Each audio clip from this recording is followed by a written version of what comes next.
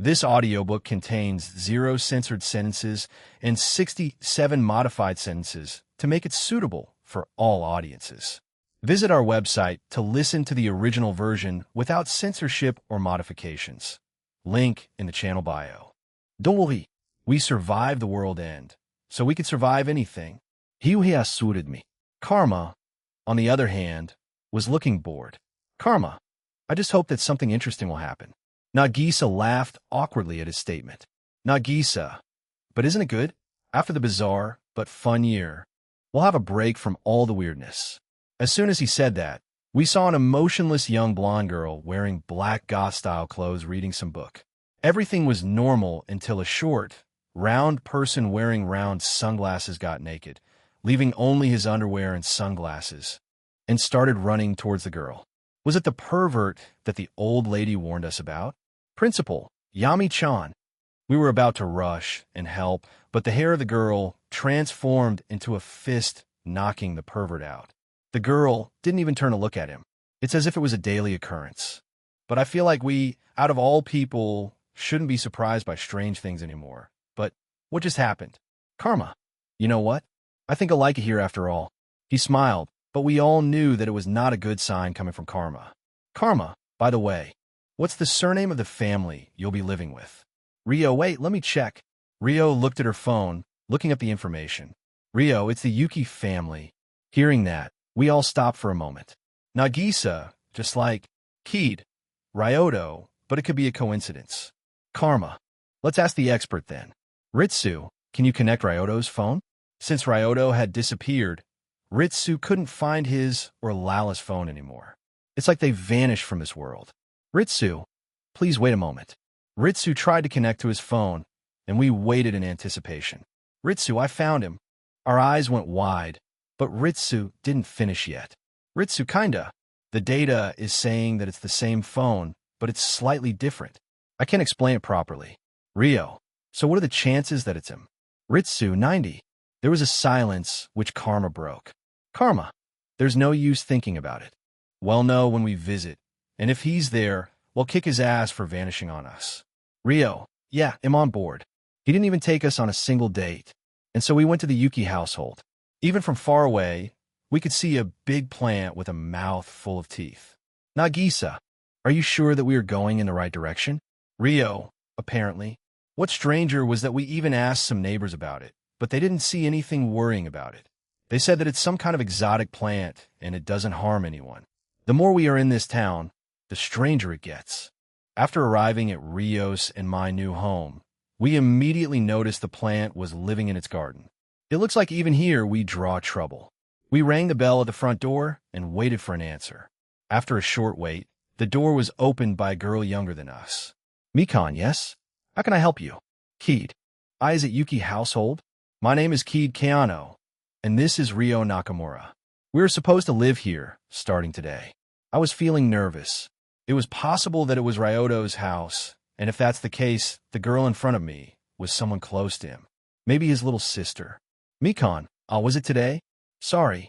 It must have slipped my mind, but wasn't there supposed to be only 2 of you? She looked at Karma and Nagisa. Karma, don't worry about us. We are just accompanying them. Maken, I see. By the way, I'm Mikan Yuki. Forgot to introduce myself earlier. She invited us inside. Mikan, you're lucky that no one is home right now. That came out of nowhere. Rio, why? Mikan seemed to hesitate if she should say what she meant or not. Mikan, you see, my brothers aren't exactly what you would consider normal. Rio, you don't need to worry about it. We're used to weirdness.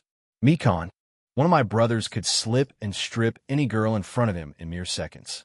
She said without changing her expression.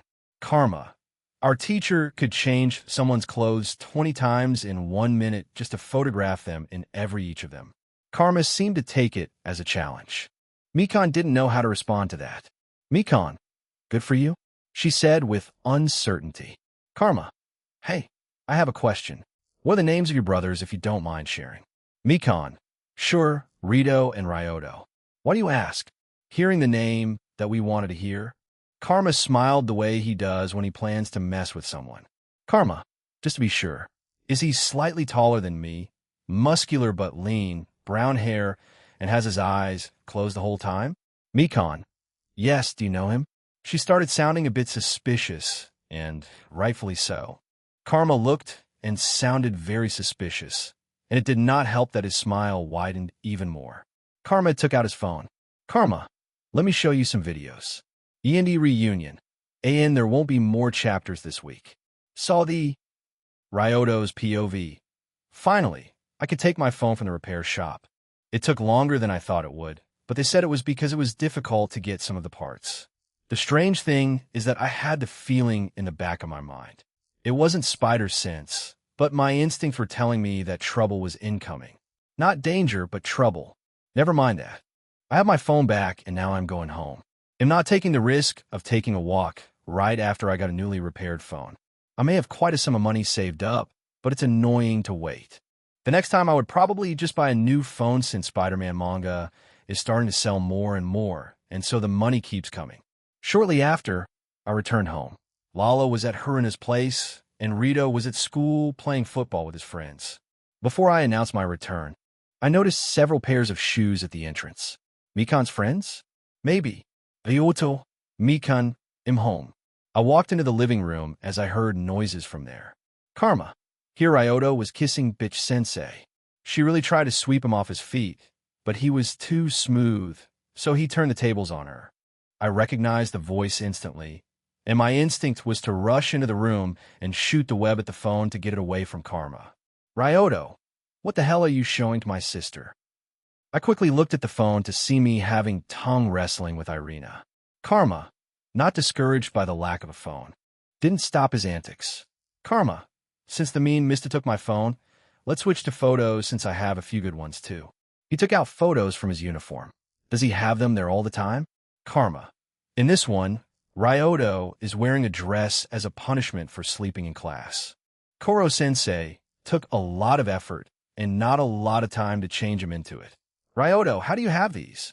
I got out of them almost instantly. Calma, don't underestimate. Ryoto, and give me these photos. I grabbed all the photos he had in his hands, and looking through them, they were indiscriminating. I didn't even know how he got some of them. The stranger thing was that he didn't resist and just smiled. Karma, don't worry, I have copies. Of course he does. Wait, what are they doing here? Seeing my confusion, Rio decided to tease me a bit. Rio, surprised to see us? Ryoto, honestly, yeah. What are you doing here? Keed, Rio and I are going to live here, since we're going to start our first year at Seinen High. To the people around me, I looked like my brain had stopped working, but in truth, it worked overtime. Rio, Keed, Karma, and Nagisa are here. They don't look older, and they're starting their first year in high school. Wait, I took out my phone. Ryoto, Ritsu, are you here? Ritsu, yes, long time no see, Ryoto. What can I do for you? Ryoto, call Irina. After a short moment of waiting, she picked up the phone. Irina, hello? Ryoto, missed me? There was silence. Probably I was the last person she expected to hear. Irina, what do you want? Ryoto, what? I can't call my favorite teacher without any reason? Irina, you're talking like I don't know you. Ryoto, you know me well. Just because you couldn't find me doesn't excuse you from not delivering my promised lollipops. I expect them to be ready in a week. Irina, are you serious? You can't be. Ryoto, I wouldn't joke around about something so serious. See you soon. I ended the call knowing that she'll deliver them. I was pretty satisfied that he'll have a stable supply of lollipop income again. I was so happy, in fact, that I forgot what situation I was in. All the eyes were on me. Mikan was rightfully confused, while the others had a nostalgic look on their faces. Mikan, it seems that you have a lot to talk about, so he'll leave you alone, but... She turned to me. Mikan, we'll talk later. Are you my mother? Karma, is she your mother? Karma said out loud what I was thinking, and Mikan didn't know what to do. On the one hand, she should be respectful to her seniors, but on the other hand, Karma is annoying, but in the end, she ignored it and left. Rio, so, any explanation? You vanished about a month ago, and even Ritsu couldn't find you. Now that we finally met, you look older. Now the question is, how much should I tell them? I had already told Karasuma and Koro-sensei about my origin before, but I wasn't in my best state at the time. I just wanted to vent to someone, and if I tell them, Their worldview will be destroyed entirely, but since they'll live here in this town, their lives will already be weird, so what's there to lose? I explained the basics about multiple worlds, what happened before when I went to middle school with them, and why I'm older right now. I may have some ideas for that. But why did it happen? I have no answers for why it happened. I left, of course, my system out of this, and how I traveled at that. Everyone stayed quiet. No one knew what to say, and they all tried to digest the newly acquired information. Karma. Does it affect us in any way? Ryoto. It shouldn't. You may, however, meet some aliens. Some are more dangerous than others, and hopefully, you won't meet Lala's dad. I'm speaking from experience. Karma. I didn't know what we were thinking about so hard. It seems that Karma's words helped the rest accept their situation. Shortly after, Karma and Nagisa returned to their new home, and Rio and Keed stayed. It looks like we need to search for a new place to stay for them. Yini catching up, and I'm back, again. I just want to tell you that I'm never going to give you up. I'm never going to let you down. Never going to run around and desert you. I'm not sorry. Ryoto's POV. I caught up with Rio and Keed after Karma and Nagisa went home. To be honest, I miss them, and am genuinely happy to have them here. Rio, so you'll be our senpai now? Ryoto, pretty much. Rio, it will take some time to get used to it. Ryoto, tell me about it. Just a year ago, or should I say 2 years ago, I was a normal guy, and now I'm successor to the Galactic Empire. Lala, I'm home. We heard Lala entering the home, and soon we all saw her walking into the living room. Lala, however, wasn't alone. Seeing Rio and Keed, Lala's smile bloomed more than usual. Lala, Hiu, Keed. She jumped at them and hugged them tightly. At the same time, I was jumped on by someone else. Alma, Ryoto. Alma started snuggling with me. Alma, why are we jumping on people? She titled her head, and I gave her a head pat without answering her question as I was focused on a happy reunion. Hiu, Lala, I missed you too. Keed, did your boobs grow? They both returned the hug with a gentle smile, but Keed was still unhappy, feeling that Lala's boobs had gotten bigger while hers didn't change even a little. They stayed in the hug for a while, and Alma, seeing the situation, didn't say anything. She could understand that the unknown girls were important to Lala. That or she was in bliss because of the head pats. Knowing her, it could be either. After Lala broke the hug, she started talking like crazy, trying to catch up with them. Lala, so much has happened since the last time we saw you. I need to tell you everything. I met new people, and Rio stopped Lala. Rio, okay, calm down, Lala. We aren't going anywhere. We are, after all, going to live here. Lala, you are? Rio, yes, and while we are on the topic, she turned to me, who still was pacifying Alma. Hiu, do you want to introduce your friend to us, Ryoto? She was smiling. At least part of her found it amusing, but her eyes were telling me that one wrong word and I could say my balls goodbye, which is strange since we haven't even slept together. The day that my fiancé met my girlfriends came earlier than I thought. But I'm not afraid, so while still caressing Alma's head, I answered, Ryoto, Keed, Rio, meet Alma. She is the sister of my friend, an alien, and also my fiancé. I took my hand back from Alma's, waking her up from the bliss, and she looked around to see what was happening. Alma, no hot butts? She looked heartbroken by the absence of my hand, but I needed to be strong. Ryoto, Alma, I want you to meet someone. I pointed toward the two girls. Ryoto, this is Rio and Keed, my girlfriends.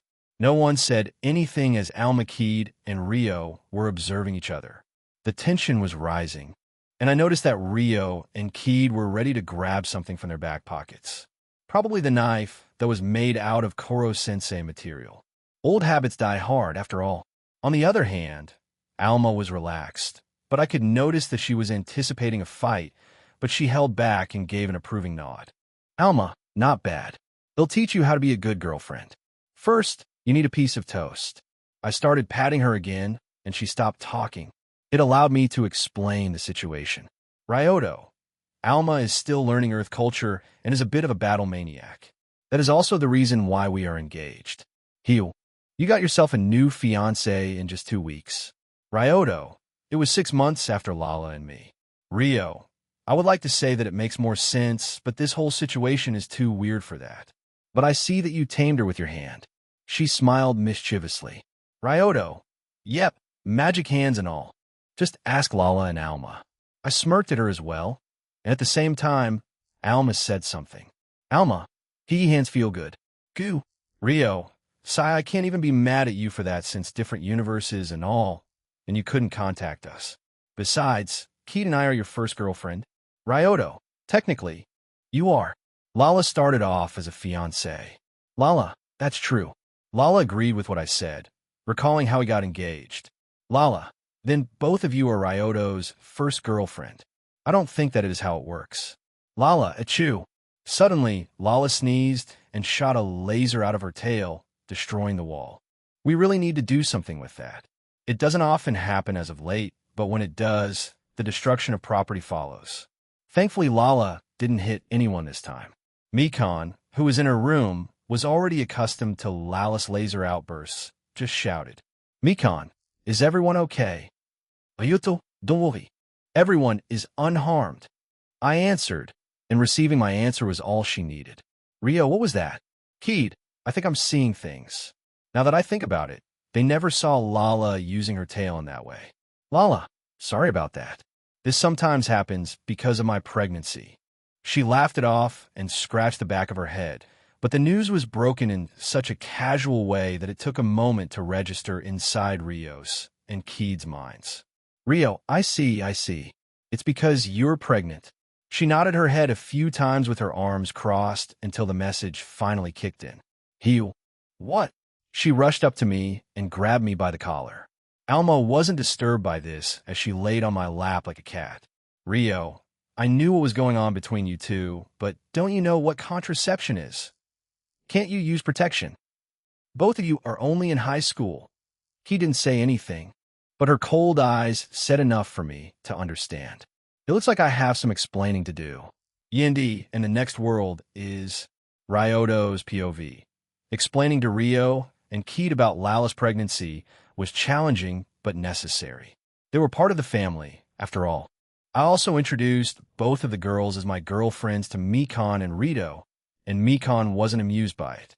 That night, the four of us, Lala, Rio, Keed, and I were talking in my room the whole time about our time together, what happened to Lala and me, and so on. We had a great time together. The next few days, nothing unusual happened except for me taking on Rio and Keed on separate dates. With Rio, I went on a shopping spree, while with Keed, I showed her some good cafes with pudding since she enjoyed it so much. Both of them met my pets as well. Utsu and Private were their favorites.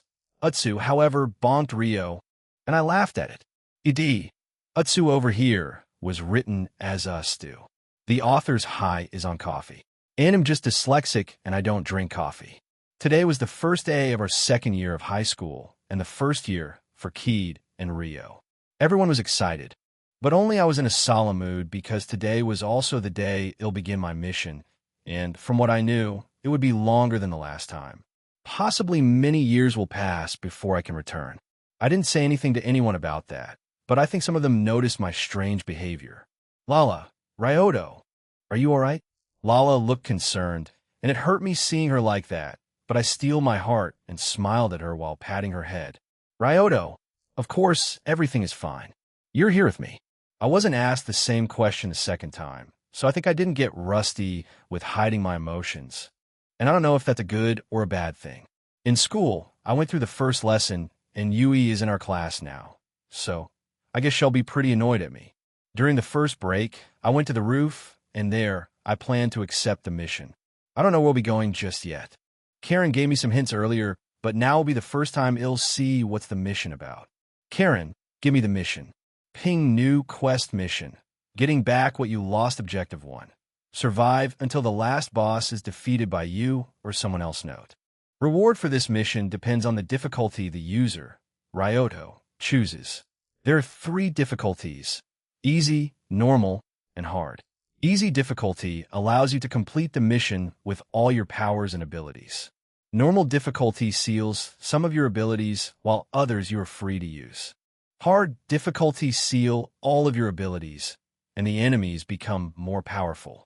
Reward, easy 50,000 SP, 1 gacha ticket, Earth Dragon Balls, 1 wish. Reward, Normal 100,000 SP, 1 gacha ticket with a powerful ability, 1 ability upgrade, random, Namekian's Dragon Balls, 3 wishes, reward, hard 1 million SP. 5 gacha tickets, with rate up for powerful abilities, 2 ability upgrades, random, Super Dragon Balls, 3 wishes, 3 summoning scrolls, 1 item that allows you to connect 2 worlds with a door-like portal failure. Your wish isn't fulfilled, duration of punishment, until you find another way to attain your wish description. Ryoto wants to get Koro-sensei back, but there aren't easy ways to do it. That's why this mission was created. During the mission, time will be stopped in Ryoto's homeworld. There's no need to be de-aged this time. And just like last time, all scars obtained during the mission will be present after returning. Ryoto can't take any item to the new world. This mission also seals all of the system functions during its duration. This time I have a choice in difficulty, which is new for me. Easy is with the most negligible risks, but it also has the least amount of rewards. I also don't plan on choosing hard. I don't want to lose all of my power while I don't know where I'm going, so the most logical choice would be easy, but my mind wandered to Keyed, and I chose normal. Karen, choose normal. Karen, are you sure? She sounded concerned. Yes, I'm sure. Ping difficulty, chosen normal, all-seeing eyes of God. The eyes overheat a lot easier and are almost unusable, but illusion immunity is at its full power. Spider-Man powers, spider sense, completely sealed. Spider physique, no change. Prediction calculation, can be used 30 minutes per week. What do you desire? Lucifer, completely sealed. Hockey, all unlocked hockey, completely sealed. Imitating singing voice, no change. Fluency in 5 languages, no change. Water and fire bending, completely sealed. Ripping off clothes by flexing muscles, no changes. Exaggerated endurance B, no changes. Jormungandr's blood, completely sealed. All of Mark advanced blocking techniques, completely sealed. Creating Bully Maguire's suit out of nothing, no changes. Zangetsu, no changes. Moving ears, no changes. Lollipop healer, no changes. Switcheroo, completely sealed. Are you sure that you didn't choose hard difficulty by accident, Karen?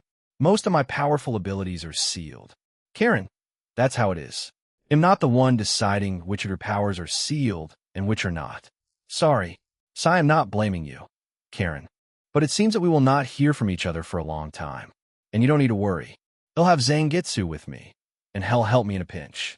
Hopefully. Karen, so it would seem. Karen seemed to want to say something, but was hesitating. Karen, we'll hear from each other soon. I said softly. Karen, yes, we will unless you'll do something stupid that you usually do. She said jokingly, and I smiled at that. Let's start it then. The longer we wait, the harder it gets to do it. At the exact moment I was about to be sent away, I felt a hand on my shoulder, and before I could say anything, I saw only light before my vision returned. I was in what seemed to be feudal Japan. Rin, Ryoto, what happened? Next to me was Rin. Shit. Iddi. Wow. Wow. Wow. Wow. Shit just went from 0 to 100 real fucking quick. Iddi. Notice for all the readers. The picture of Zangetsu will not arrive because I was underpaid and I am unhappy. And less talking, more working. Iddi. Just joking. The picture is in progress, but because I got a very important project to work on, the thing will probably not come out for at least 2 weeks or so. Please be patient. Your favorite editor Cohen will run on 3 kilograms of coffee to get that shit ready. In a new world, but not alone this time. Ryoto's POV. This is bad. This is bad. This is bad. This is really, really bad. Next to me was Rin wearing old clothing that suited this world, and my clothes were also changed. The only difference was that I had a sword and a scabbard attached to my waist. I couldn't make it disappear, so it looks like I'm stuck with Zangetsu being out the whole time, but it's not that bad. It's better to have a weapon out in case of unknown danger, since I don't have spider sense at the moment. But that's not important. I need to focus on Rin, who is panicking. Rin, what is happening? Where are we? Why did our clothes change? And I grab Rin by both of her cheeks, forcing her to look at me. Ryoto, calm down, Rin. Breath in, breath out. As I instructed her, Rin followed my words and started breathing slowly. Now that she was calm, I could talk with her and try to explain the situation. But how should I do it? Ryoto, panicking right now won't help us. We are in unknown locations, so let's ask someone here. I said only the truth to her. I really don't know where we are. I may have some ideas, and it's best to confirm them. Rin, why yes, you're right. The whole situation was a lot for Rin to handle, and I understand that. I feel kind of responsible for her being here, so they'll do what I can to keep her safe here. We walked up to some man who didn't look busy to ask him some questions. Ryoto, excuse me, I think we're a little lost. So could you tell us where we are? So you just got here. He looked at Rin, who was not looking good. Man, it's understandable that you are confused then. Right now, you're in Seoul Society, Rukongai District 78, in Uzuri. You died and were sent here. All you can do is live your life from now on. Good luck, and be careful about that sword of yours. It can bring you trouble, and that's the last thing you want here. With that, he left to do his things. Just like I thought, it's the bleach world. The biggest clue was Zangetsu being out the whole time. I turned to Rin, who was pale. No wonder. She thinks that she died, and it's not something easy to accept. I put my hand on Rin's shoulder, making her flinch in the process. Ryuto, Don't worry, Don't worry. Don't worry. Ryoto, we are dead.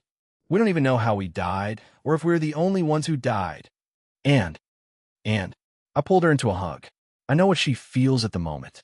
Being brought into a new world and not knowing what you should do. First, when I became Ryoto, then when I got into Assassin's Classroom world. The only difference was that I had information about my situation. Information that Rin doesn't have. And I don't think telling her the whole truth would be good for her either. Ryoto, Rin, listen, everything is going to be fine. We're going to be fine. And who knows, maybe there is some way to get back to life. Rin, how do you know? I wiped away the tear from her eye and smiled. Ryuto, you don't. But neither do you. We don't know. And that's why we can have hope. What I said doesn't make a lot of sense, but Rin needs some kind of attachment, a hope of some sort to not go crazy. And I'm not even lying. We're going back eventually. I just don't know when. Depending on when we are, we would need to wait either a few years or a few hundred years, if not thousands of years. But the first thing we need to do is survive, so we need to find shelter. Ryoto, since we don't have anything on us right now, we should start with finding someplace to live. I don't think it's safe to sleep outside. After that, we can start gathering information about our situation more thoroughly. Rin looked at me with a blank expression. Ryoto, did I say something wrong? Rin, no, you just seem really composed compared to me. She looked down. Now I feel bad. I can only be composed because I know what's going on. Ryoto, don't feel down. I'm not the most normal person around, so don't compare yourself to me. Come on, we have a home to find. We walked around for a while, observing the district. There wasn't a big difference between Seoul Society and the living world. People worked, got paid, and kept living. The only difference is that they didn't need to eat unless they had high spiritual power. Otherwise, they only need to drink water, and it, of course, costs money. We, on the other hand, have no job and no money. I can expect to have a need to eat since I have Zangetsu, and can use Getsuga Tenzo. I don't know about Rin, though. It could go either way. Before it got dark, we found an abandoned building that we could use. Ryoto, it may be in slightly worse condition than we're used to, but at least it has a roof. Rin seemed to be in a better mood, but she was still down. So I don't know what more I can do. I just hope that she'll get better. Ryoto, it was a difficult day, so let's go to sleep, and tomorrow we'll think about what to do.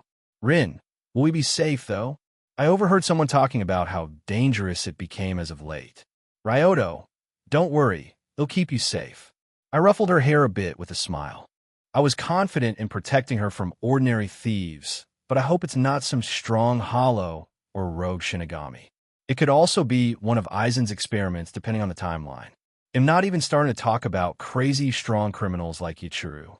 If Ichiru is still a criminal, then we may be screwed. I don't know when Suriidii was built.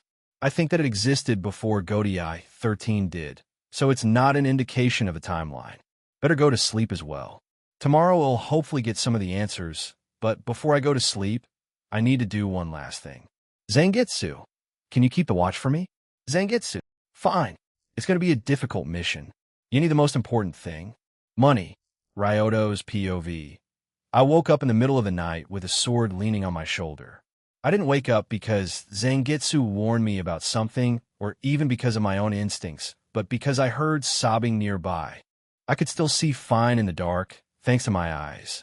It seems it wasn't sealed since I could do it without activating its powers, but that's not important right now. Rin was crying in her sleep.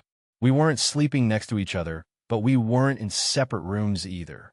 I was close enough just to get to her fast in case of an emergency. To calm her down, I lay next to her and put my arm around her. She stopped sobbing and snuggled with me, seeking out the warmth of another person. The following day, we woke up as soon as the sun got up. I was the first one to get up, and I went outside to look around. The empty house that we found was in the woods in the middle of nowhere, and I know it's not the safest place, but it's better than nothing. I was making sure that everything was all right before I got back inside and started my daily training with Zangetsu. I would rather train outside with my actual body, but I don't want to leave Rin while her condition is still unstable. After Rin woke up, we went around the district once more. I got to know that Godiai 13 exists, so it's at most 1,000 years before canon. Unfortunately, I couldn't get any information about who the captains were. The folk in Rukongai, or more specifically this district, don't get a lot of info about Shinigami since it's one of the lowest districts, but at least we're not in District 80. After some time, I started feeling hungry. Ryoto, hey Rin, are you feeling hungry? Rin, now that you mention it, I am. Hearing that, I glanced at her for a moment. Being hungry means that she has the potential to become Shinigami, which also means that she won't be as powerless as I thought she would be. If she trains, of course. Right now, we don't have any money, so we'll need to steal some food at first, and later on, they'll find a job until I hear something about Shinigami Academy recruiting. The job will also help me gather the necessary information. But first comes stealing. Getting some food wasn't all that difficult for me. I also tested out how long I could use illusions, and after 2 seconds, my eyes started to hurt. That's a big nerf, but knowing my new limits is essential. Unfortunately, I didn't have my web shooters with me, so I couldn't just yoink it from far away. I needed to get a little more creative. I teamed up with some kids so they could distract the food seller, and later we share the profits. I could do it by myself, but the kids need to eat too, maybe. I'm not really sure, but they can still enjoy eating. A month has passed, and we are still living in the abandoned house in the woods. I found a job, and so did Rin, but we didn't get paid enough as we didn't work every day. The biggest issue was that I refused to part with Zangetsu, and it harmed my ability to get a job. Thankfully, I was stronger than an ordinary soul, so my help was appreciated at times. Rin also started training since I got her a wooden sword to train with. I think she uses training as a distraction because she stills cry at night, and we began sleeping next to each other. There's also some bad news. I still don't know at what time in canon we are. There are no indications. None at all. We are in the 78th district, which is the same district Rukia and Renji lived in, but I didn't see them at all, so it could be before or after they went to the academy. I also asked around about noble houses, but most of the people didn't know about them as they all lived inside Siriidii. What I got, however, was that there are 5 great noble houses, so that's something. At least I know that it's before Kai and Shiba died. It's something. I also learned that Shinigami Academy is starting recruiting in 6 months. So we just missed it as they recruit every 6 months, but we'll need some funds to travel to the first district where recruiting occurs, and with our money, it won't be possible. Apparently, to get to the better districts, you need to pay a fee, and it isn't a small one compared to our funds, of course. We are poor. Let's not dance around the topic. There are always ways to earn money pretty fast, but they're either dangerous or illegal. There are very few jobs about killing or defeating something or someone, since most of these jobs are done by Shinigami. What's left are assassinations jobs. I normally wouldn't take them, but I'm responsible for Rin, and he'll keep her safe as long as possible, and he'll do whatever is necessary. After our daily training, I prepared dinner and broke the news to Rin. Ryoto, Rin, in about 3 months, I have a job that will force me to travel for a bit. I think a week or 2 at max. It will, however, earn us enough to travel to the first district. Rin, I see. You'll miss this little house of ours, but at least we won't leave for long. I knew that she would interpret it that way, and was a little afraid of that. Ryoto, I think you misunderstood me. Only I will go on that job. You're strong enough to protect yourself from normal people around here, but just in case, we'll ask someone we trust to shelter you for that time. It's always safer around more people. Rin, are you leaving me? I don't want to be alone. What if you die? She almost had a breakdown, but I quickly got to her and hugged her. It looks like she still needs more time to heal, and it'll help her. I just don't know how. I assume that she needs friends. But she doesn't even try to get close to anyone here, and I am her only connection to her old life. It isn't healthy, but I can't do anything about it for now. After some more talking about that, and calming Rin down, I somehow was able to convince her. It also helped that I will go take a job 3 months from now on. Yini first job begin, Ryoto's POV. In the last 3 months, a lot has happened. First, I had a lot of progress with my training. Zangetsu helped me learn how to control Ryatsu, so I wouldn't alarm anyone during my mission.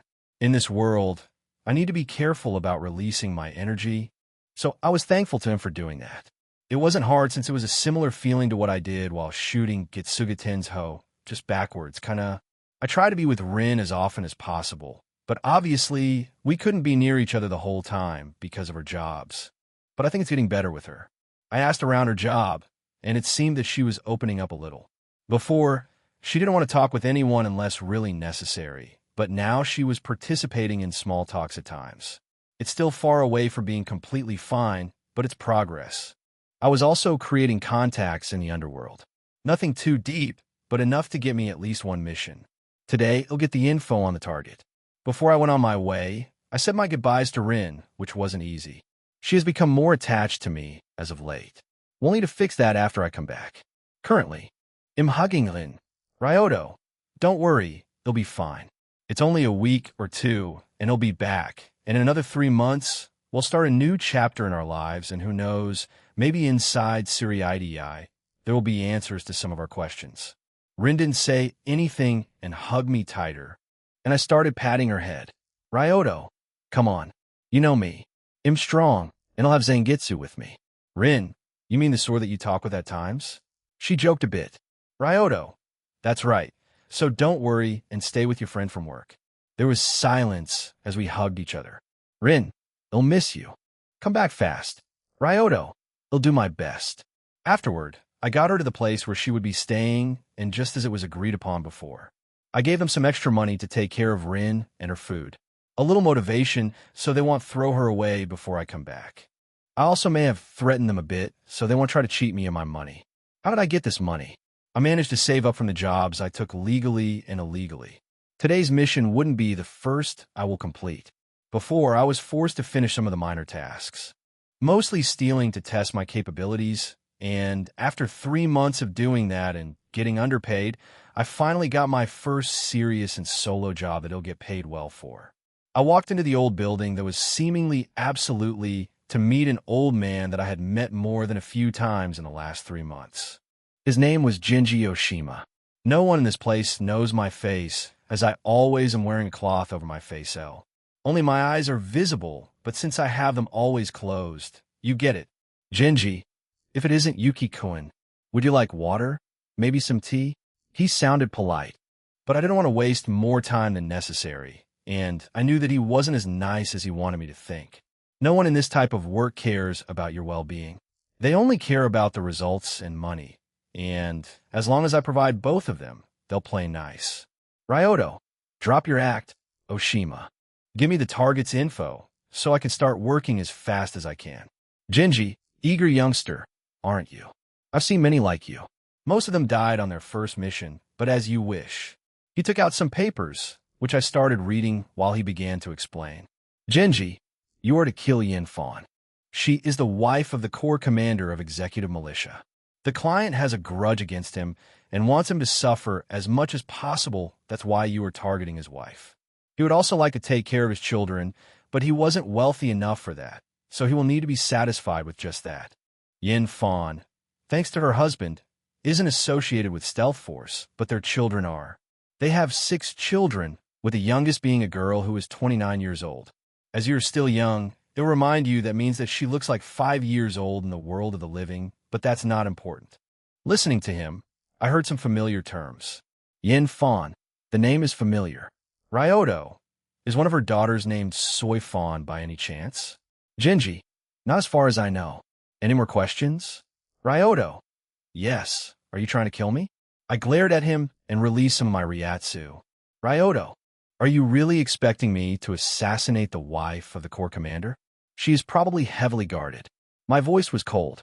Once I show weakness, they'll use it. Oshima started sweating, feeling the pressure I emitted, and started explaining himself in a hurry. Jinji, of course, I wouldn't send you to your death. Yin Fawn is currently living in the 3rd district with her youngest child. The security is minimal, as it is a secret that she is staying there. The daughter will start her training next year, so they wanted to make her last year as fun as possible before her training begins. I lowered the pressure, allowing Oshima to breathe more easily. Ryoto, the pay isn't worth the risk, you know that? Jinji, I apologize for that.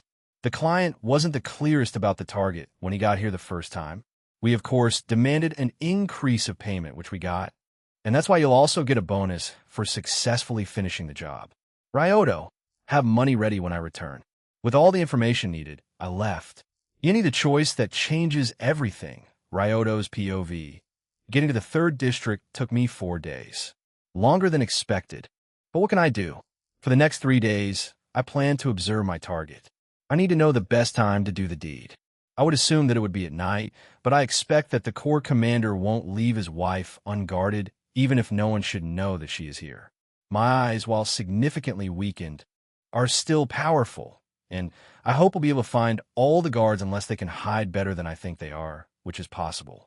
I still can see fast movements without any problem, but I notice that zooming in takes a lot of effort. I can still see pretty far away, though. 3rd district was a lot cleaner than 78th, if that makes sense. Poverty was at lower levels, not that it didn't exist. It will always exist. Yin Fawn lived normally as far as I could tell. She looked happy with her daughter, but soon the tragedy will hit their family, and it will be brought about by me. Seeing her with the small child somehow reminded me about Lala and our child as well. What would happen if Lala was killed by someone? Probably there would be carnage, war, or both at the same time. The point is that I'm going to do something that I would kill someone over, but I need to do it. I steel my heart, buried all my emotions deep inside, and readied myself to complete my mission. I will do it. I need to do it. I couldn't use poisons, as not only would I need to buy it myself, and it's expensive, but also Yin Fawn is always together with a helper. And I noticed that that helper is always tasting the food before both Yin Fawn and her daughter. I suspect she is someone from Stealth Force who is supposed to protect them. The guard is with them most of the day and doesn't leave their side. It leaves only night to take action. I also found 5 other guard around their house. I assume that they're all elites, so I don't want to fight them if possible.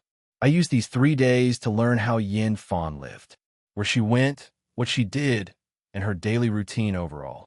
I would like to observe her for a longer time, but I promised Rin that I would return in max 2 weeks, so I can't take my time. Thankfully, their days were pretty monotonous. That also meant that their guards were monotonous as well. They become predictable the same way the one they are supposed to protect. Unless they are really good, of course. In that case, my plan doesn't change much. I go in, kill Yin Fawn painlessly, and escape. Today was the night that I kill Yin Fawn. I was ready, and while not proud about what I was going to do, I didn't have a lot of options. The other option would be to wait while earning earnestly, but it would take too long. Stealing is also an option, but it's less profitable. I could steal many valuables, but selling them would be the problem. I don't have time to establish contacts with high-established people, because only they would buy valuable things. Besides, there aren't as many of them as one would think. However, if I started stealing less valuable items, I wouldn't earn as much as I would like. If I was by myself, I would choose that way, but I want to take Rin away from Rakongai as fast as I can. In Siriidei, she would not only gain strength to protect herself, but also a better lifestyle and maybe friends as well. With heavy thoughts, I started my mission. I sneaked into the mansion. It was an easy part. While there weren't any blind spots in security, I could create one. I used my eyes to create the illusion for one of the guards and used 3 seconds to get inside. Luckily for me, Yin Fan left some of the windows open. She needs to be more careful being the wife of the Corps commander and all. Not that she'll get the chance. Sigh, I hate that. In the house, the only people I needed to be careful about were the nanny, helper, and daughter of my target, as everyone else was protected from outside. They were pretty confident in not having any blind spots in their defenses. I was moving through the house in complete silence. Everyone in the house was sleeping, but I bet that if I made even the slightest noise, or if I let my Ryatsu out even a bit, the nanny would wake up and attack me immediately. I made my way to Yin Fan's bedroom, where she was sleeping. I entered the room without making any noise.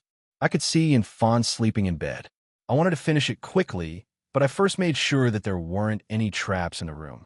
She may not be associated with Stealth Force, but it doesn't mean that she didn't learn a trick or two from her husband. Yin Fan, don't worry, there aren't any traps in the room. I heard a calm voice coming from the bed as she was getting up. What I witnessed was someone who was scarily similar looking to Soy Fan.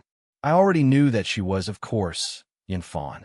Knowing that I was busted, I rushed towards her with Zangetsu, and in just a moment, my blade was touching her neck, but her expression didn't change. She even smiled at me. I tried to push to the blade, but something stopped me. I could see Lala's silhouette in her. Yin Fan, it seems that my killer this time isn't as cold-blooded as I would assume. I didn't say anything or even move. I was waiting for her to do something.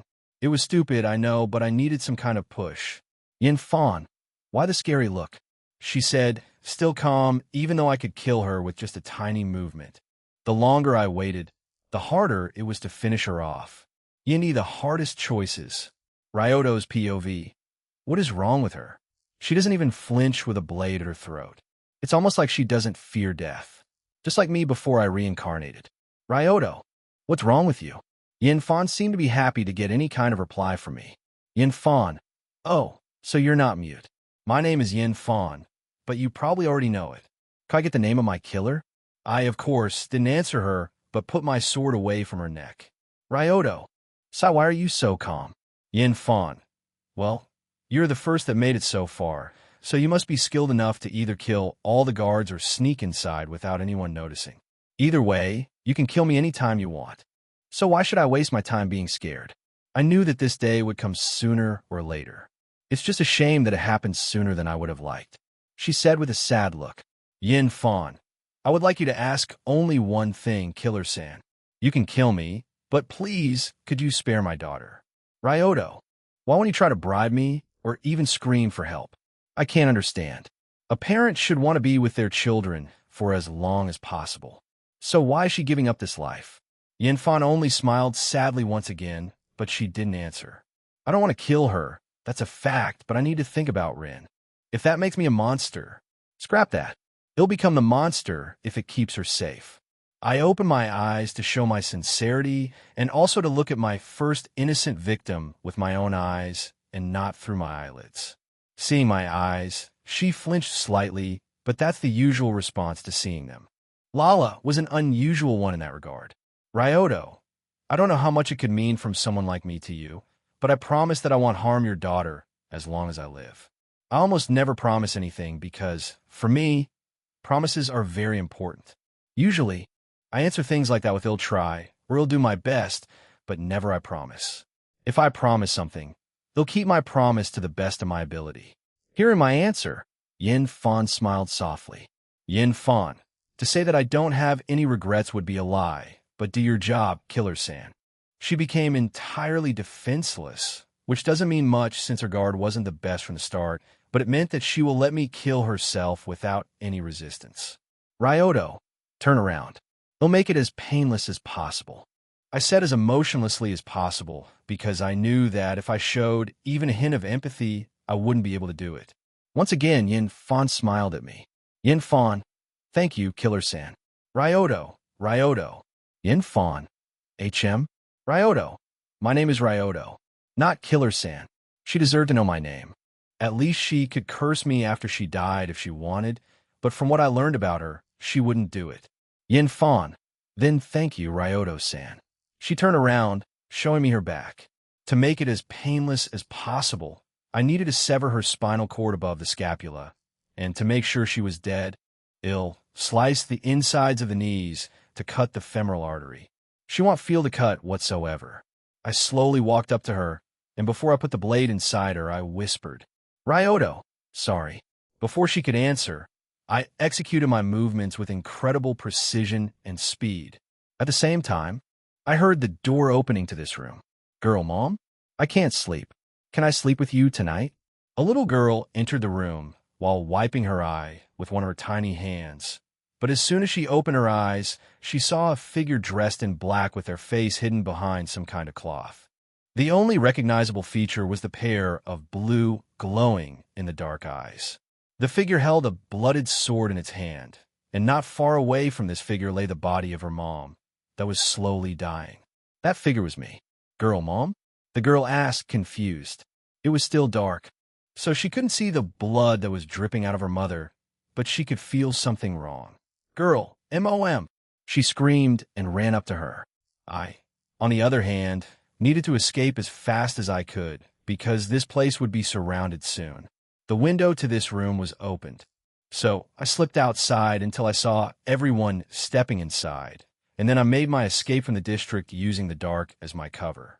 I exited the district and rushed in the direction of the 78th district. I tried to return as fast as possible, and at that pace, I could meet Rin in 2 days. The first day, I was cautious and slept with one eye open even though I knew Zangetsu would wake me up, but I had sleep problems and it's easy to guess why. After the first day, I thought I was safe, but I felt in danger at some point. I tilted my head only to see a sword where my head was just a moment ago.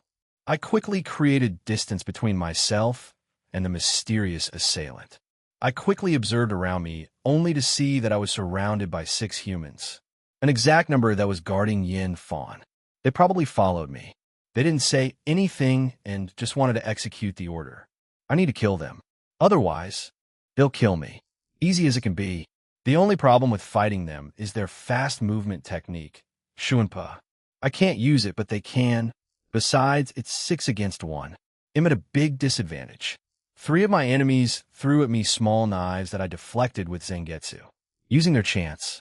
The other 3 got close to me and tried to stab me, but thanks to my nimble nature, I dodged them without any big injury, even though 2 of them scratched me.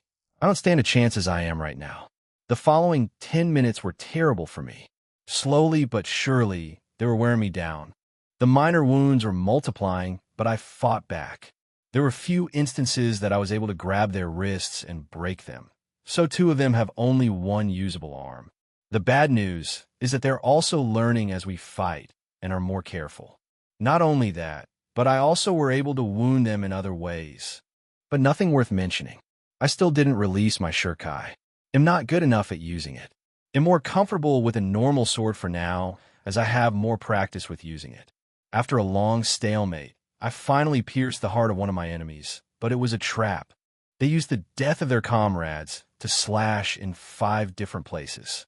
The slashes differed from each other in length and depth, but all of them were incredibly dangerous to me. I used this chance to grab one of them by the wrist once more, and as I was about to swing, all of them except one that I held retreated. This swing, however, was different. Ryoto pierced through the heavens Zangetsu, as I used the energy of my release to shoot out Getsuga Tensho, and instead of 1, I killed 3 people. I noticed that they can't use Shunpa one after another. It's possible that it's a high-level technique, but I don't have time to think about it. I'm bleeding badly and have 2 more to kill. I don't even remember how I managed to kill the last 2. Was it thanks to adrenaline? Zangetsu? I don't know. The oyster thing on my mind is to return. I can't leave Rin alone in this world. I don't even know if she'll return if I die. Can't. Let happen. I was incredibly weak. I could barely move my legs, but I pushed forward. I somehow got to the abandoned house where Rin and I lived for about 4 months.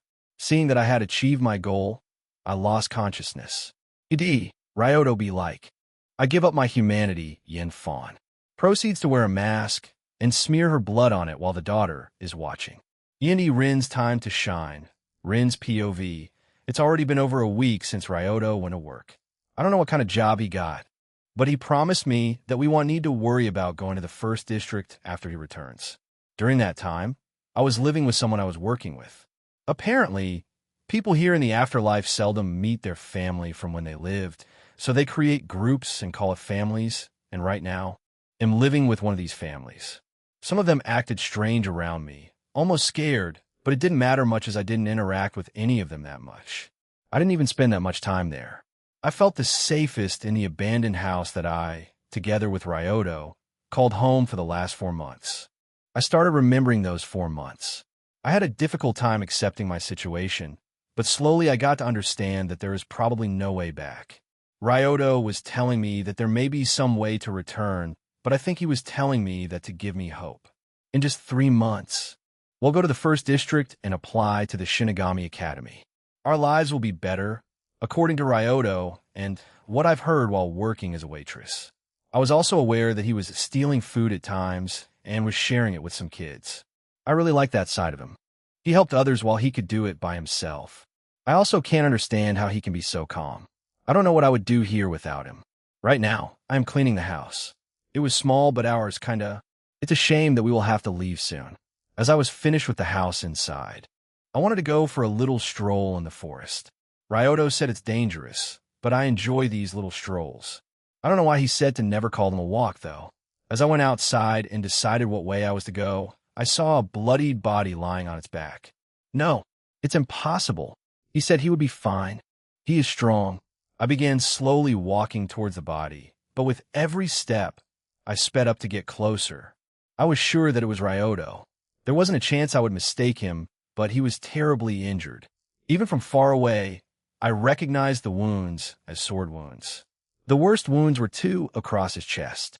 They went from shoulders downwards, but it didn't mean that they were the only serious ones. There were also 2 holes made by what I assumed swords. One was located in his thigh and the other in his upper arm. And not even mentioning the smaller cuts that he was covered in. I was panicking. I didn't know what to do.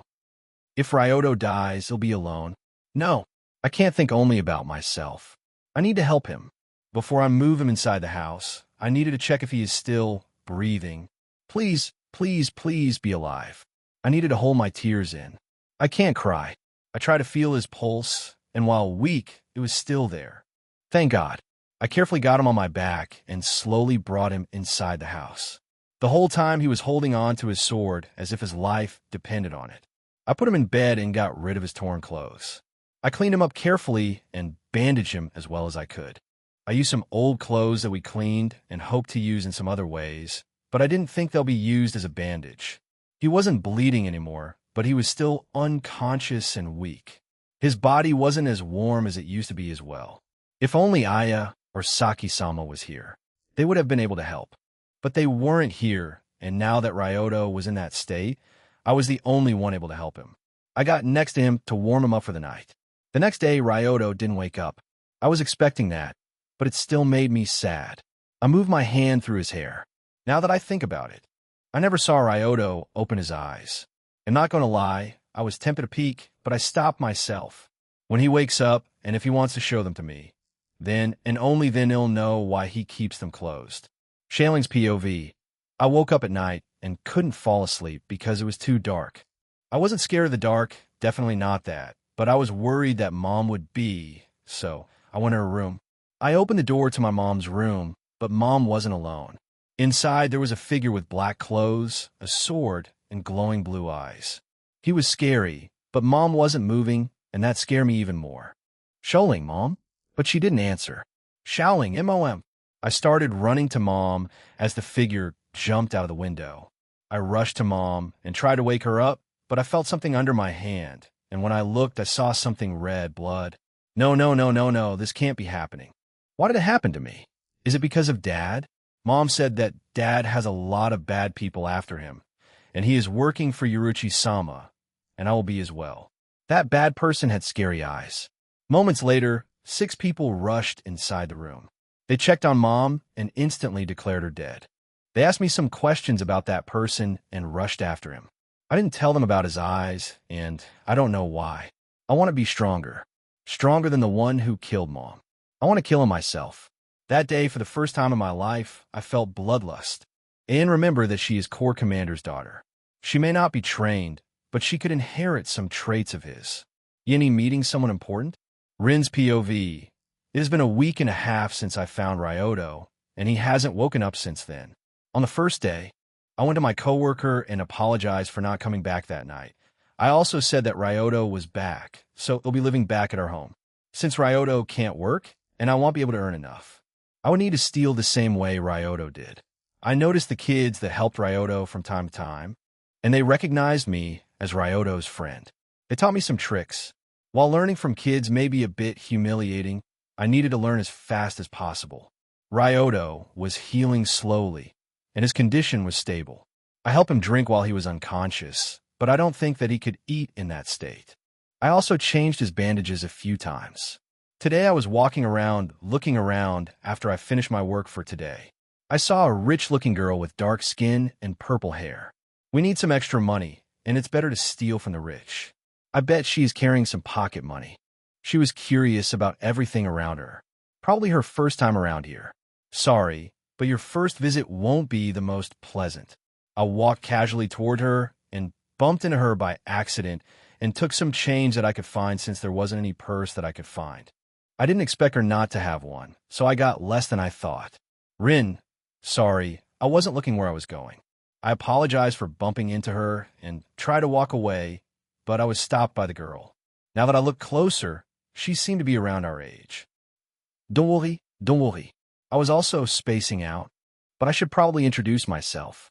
My name is Yuruchi Shihoin. I feel like I have heard this name before, but I can't put my finger on it.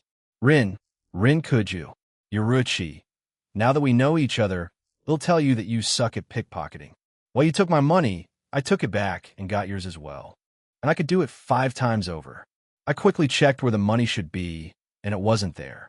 I was robbed. I then looked at Shihoin-san, and she held a small sack full of money with a big smile, as if she was proud of herself. For the last week and a half, I learned something important. If you get caught, you run fast, and that's what I did. I used some back streets and shortcuts to lose her. The most important is my safety. I can get money later, but if they take me or break some bones, I won't be able to take care of Ryoto, and he may die. Not looking back at her, I ran around for a bit until I left the crowded area and could return to Ryoto. Shame that I was caught in the act. You'll need to steal a little extra tomorrow. As I was about to return home, I felt a hand on my shoulder. Yuruchi, is it your first time running away? You didn't even look back to check if I was following you or not. She said with a cheeky grin. What should I do? Apologize? Try to run away again? Ask for forgiveness? She was clearly stronger and faster than me. As my mind was going into overload to come up with some kind of solution, Yuruchi reassured me. Yuruchi, don't be so scared. I accepted something like that to happen coming to lower districts. I was just curious why a cute girl like you would need to dirty her hands. Goo? Me? No. This is not what I should be focusing on. Should I tell her? She doesn't look mad at me, but what if she wants to use me to get to Ryoto? No, it's a stupid thought. How would Shihoin-sen know about Ryoto? And just being paranoid. Maybe all that stuff that happened affected me more than I thought. Perhaps I just need someone to talk to about my problems. Even back home, I didn't talk about my issues with anyone. I didn't even share my fear of heights with either Aya or Saki-sama. Rin, besides nothing interesting. A few months ago, me and Ryoto, my friend, probably died. We somehow lived a normal life here. But we noticed that, unlike most people here, we had a need for food. We learned it meant that we had the potential to become Shinigami, but to get to the Shinigami Academy, we needed money which we didn't have. Ryoto found some well-paying job outside this district, and he left for over a week. When he returned, he was in critical condition, and he didn't wake up since. Talking about your problems really helps. It feels like a weight was dropped off my shoulders. Listening to me, Shihoin-san nodded a few times. Yuruchi, Yash, bring me to him. Rin, excuse me? Yuruchi, let me see him. Now, come on. We don't have a whole day to waste. She started walking. Rin, wait, you're going the wrong way. We arrived at the abandoned house. Rin, please come inside. I welcomed her in. There wasn't much inside. Some furniture that either Ryoto built in his free time or he got from the garbage and cleaned up as it was in usable condition. The most noticeable was the bed with Ryoto lying in it. He still didn't wake up. Sigh, at least he is still alive. Yuruchi, is it him? She pointed at Ryoto, to which I nodded. She threw away his blanket and looked at his body covered in different kinds of clothes that substituted the bandages. She tried to open his eyes, but I stopped her by grabbing her wrist. Rin, please don't open his eyes. For some reason, he always keeps them closed. Yuruchi, but aren't you curious? Rin, I don't deny it, but I'll respect him and wait until he wants to share his secret with me. Shohoin-san seemed to respect my decision. Yuruchi, since I can't peek in his eyes, that leaves one question. Why is he holding a Zanpakuto? Rin, Zanpakuto? But he calls this sword Zangetsu. Yuruchi, the sword he is holding is a Zanpakuto, and by the looks of it, he seems to already know the name of it. The question is how he got it. Rin, I don't know. He had it the whole time we were here.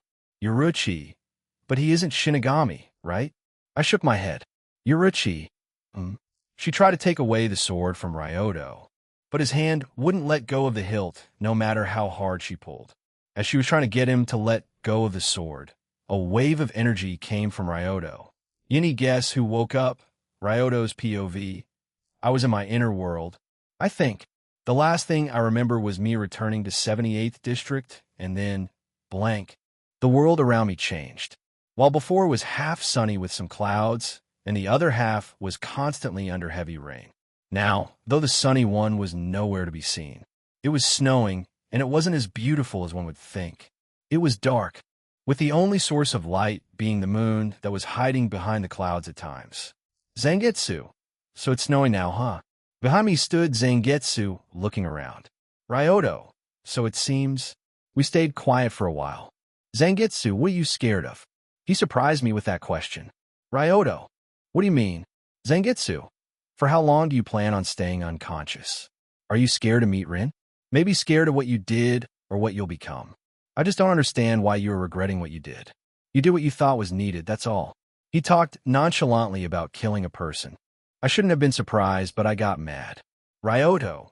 But couldn't I do things differently? Wasn't there another way? I killed a little girl's mother. Zangetsu, so what? Did you forget why you did that?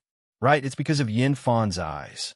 She was ready to die to fulfill some kind of purpose. I don't know why she would want to die, but she was prepared to do it, and she couldn't do it by herself. If she could, she would have already been dead. I was close to just leaving, but she looked at me with a sad and begging expression, like it was her last chance. Mixed with my need for money, I did what I did. I will need to live with that till the day I die. But still, Ryoto, say, Zangetsu, do you think I could have done things better? Zangetsu, obviously. Ouch. Zangetsu. But you made your decision. You may be paranoid about the incoming danger, and hey, I get it. Rin is here with you, and you panicked. You want her safe as soon as possible. You feel like you're on a timer, and when you saw the path to it, and you took it, I felt a little better. Zangetsu, however, you can't forget what you did. It wasn't correct in your morality now, was it? That blood is on your hands, and always will be. Ryoto, I know. He didn't need to remind me. I doubt he'll ever forget it, but he'll need more time to accept what I did. I also doubt it will be the last time I would be killing someone. I just hope that I won't need to do it the way I did it this time. The weather in my inner world didn't change yet, and it's not strange. It would be bizarre for me to get over it so fast after all. Ryoto, so what now? Zangetsu, I don't know, but in your place, I would wake up. Someone is trying to take me from your hand. What? Hearing what Zangetsu was telling me means probably bad news, and I instantly exited my inner world. Rin's POV. Ryoto pulled his sword back to him and quickly got between Shohoin-san and me. He didn't have any strength to stand. He went down on one of his knees, but he didn't take away his gaze from Shohoin-san. At the same time, I could feel again some kind of energy coming from Ryoto. Shohoin-san didn't seem to bother by it. On the contrary, she looked impressed. Yuruchi, before worrying about others, you should worry about yourself. Just after she finished her sentence, I could hear something dropping on the floor. By the sound of it, it was fluid. I looked down to see it was Ryoto's blood. His wounds must have opened, but he didn't step down. Rin, Ryoto, calm down. She doesn't want to harm us. I put the hand on his shoulder, and he gave me a brief look. Ryoto, What does the princess of Tinsha Heizabin want from us? Ryoto's POV. When I woke up, I didn't see anything besides silhouettes. But my vision cleared after a few seconds. The question is, why is Yuruchi Shihoin doing in front of me? Is she here after my head? I'm a criminal, after all. But why didn't she kill me then? I was unconscious, and it was very easy to finish me off. Rin seems to be fine as well. When she reassured me that she wasn't here to harm anyone, I stepped away to sit on the bed. Rin helped me with that since I felt incredibly weak. I didn't drop my guard, though. I'll sacrifice my eyes if I need to, but it'll keep Rin safe. Now that I look closer, Yuruchi looks a lot younger than I remember her. Ryoto, I still didn't get an answer. Why is someone as important as you in the 78th district in an abandoned house? Yuruchi, I was bored and noticed someone trying to rob me, so I thought I would play along. Some stuff was said, and here I am in all my glory, but you make me curious. What kind of job did you get injured so much? Her eyes were sharp, trying to see through me. She may be younger, but she is still Yuruchi. I also assumed that she heard about my job from Rin. Ryoto, nothing unusual. I was recruited to steal some valuables, but the information I got was incorrect, and I paid for it. Rin, you did something so dangerous. Rin was upset. Ryoto, you can reprimand me later. In any case, I won't be needing to do it for a while, so you can calm down. Rin, for a while. So you plan on doing it again in the future? Ryoto, only if we need money, and I doubt we will be in need for a while. Yuruchi, that's a new experience getting ignored like that, but you must be either stupid or brave admitting to a crime in front of a lady from noble house. Ryoto, it's not like you'll arrest me. Or you want to tell me that you care so much about who knows who that you'll bring me to justice right here and now. Yuruchi, nah. I only care if something happens to me or my underlings. For example, one of my corps commander's spouse was murdered. You wouldn't know anything about it, would you? She was on my tail. I could feel it, but I didn't flinch, didn't move in any way. Even my breathing didn't change. And in the most natural manner, I answered her. Ryoto, sorry, but I didn't hear anything about this accident. It's possible that it happened while I was unconscious or even during my job. She was judging me, but not sensing any lies, and her smile returned. Yuruchi, I see. Then I'll see you in 3 months. With that, she left. Wait, 3 months? Is she not even a student at the academy? Any Discord server. Second time is always easier than the first, Shailing's POV, after the accident. I returned back home to Siri-IDI. I lived there for a while before I moved outside. Now, I'll train until I can't move anymore if that's what it takes. I asked Dad to train me, but at first, he refused me. I didn't give up, though. I tried for a few weeks, and during that time, I tried my own training method. But finally, my efforts bore fruit, and my dad agreed to train me. He said that it would be better to oversee my training than let me put myself in danger. Now that I was officially part of Stealth Force, I got a code name. I inherited it after my grandmother, Soifon. Yuruiki's POV. I left the abandoned house, and instantly next to me appeared my bodyguard. They're always near me, even if I don't know it. It's annoying, but what can I do? Bodyguard. Yuruchi-sama. Is it wise to leave them like that? Even if he is not responsible for Yin Fonsama's death, he is still a criminal, though a petty one. Yuruchi, you talk like we don't commit crimes. I dismissed his question. Bodyguard. We are doing whatever is needed to preserve order in Soul Society. Yuruchi. That's just what the old farts are saying to themselves, so they can sleep better at night after they preserve their high positions. No one in Stealth Force has clean hands. I reminded him. We are murderers. We just are telling ourselves that we're doing it for the greater good, but it doesn't change the fact that we kill and even imprison many innocents just because there is suspicion of them going rogue in the future. Yuruchi, besides, the remaining Ryatsu in the place where the fight happened between the killer and Yin Fon's bodyguards feels more hollow than Shinigami's or ordinary souls. And while this boy's Ryatsu is wilder than the norm, he isn't the only one. Captain Commander's Ryatsu also isn't textbook-like, as it possesses fire attributes. The same could be said about Ryoto. Maybe, hearing what I said at the end, the bodyguard broke his stoic form for a second. It's fun making them lose cool while they still try to keep being respectful. Bodyguard, Maybe? Yuruchi. I've known him for how long? 5, 10 minutes? Who knows? For all I know, he could be someone from other branches spying on us. Bodyguard. Then shouldn't we observe him in that case? God, why is everyone so serious around me? I mean, I know why, but it doesn't mean that I like it. At least Kisuk and Tessai are lax around me. Yuruchi nah. Either way, we'll meet both Ryoto and Rin. The girl didn't seem like a liar to me. She was stressed out and honest. Ryoto, on the other hand, is a liar and a good one at that. Bodyguard. How do you know that Yuruchi-sama? Did you catch him in a lie? Yuruchi. No, I just don't know if he's telling the truth or not. He reminds me of Kisuk, but in a weird way. Kisuk is hiding his sharp mind behind his stupid smile and carefree attitude. Bodyguard. And in what way does that boy remind you of Yurihara Dano? Yuruchi. I don't know. It's just a feeling, and my instincts have yet to fail me. And once again, my bodyguard became speechless. I love doing that. Ryoto's POV.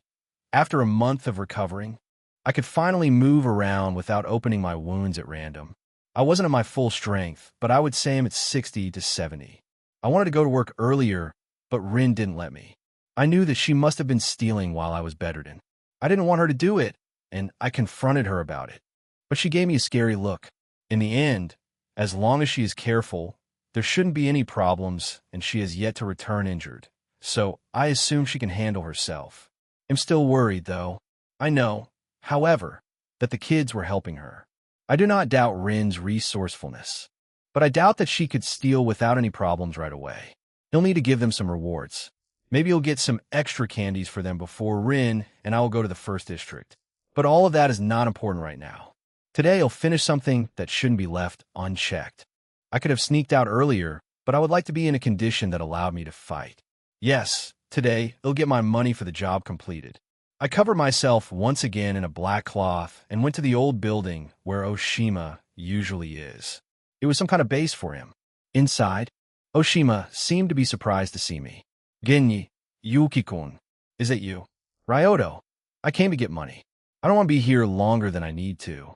Genji. You aren't dead? Ryoto. Money. Now, I sounded annoyed and impatient since I was not here to answer questions. Genji, hearing me, understood that I was not in a great mood and complied with my demands. Genji. Yes, of course. Since you didn't come back, I assumed that you met your end like many others, but I'm happy to see that you're doing well. From the first day we met, I knew that you weren't like others. When he went to get the money, Oshima tried to make small talk, but I ignored him. When he came back with the money, I asked him something. Ryoto. Say, Oshima, what is your job again? Genji. I'm a middleman and information broker at times, but you should know that already. I explained it to you when you first wandered here, so I don't know why you're asking me that again. Not answering him, I went on while counting the money I got. Ryoto. So you are selling any information if your client has enough money, right? Oshima seemed to be getting nervous as the question was insinuating something dangerous. Genji. Well, yes, that's what I do. I finished counting and was happy that the amount was larger than we agreed upon. It must have been the bonus he promised me before. At the same time, Oshima was slowly backing off, ready to run at any moment. I put the money inside my cloth and drew Zangetsu. Seeing that Oshima started running away, I was ready and released my shuriken. Ryoto. Pierced through the heavens. Zangetsu. I grabbed Zangetsu by the cloth and threw it at the old man, piercing him through the chest. Oshima dropped down and started bleeding out. To be fair, he was more athletic than he lets it on and even attempted to dodge, but my blade flew fast through the air. I walked up to him slowly and pulled my Zanpakuto out of his body. Ryoto. Sorry, Oshima, but I want my information to be as exclusive as possible. Killing him would mean no more information about me killing Yen Fan unless he already shared this info with someone, but even then, he would say that I was dead since he was genuinely shocked at my appearance. I also shared only my surname with Oshima. So finding me would be challenging unless he got information on me, which is possible, and that's why I can't let him live. Genji. I guess I got too comfortable with my position. It has been a long time since someone tried to kill me. Yeah, I was expecting him to be more slippery, which made me more suspicious. Genji. You don't need to be so on guard. I have just become older than I thought. These old bones aren't as good as they used to be, he said while coughing out some blood. Ryoto, don't you know that you should be aware of old people in professions where people die young? Oshima smiled. Genji, wise words, but they are wasted on me. I suppose I'm just tired of this life and accept my fate. I always knew that I would die like that, but who knew that I would live so long? Ryoto, so why were you trying to escape then? Genji, just like everyone else, I'm scared of dying. Funnily enough, now that I'm lying here down, I feel at peace. Maybe you'll meet my daughter after, so... With these words, he stopped breathing. I observed him for a while longer and cut his head off just to be sure. He was a sly fox during his life, and I needed to be sure of his death. Before I returned, I looked around and found some secret escape routes, and I made sure that they were in use for some time. If even one of them was freshly used, I would have a problem, but thankfully they weren't. I can say with certainty that Oshima is dead. I left the body in that building and returned home. Sai, I hate killing. Yindi planning the next century or so. No biggie, Ryoto's POV. Another 2 months had passed, and we were about to leave and start our travel to the first district. Right now, we were packing our things. We didn't have much, so we mostly packed food that we bought for our journey. We also had some clothes, but nothing more except the ones we will be needing. As we were about to leave the house and say our goodbyes to everyone we knew in the 78th district, we took the last look at our home. Rin, I will miss this place. I put my arm around her and pulled her closer as she rested her head on my shoulder. Ryoto, me too, but a new chapter will start this very moment. Rin, I know. We stayed like this for a while. It was kind of hard to leave a place you called home for over half a year, but I know we will be safer inside Siriidei for a while. If I'm correct, then we have around 300 to 400 years until canon. Maybe 200 years. The timeline isn't that clear. Yuruchi seems to be in Shinigami Academy, and I know that she was Captain 110 years before canon, and Tessai Urahara's friend and shop helper mentioned that the name Quincy was familiar to him. I know that Quincy's extermination happened approximately 200 years before canon, so they must be over 200 years old, and since Urahara, Tessai, and Yuruchi are childhood friends, they must be around the same age. Aizen started his plan about 150 to 200 years ago. It's difficult to tell, but it's my best guess. That means that unless I'm wrong about the timeline, I have at least a century for me to grow stronger as fast as possible. After that, I need to be careful about Aizen. I'm not scared about his illusions, as I would be immune to them, but even without them, Aizen is a terrifying opponent. What's worse, I can't even remove him from the picture because he is essential in the future. Without him, there's a chance that Ichigo won't even be born, and he is needed against the Quincy boss. My quest is to survive until the last boss is defeated by me or someone else. The last boss is probably referring to Yawatch. He'll try to kill him before he ultimately resurrects, but it's not possible for me for a long time. First, I would need to find him, which is already a problem. I am aware that all of Yawatch and his allies are hiding in the shadow of Siriidei. But what does that mean? Is that some kind of Quincy technique? Machine, maybe?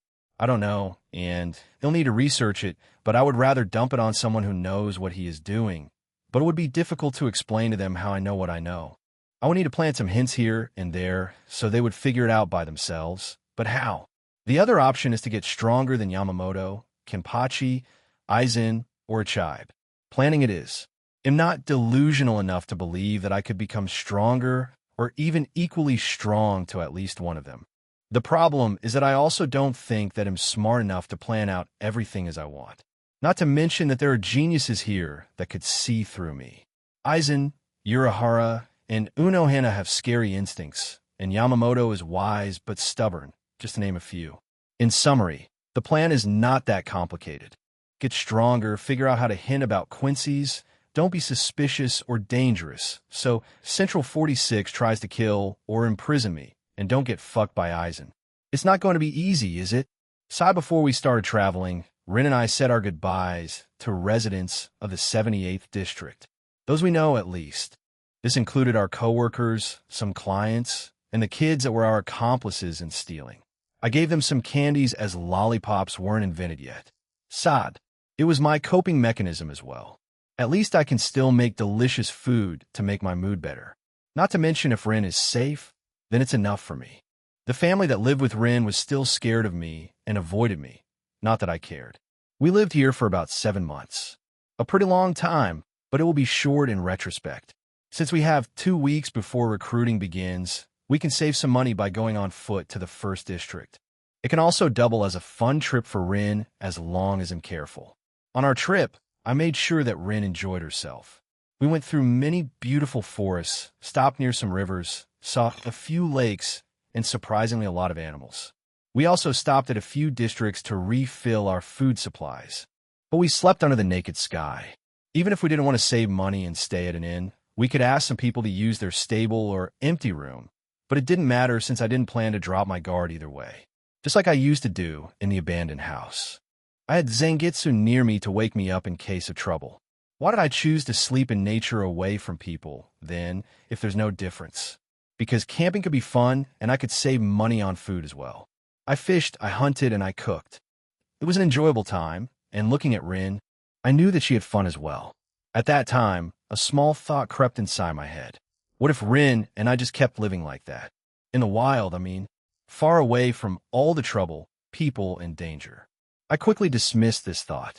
It would not only be not healthy for Rin in the long run, and it would mean that I killed Yin Fan for nothing.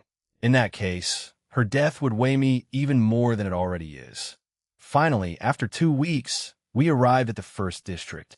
The fee was hefty, and since Shinigami Academy was recruiting at the moment, they increased it. It looks like corruption is high in more luxurious districts. It also seems counterproductive. There are some powerful Shinigami who come from poor backgrounds, and that way, Soul Society loses a lot of potential strength. It's possible they'll fix it in the future, since otherwise, Rukia and Renji wouldn't be able to come and take a test unless they sneaked in. Maybe it was Kenpachi who became captain, or after getting Mayuri out of Nest of Maggots, they started understanding the importance of people with poor backgrounds but great potential. The other explanation has to do with Quincy's extermination. It's possible that there were a lot of casualties, and they needed to fill empty places. I will just need to see, but enough theories. Rin and I are standing in a line to start a test to see if we can become Shinigami. You need the test. A fun fact. Currency in Soul Society is called Kan, and a 4th Division nurse outfit is sold for 5,980 Kansas. It's meant for cosplay, by the way, winky face. Ryoto's POV. The line was long, and so was our wait. Most of the people around us were either from the first district or were some kind of noble. You could see that in their attitude. I can see that a lot of them didn't have a lot of trouble in life, afterlife, whatever. The point is that it's very strange. Is everyone like this before their training begins, or the strength of ordinary Shinigami is just low? I know that the captains are the main strength of Seriidii, but I don't know. I think I expected more, but I shouldn't judge before we start learning. I don't even know if they'll be recruited. After an hour of waiting and observing, I noticed that these nobles that I thought were there just for fame or money were not allowed inside. There were a few who needed assistance with leaving. It was entertaining. They are not even from the 5 great noble houses, and they acted high and mighty. So seeing a Shinigami throwing them away and not caring was therapeutic. I couldn't see what the test was as it was inside Seriidii behind the big gate that had a small door in it. Kind of funny. The only thing we could do was wait. Another 3 hours had passed, and it was our turn soon to take the test. Rin was rightfully nervous, as she didn't know what to expect and was probably scared to be separated from me. I would, of course, never attend here without her, and I have assured her of that, but only made her sadder. Only after that did I realize my mistake. Rin feels that she is just a burden to me and that without her I would have had it much easier. So to correct my error, I pulled her into a hug. Ryoto, listen, Rin, I believe that you'll pass this test. You are, after all, the one who taught and still teaches me swordsmanship. Rin always felt safer when I held her close to me. She hugged me back. Rin, stop joking. I know that you're already almost as good as I am. If you stop training this stupid move of yours, you would be already better. Ryoto. But that would mean betraying my idol. I joked around, but I'm still not planning on abandoning this technique. I'm going to learn it someday. After our hug, it was our turn for the test. We were going to be taking it at the same time in different locations. Not far away, but we couldn't see each other. When we went through the gate, we were separated into different tents. Inside, there were 3 Shinigami. One who was a girl was constantly writing on paper, while the one in the middle had a goofy smile on his face. The third was just observing, but he seemed angry for some reason. The one in the middle welcomed me. Shinigami 1. Hello. Is it your first time applying? I nodded, and he smiled. Shinigami 1. Then let me explain how it works. In front of you is a crystal that allows us to measure your Ryoryoka level. Depending on how much Ryoryoka you possess, it changes colors, and there are 6 colors in total. To pass this test, you only need to touch the crystal ball, and if the color changes, you are welcome in the academy. Of course, if you aren't satisfied with the results, you could take an alternative test that would force you to defeat one of us in combat to pass it. But since only seeded Shinigami and higher oversee the recruiting, it's seldom anyone passes that way. Any questions? Ryoto, how accurate is this thing? Is there a chance that it can misfunction? Hearing my question, he cheerfully clapped his hands. Shinigami 1. Great questions. Yes, it isn't a perfect method, but we don't have anything better to measure the potential of our potential comrades. That's also why we have the second test. Its accuracy, on the other hand, is quite good. If it works, we know it works well. Ryoto, so you're telling me that if this crystal decided to not work, and even though I could have potential, I could fail because the second test is almost impossible to pass. So I would be forced to take the test next time, which is in 6 months from now, and hope that the crystal here works fine this time. Did I get right? Shinigami 1, yes. He smiled at me. Is he mocking me? It feels like a scam. Is it the way to get as much money as possible from the people here? Shinigami-yan, but don't worry. This kind of situation happens rarely. Ryoto, how do you know? Shinigami 1. Any more questions? He just ignored me. I feel incredibly annoyed. Ryoto, tell me, does this crystal have a limit to the level of Ryoryoku it can measure? Shinigami 1. It does actually. Anything around captain level, and the crystal ball would break. Ryoto. And what would happen if it broke? Shinigami 1. Then, of course, you would automatically pass since anyone with that much Ryoryo. He didn't finish his sentence as I punched and broke the crystal ball. Ryoto, it looks like the ball broke. Where is my passing certificate? The man who was just standing and observing before spoke for the first time, and he was angry. Shinigami 2. Are you mocking us? We all went through this, and you think that you'll be a funny man and make a joke of the test. Wow, this guy exploded. I even saw him ready to draw the sword, but was stopped by, I assume, the leader. Shinigami 1. Let's calm down, everyone. Bakudo Ikisai. He pointed his index and middle finger at the aggressive Shinigami, or Shinigami 2 as I call him. The Bakudo caused his target's arms to lock behind his back. I looked at the girl who was writing the whole time. Ryoto, are you dealing with him often? Shinigami 3. More than I should. But thankfully I'm not in the same division as these idiots. But since the idiot that got too hot-headed is in the 11th division, he constantly gets hurt and comes to the 4th division headquarters. Shinigami 1. Haha, you can't blame him for exploding like that. He didn't pass the test for 5 years straight. So when someone makes a joke about it, he got angry. I don't even want to ask. I just looked at the angry Shinigami that tried to free himself. Yup, idunkare. Ryoto, so what now? Let me answer that for you. Behind me, there was suddenly a presence that I could feel until now, and it made a shiver run down my spine. And a new school life begins, Ryoto's POV. Behind me, I heard a voice and felt danger, even though the voice was soothing and motherly. It reminded me of someone who I shouldn't be messing with. I turned around to see a woman who was 159 centimeters in height, which meant that she was shorter than me. But to be fair, I haven't met many people who are taller. She had a unique hairstyle. Instead of the usual ponytail, she had styled a loose ponytail in front of her body. She was smiling gently at me, but my body was screaming to run away. Well, I don't have my spider sense anymore. I still have good instincts. She also wore a white haori over her usual black Shinigami clothes, meaning that she was a captain. Retsu Unohana, or Yichiro Unohana, as she was known before. I don't know if I'm lucky or not to meet a captain so early. Retsu, let me explain that to you. You pass. Ryoto, excuse me? Retsu, you pass. She repeated with a smile. I looked around to see if anyone had started laughing or something. Ryoto, are you serious? Retsu, yes. While it didn't happen before, as no one was hot-headed enough to try and destroy the crystal. People with high Ryuryoku tend to be physically stronger, and since you were able to break it with your bare hands, we can assume that you have a high amount of Ryuryoku. Ryoto, so why are you not making all the participants test their strength instead of using this defective device? I pointed at the broken ball. Retsu, this thing? It works perfectly fine. Some people just like to mess with others. She looked at the leader of the group. Shinigami 3. I would like to apologize for the behavior of my friend, Captain. Right? She was from the 4th Division.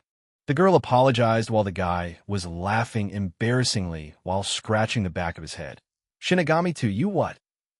The other Shinigami that was still bound by a spiel was furious at this information. I guess he never knew.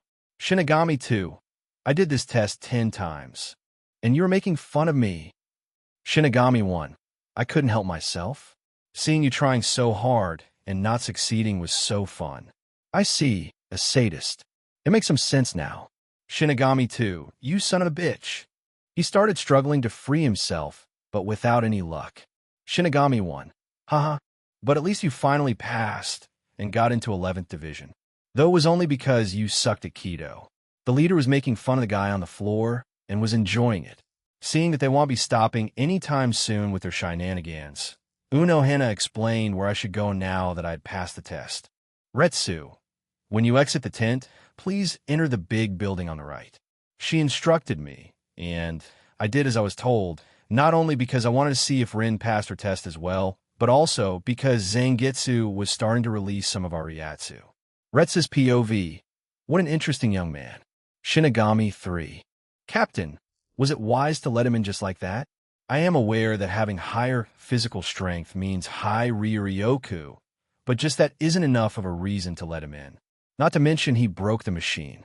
A young girl from my division asked about my decision. If I remember correctly, her name was Azuna. Retsu. That wasn't, of course, the only reason. When he touched the ball, just for a minuscule moment, it started to shine red, meaning he has Ryuryoku equal to average lieutenant. Not to mention his Zanpakuto. He already possesses Shurkai. His blade also tasted blood before. I could practically feel his Zanpakuto's desire for battle. It was reflected in his Ryatsu. While he was keeping his Ryatsu at a low level, I could still feel its violent nature. It somehow reminded me of my past. I just hope that he wanted up like me as well. It's not often that someone applying to Spiritual Arts Academy, as it is now called, already possesses Zanpakuto, but it tends to happen from time to time. Many young and inexperienced or too confident Shinigami die on the missions, leaving their Asachi to be picked up by someone. Ryoto's POV. Zangetsu, why the hell are you picking up the fight with Captain? Do you want to kill us? Zangetsu. Sorry, I was subconsciously doing it. Seeing someone so strong, I couldn't stop myself. I just wanted to fight her. We would die instantly. Zangetsu. Get stronger then. Then why didn't you do something similar to when we met Yami for the first time? Zangetsu, I did. You just couldn't feel it at that time. I sometimes forget that you're a battle junkie. Zangetsu, and I forget that you were crazy enough to not be one. Rin passed the test as well, and she was already waiting for me in that building I was guided to by Unohana. I knew that she could do it. I felt proud of her, and out of habit, I patted her head. She enjoyed it. Joruichi, Joe. Someone familiar greeted us, but she wasn't alone. Ryoto, so it will be your first year here as well. I was genuinely surprised. I expected her to be at least second year by the way she spoke, but apparently she was starting at the same time as us. Yoruichi, yep, so we will be seeing each other quite often from now on. Remembering that she still didn't introduce her friends, she acquainted us with each other. Yoruichi, by the way, the one on my right is Kisuke Urahara, and on my left is Tessai Tsukabshi. Kisuke, pleasure to meet you. Tessai, Nice to meet you. Rin and I returned the greetings, but we didn't talk for a long time longer as soon after we were called out in groups of two. Rin was together with Yuruchi, and I was with Urahara. Later we learned it meant that we would live in the same room for the next 6 years. And so my new school life started. Any first day at school, Ryoto's POV. After the announcement of the groups, we went to check out our new rooms. At some point, Urahara, Tezsai, and I separated from Yuruchi and Rin as the girls' dorms were in another direction from the boys' dorm. These two dorms were on two different sides of the main building. Walking inside, I could see an ordinary room for two. Nothing much. 2 beds on both sides of the room and a garderobe for our clothes. I will be sharing a room with arguably the smartest person in this world. Not only that, the man named Kisuke Urahara is also cautious. He always comes expecting 1,000 what-if scenarios, just so he is never caught unprepared. The good thing is that he only became like this after Aizen outsmarted him. Right now, he is younger and hopefully less mature and cunning, but let's not forget that he probably still is highly intelligent. And because of his scientific mind, I assume he is a very curious individual. It could either be bad or good for me. As an enemy, he would be my worst nightmare, but he isn't an enemy. The bonus is that in the future, he will become a candy shop owner, and he'll be hoping for a friend discount. Kisuke, now that we'll be living, let's introduce ourselves once more. My name is Kisuke Urahara, as you have heard from Yuruchi before. He stuck out his hand for a handshake. Now that I think about it, I didn't introduce myself before. Ryoto Yuki. Nice to meet you. We greeted each other with a handshake, but after that, there was an awkward silence. Kisuke, so you know Yuruchi? We talked for a while about some things. He asked me about my life before, and I talked about how I lived in the 78th district. I didn't mention stealing, but it was apparent to anyone that I was forced to steal since, unlike most souls there, Rin and I needed food. Urahara, just like me, talked about his life. Before, he lived at Shohoin Mansion together with Yuruchi and Tezsai, but he wasn't born there. Even earlier, he was a resident of the 75th district. There he was living by building useful objects and machines. It was noticed by the Shohoin clan, or more specifically Yuruchi, and from that point onwards, he lived there. Unfortunately for him, I wasn't that interested in machines in themselves, but I was incredibly good at math. Even without using my ability, I'm very proficient at it, so I may help him in the future with some things. After some socializing, we went to sleep. The following day, I was forced to wear the academy's uniform. The clothes were a lot better than all of the things I have possessed in this world, so I'm not complaining. After that, we all gathered in class. Now that I think about it, it's the third school we'll be attending, and the third time's the charm, as they say. In class, there was Yuruchi, Urahara, Tezsai, and surprisingly Rin. I'm not saying that she is weak, but I didn't expect her to be in the first class, which is reserved only for the best of the best. The classroom looked more like a college classroom than a high school one. In my original world, I am in high school. In assassination classrooms, I was a middle school student, and right now, I'm kind of in college. Does that mean I'll be a functional adult in the next world? Better not to jinx it, but one could hope. I don't want to be in a school every time I have a mission. I was sitting at the front, and Rin followed suit. The known trio also sat near us. We were all waiting for class to begin as the teacher didn't arrive just yet. Then everyone could feel an incredibly strong presence. Most of the people here started sweating, and a few of them almost fainted. Except for a teacher, an old man entered the classroom. Who would expect that I would meet the famous head captain so soon? First Unohana, and then Yamamoto. At this rate, he'll meet Yawatch tomorrow. ED, the flag has been raised. My men, the council needs your presence to discuss the fate of Ryoto Yuki. But right now, I'm focusing on what's going on right now. Looking at Rin, I can see that she is struggling. She doesn't know how to release her Ryatsu, so it's probably suffocating for her. I release my Ryatsu to protect her, even slightly.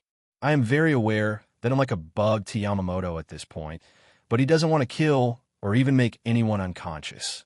He probably just wants to show the difference between himself and the students. Maybe even to motivate them a bit, showing how strong they can become, but messing with Rin is off limits.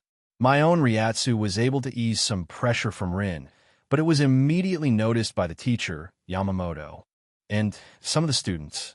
There would probably be some whispering if not for Yamamoto's pressure, as no one was stupid enough to release their Ryatsu against the head captain himself. Not to mention most of them can't do it even if they wanted to. The teacher wanted to step in, but was stopped by Yamamoto. The old man opened his eyes slightly and increased pressure, but only around me. As I was continuously releasing Ryatsu to protect myself, Yamamoto was slowly increasing his as well. Unlike me, his control over Ryatsu was masterful. Mine was spreading evenly but violently around me while he was focused on me. At the same time, I could feel Zangetsu's desire to battle. At some point, I couldn't increase my Ryatsu anymore, and Yamamoto's Ryatsu didn't stop until I felt like I couldn't breathe anymore, and then the pressure suddenly vanished and I was left panting. "Rin, Ryoto, are you all right?" Rin asked, worried about me. But I reassured her that I was okay. "Ryoto, don't worry, I'm fine." The pressure was just a lot stronger than I expected. Yamamoto slammed his cane against the floor, gathering all of the students' attention. "Yamamoto, right now, all of you are weak," he stated brutally. "Yamamoto, but by the end of your time here, I'm hoping to see you become a real Shinigami. However, I want you to remember something. Seek not aesthetics in war. Seek not a virtue in death. Think not of thine own life, should thee seek to protect thy king and the 5 dukes. Slay all foe as indifferently as shadows of leaves." That's all for me. With these words, he left, but he gave me a last glance at me before exiting the classroom. Yendi old habits die hard. Ryoto's POV. Teacher, now, as it's your first day, you'll receive your very own Zanpakuto. Remember that all of the Zanpakuto here are Asachi, meaning they don't possess any spirits inside of them. But with time, this will change. In the future, you'll all learn how to enter your inner world and communicate with your Zanpakuto spirit. But for now, you should get accustomed to having a sword around. The teacher called someone inside who brought a lot of swords inside. Everyone created a line and took the Zanpakuto for themselves. I didn't need one, so I stayed in my seat. The teacher didn't comment on it. I guess every teacher knows that I have my own Zanpakuto. After everyone got their new future partner, the lesson began. As it was the first lesson of the first day, we went over the general rules of the academy. Nothing noteworthy. At the break, Yuruchi turned to me. "Yuruchi, are you nuts?" "Rin, he is." Rin answered instead of me. "Ryoto, hey. I am, but I won't admit it so easily." "Yuruchi, did you really release your Ryatsu against head captain?" "Ryoto, I want a lawyer." "Kisuke, what's a lawyer?" "Right, we are technically in the past. I don't know exactly when lawyer as a job started appearing, but it was around 18-19th century. In Japan, at least. Ryoto, someone to help stupid people write documents for them and accompany them to the place where their fate will be decided." Rin wanted to say something, but she couldn't. I wasn't wrong after all. "Yuruchi, so why do you need this lawyer right now?" "Ryoto, don't worry. You'll understand when you're older." I treated her like a little girl, and I think she didn't like it. "Yuruchi, so you think that you're an adult surrounded by children now, aren't you?" "Ryoto, no, of course not. I still had the high ground, and am not surrendering it." Seeing that her tactics didn't work, she changed and started trying to fluster me. "Yuruchi, an adult, are you? So, you won't be bothered by a child showing some skin, right?" She showed off her thigh that was hidden under the uniform, which really should be a crime. They were fantastic, but jokes on her. I'm almost immune to being seduced. Or should I say Lala made me immune. But others weren't, and she gathered some attention. She, however, wasn't bothered by some extra eyes. But on the other hand, I've got a great idea. I show my legs, but didn't pull up Hakama, which confused Yuruchi, but Rin had a look of realization, but she was a bit too late. "Rin, wait, don't do." The blue Hakama around my right leg burst, exposing my leg in the process as a piece of clothing struck her forehead. If she wants to challenge me, then she is very welcome. I looked incredibly proud of what I did while everyone around me was shocked or didn't process what just happened. The only exceptions were Rin and Urahara. Rin face-palmed, disappointed that she couldn't stop me, but also slightly happy that I didn't destroy all of my clothes this time. Urahara, on the other hand, was trying to understand how I did that, and probably even more. Rin, Ryoto, you really should stop doing that. Ryoto, you can't take away one of the few joys I have in the afterlife. There aren't any lollipops here either, and I don't think we're in hell. I turned to Urahara. Ryoto, we aren't, are we? He shook his head while still thinking about the mysterious phenomenon. I'm envious of his multitasking. I need the ability to do that while he can do it naturally. But now, a new problem has arisen. Half of my hakama is torn up. I will need to tell the teacher about it. I'm hoping that I won't need to pay for it. Maybe I can shift the blame to lousy material or sewing fault, but I have many witnesses around me. The good news is it's easier to find a job inside Suriidei, so we'll be able to pay for it soon. Either way, we'll find a job for some income. We get small pocket money in the academy, so we don't starve, but it's always better to have some extra cash lying around. As I was walking through the academy to the training ground, I noticed that a lot of people were looking at me weirdly, probably because of the destroyed hakama, but it doesn't bother me anymore. I'm used to people staring at me. But there's also a reason why I'm behaving like that. If everyone thinks I'm some kind of weirdo, then they won't bother me in the future. They'll try to avoid me.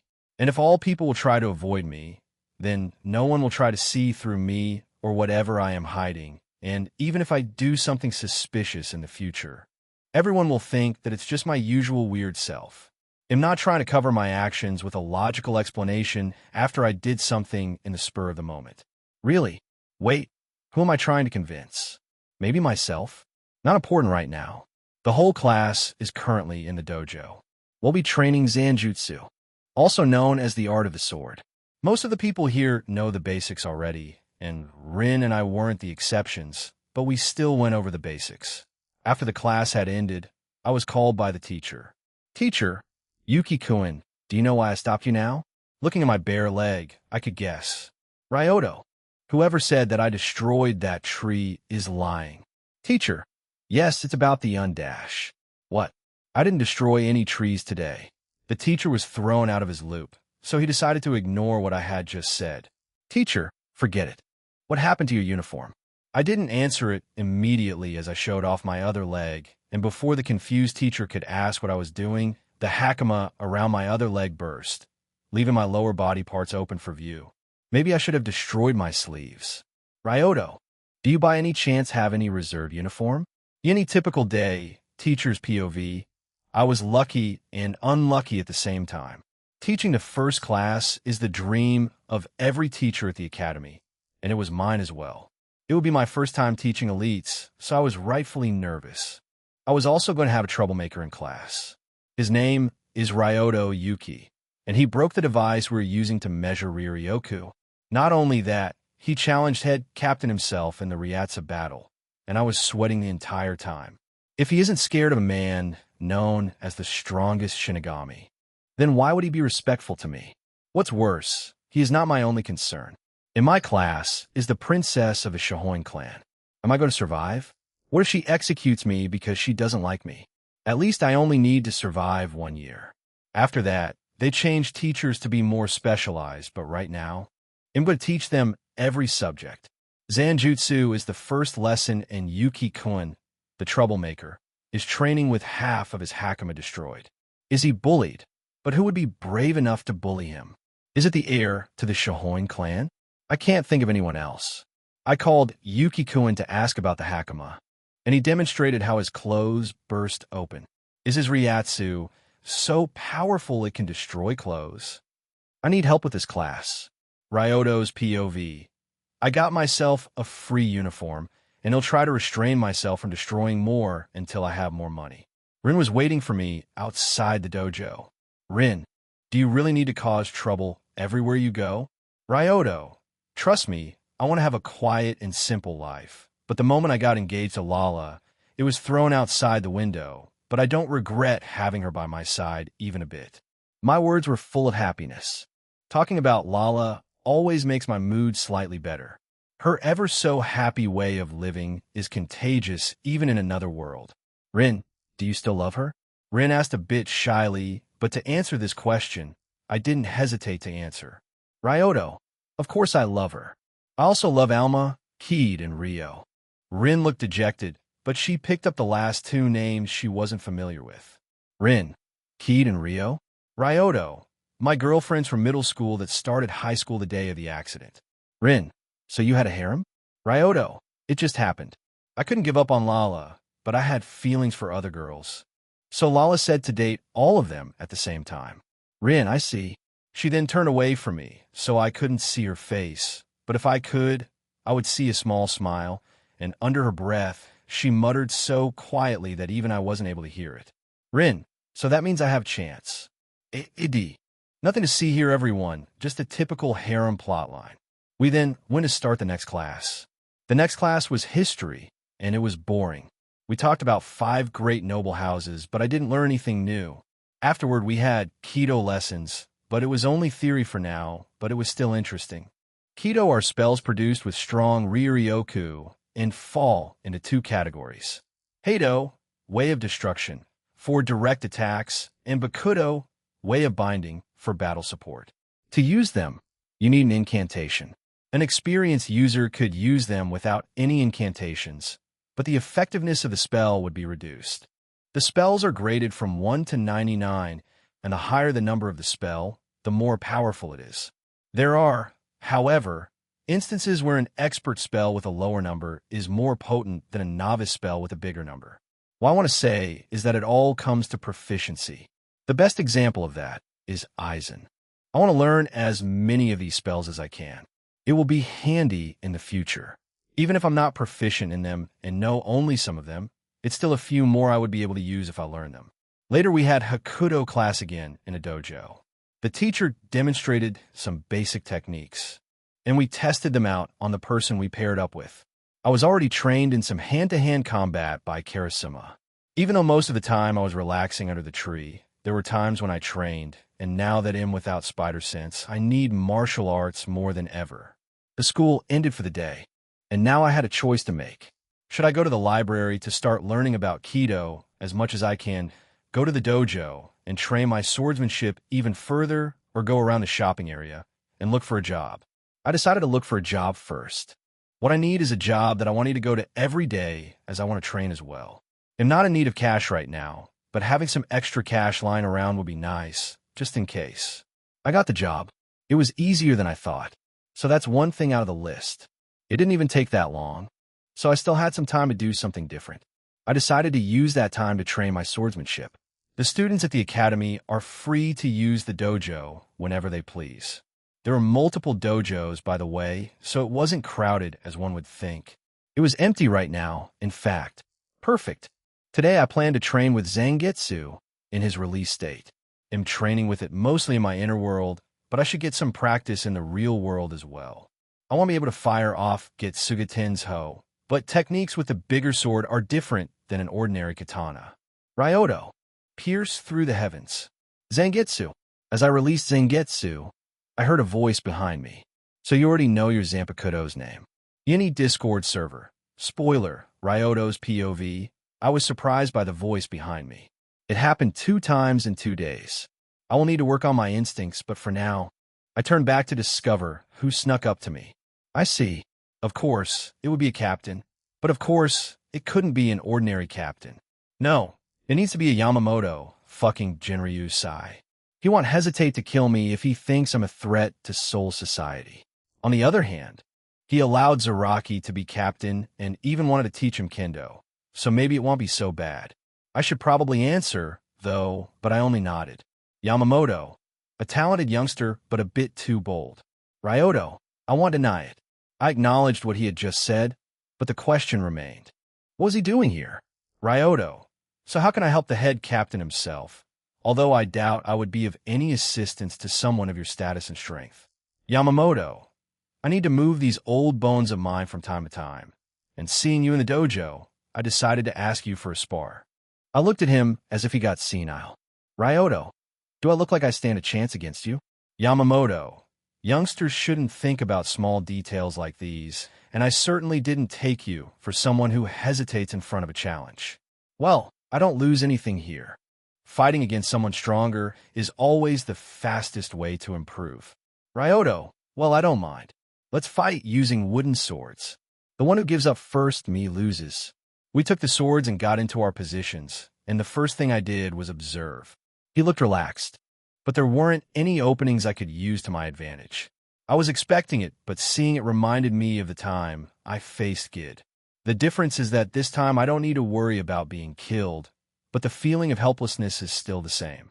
Yamamoto was waiting for me to make a move.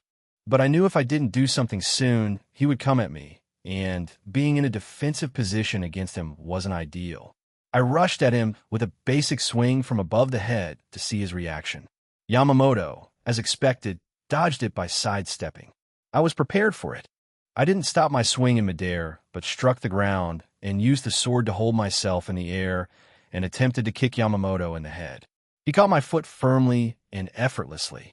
I wouldn't be able to break free if he were to hold me with all his strength, so I didn't try it right now. Pushing the sword against the ground, I launched myself up and used the momentum to swing at his head, but once again, he blocked it with his sword. I was about to kick using my free leg, but seeing my intention, Yamamoto threw me to the ground. I recovered without any issue, and now I was standing on the other side, while Yamamoto didn't move from his position. I don't know why, but it pisses me off. Yamamoto, you're very agile for someone so young. Your way of fighting is unorthodox, but you use it well. Ryoto, thanks for the compliment. I was thinking, what can I do? It's not very often I get the chance to test everything I can, and on a living opponent no less. I grinned, not because I enjoyed fighting, but because I enjoyed improving a lot. We've been sparring for a while now. I have lost track of time. During that time, I didn't manage to land even one hit. I was already tired, but I had one last thing I wanted to test. I evened my breathing, focused entirely on what I was going to do, and got into a different stance. I don't know why, but I feel like I am near a breakthrough with this technique. Seeing that something was different, Yamamoto opened his eyes slightly and was ready to take whatever attack I was about to send. The curve of my blade was going downwards while I held the sword at the level of my head. The handle was next to my head while I had my back turned towards Yamamoto, and my sword wasn't even facing him. And you all know where this is going, right? Idi, Tsubame, Gaeshi. Shortly after, there was a silence. I was about to use the technique while Yamamoto was awaiting it. With incredible speed, I slashed once horizontally and once vertically, but it seemed like I did these two swings at the same time. Or was it the same time? I'm not really sure, but I couldn't do the third swing. It was beyond me right now. Yamamoto, for the first time, seemed surprised, and before I could strike him, I was thrown to the floor before I could comprehend what had happened. I practically didn't feel my fall, and while I was lying on the ground, I started laughing like an idiot. Ryoto, ha ha ha ha. Finally progress. It's still incomplete, but I'm one step closer to obtaining this technique. On the other hand, Yamamoto looked at me and was deciding something that I wasn't aware of at that moment. I was too busy being happy about my progress. Yamamoto, boy, what was that? Ryoto, huh? Yamamoto, that technique. He clarified. Ryoto, nothing much. I worked on this for about a year and have finally seen some improvements. It's the first time I was able to do two swings. Yamamoto, so you're saying that it's not complete? Ryoto, pretty much. I don't know how long it will be before I finish it, but I'm not going to give up until I can kill a swallow with this attack. Not expecting this answer, Yamamoto was a little confused. Yamamoto, you mean hollow? Ryoto, hollows are just bigger swallows. Yamamoto, we will need to work on your education. Ryoto, we? Yamamoto, yes, since you'll become my student. Idi, it was fun while it lasted. Ryoto Yuki, the protagonist of this story, I didn't like him much, and his uncultured behavior pissed me off a lot of times. But still, having read and edited this story for, how many chapters was it again? 26 chapters, yes. I have grown close to him, and now that he has become the student of Yamamoto, I pray for him to rest in peace. Amen. Idi, did I worked as a part-time priest? Any title. Becoming a student, is Rin the only normal person there? Yamamoto's POV. How many years has it been since I decided to teach someone? There wasn't anyone since Shunsui and Jushru. These two boys truly were geniuses, and here I found another one. He is very young for a soul, but he already can use Shirkai, but isn't solely dependent on it. But the thing that made me take him as my student was his last technique. It wasn't just two fast swings that looked like they were made at the same time. They were made at the same time, and he said it took him 1 year to create this technique. We'll see how it goes, but I have high hopes. He'll need to fix his short temper, though. I don't have high hopes since Shun Sui didn't change in all these years. Sigh. Ryoto's POV. I got myself a teacher, and it's the best teacher I could ask for. Not only that, I can use incomplete Tsubeim Geishi. Today was a very great day, but when I exited the dojo, it was already late, so I went straight to the boys' dorm. Surprisingly, Urahara wasn't in the room either. Is he building a secret base somewhere? I remember him having this kind of hobby, but he probably is studying or inventing, having nothing to do. I went to sleep. The next day when I woke up, Urahara still wasn't in the room. Did he pull an all-nighter? Well, you'll see him in class. As I was near the entrance to the main building, I saw Rin waiting for me. Ryoto. Sup, Rin. I greeted her normally, but I was excited to share the news with her. Ryoto, Rin. Do you remember that stupid technique? Rin, yes. What about it? Ryoto. Yesterday, I became one step closer to completing it. I was thrilled because of that, and it was showing. Rin, what? I don't believe you. Ryoto. Believe me or not, it happened, and I can show it to you. Rin. Sure, show me. But right now, we should hurry so we won't be late. She doesn't believe me, but it only makes it better when she witnesses the power of a swallow killer. We went to the classroom, and I noticed that Urahara still wasn't there, so I decided to ask Yuruchi about it. Ryoto. Hey Yuruchi, what happened to Urahara? I haven't seen him since yesterday, and he didn't even return to the room for a night. Yuruchi, don't worry. He does that sometimes. When he gets interested in something, he forgets about everything else. If you're not careful, he may even starve to death.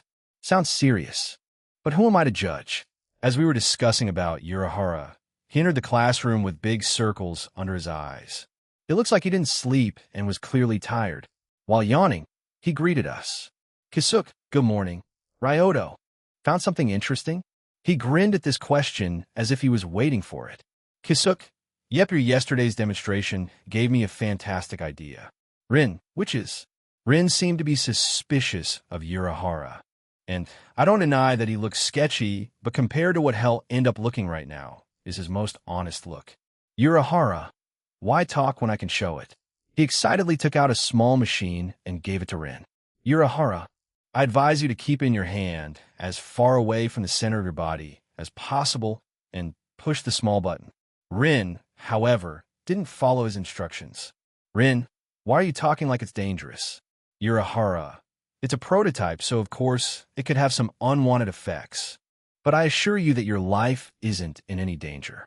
Rin, so why won't you showcase this invention of yours? I got closer to Urahara and showed him a piece of paper with a message written on it. Does this device have any correlation with what I did yesterday? Was written on the paper, and Urahara nodded. Before I could say anything, the small machine started working even when it wasn't turned on. Rin, seeing it quickly, tried to throw it away, but before it left her hand, it was able to destroy her sleeve. Yep, Urahara truly is a genius, but the question is, did he create it out of curiosity, perverted fantasies? Or did he see useful uses in this ability? Not that it's important, but I'm slightly curious. Rin wasn't as curious as me and hit him with the scabbard of her Zanpakuto on the head. She basically bonked him. Atsu will be proud. Idi, Atsu right now. Rin, oh, how you have grown up. I'm so proud of you. Start crying like an anime dad. Urahara, ow, Kujo-san. Why did you hit me? He lamented as he massaged his hurt head. Rin, what do you mean by why did I hit you? You tried to get me naked by using this perverted invention. We got the attention of the entire class once again, but no one in our group minded it, as we were busy with our stuff. Ryoto, Rin, don't you see the genius of this invention? Rin, you don't get any voice in it. You destroy your own clothes for fun. Ryoto, I do that, but it doesn't make my opinion any less important. Rin ignored me. Rin, Shohoin-san, please say something. Rin knew that Yuruchi was kind of a leader figure in their group, and was hoping for her to reprimand Urahara. But, Yoruichi, Kisuk, you are a genius. Yoruichi loves teasing and pranking others, so she would enjoy using these machines on others. Ryoto, told you so, Rin. Yoruichi, by the way, call me Yoruichi. Rin, huh? Yoruichi, you call me Shahoin-san, but I would prefer calling me just by my name. Yoruichi, we'll call you Rin as well. Deal? Rin, then Yoruichi-san. Ryoto, by the way, you can call me Ryoto too. I never cared for honorifics anyway, and so my school life continues. In 1 year, Ryoto's POV, months went on, and I was learning a lot, but also found myself enjoying my time there. I was helping Urahara with some of his inventions using my mathematical expertise, but I was also using this opportunity to learn about machines. This may not be my talent, but knowing something is better than knowing nothing, in this case at least. With Yoruichi, I was pranking others, which was therapeutic. I didn't get close to Tessai, but he really was talented in Kido. Who would have guessed? In our group, Rin, Yoruichi, Urahara, and I were using Tessai's help with Kido whenever we had time. Rin was also getting closer, or rather was getting drugged, to become friends with Yoruichi. She also smiles more often, which makes me happy, but I suspect that it's because she finally accepted her fate, which I don't know how to feel about it. I have, however, a plan to make her realize that we are in another world without telling her. In the future, we will have a mission in the living world. And when she sees that Japan here is different from the one we come from, some gears will hopefully start turning and give her hope for returning to our original world. Or she could just have another mental breakdown. Great thinking genius. Clap, clap, clap, clap. And it will happen either way. Speaking of Rin, I couldn't show her Tsubaime Geishi. I couldn't replicate what I did before. Was it because I wasn't in the zone or something like that? I don't know, but I have a long way before I can kill a swallow, but know this. I'm never going to give up trying, and now that I tasted success, I'm even more motivated. My training with Yamamoto-sensei was going well as well. He is pretty strict with my training, and we did nothing more than Zanjutsu training. I repeat, only Zanjutsu training and lots of meditating. I mean, I improved a lot, but my young and impatient side wants to learn more and faster. Hopefully, soon we'll move on with different lessons. By the way, remember when I was doing 1,000 swings during my training with Rin? I'm starting to miss it. Yamamoto-sensei made me once swing until I literally couldn't anymore, and then forced me to spar him. At this point, I want to land at least one hit. I still have my trump card, but I'm going to use it when I'm stronger for an extra surprise. Today I am free to do whatever I want. I sneaked out of school just for today, as it's the 12th of April, a day when Rin and I were transported to this world. I decided to be alone for most of the day. I went outside Suriidei and found a small and cozy forest on a hill. It wasn't that far off from the gates. Exactly 1 year has passed, and many more will come. I will probably change a lot. You could say I already changed. I don't like killing, am not a psychopath, but I wouldn't hesitate to kill if needed. I certainly didn't hesitate while killing Oshima. I also know that it won't be the last time I will kill someone. What I'm getting at is that I won't be getting back home the same. Will I be able to look Lala or Mikon in the eyes without any problem? Will returning to everyday life be easy? I don't know, and I won't know until it happens, but I didn't take this day off to lament over myself even. No, it's to remind me why I needed to change. That day, I promised myself to keep Rin safe, because I was responsible for her ending up in this world. I didn't want to allow anyone to get hurt because of me again. I was ready to do whatever was necessary, and I did precisely that. I still regret not making a better choice back then, but I must live with the choices I made. However, I'm also aware that I want to be able to protect Rin from everything, but that doesn't mean I'm not going to try. Rin will grow stronger, but she will also be forced to kill, or at the very least, experience war and the dark side of humanity. We will live through Quincy's extermination and, later on, Quincy's invasion. All I can do is recommend her to the safest squad. 11th and 12th are out of options. At the moment, 12th squad is safe, but later she would be safer with Aizen than with Mayuri. But if I'm going by this logic, then I can cross out 5th, 7th, 3rd, Kido's Corps, and 13th. The first 4 are because they were in the incident that created Visored. Fifth and third are extra bad because later on, Aizen and Jin became the captains there. 13th, on the other hand, became a playground for Aizen's experiments, but let's be honest, the whole Suriidii is his playground. The 4th, 6th, 8th, 9th, and 10th divisions are relatively safe. As safe as military institutions can be, at least. So I went off topic again. I should stop overthinking. But it's hard to do that when one mistake can cause Rin to die. What was I talking about? Right? I made a promise to myself that I would keep her safe, whatever the cost. But it doesn't make my sins go away. That's why on this hill, where seldom anyone comes, I made a grave. It wasn't for anyone specific. But if I was to say, it would be for old me. Cringe, I know. Karen would laugh at me for making it, but I don't want to become an emotionless killer. He'll become a monster for the sake of Rin, but I want to remember that every single person I killed was a person. That's why I made 2 small strokes on the grave with Zangetsu. Is this what Gid felt when he was conquering the galaxy? Maybe something different. He doesn't have a similar personality to mine, so who knows, but I know that his hands aren't clean either. I would like to hear what he has to say, but it's not possible for now. Afterward, I sat under the tree and just sat there, not doing anything particular, just enjoying the weather and going through my memory lane. I sat there until the sun started setting. It looks like it's time to return. I feel a little better. They'll make it a yearly tradition. Yini hearing that voice for the first time, Rin's POV, that's strange. Ryoto didn't come to class today, and it doesn't seem like him to do that. As far as I know, Ryoto is very diligent when it comes to training. Shame that he focuses on stupid things at times. I smiled subconsciously at the thought of Ryoto's shenanigans. I think I like him. I'm not sure since I have never liked anyone before. But even if that's the case, I'm not planning on confessing anytime soon. I want to get stronger first and more independent. After Ryoto returned injured after he completed his job, I realized that I was too dependent on him. I may have helped when he was injured, but I'm aware that he would do a much better job than me. I want to stand by his side, not behind him. I'm even more talented in Kido than him, so that's one step closer to my goal. On this topic, I am envious of Yuruika's self-confidence. We became somehow friends, or should I say I was forced to become one by her, because she wouldn't leave me alone, but overall it was a good thing. I needed someone to break the walls I created around myself, and allowed only Ryoto near me. Tessai is also very nice. But I can't stand Urahara for some reason, and I can't say why. He is somehow similar to Ryoto, but as I said, I don't like him.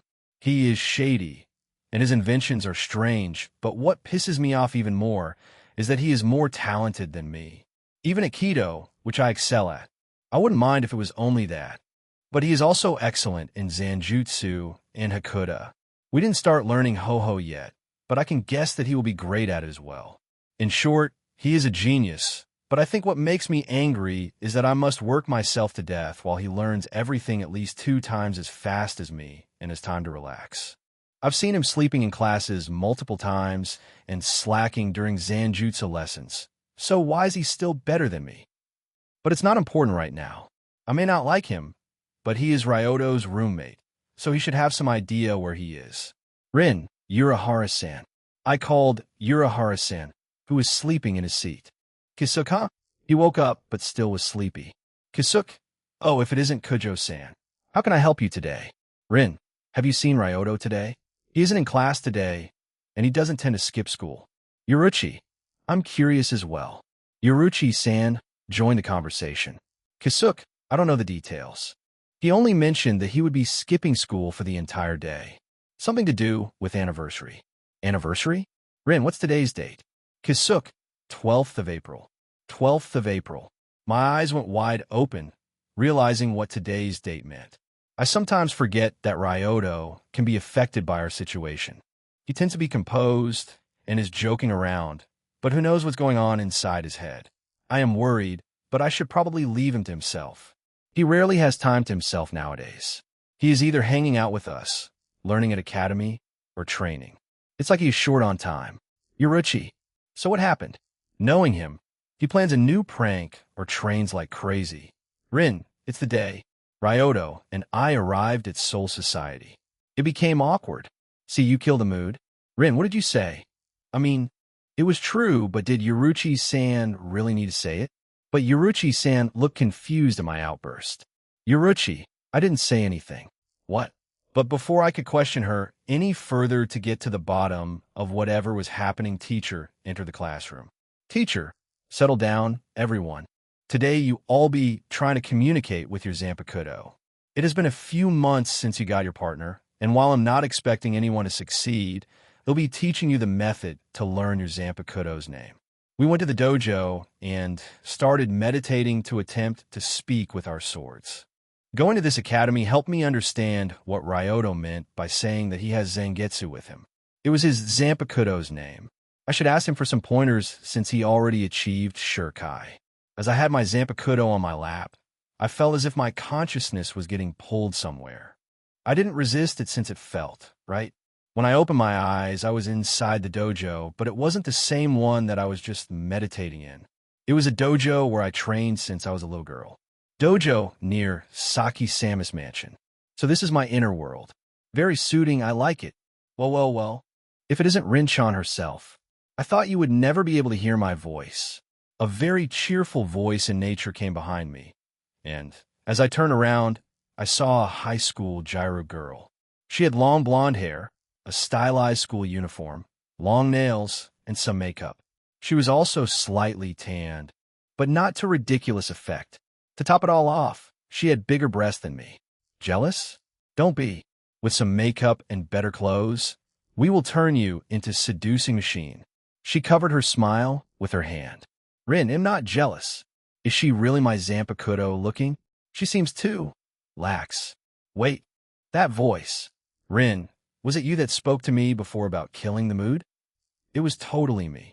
You need to learn to keep the room light. No one wants to hear your sad story. And neither should you focus on it. Just have fun. She did a spin. How is she part of me? I put a hand on my face. I'm disappointed in myself. Rin, can we skip all that talking? I just want to know your name. Should I or should I not tell you? You're pretty mean to me. I would cry, but it would ruin my makeup. She faked her sadness. It was obvious she was acting. Rin, please? I had nothing to lose in trying this. Since you asked so nicely, why not? She smiled. Was it that easy? Or is she making fun of me again? Can she even tell me a fake name?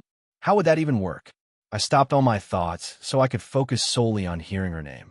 Listen closely because I won't be repeating. The name of your beautiful, powerful, and most importantly humble Zanpakuto is... She moved her lips, but no sound was coming out. Rin, what did you say? Sorry, no repeats. Good luck next time. And just like that, I was kicked out of my inner world. In a little lesson about Zanpakuto, Ryoto's POV, I was about to leave, but I heard a voice behind me. At this point, I was accustomed to it since Yamamoto-sensei was doing it regularly. Does he enjoy sneaking up on people? I turn around to face him. Ryoto, out for a walk. Yamamoto, to find a brat who skipped today's training. Ryoto, sorry, I needed to do something. Sensei was looking at me while releasing some ryatsu, but it quickly died down. Yamamoto, are you done with your business here? Ryoto, for today, but it'll be coming next year. I then clapped my hands. Ryoto, enough with this sad mood. You came here to train me. So let's get going with that. That day's training session was a lot harder than usual. I shouldn't skip training if possible. Angry Yamamoto equals unhappy Ryoto. The next day, I was going to the classroom, and Rin was waiting for me. I was expecting her to be angry for not telling her about skipping classes, but she was looking annoyed. The strange thing was her annoyance wasn't directed at me. Ryoto, did something happen? Rin didn't notice me and was startled by me, but quickly recovered her composure. Rin, good morning, Ryoto. It's nothing. Yesterday, I got to meet my Zanpakuto spirit, and it didn't go too well. She sighed. Ryoto, did it try to kill you? Rin, what? No. Ryoto. Then I would call it a success. When I got inside my inner world for the first time, Zangetsu beat me up. Zangetsu, and I would do it again. He said inside my head. Not now. Rin, why? I shrugged my shoulders. Ryoto. He still didn't tell me. I like to think that he has a nasty personality. But you know what? Even if I'm saying that I trust him with my life. After all, he helped me more often than not. Ryoto. There's also something important to remember. while a Zanpakuto is part of you and it knows everything about you. You should think of it as its own person. It has its own likes, dislike, and most importantly, it doesn't necessarily share your desires. Rin was in deep thought because of what I said. Rin, what is your Zanpakuto spirit like? She surprised me with that question, but I smiled as I was thinking about the answer. Ryoto, Zangetsu is a battle junkie. He loves to battle, and he doesn't care if you're a man, woman, young, or old. If you are strong, he'll want to fight. At the recruitment test, I met Captain of the 4th Division, and Zangetsu released Ryatsu at her. I decided to release my Shurkai. Ryoto, pierce through the heavens, Zangetsu. The sword transformed into something that resembles an oversized kyber knife. In this state, the Ryata it's releasing is more violent than when it is dormant. Ryoto, as you can see, Zangetsu is a violent Zanpakuto. His desire to battle floods out and welcomes any challenges. It is reflected in his battle style as well. He is a genius when it comes to fighting, and what I do is just imitation of what he has shown me, even though he wants me to learn by myself as much as possible. Rin, does that mean that technique that you are practicing? Ryoto, no, it was my own idea to do that. She looked at me with an expression of utter defeat and disappointment. I returned Zangetsu to its former form. I didn't want to carry him in his Shurkai form. He is, after all, almost as long as me.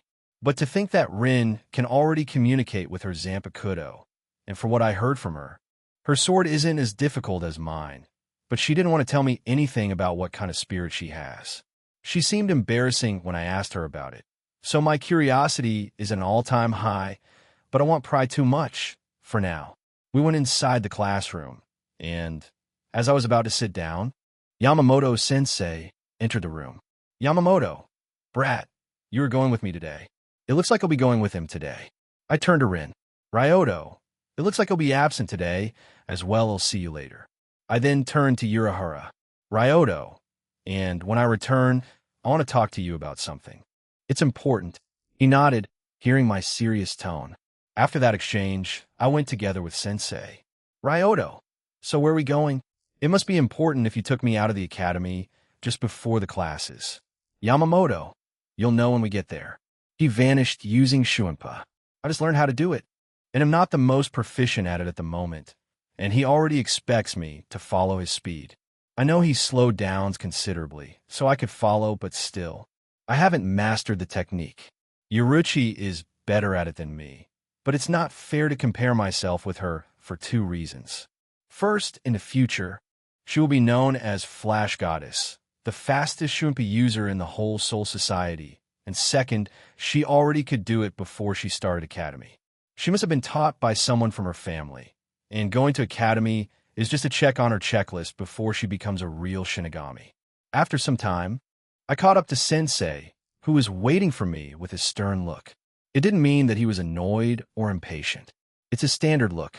Yamamoto, you took your time getting here. I had time to prepare and drink my tea before you arrived. Right, he had this kind of hobby. I looked around, and we were at the 8th Division's barracks. If I remember correctly, it's Shunsui Kairaku's division. He is one of only 2, now 3, people that were personally trained by Yamamoto-sensei. We walked inside, and the first thing that one would notice was a sleeping man in the middle of the room with a straw hat covering his eyes. I could practically hear annoyance coming from Sensei.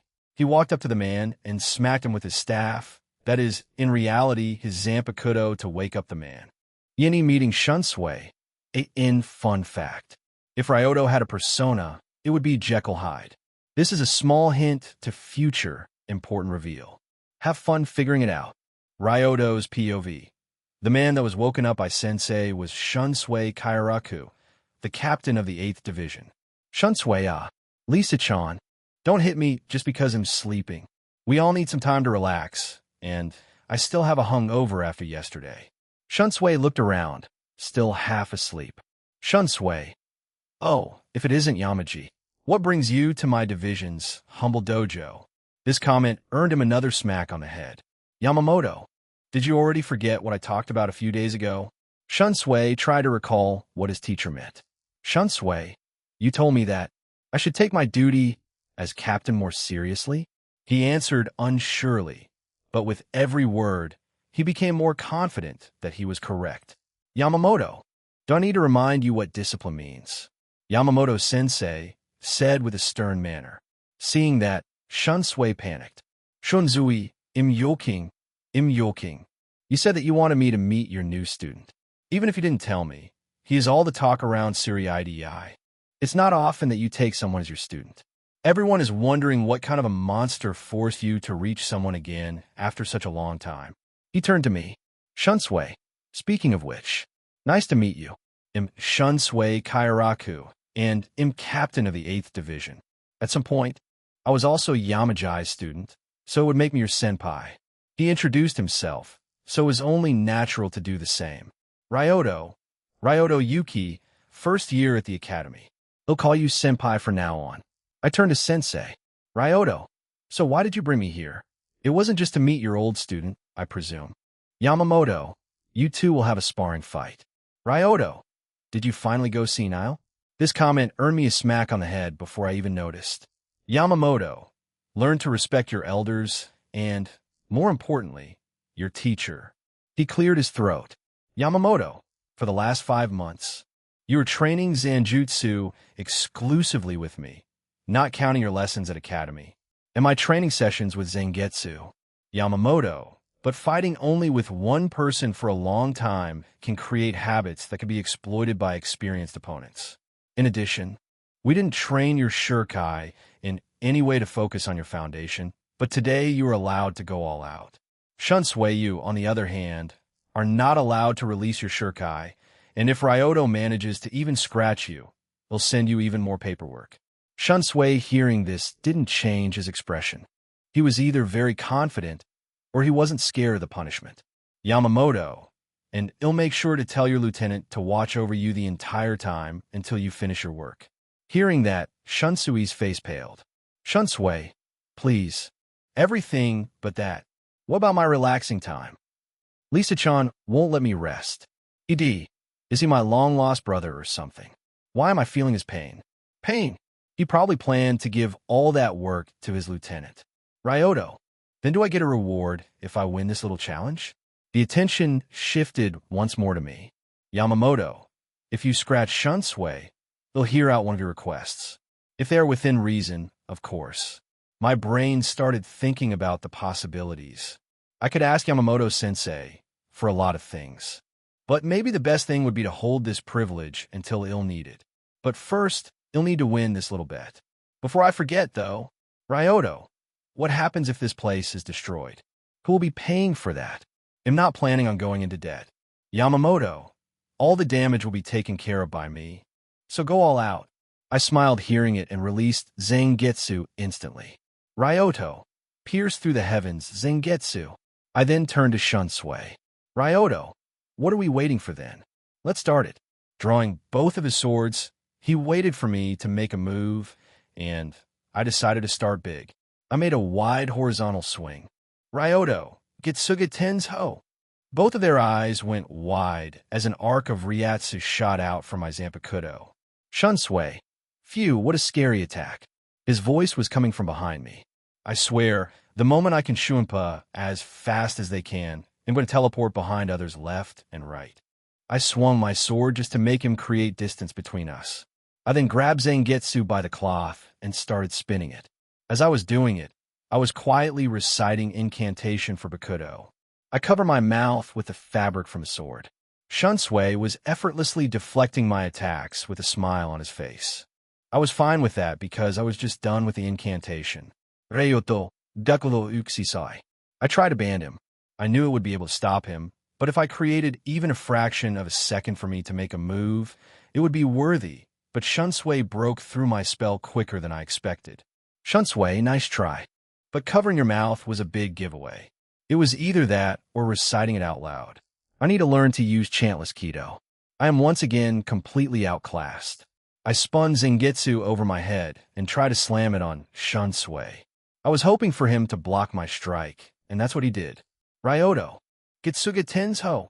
I used Getsuga Tensho at medium range and made Shunsui dodge it. At that exact moment, I activated probability calculations to predict where hell appear.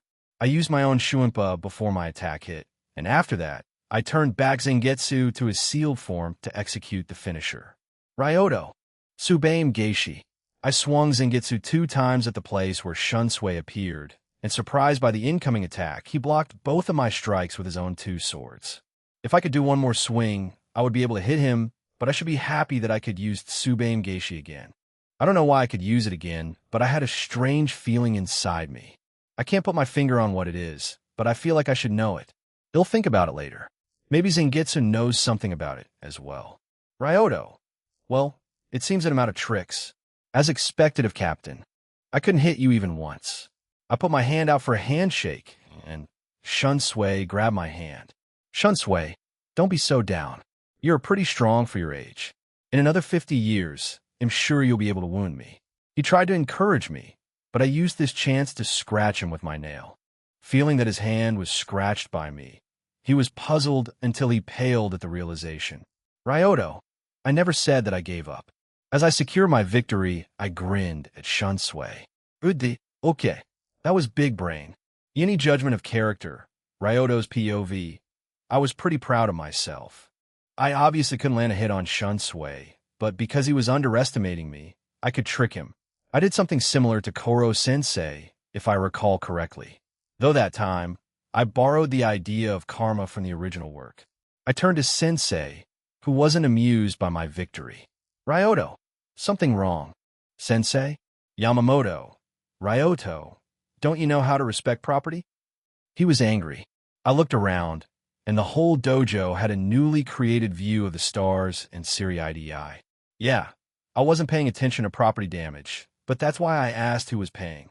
I think he got angry because the cost exceeded what he expected. After all, I had never shown him Getsuga Tenzo before. He must be so proud of me, seeing me so strong. Ryoto, before you yell at me, I have a few things to say. I raised my finger and stopped Yamamoto-sensei from saying anything. Ryoto, first, I don't regret anything, and second, don't hate the player, hate the game. I followed the rules, and I expect the reward. Shunsui, hearing that, laughed.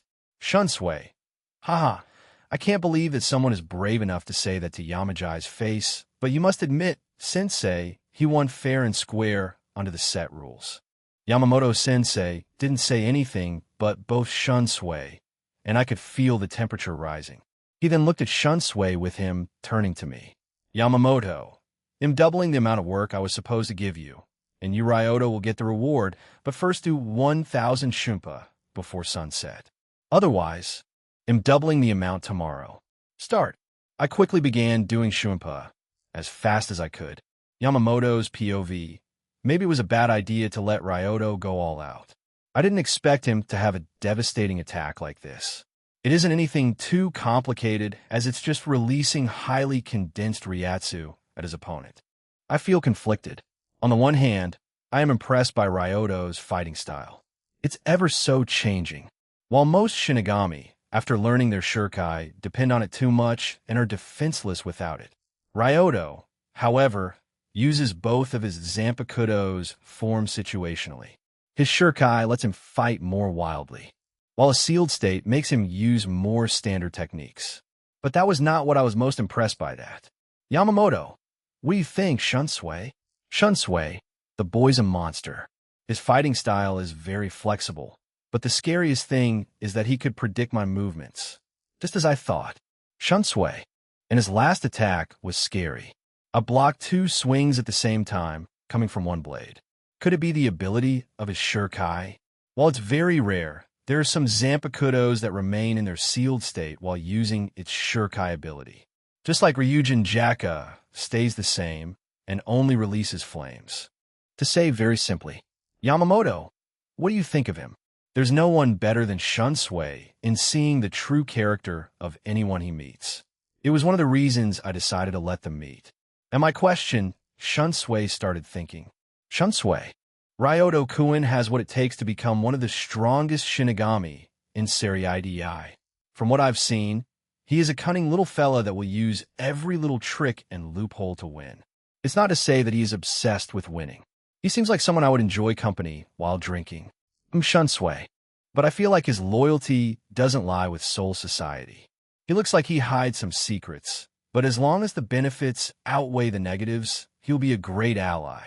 Yamamoto, are you saying that he is a danger to the Seriidii? Shunsui, not exactly. What I want to say is that Ryoto-kun has something that he wants to protect at all costs, even if he becomes an enemy to the whole world. That's how I felt in the past at some point, but my view of the world has changed. If I was enemy of the world, I couldn't chase the ladies after all. He joked at the end, which made me sigh, but he makes a great point. Ryoto is still young, and his views can be changed. He can also mellow down with age. It looks like my student will be full of trouble. I'm too old for this. Ryoto's POV. I was walking around the academy in a great mood. I think it was one of the best days since I got here. Right now, in my mouth was a lollipop. Yes, a lollipop. I team tagged with Kisuke to create the first prototype. It wasn't difficult as it was basically candy on a stick. Screw you. George Smith. I'm the creator of lollipops now. That was the important thing I needed to talk about with Urahara. I will share the joy of lollipops with people in Soul Society. Together with Kisuke, we opened a candy shop, but as we were the students at Academy and after graduation, we will be part of the squad. In short, we won't have time to manage it, so we hired someone. How did we have money to open up the shop? Yuruchi. Yuruchi is the answer. She has more money than she could spend on herself, so we loaned a small amount of money. We were forced to give her free samples, but joke's on her. I don't care about the money. I just wanted to have a supply of lollipops, and finally, after 1 year, I can taste happiness once more. I was thinking about the request I could ask of Sensei. I could save it for later, but if I cross him for some reason, this request will mean nothing. Maybe I could use it to protect Rin somehow. I don't want to be too controlling, but if I had the word from head captain that Rin would be safe, I would feel a lot better, but it may be too big of a request. What to do? Yendi arriving in the living world. The name of the city is Ryoto's POV. Business is booming, and I'm happy about it. I become known as someone who has a lollipop with him at all times. There were even a few students who were buying them from me directly as the shop was constantly out of stock because of the lollipop success. Urahara and I were forced to open more candy shops. And since it was too time-consuming to run all that business, we decided to dump it on someone else. To be honest, I don't care about the business all that much. My only goal was to create lollipops, and money was just a bonus. The same could be said about Kisuke. He found the idea interesting and was somehow drawn to the idea of owning a candy shop. In the end, we run only one store sometimes, and the rest is just run by other people, and we get to keep % of the money. We earn enough money to pay back Yuruchi, so I call it success. The strange thing is that besides training, Yamamoto-sensei was inviting me to tea parties. I call them parties, but it was only me, him, and sometimes his lieutenant. We were just relaxing. He looked at me strangely, though, when I drank tea with a lollipop on the side. In my opinion, it had a nice synergy, but Yamaji was a traditionalist and didn't appreciate my invention. His loss. But tomorrow is a big day, and I'm nervous. Tomorrow is a day when we go to the living world to practice Kanso or soul burial. In short, we're going to learn how to send souls in the living world to Soul Society or hell. I'm not nervous about the training in itself, but it will be a day when Rin will realize that we are in another world. I didn't tell her about it for 2 reasons. First, it's better for her to discover it on her own. She could either not believe me and think that I just want to give her hope or hold on to that hope in an unhealthy obsession and would not try to reach out to other people other than me. Since we're going to stay here for a long time, it wouldn't be good for her. Second, I was worried about her mental state at the beginning. She wasn't in the right state of mind for the first few months, but she stabilized as of late. Yuruchi, Kisuke, and Tessai helped a lot with that. But before that, I didn't know how she would react. I could speculate, which I did, but better safe than sorry. Now I can only wait. The next day, our whole class gathered before the gate to the living world. The student from class 6, our senpai. They explained the basics of how they would be guarding us, showed us how to perform Kanso, and then let us do in practice. We shouldn't encounter any hollows. But it just sounds like they set up a flag even though Aizen isn't plotting anything at the moment. I don't even know if he's already born or not, but I wouldn't be surprised if he started his plan before he was even born. I'm joking, but at least part of me would believe it if he said that to me. Rin looked nervous about the whole ordeal. Understandably so, but I was here to calm her down. I put my hand on her shoulder, and she flinched, showing how tense she was. Ryoto, nervous? Rin, you aren't? We're going to the living world after over a year. What if we meet someone we know? What if we weren't the only ones that died that day? Aren't you scared of the possibilities? I flicked her head, which surprised her. She didn't know how to respond. She held her forehead with both of her hands. Ryoto, you are overthinking. We don't even know where we are going. It could be Tokyo. It could be Kyoto. Maybe we're going to Osaka. We may even learn something about how we got into Soul Society. I have my suspicions, but it'll be sure when we'll arrive there. Telling someone to not overthink things may seem hypocritical for me to do, but I don't care. Ryoto, in any case, we'll be there for you. I gave her some head pats. She forgot about her forehead and enjoyed the moment with closed eyes until she remembered where she was and embarrassingly escaped my hand. Yoruichi noticed what happened and started teasing both of us, but I wasn't bothered by it. Rin's POV. I was very nervous and didn't know what to do. Thankfully, Ryoto calmed me down. I know that I said it before, but I don't know what I would do without him. He even patted my head, and he is surprisingly good at it. Or should I say it was expected? Never mind that. Yoruichi-san, seeing this, tried to tease us. Yoruichi-ho, is it romance I am seeing? She was speaking with a grin. I was clearly embarrassed, but Ryoto stayed calm and teased her back. Ryoto, you don't need to be jealous. He'll give you head pats as well. He did exactly what he said. I was surprised that Yoruichi-san just let him do it. All of us knew that she could escape before Ryoto could even touch her, but Yoruichi-san was very proud as well, so maybe she didn't want to run away from the challenge. Ryoto was basically the only one who was brave enough to tease her back. Hey, I would rather head pat a loli or a yukai. Loli yukai is the combo for head patting, by the way, but unfortunately we live in 3D, so I'm just lube my cat. As the hand reached her head and the patting began. At first, there wasn't any reaction from Yoruichi-san, but the longer the hand stayed on her head, I could start to see it having an effect. Before it could turn into something dangerous, she stepped back in a hurry like a scared cat. This made Ryoto smirk. Ryoto-ho, Shohoin Clan's princess is scared of little skin contact? Yoruichi-san was annoyed at being teased, and Shuinpa herself behind Ryoto. At the same time, Ryoto used the same movement technique to get away from her. They messed around for a little while until our senpai called them out for disturbing the explanation. After that, everyone got their hell butterfly that allowed us to travel to the living world safely. On the other side, I saw a city that looked like it belonged to feudal Japan. What's going on? Senpai, we are currently in a city called Edo, and we'll start our lesson immediately. My name is Rin's POV. Did he just say Edo? But it would mean that we are in the past. The city of Edo became the capital of Japan and was renamed Tokyo in 1868, but that would mean we are at least in the 19th century. Do we travel back in time, or something different entirely? I don't know. I should be shocked, nervous, panicked, or all these things at the same time, but I was happy. That revelation meant that I could see Saki-sama and Aya at some point in the future. I partially gave up on this, but knowing that there was a chance, I smiled. Now that I think about it, Ryoto mentioned something like this before, that he has his suspicions. He even said something about going back to life when we first got to Soul Society. I looked at Ryoto, who smiled at me gently. I think we'll talk about it when we return, but I couldn't hide my smile. I feel like for the first time since I got here, I genuinely smiled. It didn't mean that I didn't enjoy spending time with the small group that we created, but I always felt that something was holding me back. To be honest, I enjoyed walking around Edo. While we were still here to train, we could still enjoy our time here. Ryoto's words, not mine. But still, seeing the past was an experience I didn't think I would experience. Ordinary people couldn't see us, which was something new for me. I don't like to brag, but Saki-sama was often a target of male stares. As expected of Saki-sama. Unfortunately, we couldn't try any food. until Ryoto and Yoruchi decided to steal some. I couldn't let food go to waste, so I ate it.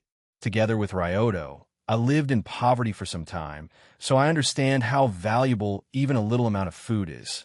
We were later reprimanded by our senpai. I think Ryoto is starting to have a bad influence on me. I need to show more restraint. But it's not like I don't enjoy these moments. We were walking around the city, and our senpai helped everyone to perform kanso.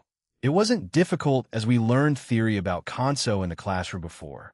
The only thing we need to do is to touch a forehead of a soul with Zanpakuto's Kashira, but cap. The problem is that not all souls are cooperative. There are two ways to calm them down.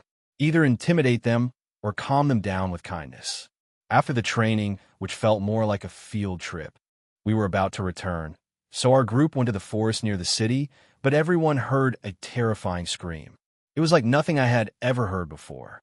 Most of the students panicked. Even Ruchi-san Sai and Urahara flinched at that sound. But unlike the others, they composed themselves fast. The only one who was calm, at least from what I could see, was Ryoto. Ryoto, how can you be so calm? Didn't you hear that scream? Ryoto, I heard it all right.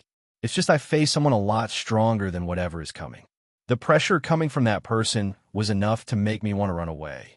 Just being in front of him, I felt that I could die at any moment.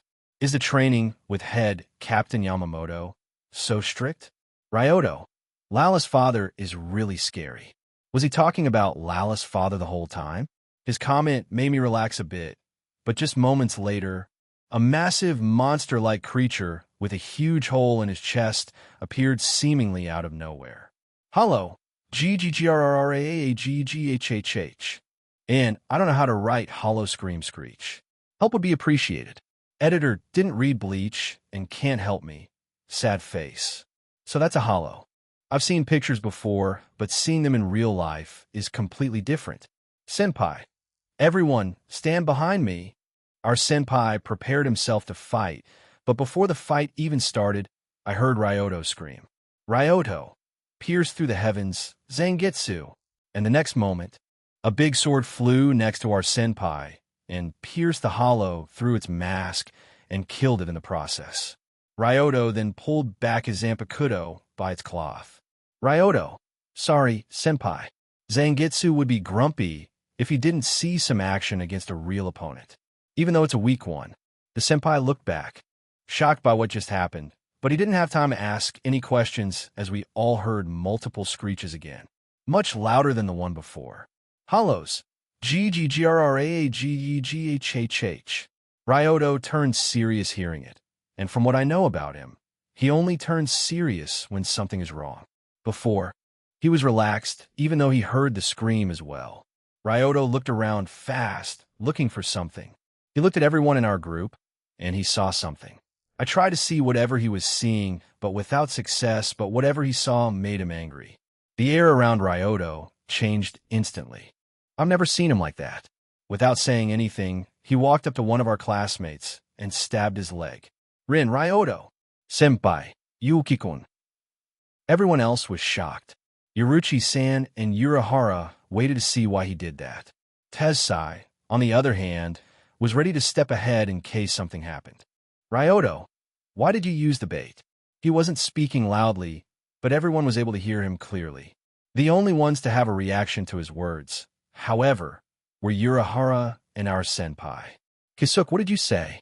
Yoruchi didn't know anything about it, and tried to get an explanation from Urahara. Yoruchi, what does that mean, Kisuke? Kisuke, as of late, the black market circulates a hollow bait. By using it, you can gather a large number of hollows to your location. It's mostly used on suicide missions when you want to kill a target that you normally wouldn't be able to. But that would mean... He turned to the student that used the bait, according to Ryoto, but he just started laughing. Student, ha ha ha ha ha. Now everyone will die. But most importantly, the princess of the Shohoin clan will die here. Ha ha ha ha ha. Ryoto stabbed his second leg, making him wince in pain, but his expression was grim as he sensed incoming hollows. We were surrounded by monsters. Ryoto, they'll take care of you afterward, he said to the assassin. Ryoto then stood in the way that he would protect me, just in case. I bit my lips. I didn't like it one bit. Did I train so hard for the past few months just to be protected again? No, I refuse. Yes, finally. You go, girl. A familiar voice rang in my head. It was my Zanpakuto speaking to me again. I totes believe that you'll be able to hear my name this time. Prepare yourself for my amazing name. Call me Rin. Open and close all the doors before me. Tsunagari. My sword didn't change its shape, but there was a pattern resembling a key with a skull and a handle. The color of the blade also changed to be slightly darker. Tsunagari, now let's party. Yini versus Hollows. Rin's POV. I just called out the name of my Zanpakuto. Tsunagari. I would be happier if we weren't surrounded by hollows, but I can fight now. The only thing I know about Tsunagari is that it can connect and disconnect, whatever it means. I could get it from her name. Tsunagari means connection. But how do I use this power? Tsunagari. Hey girl, want some pointers? It would be appreciated. I would prefer to train first, but I don't think we have time for that.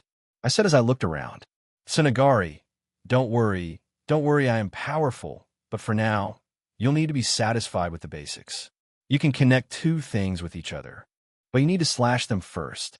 It's not on the level of fusing two objects. You can't fuse anything, just connect. I see. Tsunagari.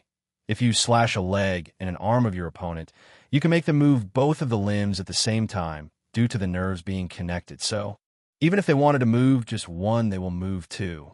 It's great for confusing your opponents. She sounds so proud talking about her abilities. I would find it cute, if not for the situation we are in. Tsunagari. Of course, you could disconnect the connection you created, but it's not the true power of that ability. But it would need to wait for later. Salviga. You don't need to apologize. You're already helping me enough. If we come back from this alive, we're going to train. Tsunagari. Hell yeah. Baby girl. And I doubt your prince in shining armor will let you die here. Just imagine him abandoning everyone here and running away with you to save you. Great. Even my Zanpakuto is teasing me. I already got used to it because of Yoruchi-san, but it doesn't mean that I like it. I doubt that Ryoto would do something like that. Ryoto's POV. Now, should I or should I not grab Rin and run?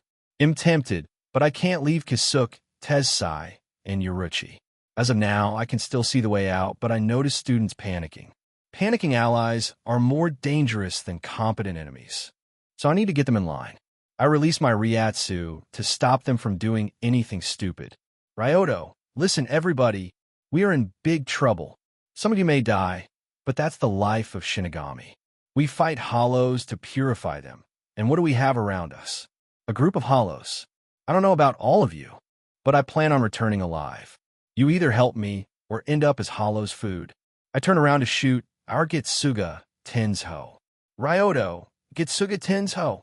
I killed at least a few hollows with this attack, and by doing it, I raised the morale of everyone around me. I don't know why, but the hollows waited until we finished talking. At least they have manners. The problem is that fighting weak opponents in big numbers isn't as easy as it may seem. At the moment, I could kill most of the hollows by myself, but there would be more coming, and not all of these hollows would be weak. I assume there could be some smarter ones that are hiding among other, weaker hollows. The fight was a brutal one. Some of the students were injured, and all we could do was wait for backup. Our very important senpai, that I don't know the name of, called Seriidei about our problem, but we don't know when the help is coming. It should be fast since an important person is in this group. It should normally be the case, but it seems our little assassin did something to jam our communication. So all we can do is either kill all hollows, which isn't possible when if you kill one another takes its place. It only leaves waiting for someone on the other side to realize that something is wrong. On the other hand, Rin could take care of herself, which I was happy for. She even has a shuriken now. I try to save as much energy as possible during this fight. If everything went wrong for some reason, I could just grab Rin and escape by brute forcing my way out. Would I be deemed as a traitor for running away? Maybe, but I promised myself that I'll keep her safe, and am not planning on breaking this promise. I will feel guilty for leaving Yoruchi, Kisuke, and Tezsai, but Rin is my priority for now.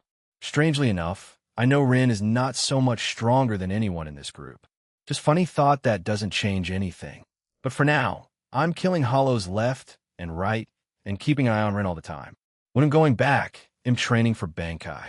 This situation shows that I need to get a lot stronger, a lot faster. This is not even Aizen's era, for fuck's sake.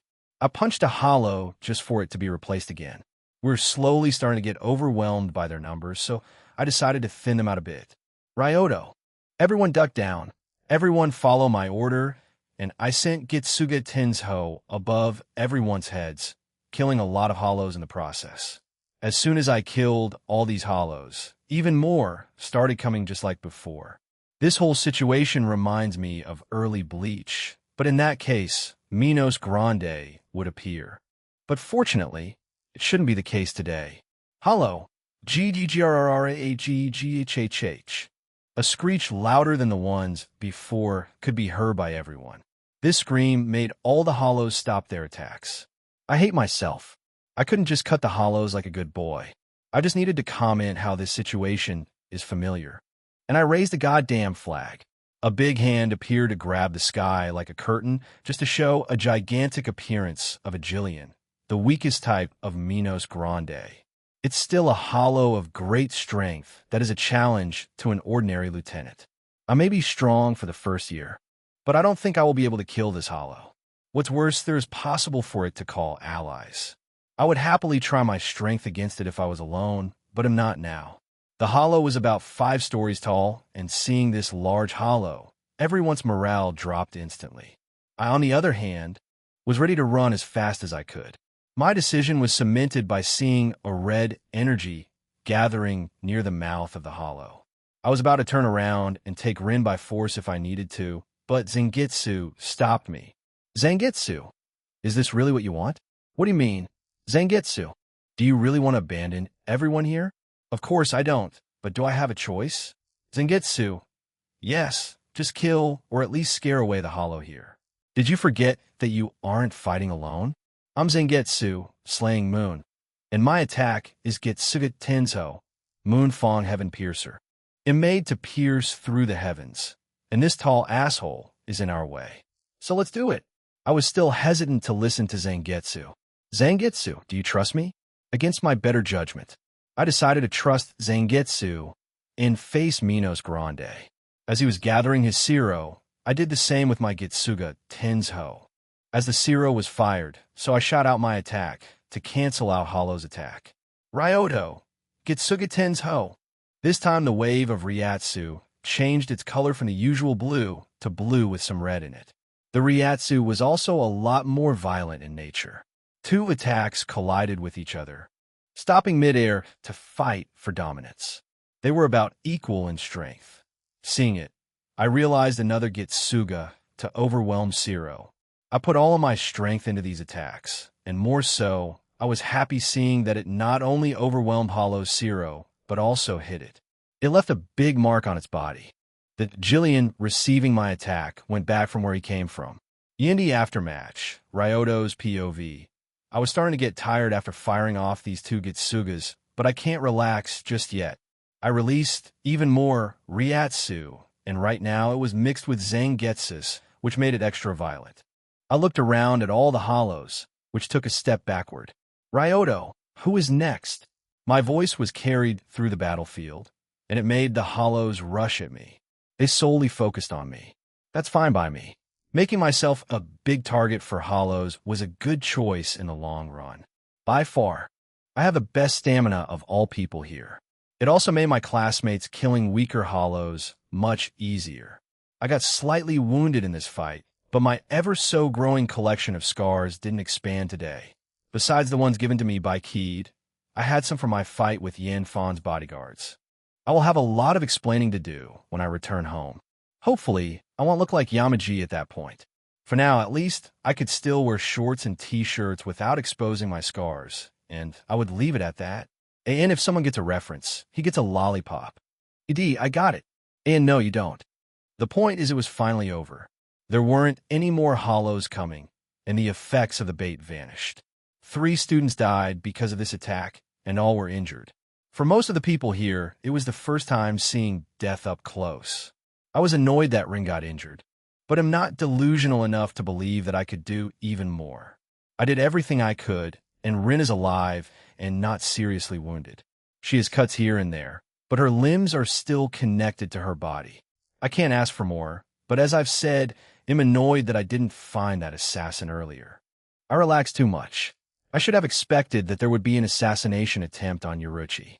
Still, little old me thought that school for training Shinigami, with many nobles attending, would be better guarded. I will speak with the manager. It's not funny if Karen is not annoyed at my comments. Zangetsu, if that makes you better, you annoy me plenty, and I am more than happy to speak out my complaints about you. It's not the same. You just want to beat me up.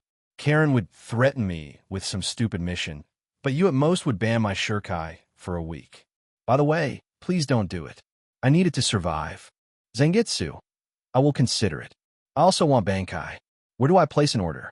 Zangetsu, the joke I was about to do is bellow me, but it has something to do with Joe. Is he related to Candace? Zangetsu, you know the answer to that question, but you still didn't answer my first question. How do I get Bankai? Suddenly Zangetsu got serious. Zangetsu, you are not ready for it. At this point, you will never be. Because if you try to achieve it, you'll face something that you try to avoid. Do you really think that at this point I care about facing my past more than about protecting Rin? Zangetsu, fair enough. How about the test, then? If you can hear what I say, then we'll start training it. Sounds fair? Too fair. What's the catch? Zangetsu, there isn't one. He'll be satisfied if you be able to hear what he'll say. That's all. Then out with it already. I waited for Zangetsu to say anything, but there was no answer for him. Zangetsu, looks like you failed today. Better luck next time. I don't know why, but I feel like he just didn't say anything. The next time he'll need to be inside the inner world to see him speaking. As I was talking with Zangetsu, I was lying under the tree waiting for the academy to send someone, as we can't communicate with anyone. Without Hell Butterfly, we can't return to Soul Society unless we want to go through Dong-ai, and with Injured in our group, we don't want to risk running into Kotatsu there. Rin's POV, Ryoto was lying under the tree. He said he likes doing it because it reminds him of a plant back home. All we could do right now was to wait. Our senpai was still trying to contact the academy, but we all knew that we would need to wait for them to notice something wrong. At the moment, we were trying to take care of our injuries. To be honest, this whole situation didn't fully sink in. We all just fought for our lives. We've seen our classmates die, and their bodies lie on the ground not so far away from here, and I don't feel too much about their deaths. Am I strange? It was my first fight to the death, and I killed multiple hollows. They were honestly terrifying, but I fought and slayed them. But it was still nothing compared to what Ryoto did. To borrow Aya's words, he aggroes all the hollows. Not to mention his fight with Minos. I need to train like crazy. Tsunagari, and we'll get stronger together. Don't worry, girl. We'll catch up to him in no time. Oh, I get the idea. Why don't we, when you get stronger, stab Ryoto through his chest, and then through yours so he could feel how you feel about him? Ain't I a genius? Won't he die because of it? And won't I die as well? Tsunagari, as romantic as double suicide is, you both won't die if you target emotions to be connected, but that's for another time. You just unlocked your Shurkai, and what I said is pretty advanced, but I'm proud of you, girl. Remember that no matter what you'll decide to do, he'll be here to support you. The last sentence was said more seriously than the rest. Her voice also changed to be much more gentle and warmer. I couldn't help but smile at her words. Yoruchi, what are you smiling about? Yoruchi-san approached me. Rin, nothing much. I was talking with Tsunagari. It's my Zanpakuto's name, by the way. Yoruchi, right? You unlocked your Shurkai. Congratulations are in order since you were the first in our group, besides the badass over there that unlocked it. We'll need to have a party because of that. I hope we'll have grilled fish. Yoruchi started to talk about the food like it was already decided that we were going to party. But it's not a bad idea. It will take some thoughts out of my mind. Tsunagari, did I mention before that I am a great therapist? I may not have any clients until now, but that means that I got no complaints until now. I ignored Tsunagari's comment. Ryoto, then how about he'll cook for that party? Ryoto got up and joined the talk. Hearing that hell make the food instantly made my mood better. I haven't eaten Ryoto's food in ages, and just mention of it makes me salivate. Yoruchi, Rin, why are you salivating? I quickly wiped out my salvia. I can't allow Yoruchi-san to eat his food. He would basically tame her, and I can't allow it. He'll sacrifice myself and eat her portion as well. Yini Discord server. Talk with Rin, Ryoto's POV. After some waiting, someone finally appeared to take us back. We were currently surrounded by members of Stealth Force. It seems that as soon as they got the notice that something strange had occurred, they deployed the unit to ensure Yuruka's safety. After some questioning and taking the assassin back with them, they left us in the hands of teachers. I'm going to milk the Shahoin clan later. Having the clan owe me something may come in handy in the future. After we returned, we were immediately sent to the Squad 4 barracks to heal up. We also took the 3 bodies of our classmates. The mood wasn't the greatest as we lost these people today, but that's the life of Shinigami. In the barracks, we were being treated by the members of the squad. I was being treated by a nurse. She just bandaged me a bit since all I had were some cuts here and there. Other students have it worse than me, and currently, more experienced members of Squad 4 were focusing on them. As I was getting my arm wrapped in bandages, the door to the room suddenly opened, and a captain and lieutenant entered. Am I in trouble? I don't think I did anything wrong. But it feels like when a teacher is coming to you, and you start going over everything to think about any possible trouble you cause so you can think up an excuse in time. Joking aside, I could probably guess why they are here. Retsu, Ryoto Yukiko-kun, it seems you can't stay out of trouble, she said with a gentle smile. Next to our very gentle, kind, and definitely not murderous captain stood a tall, silver-haired woman, the lieutenant of the 4th Division. She is still shorter than me, though. I love being taller since in my previous life, I was relatively short. I wasn't a dwarf, but I still developed insecurities. Thankfully, they didn't transfer to this life, and I can look down on people now. If I wasn't tall, I would probably have a habit of sleeping on the trees and not under them. My thoughts drifted away a bit too much. Better focus on the captain in front of me. Ryoto, that's not true. Captain, I was trying to have a peaceful day with my classmates, and an assassination attempt happened. Thankfully, I wasn't on one of my famous walks.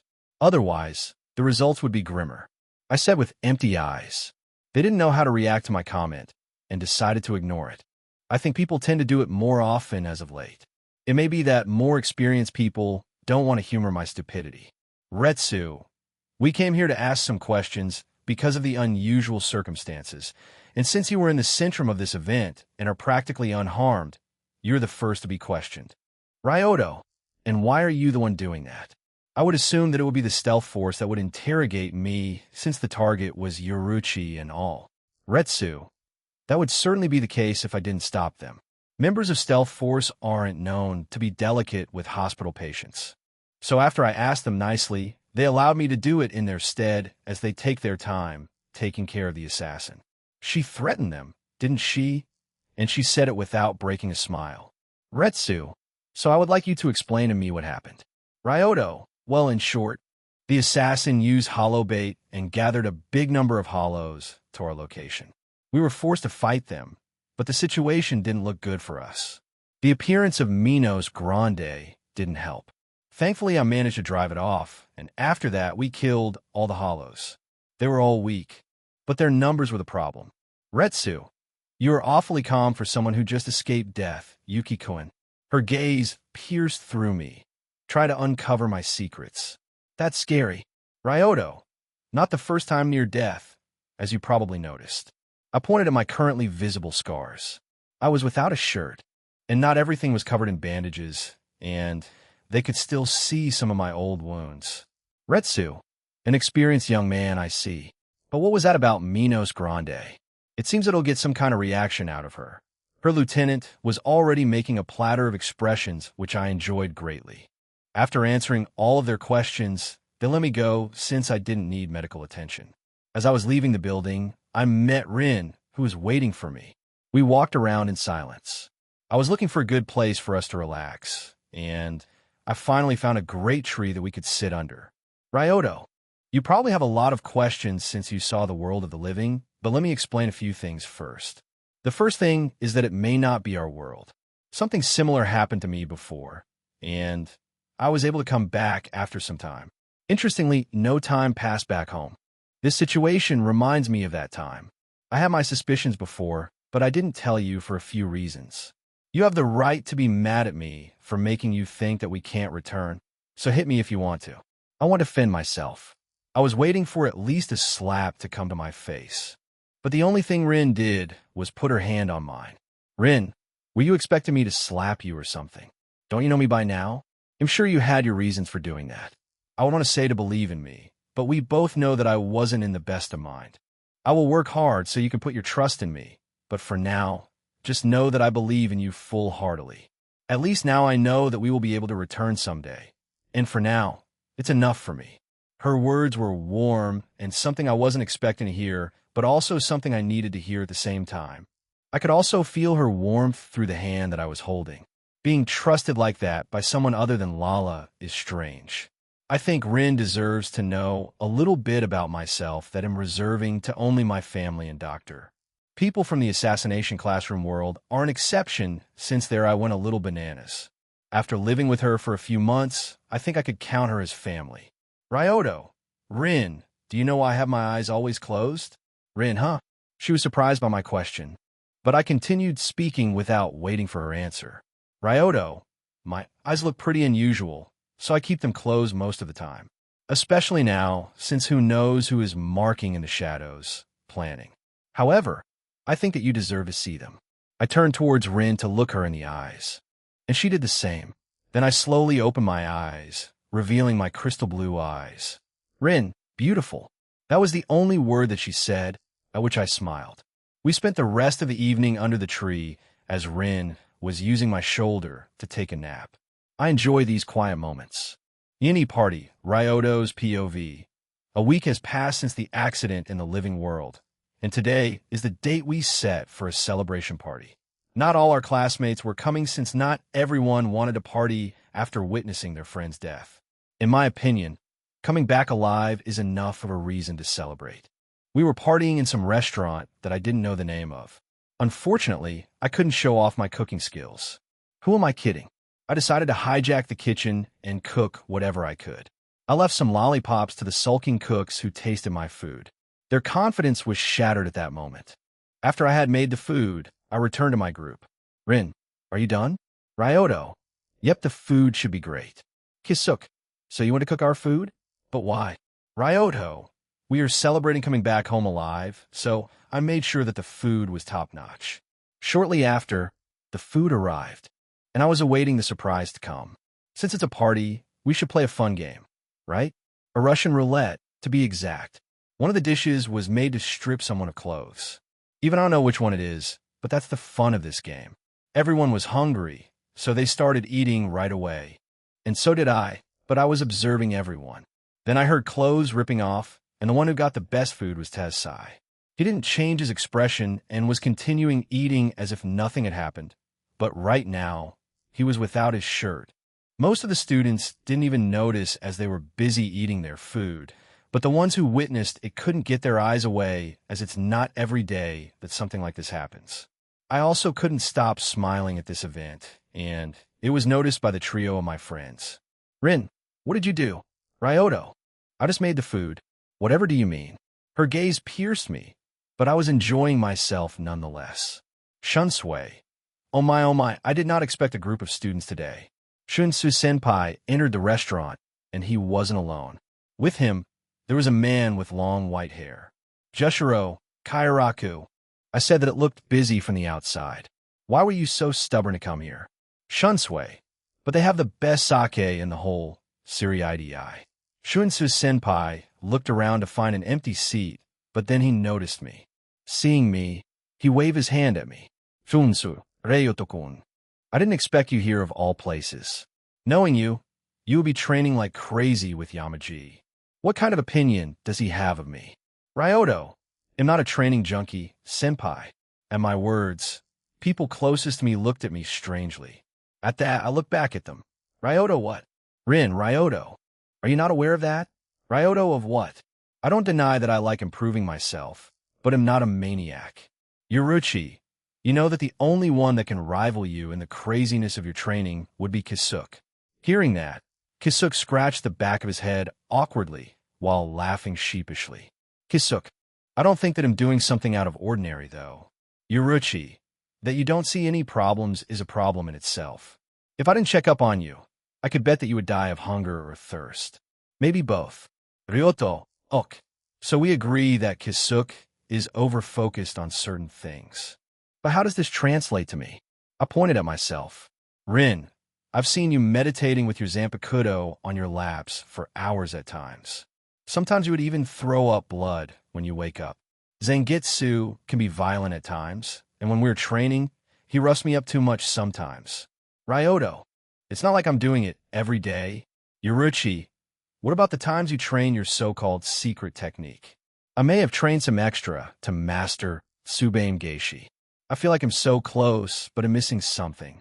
The problem is that I don't know what that something is. So I tried a little this and that to figure it out. I didn't figure it out, but there was something strange with it. Zangetsu always knew all of my techniques and used them to the maximum of their potential, like using that cloth of his to attack, or the stickiness of our bodies, spider stickiness. The only thing he didn't show to know is Tsubeim Geishi. He never used it against me, and knowing him, he would do it at least once. Something fishy is going on here. Ryoto, no comment. My mind returned to the conversation. Jushiro, oh, so you must be Yuki-kun that I heard about. Nice to finally meet you. My name is Jushiro Yukitake, and just like Kairaka here, I was Jinryusai Sensei's student. Ryoto, nice to meet you, Yukitake-san. Jushiro, now that we introduced ourselves, let's not keep bothering the children as they are having fun, cough, cough. He coughed a few times. Jushiro, excuse me. Ryoto, why don't you join us? After all, we are celebrating. I decided to invite them, but not before asking others about it. Ryoto, is that okay, everyone? Even though I asked, everyone was very tense. Maybe being in the presence of two captains is making them nervous. Shunsui, and what are you celebrating? Ryoto, being alive. Do you know about the accident in the living world 1 week ago? Jushiro Senpai widened his eyes. Jushiro, so was your class? Ryoto, yep. Shunsui, then it's really a bug reason to celebrate. Shunsui Senpai sat at the nearest free table and ordered sake. Seeing this, Jushiro Senpai just sighed and joined him. He seems used to Shunsui Senpai's antics. Shunsui, since you got back alive, then you need a drink. Hearing that, Rin butted in. Rin, excuse me, but we are minors. Shunsui Senpai smiled gently at her. Shunsui, young or adult, it doesn't really matter. Once you're dead, it's the end of your time here, so why not enjoy a drink before something bad happens? He tried to argue. He just probably wanted to have a drink with me. But surprisingly, Rin was being swayed by him, and it did not help that Yoruchi was also encouraging this. Yoruchi, come on, Rin, loosen up a little. Even a captain is telling us that it's not a big deal. She wrapped her hand around Rin, and under this pressure, she gave up. Rin, well, one time wouldn't hurt. I guess. Yoruchi, that's what I'm talking about. Soon the alcohol arrived. I have a bad feeling about this. Yini Discord server. Party continues. Ryoto's POV. The alcohol arrived, and it seems like Shunsui Senpai ordered enough for everyone to enjoy. I was never a drinker, even as Jacob. I could probably count the times I drank alcohol with one hand. I was against it for a few reasons. Mainly because I already had many problems and didn't want to add a new one. But since I'm Ryoto, I don't need to feel much reserve against it anymore, and I've never drunk sake before. It could be an interesting experience. That's if I can get drunk, of course. My metabolism is a lot stronger than ordinary people. I would need to drink a lot more to get drunk. If I still had my poisonous blood, I wouldn't get drunk no matter what, though. I don't know if it's a good thing or not. Ryoto, well then, cheers. Everyone, cheers. Everyone followed my suit and downed their drinks. Drinking it made my body feel a bit warmer, but nothing much. Shunsui, phew, is this really your first time drinking? Most of the people would react like the girl next to you. Shinta Senpai seemed surprised at how early I downed the drink, and I looked at Rin, who had trouble emptying her glass. It appears that she isn't the biggest fan of this particular flavor of sake. Ryoto, Shunsui Senpai, do we have any sweet-tasting sake? Shunsui, well, of course we have it. I just enjoy seeing young people have a taste of alcohol for the first time. He immediately ordered sake, more fitting for the first-timers while I had my second cup. Yep, I still don't feel any changes. Shunsui. But it looks like you can handle the liquor. Want to have a small competition? Jushiro, Kairaku, stop encouraging young people in this behavior. Cough, cough. He coughed out some blood, but it didn't seem to bother him. He looks used to it. Rin, excuse me, are you all right? Rin was concerned because of the blood that Jushiro-senpai coughed out. Jushiro smiled at her display of kindness, as most of the people in our class didn't want to interact with the captains, as they didn't want to show any disrespect and get into trouble, but Rin didn't care about any of it. Me being friendly with him also helped. Jushiro, you don't need to worry. I'm already used to it. He answered with a gentle smile. As of now, I can't do anything significant with his sickness, but at least I could ease his symptoms a bit, so why not treat my senpai with something nice? I took out one of many well-hidden lollipops and used my power to give this sweet, healing property. Since I don't know anything about Jushiro-senpai's sickness, as I would need to study it thoroughly. Maybe in the future. Ryoto, Jushiro-senpai, here, have a treat. I handed him a lollipop, and he accepted it with a smile. He is very nice and kind to everyone. I'll help him if I can. Jushiro, is it one of those famous lollipops? It's challenging to get a hand on one because they are so popular. Ryoto, Kisuk and I were the ones who created that whole business, so we have an unlimited amount of lollipops. If you want any, just ask. As my senpai, you have special privileges. Shunsui, how about me? Do I also have these privileges? Ryoto, maybe if you win in the drinking contest. Shunsui smiled at my comment. Shunsui, now you're talking. We started drinking cup after cup, and it seemed like we weren't stopping anytime soon. Our contest gathered an audience. I gave a slight nod to Kisuk, who immediately understood what I meant and started making bets. Kisuk didn't drink too much, and his mind was working as well as always. I mean, why wouldn't I try to earn money from others if I could? It has also been some time since I swined to him. I made a bet with someone. At this point, both of us drank a lot more than it should be humanly possible. I was beginning to feel pretty tipsy, but my mind was still clear. I think. What I was surprised about was that Shunsui-senpai was keeping up with me. He was about in the same state as me, which was strange in itself. Shunsu, Ryoto-kun. You sure are a monster. I don't even remember when was the last time someone could keep up with me, hee. Jushiro, isn't he a great kid? Never mind, he was clearly drunk. At that moment, someone entered a restaurant. She seemed familiar, so she is probably someone from a story. Her hair was black and keeps it in 2 braided pigtails. She was wearing red glasses. She also wore an armband, meaning she was a lieutenant. She didn't say anything and just hit Shunsui-senpai in the head, making him unconscious. She then turned to everyone and bowed to us. Lisa, I apologize to everyone, but my captain has some documents to control. It looks like Shunsui-senpai avoided his work and came here without finishing his work first, but I'm apparently drunker than I realized since I got angry at the whole situation. Ryoto, hey, we're not finished here. I was about to win. Yuruchi, yeah, tell her. Ryoto, Yuruchi also drank quite a bit, and Rin wasn't any different, but she was quiet with her glass near her mouth. The lieutenant that was dragging Shunsui-senpai away was shocked by my outburst. Lisa, excusez-moi. I started hearing the noises Lisa from Genshin Impact makes when she is climbing. Ryoto, listen here, lady. I was having a friendly little competition with Shunsui-senpai here. I don't care if you're his lieutenant or even his mother. You can't take him away before we settle who's the winner. Lisa, but Ryoto, no buts. You drop him down, and I'm going to finish this match. Understood? Lisa, but I didn't say anything, just stared at her with some of my ryatsu leaking out subconsciously. She then dropped Shunsui-senpai, and by the looks of it, it was painful, but I didn't notice it at the moment, so I took another cup of sake and looked at the unconscious Shunsui-senpai. He didn't take a shot, so that means I won. I wobbly walked up to him and put my foot on his body. I raised my fist in victory. Ryoto, I won. The cheers and cries erupted. Cheers were from those that won the bet, and cries from these that lost. After that moment, I don't remember what happened. You got dragged into a dungeon. The Hangover 1, Ryoto's POV, God damn it. My head is killing me. I drank an inhuman amount of alcohol. After beating Shunsui Senpai in the drinking contest, I don't remember anything. Kinda impressive that I even got drunk in the first place.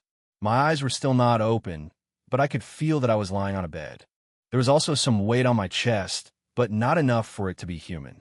I also could feel someone next to me, and that person was probably naked, as I could feel the skin and warmth of their body. Scratch that. I could feel the warmth of two bodies, one from each side. The strange thing was that I could feel something metallic on my wrists. I also noticed that it wasn't my bed that I was lying in, as it wouldn't be big enough for 3 people to sleep in. I finally activated my eyes to see what was going on. I was right. I wasn't in my dorm room. This bed alone would take at least half of my and Kisuk's room. Speaking of which, it's time to take a look at the people next to me. At my right, Rin was clinging to my arm, who was for some reason naked. She had a blissful expression on her face, so she must be having a good dream right now. I paled instantly. It's not a problem that we ended up together. The problem is that I don't remember anything. It's not a good situation to be in, and I don't like not being in control of my actions. If I must mess up, I should do it by my own choice. Before I panic, though, I should check who is on my left. Probably Yoruchi. But better be sure, it wasn't Yoruchi. Now tell me, why the hell is the lieutenant of Squad 4 in bed next to me? Naked to add? And she is underrated as hell. Fight me. ED. I'm not caught by the disease named Simpus. I after all practice Simpus deletus. How and why did this happen? Not only Rin, but also Isang. Yes, Isang Kotetsu is here. I almost forgot her name. It would be awkward if she woke up, and I would need to ask for her name. She was also hugging my arm, just like Rin. The situation can't get much worse from now on. Who am I kidding? Of course it will. Better check what is with that weight in my chest. I look down to see a black cat sleeping on my chest. So Yoruchi is also here. I doubt it's just a random black cat that I found on my drunk adventure. I can only hope that I didn't turn into Shane Dawson at night, or else I won't be able to look at myself in the mirror anymore. There's still hope, though. They're all naked, but we still could just be cuddling in bed. So I don't believe even in my own words. Now, why are my hands so close to each other? They are cuffed, of course, because why not? They also seem sturdy and are not the kinky kind of handcuffs. Wait, I returned my eyes to my right arm, and there was a tattoo there. A Japanese dragon wrapping around my arm. It was mainly on the upper part of my arm, and it didn't go near the forearm, but I doubt the t-shirt will be able to hide it. It will also probably be on my body when I return home. Even now, I can imagine Yui nagging me about becoming a delinquent or Yakuza member. I hope I don't have any more tattoos on me. But seriously, what the fuck happened yesterday? At this point, I'm not even sure if only one day passed. And where the hell am I? This place looks like it belongs to someone rich. Maybe Zangetsu has some idea, because no matter how hard I try to recall anything, I am met only with the emptiness of my mind. Zangetsu, do you know what happened? Any clue would help.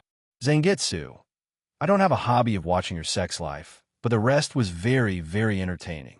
You're not helping. Zangetsu, and I don't need to. As long as it's not a fight, I don't really care, and we already had some fun yesterday. I smirked. What did Sundara? He said he didn't want to help, but he still gave me a clue. I now know that I fought yesterday, using Zangetsu nonetheless. It's not a good sign. Okay, I should probably get up, but am currently trapped between 3 naked girls in handcuffs. I could probably break the handcuffs, but I would wake up the girls, and, from experience, it's not a good idea, so it looks like you'll just wait for them to wake up and see if they remember anything. I didn't need to wait too long for someone to wake up. The first one to open her eyes was Rin. Her eyes blinked a few times, getting used to the brightness of the room. She looked around the room, and her eyes finally landed on me.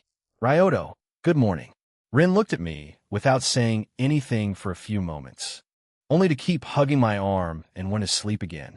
Rin, 5 more minutes. As much as I would like to let her sleep more, we have a problem at hand. Ryoto, Rin, wake up. I think we have a problem. I moved my right arm a bit to make her more awake. Rin, what is it? Still not fully awake, she asked. Ryoto, do you remember anything from last night? Rin, of course I do. We were having a party to celebrate being alive. Someone you were calling Senpai came to the restaurant and you had a drinking contest, and then... Rin got up, realizing that she has no memories of yesterday after I won my drinking contest. She then for the first time looked around the room and looked at my state and the other girl next to me. Rin, what the hell happened? Her yell woke up the other two. I saying, huh? What? Yoruchi, on the other hand, just stretched her cat's body. Yoruchi, morning. Her voice was of a distinguished male, which would make me confused if she wasn't a cat at the moment. She examined her body for a moment. Yoruchi, why am I in my cat form? All of them now had their attention on me. Now, how to get out of this situation with my body intact? The only good thing is that Uno Hana isn't among them. Otherwise, I would be really scared. You need a hangover too, Ryoto's POV. I should try to defuse the situation, but since we were all wasted, I don't know about Isane, and we are all reasonable people here, it's obviously no one's fault. Ryoto, before anyone asks me what's going on, I want to clarify that I don't have any idea what happened. I don't even know where I am. Yoruchi, so I'm not the only one. I remember what happened at the end, though. I started sweating. Rin, I also remember. Rin raised her hand shyly with a small blush, and after her, Isane did the same. Isane, me too. Now that I look at her, Isane is hiding quite a pair of weapons under her Shinigami uniform. No, focus on important things, Ryoto. Pleasure comes later. But the deed was done, and all of the girls were looking at me, judging me. I didn't feel ashamed of what I did, but I felt that it was a little unfair that I was the only one who didn't remember the night. And it was my first foursome, too. I feel like I want to commit 174,289 page 28. Joking aside, I don't think it's so strange that my memory was wiped the hardest. I was, after all, the one who drank the most. It doesn't make me disappointed in lost memory. Ryoto, I see. Before we begin talking, though, can you give me some space? I want to take off this thing, and while I'm at it, you all can get dressed unless you fancy talking without clothes. I made some noises with the handcuffs on my hands. All of the girls looked at my hands and nodded. Yoruchi, though, didn't plan on dressing up and stayed in her cat form. She jumped on my head and made herself comfortable. Before I do anything, I need to make sure of something. Ryoto, Yoruchi, we didn't do it while you were in this form, right? She seemed to smirk at my question, finding it amusing. Yoruchi, who knows? You could say we were completely wild together. Take it as you like. She wanted to tease and annoy me, and she succeeded. I doubt that I would do it with a cat, but a drunk person isn't rational, and that scares me. I broke the chain, but I still had handcuffs on my wrists.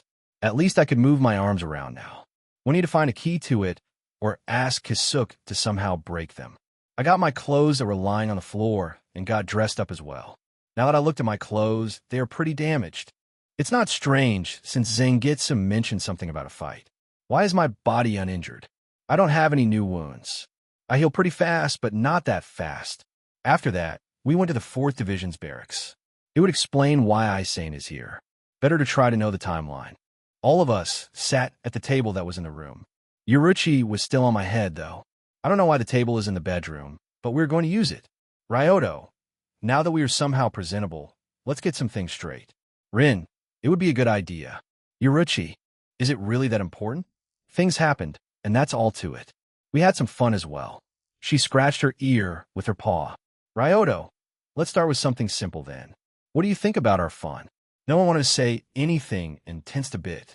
Yoruchi, as usual, was the only one who relaxed, but she also stayed quiet. Ryoto, before you say anything, I am ready to take responsibility for anything I have done. I wasn't myself, but I still did what I did. Yoruchi, why are you saying like it was only your fault? All of us hold responsibility for our actions. Should we also apologize to you for using the situation to our benefit? We were, after all, more clear-headed than you and still decided to go along with it. Doesn't it tell you anything? She makes great points, actually, but Ryoto, it explains you and Rin, but I met Isane only one time before, and I doubt it was love at first sight. I turned to Isane, who was hiding her face behind her hands, but I could see the blush. Ryoto, you know what? We'll get to it soon. First thing first, where are we? I don't recognize this room at all. Isane, it looks like one of Captain Anohana's rooms. I turned to Isane like a rusted robot. Ryoto, are you trying to tell me that something happened between us in a captain's house? And not any captain, but the one who was known as the most diabolical criminal in Soul Society. I know that she has changed, but she is still scary and powerful. Seeing my nervousness, Isane panicked a bit and tried to explain the situation better.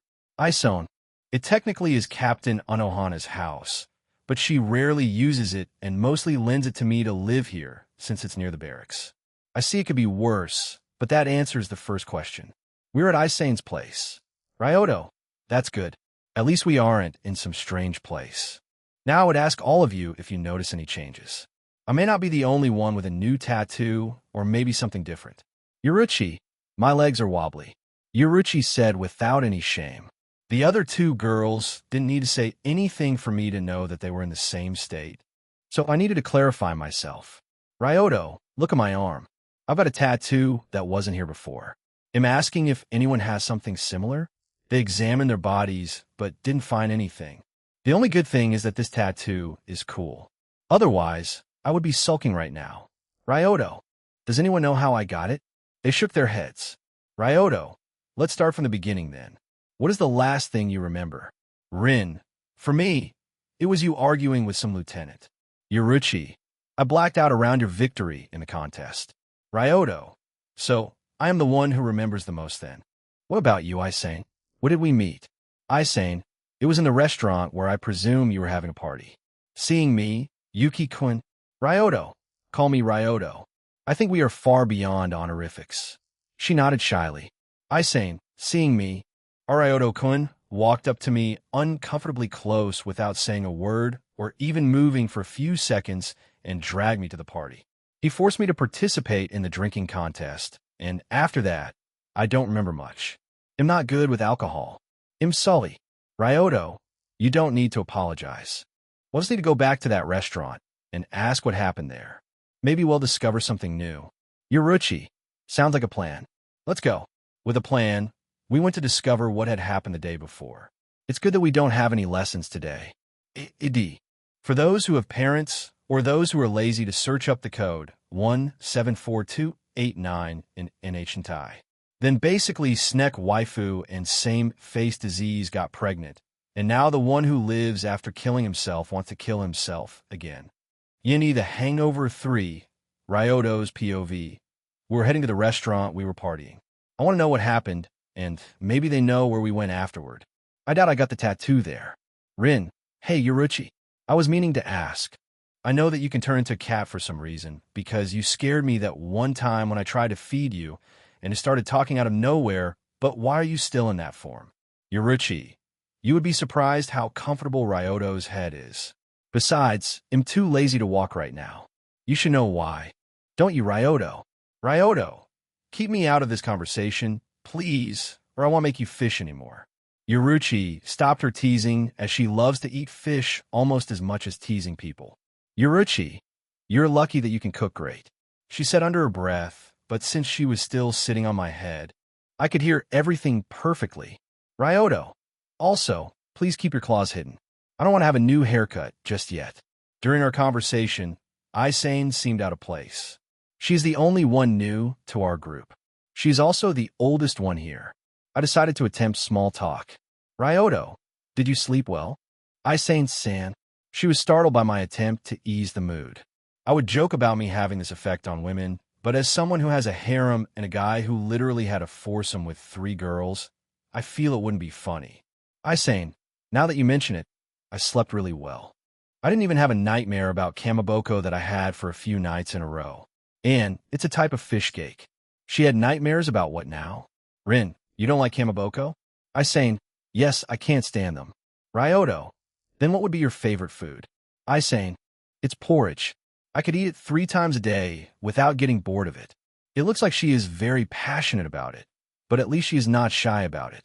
It also helps that the conversation keeps going. My job here is done. After an enjoyable walk to the restaurant, we finally entered the building.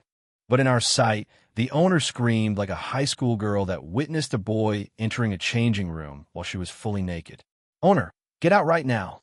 He tried to throw us out almost immediately, but after short persuasion and a few lollipops, he was willing to talk. Lollipops haven't let me down as of yet, and I doubt that day will come any time in the future. Ryoto. So, can you tell us what happened after I won the drinking contest? I asked the owner. Owner, after you put your foot on the unconscious man, that girlie over there. He pointed at Isane. Owner, came inside.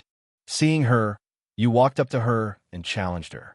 To my surprise, you won, but it looked like she just couldn't handle alcohol. After that, she fell to the floor. I thought that it was the end of it, but first, you looked at the floor for a few moments, I think. Hard to say with your eyes, always closed. How do you even see? Ryoto, you're going off topic. Owner, right. You looked at the floor and yelled, "Stop mocking me." After that, you laughed at yourself and looked pretty proud of yourself.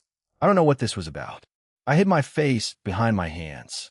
I was embarrassed in my drunken self. It's not about the fact that I did the reference, but I was proud of it. I didn't even destroy something big. I just punched the wooden floor. I could even see the hole I made from here. I'm disappointed in myself. To my embarrassment, the girls looked weirdly at me. They think it's normal drunken behavior because they don't understand the reference I was trying to make. Owner, after that, I threw you away from my restaurant and banned you for the next 100 years. He looked at his lollipop. Owner, until today, of course. Another satisfied customer, but right now, I should ask him about where we went afterward. Ryoto, do you know where we went afterward? Owner, I think you went with the white-haired man. You're lucky that he paid for the damages and food. It looks like we have found our next destination. We'll also need to thank Jushiro-senpai for his help. We are walking to the barracks of Squad 13 this time. Usually, we wouldn't be able to do that since we were still just students, but since Isane was with us, we got a pass. Me being Yamajai's student helped a bit. As we walked to Jushiro-senpai, I had something on my mind. Since we were together, and I always have my eyes open during it, I wonder if they saw them. Ryoto, hey, I have a question. Did all of you see my eyes? It's not that I mind, but Yuruchi, I saw them, but you should probably keep them closed and never show them to anyone. She sounded serious. Not that I disagreed with her. If, for example, some crazy scientist saw my eyes, he would probably try to examine them thoroughly, and that's only because of their appearance. If anyone knew of their power, Central 46 would be on my ass.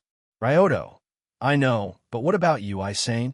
Isane, I also saw them, but don't worry, I won't tell anyone. I think they are pretty, though. As soon as she said it, she hid her face behind Rin, which looked incredibly adorable because of her height. If someone told me that tall girls can't be cute, I would punch him in the face because I have a fantastic example in front of me. On our way there, we met Isane's younger sister. Kion Kotetsu was her name, and she wasn't even a seated officer at the moment. She looks familiar, but I don't remember her. Kion, Isane, you look different. I don't know what it is, but you seem more feminine. Did you finally find a boyfriend? She asked in a joking manner, but she was pretty close to the truth. Now that I think about it, what are we? Friends? Friends with benefits? A couple? We need to figure it out later, but first comes this mystery. Ryoto, Kion-san, do you know where Jushiro-senpai is? By asking that I change the subject before she asked too much. I don't even know how I would answer it. Kion, Captain Yukitake? He is in the dojo. I heard from others that he is acting strange today. We all looked at each other. Ryoto. Strange? You need a hangover for Ryoto's POV. What we heard from Kion was bizarre, to say the least. Apparently, Jushiro-senpai was training in the dojo. It wouldn't be strange for anyone other than him to train, as Jushiro-senpai has a very sickly body. If he strains himself too much, he will cough out blood. So most of the time, he is resting. That way, he saves his strength for the time it is needed. I remember giving him a lollipop to ease his condition a little, but I doubt it would be strong enough to allow him to train without any worries. At most, it would ease his symptoms so he wouldn't cough out blood as often as before for a short amount of time. We entered the dojo to see Jushiro-senpai swinging his sword with a lollipop in his mouth. He noticed us coming inside right away, and seeing me, he smiled, walked up to me, and lifted me up on my armpits. Jushiro, haha, if it isn't Yuki-kun, I don't know how you did it, but I can't thank you enough. I'm starting to get a picture of what I did here, but there's still a lot of blanks that hopefully Jushiro-senpai has answers for. Yuruchi, don't shake him too much. Yukitake, you are destroying the comfortable place I found. Jushiro, oh, excuse me. You put me down. Ryoto, you know them a lot more than just a comfortable place to lay down on, right? Yuruchi, you're right. You're also a food provider. I feel objectified, but if she allows me to pet her, then I don't mind. I thought I was a dog person until a cat allowed me to pet it. That was one of the best feelings I had ever experienced. Now I know that I just like animals in general. They don't judge you like people do. ED. So he's being drawn to the dark side. Ryoto, let's stay on topic. I said as I started scratching behind Yuruika's ears, which she enjoyed. I noticed that girls enjoy my head pats, and they lose to the pleasure for a short few moments. Not that it's important. Ryoto, we came here to know what happened yesterday. None of us here remember what happened after the party. But we heard from the owner of the restaurant, and he said that we went with you. Jushiro, that's correct. I didn't want to leave all of you in that state. 4 of you were very drunk, and I wanted for you to sober up in my squad's barracks, but you were a lot more lively and talkative than I expected you to be. Yuki-kun especially. Everything you said was very interesting. Ryoto, just to be sure, what did I talk about? I just hope I didn't say any of my secrets. I may read, definitely, say something stupid, but even in a drunken state, I shouldn't reveal my secrets. Jushiro, there were a lot of interesting stories. There was one about an alien fiancé, a brother who is unlucky and can't confess to his crush, a superhero with the power of spider, and a teacher who teaches his class how to kill him. You started to cry at the last one. You have a real talent for storytelling. I would like to hear more in the future if you have time. You should also write something for Seriidei Communications. They would appreciate your wild imagination. At least he thinks that they were all stories that I made up. I mean, they kind of just stories that someone made up, but not really. This thought opens up a whole can of thoughts. Do these fantasy universes exist because there are stories of them in other worlds, or do they exist beforehand, and the author wrote about them by accident? Is this the power of human imagination that creates new worlds, or are there an uncountable amount of universes? I'm going off topic again. Ryoto, how about the lollipop you have? I gave you only one. Jushiro, after listening to you for a while, you call me the nicest person here and gave me more lollipops. You also explained their effects, which I still can't believe. I'm not cured, but I can move more freely. You also promised to cure me in the future. He said with a small laugh at the end. Because my stupidity is often ignored when someone listened to me, I may have thought of that person as the nicest one in this world. Jushiro, but I must say that mysterious power of yours to cure is incredible. I was just testing the limits and how far can I push myself without consequences. It was a long time since I moved my body that much. I had fun, and it's all thanks to you. Haha, at least he is happy. Rin, what happened afterward? This doesn't answer a few things. Why does Ryoto have a tattoo? And why was he handcuffed? Jushiro-senpai put his hand on his chin and started thinking. Jushiro, that I don't know, but maybe Captain Unohana knows. She was the one who took you later that night. I called since her lieutenant was with you. That means that we need to talk with Unohana. We all thanked Jushiro-senpai for his time and help, but before we exited the dojo, he stopped me. Jushiro, wait, Yuki-kun. I want to ask you something, alone. I was forced to put Yuruchi on Rin's head so we could be left alone. Yuruchi, Ryoto's head was more comfortable. Rin, do you really not want to walk on your own legs that much? Yuruchi, nah. The only one who bowed as she left was Aisane. She is probably accustomed to showing respect to captains. Or the 3 of us are the strange ones here. As we were left alone, Jushiro-senpai dropped a bomb I didn't expect. Yushiro, Yuki-kun, do you want to join my division? That came out of nowhere. Ryoto, Jushiro-senpai, I'm flattered that you want me in your squad, but I'm still only a first year, so I would like to ask why. Jushiro, there's no real reason. I am aware of your strength, and as Jinryusai-sensei's student, you must have a lot of potential, so why not give you a place on my squad? Of course, I would like you to learn at the academy for at least a year or 2. It's not a bad idea. Being under Jushiro-senpai has some benefits. The 13th Division is relatively safe, until about 50 years before canon. That's when the hollow that Aizen created attacked. The only problem would be leaving Rin alone in another squad. Unless... Ryoto, I appreciate this offer, and I hate to ask you this, but would it be possible to get Rin in this squad as well? I can assure you that she has the necessary ability. She even unlocked her Shurkai. Jushiro, I don't see a problem with it. Rin, is it that girl from before? But why are you asking for this? Ryoto, I promised myself that I won't allow Rin to get hurt. So until she gets stronger, I plan to keep protecting her. That's all there is to it. I said everything honestly. I didn't see any reason to lie to Jushiro-senpai. Jushiro, I see. Oh, youth. He smiled gently. I think he misunderstood something, or is it the truth right now? I'm still confused about our relationship. We need to talk it out later. Ryoto, if you agree to that, then I don't see any reason to refuse your offer. I agreed. To be honest, I don't exactly know how powerful Jushiro-senpai is, but he must be one of the most powerful ones, if not for his sickness. I learned a lot from him on the side, while Yamaji was teaching me. More the merrier, as they say. Who says that? I don't know. What I know is that I secured a safe squad for myself and Rin, and that's a good thing. Jushiro. Now, I don't want to take too much of your time. You have something people waiting for you. I don't do it often, but since Jushiro-senpai is doing me a huge favor by listening to my selfish request, I bow down to show how grateful I am. Ryoto, Jushiro-senpai, thank you very much. He seemed surprised by my actions, and he quickly asked me to raise my head. Jushiro, raise your head. I didn't do anything worth thanking for. He says that, but it really means a lot to me.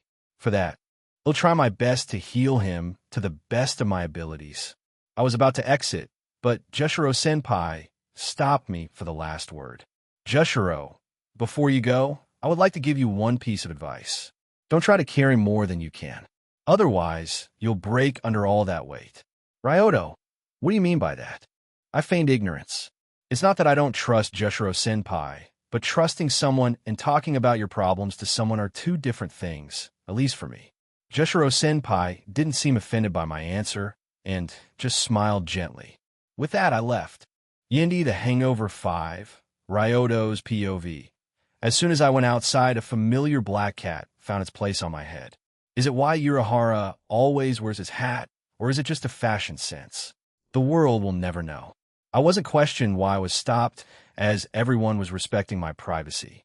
We now have a new destination, and that is the 4th Division's barracks. Unohana knows more about what happened, but to be honest, I'm less and less sure if I should find out about yesterday's events. Zangetsu said something about having fun, and in his language, it means fighting. He hasn't fought so far in the known timeline, and I'm hoping he was not talking about Unohana. I doubt she would go all out against a drunk student, but on the other hand, I'm not an ordinary drunk student. Let's think positively. At least I'm alive. That's a good sign, but why do I have a feeling that my handcuffs have something to do with her? Ryoto, do you have any guesses as to what happened yesterday? Rin, knowing you got naked. Yuruchi, yeah, I can see that. Ryoto, I would also think that, but my clothes were in one piece in the morning. Yuruchi, do you think you got out of your clothes without destroying them? Ryoto, Yuruchi, I was drunk. Not out of my mind. Isane was lost in our conversation. Isane, excuse me, but what are you talking about? My eyes shone brightly behind my eyelids at the thought of showing her my favorite trick, and before Rin could stop me, my sleeve burst open, showing off my muscular arm. I had the biggest smile on my face. Ryoto, I tend to do that from time to time. Isane couldn't comprehend what I had just done, and her mouth was agape. Another mind was blown. I shouldn't be so proud of doing that, but I am. Inside 4 Squad's barracks, Isane was the one guiding us, and was showing off her workplace as well. As she was leading us to Unohana, people we passed by showed Isane respect, but they all looked weirdly at me, probably because of the shattered sleeve. After walking for a while, we found Unohana in her office, taking care of some paperwork. She didn't raise her head, but welcomed us all. Retsu, welcome back. Isane, Ryoto-kun, Kujo-san, Yuruchi-san. I see you found your way back. I also assume that you have some questions about yesterday. Well, it saves us some time. Wait, Ryoto-kun? Rin, how did you know? That is what I would say if Rin didn't ask that question. Unohana stopped writing something on the paper and raised her head with a gentle smile. Retsu, it wasn't that hard to guess. From what I heard and from what I witnessed, You consumed an incredible amount of alcohol, and I doubt that especially Yuki-kun would be able to remember what happened. Why me specifically? Retsu, let me explain what happened. It all began with a strange message from Yukitake-san. Retsu's POV. Yesterday night, I just got a very interesting message. A hell butterfly flew to me to pass me a message. Apparently, Isane and her friends got very drunk, and he asked me to get them home. I was surprised by two things. Isane got drunk, and I'm well aware of how bad she is with alcohol. Not that she doesn't drink, but she knows her limits very well. The second is that she is with her friends. It may be rude of me to say, but Isane's social life isn't big. She has acquaintances, of course. But except for her sister, she doesn't have anyone who she could name a friend. Well, you'll know who these friends when I get to see them. Ryoto Yuki-kun, Yuruchi Shihoin-san, and one unknown girl were together with Isane. That unknown girl must be a student of the academy. Ritsu, Arada. One unexpected gathering of people. 2 troublemakers, maybe 3, and a lieutenant. Jushiro, thanks for coming on such short notice. Yukitake-san looked healthier than usual. Most people wouldn't notice any difference. But since I was one of the many doctors that were looking at his condition to try and cure him, I can't deny that I'm curious about what kind of thing or medication had this big of an effect on his illness. Retsu, it looks like you're feeling good today, Yukitake-san. Was there any new breakthrough in a medicine that I'm not aware of? Yukitake-san smiled as he tended to do it. Jushiro, if there was, I'm not aware of it either. The one who did it was Yuki-kun here. He put his hand on Yuki-kun's shoulder. Yuki-kun looked at Yukitake with an unfocused gaze. Ryoto, wait. Jushiro-senpai, don't tell her. It's a secret. He then turned to me. Ryoto, you also don't tell anyone. Especially Unohana. She would be so jealous of me. Hee. Yukitake had an awkward smile. Jushiro, don't mind him. He drank too much. Just like all of them, but Yuki-kun especially. Ryoto, hey. Jushiro-senpai, I'm not that drunk. I can even walk on my hands. Look, he then proceeded to show off how well he walked on his hands. Rin-woo, show her Ryoto. Isane, Captain Unohana, you can't let him beat you. Show him how gracefully you walk on your hands. Isane seems to be more outspoken than she usually is, and it's refreshing seeing her like that. Yuruchi-san, on the other, seemed to be mostly quiet and looked incredibly shy, unlike her usual self. Retsu, Iznai, Kome, he'll be taking you home. Isni, no, I don't want to. It looked cute how she tried to protest, but she wasn't the only one who opposed it. Ryoto, hey, you can't take her. We were having so much fun. He tried to show the amount of fun they had with his arms. Ryoto, if you take her, I'm coming too. He'll even give you a lollipop. He took out a lollipop. Where did that come from? His clothes shouldn't have any pockets. Yuki-kun put his elbow on my shoulder and was swinging the lollipop in front of my face. Retsu, unfortunately, my subordinate is worth more than any candy. He looked shocked by my statement. Did he really believe that it would work? Seeing that I wouldn't be swayed, he walked up to Isane and hugged her. Ryoto, now you can't take her. At that, the other girl hugged Yuki-kun as well. Rin, no, Ryoto is mine. Seeing this, Yuruchi-san was conflicted with herself. Yuruchi, can I get a hug too? She asked shyly. Ryoto, of course you can. He opened one of his arms, which Yuruchi-san happily hopped into. After talking with Yukitake-san for a while, he told me that it was thanks to lollipops that he seemed healthier and asked him to let me study one of them, to which he happily agreed. Afterward, I took the whole group to the house I let Isane stay in. I was never a mother, so I don't know if I'm correct. But the entire time I was talking with Yukitake-san, I felt like a parent waiting for their children while they were playing.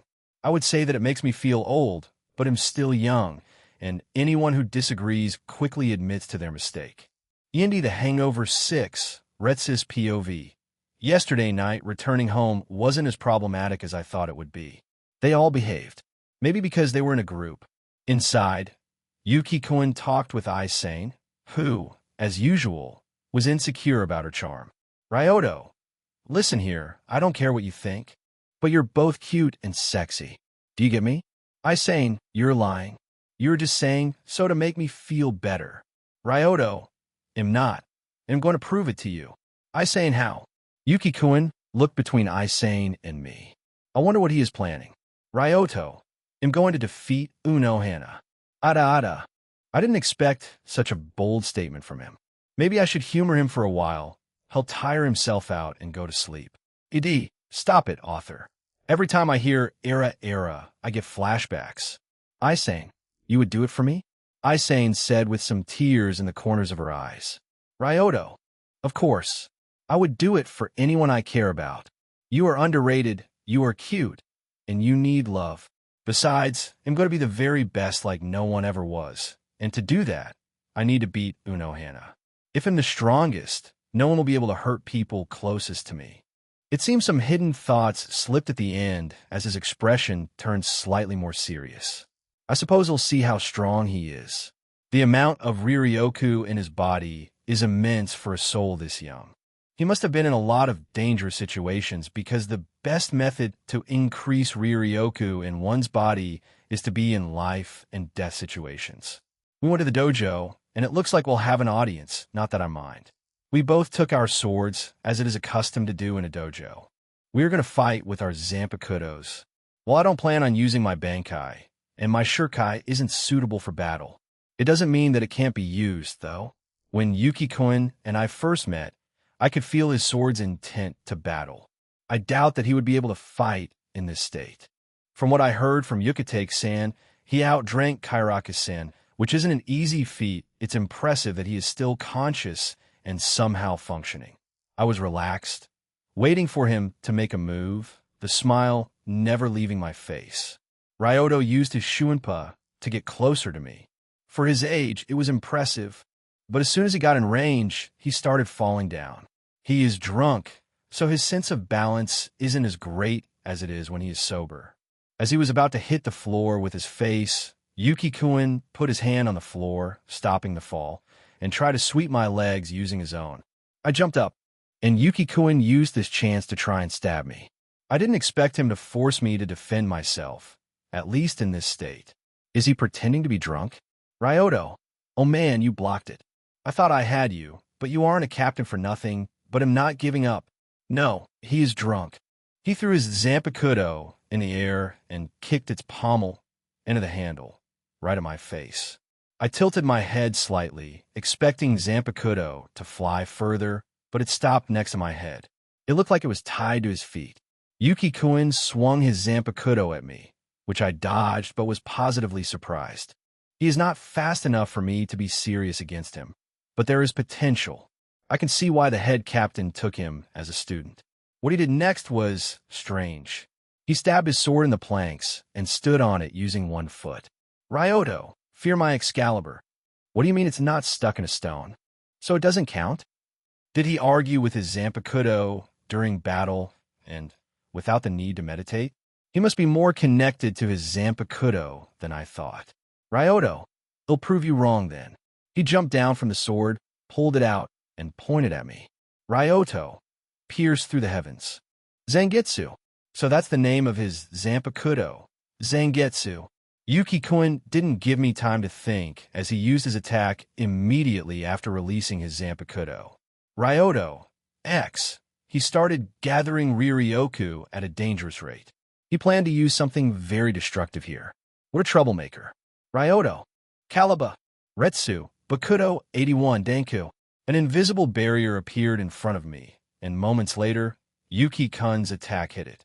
It was a Keto-type attack, but I have a feeling that it's not his Zanpakuto's main trick. So this attack's name is Excalibur. Powerful name, but it doesn't suit it for some reason.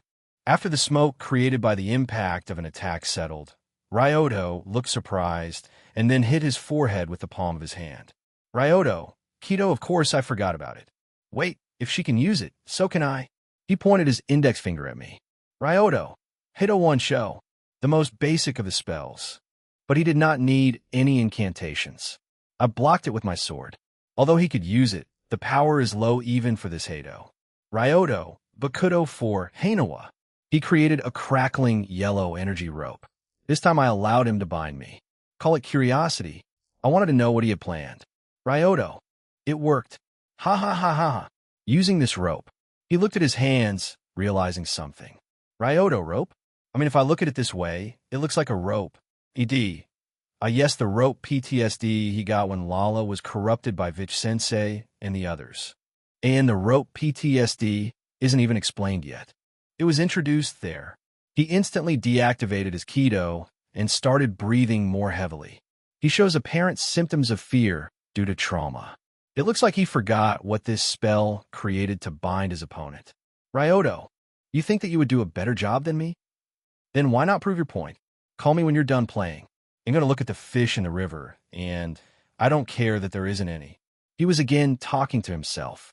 His Zanpakuto must be very close to him. After he ended up arguing with his Zangetsu, something changed in him. The air around him was completely different. It was almost as if he was a different person. Almost. Retsu, are you Ryoto or? He grinned. It seems that this little spar will go on a little longer. Yindi the Hangover 7, Retsu's POV. Yuki-kun put his Zanpakuto on his shoulder, looking a lot more relaxed and not drunk at all. Zangetsu. I'm never letting him drink again. The body feels all weird. ITLL takes some time to get used to it. He talks like this body doesn't belong to him. How strange. He then looked at me and grinned. Zangetsu. It seems that introductions are in order. I'm Zangetsu, and I'm Zanpakuto of the guy you call Ryoto. Retsu. It's the first time I have seen a Zanpakuto spirit possess his wielder. Zangetsu. I'm full of surprises, and Ryoto. He didn't seem to enjoy saying his name. Zangetsu is even more full of them. Retsu, you have a pretty high opinion of him. Zangetsu, huh? High opinion? Where? I'm just stating facts. Not so honest, Zanpakuto spirit. Retsu, so what do you plan on doing now? Zangetsu, well, since I got this chance literally on a silver plate, I'm going to use it. He pointed his sword. Himself? At me. Zangetsu, I'm going to fight you until I'm satisfied. I put my hand on my cheek. Retsu, era. You think that I can satisfy you? I'm honored. Zangetsu, TSK, perverted woman. This is the first time someone called, or even dared to call me that. I'm not sure how to react. He then rushed at me, and I could immediately feel that he was stronger than before, and his crazed smile showed me that he enjoyed fighting a lot. I blocked his swing with my own Zanpakuto. Zangetsu, nice reflex, but how about dash? His smile widened as he put his hand on the blade. Zangetsu, Getsugaten's Ho. My widened as he used the previous attack. I decided to dodge it this time, using Shuinpa. Zangetsu, I love using this attack. Something about it makes it very satisfying when I surprise my opponent with my swingless attack. Retsu, wasn't the name of this attack Excalibur? I said from behind him. He then turned to me. Zangetsu. He was drunk and made a reference. You can't take everything he says seriously. He grabbed the cloth and started swinging Zanpakuto by it. Zangetsu. But right now, less talking, more fighting. He threw the weapon at me, which I deflected, but just soon after, he pulled it back just to throw it again. I see. So, it is a medium to the short-range weapon. Interesting. Yuki-kun, or should I say Zangetsu, tried to keep me at a distance, which I didn't understand why. We both know that I could shorten the distance between us in an instant. To see what he was planning, I used Shuinpa to appear in front of him the moment he attacked. As soon as I used Shuinpa, before I even finished my movement, I could see his grin as if he had gotten me into a trap. My instincts told me to block the attack that was coming at my back, and I put Minazuki to stop the blade coming at me. But at the same time, Zangetsu rushed at me to attack me with a kick. I used my own leg to stop his momentum, but he just pointed his index finger at me. Zangetsu, Heido 4 Byakurai. To cancel out his attack, I used the same Kido as him and lower my power not to overpower him too much. Retsu, Heido 4 Byakurai. Both spells clashed and canceled each other out. It looks like my control is as good as ever, but my sparring partner wasn't too happy. Zangetsu, are you looking down at me? It seems that he isn't happy that I'm holding back, but until I find someone able to give me the best fight to end my life. I'm not planning on fighting seriously. Retsu, I apologize if it looks like I'm making fun of you, but you are too young and weak to fight me seriously. Besides, we're having a sparring match, not a fight to the death. Zangetsu, They'll just force you to fight me seriously. He attacked me with a big swing. It was strange. He turned his back on me just to create bigger momentum, but it's not practical. It seems that it's time to finish this spar. As I was about to strike him down with the back of my sword, Isane appeared in front of me, making me hesitate for a moment. But the next moment, I blocked the attack from the left. I quickly checked where the girls were sitting, and they were still there. Illusions? My eyes turned slightly sharper as Zangetsu jumped, doing an overhead flip, and he vanished. I could still feel his Ryatsu in the same place, though, so I blocked his attack just like before. Looking at him, I noticed smoke coming from his eyes. Smoke? He still had a big smile on his face, though. Zangetsu, looks like I forced you to be a little bit serious. Realizing that, I relaxed. He made me a little angry. He'll need to punish him later. Zangetsu, how about I'll show you one last trick? I could fight you all day long, but it's not fun when you're not fighting back. He then turned his blade into its sealed state and got into a weird stance, but one without any openings. Zangetsu, Shorty, we are doing it. I feel like he's not saying that to me, but then who? The next moment, he swung from 3 directions at the same time. They weren't just 3 high-speed attacks. They existed at the same time, so blocking only one would result in getting slashed by the 2 others.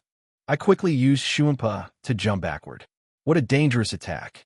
Zangetsu, TSK. It seems that if the opponent's strength and speed are a lot above the user, this attack won't work. He will need to work on that in the future. He returned his sword to his scabbard. Zangetsu, I hope the next time we fight, he'll force the old you out. What he said shocked me. He implies that he knows about me from the past. In the present, not many know about it, but before I could ask him for answers, Retsu, wait, what do you mean by Ryoto, how am I? Did I lose? It looks like Yuki-kun returned, and my questions will be put on hold for now. But I must say, I'm anticipating the moment he really forces my old me out, but that will be the day he'll die. Yuki-kun, maybe I should call him Ryoto-kun from now on, just to mess with him when he meets me the next time. Ryoto-kun stood up, walked up to Isane, and did a jiza. Ryoto, forgive me for my failure. To atone for my failure, he'll tattoo a dragon on my arm to both remind me of my failure and as a promise to be as strong as one. Also because it looks cool. Isane, why you'll do it for me? Ryoto, of course. He turned then to me. Ryoto, Uno Hana, where can I get a tattoo? Ryoto's POV, present day, Retsu. Afterwards, you got the tattoo, stole handcuff for some reason, and went to the bedroom with all the girls here to rest. She then smiled at me, notifying me that she knew what we did there. Retsu, I hope that you're a responsible young man. Yep, she knows more than she should. I put a lollipop on her desk in silence. Retsu, my subordinate is still worth more. I was forced to give up 10 lollipops to her while a single tear ran down my cheek. Yendi, the Hangover mini-arc has ended. It was fun while it lasted, but it will probably be the last time Ryoto gets drunk willingly. Can't blame the guy, really. E.D. Me who knows author is Zelrech's reincarnation and will probably turn him into a magic girl in front of everyone. You don't choose harem life. Harem life chooses you. Ryoto's POV. As soon as Uno Hana finished explaining what happened, I felt incredibly embarrassed. Never in my life have I felt so embarrassed, and this is saying something. Luckily, I wasn't the only one feeling like that. All the girls were as well, even Yoruchi. It seems that hearing about her meek self hit her harder than I thought.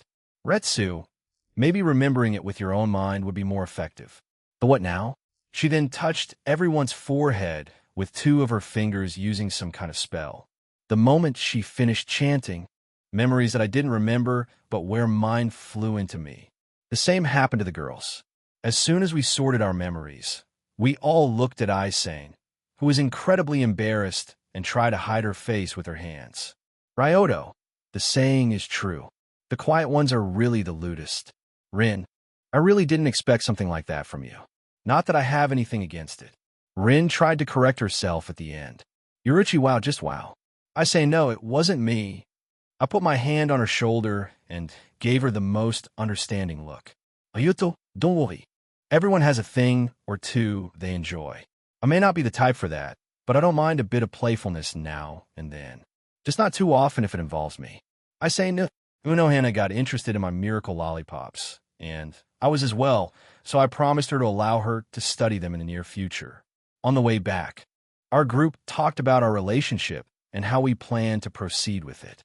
Now that I remember what I did, and I did a lot wink wink, I feel somehow responsible for my actions even more. It doesn't help that I may have had a small crush on Yoruchi when I was younger, for obvious reasons, mostly thighs. Isane was cute and underrated, as my drunk self has said, and Rin is someone like a family after spending my time with her for about a year. It's about as long as I know Lala, and if someone would make her cry, then as some scumbag once said, fishes in Tokyo Bay will eat well that day. We decided that we'll try out this strange relationship. How'd I manage to convince them? Secret, because I don't know either. AD, Sazugarioto-sama. I may have experience with dating multiple women at the same time, but I don't think it will help me in this relationship. Lala was just too sweet and pure. Not anymore, hee, and she was the one who helped me steal my resolve. While I technically had Keed and Rio as my girlfriends, we were living literally worlds apart. Alma, on the other hand, didn't care that much, or rather encouraged me to have more, as it shows how capable of a male I am. Her words, not mine. Now that I have 3 more girlfriends, my life will be busier than ever. To be honest, I feel like there will be problems with the Shohoin clan later on, as I'm not from a noble family. But if I become a captain, I doubt they will have anything to say to me then. They even owe me a favor, so I like my chances. The problem is Zangetsu. He still does that stupid test about hearing a word that I can't hear. I need to be patient about Kisuk's invention. Then, we'll see how cooperative he will be. I predict that he won't be much more agreeable, but he'll at least get chance. Isane went to her home for now, and the rest of us were planning to return to the dorms for now. But we were stopped but clearly exited Kisuk. Kisuk, I finally finished it. Rin, what did you finish? Rin, while not the biggest fan of Kisuk, was still curious. Kisuk, I'm glad you asked, but first, I should probably congratulate Ryoto on finally getting a girlfriend. So which one is the lucky one? He asked teasingly. He was probably expecting to be Rin, and he wanted to annoy her a bit. But I must say, he really is perceptive to notice small changes in our behavior or the way we walk. Yoruchi, I'm the lucky one. Ryoto couldn't control himself after finally noticing my charms. Even turning into a cat didn't help. She faked her sadness. I may be many things, but that kind of person is not one of them. Ryoto, no fish for a month. That was the only thing I said, but Yoruchi didn't seem fazed. Yoruchi, do you think I can get fish only from you? People give fish to cats all the time. Ryoto, cooked by me. She hesitated this time and gritted her teeth. Yoruchi, you're lucky that your food is amazing. I gestured toward her, making it clear what I wanted. She hesitantly settled in, and I began stroking her. After a few moments, she was warming up despite her hesitation. Yoruchi, why are you so good at this? Ryoto, practice. I think I enjoyed it even more than she did. Kisuk, Ohaya. Ohaya Rin-san. If you're feeling jealous, all you need to do is ask our very generous friend has a heart of gold and would spare a few seconds to give you head pats. This comment earned him a bonk on the head with the sheath of my Zanpakuto. And so the spirit of Utsu lives on. After I was satisfied with Yoruiki's body, yes, I know how it sounds, I put her on my head again and gave some head pats to Rin. She was happy with that. And so was I. Kisuk, I see what's going on, but I'm not going to ask any questions. However, I'm going to show you what I planned before you got distracted. He guided us through the underground labyrinth in which we would easily get lost. Rin, is all this really necessary? Why create a labyrinth? Kizuki, amaze homasi. Idi, Urahara being a poet. I love this guy, even though I have not watched or read Bleach. She looked at him like he was stupid. Incredibly hilarious, because Kisuk is anything but stupid. Ryoto, I hope there's a bunch of traps here that we avoided. Thanks to you.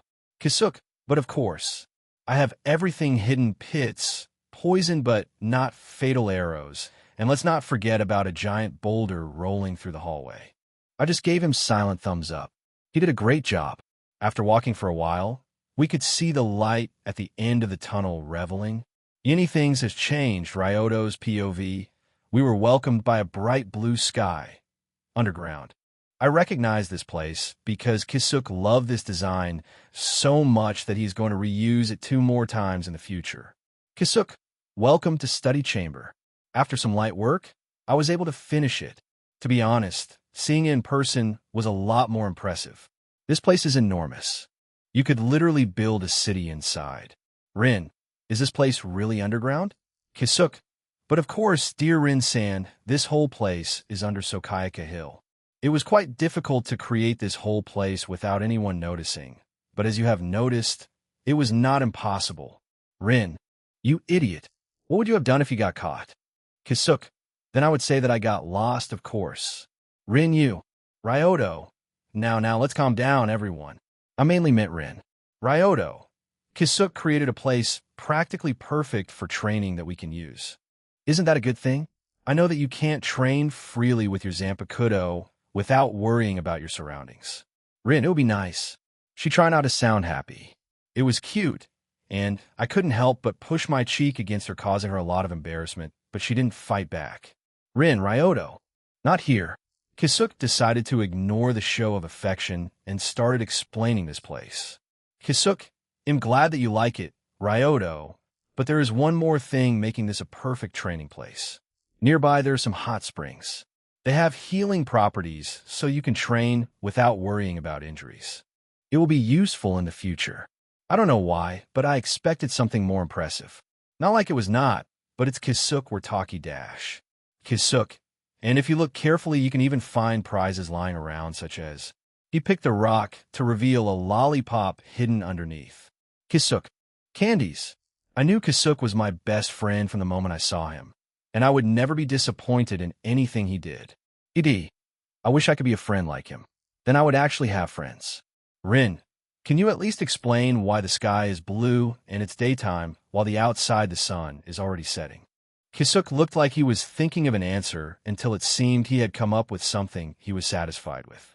Kisuk, science. Rin, I'm going to beat him up. And she was ready to back up her words with actions, but I got an idea. Ryoto, hey, why don't we fight each other? Not now. I would say in about 5 years. Let's get here to create a tournament arc. Rin, tournament what? Ryoto, never mind. Just know that after these 5 years, we'll get here and see the results of our training against real opponents. Yuruchi, I like that idea. Imin, Kisuk, how about spice up this little competition we have? Why not make a winner be able to ask one thing from the person he chooses? Ryoto, confident, aren't we? Kisuk, not really. Think of it as a motivation to not lose. And so we decided to fight after 5 years. In the blink of an eye, 3.5 years had passed, and I was out of academy. That's huge. Huge time skip, but understandable. Have a great day. I graduated early, but I was still training under Yamaji. Compared to him, I was still weak, but most people are if I think about it. That doesn't mean that I don't plan on surpassing him. It won't be easy, but where's a will, there's a way. This reminds me of a line, and it's related to traps. Currently, I was walking through the squad's 13th barracks, the squad I belong to. My captain is Jushiro Senpai, or I should call him Captain Yukitake, but old habits die hard, I guess. Rin, however, doesn't have this difficulty. She even makes fun of me because of that, calling me by my new title. I was currently called by my captain for something. As I was walking, some of the members bowed to me with nervousness. God, I hate formalities. I walked into the office and greeted Jushiro Senpai. He was looking healthier than before. He wasn't cured, far from it, but he is still feeling healthy enough to enjoy his life unless he doesn't take a daily dose of lollipops or strain himself too much for too long. Jushiro, good morning. Yuki-kun. Ryoto. Morning, Captain. So what did you call me for? You know how I enjoy sleeping in the morning. Jushiro Senpai smiled apologetically. Jushiro, I apologize, Yuki-kun, but I have an important mission for you. He is too kind-hearted. I'm starting to feel bad for what I said. Ryoto, don't be sorry. I was just joking. I didn't get enough sleep yesterday and am grumpy.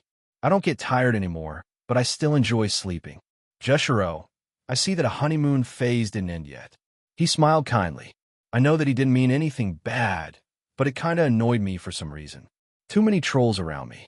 Ryoto, Thanks for worrying about my love life, Captain, but please focus on the mission. He cleared his throat by coughing a few times as he became embarrassed by my comment. Jushiro, yes, I called you because our squad was assigned to negotiate with Quincy. As of late, they're killing too many hollows and disturbing the balance of the souls. As you should know, when Shinigami kills a hollow, it cleanses the sins committed while in that form and sends the soul to Soul Society. On the other hand, when Quincy kills a hollow, the soul is completely destroyed.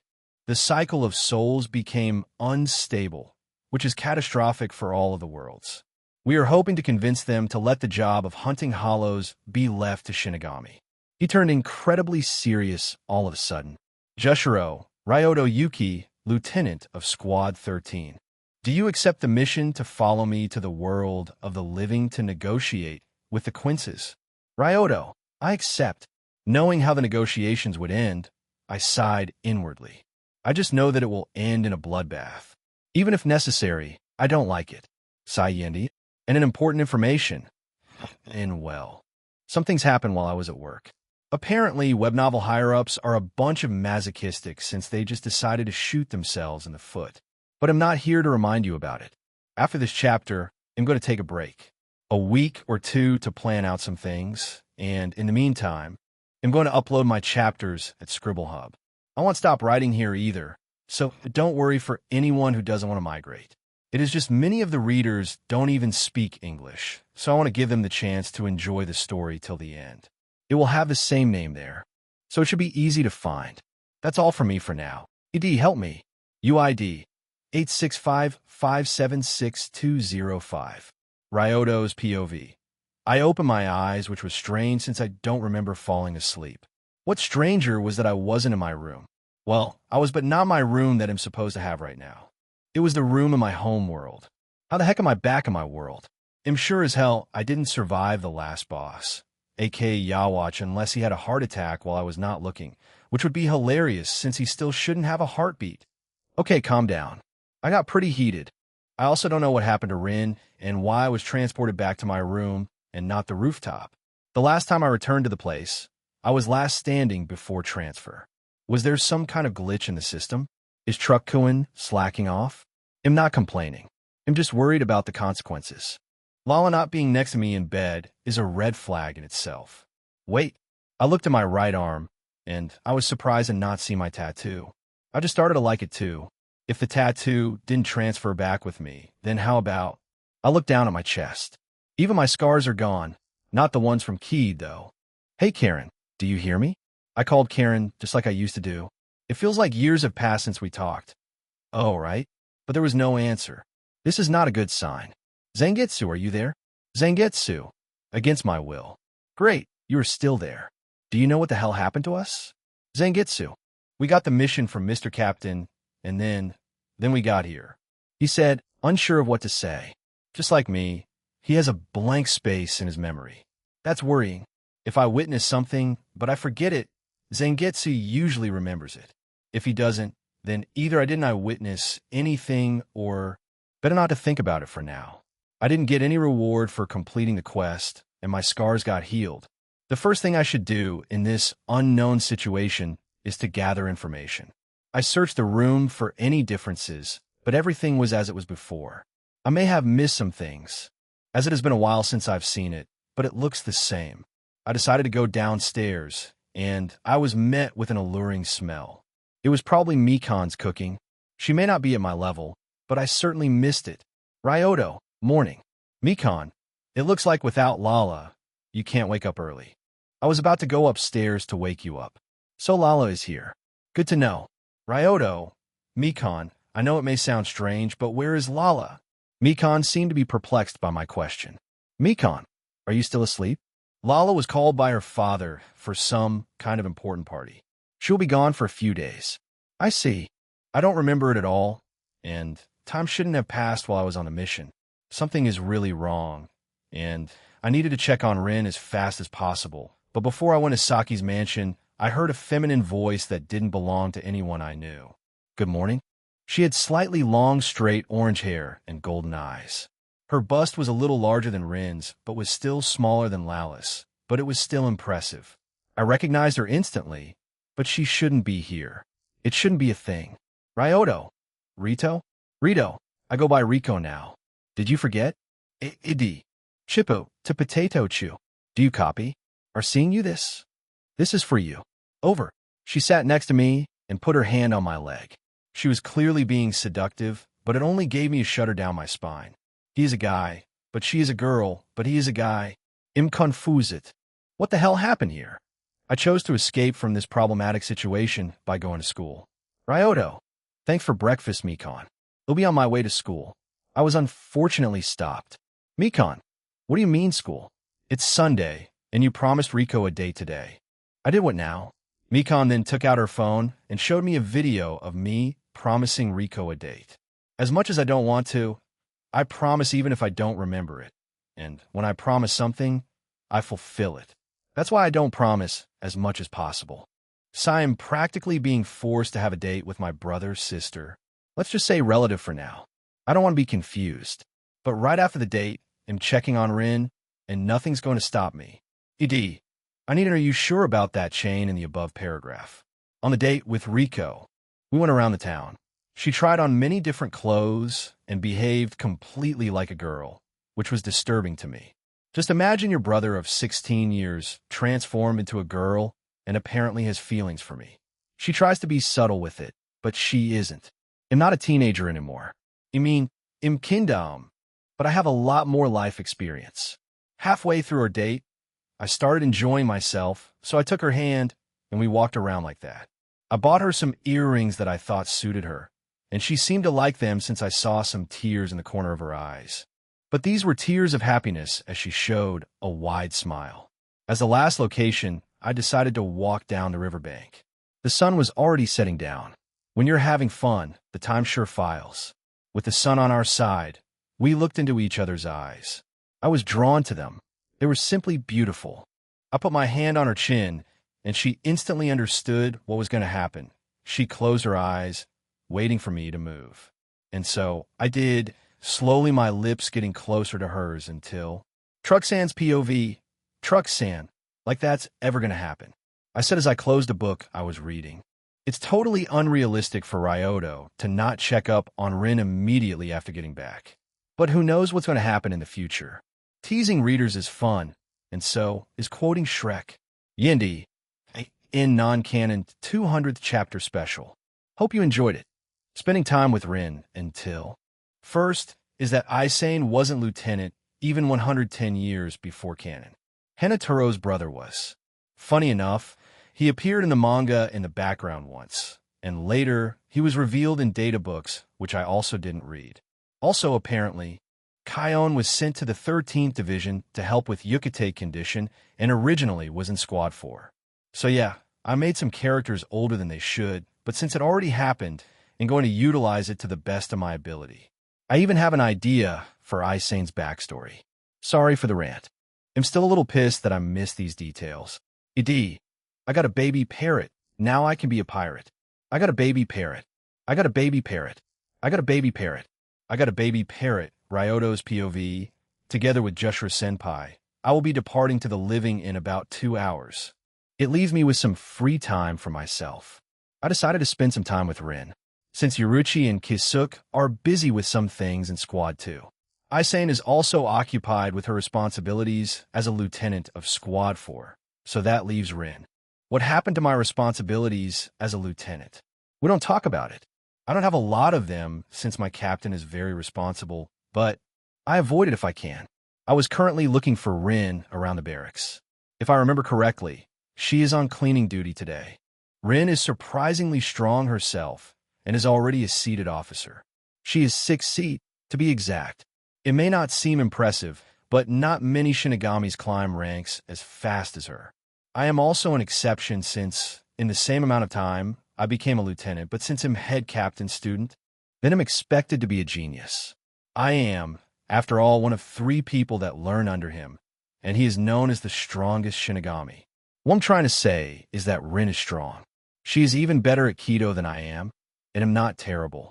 I had some problems because my Ryatsu is violent and hard to control, but hard work doesn't betray a man. And not even talking about her Zanpakuto. I feel like it has a huge potential to be powerful. From what I know, its ability is to connect. The question is, how much can she connect? I saw her slashing the limbs of the hollows, and that forced it to move the limbs at the same time. But is it possible for her to connect the limbs of two people at the same time, or maybe connect two people in general? So if one was wounded, the other would be as well.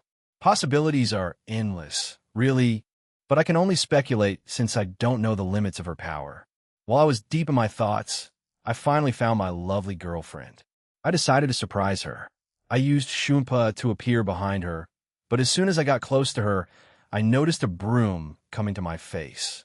Catching it wasn't a challenge for me, but I was really impressed by Rin's reaction.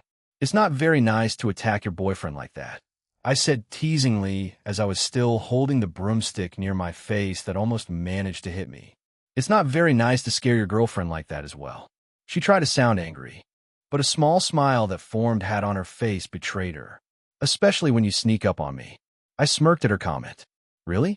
I thought you liked it when I caught you off guard.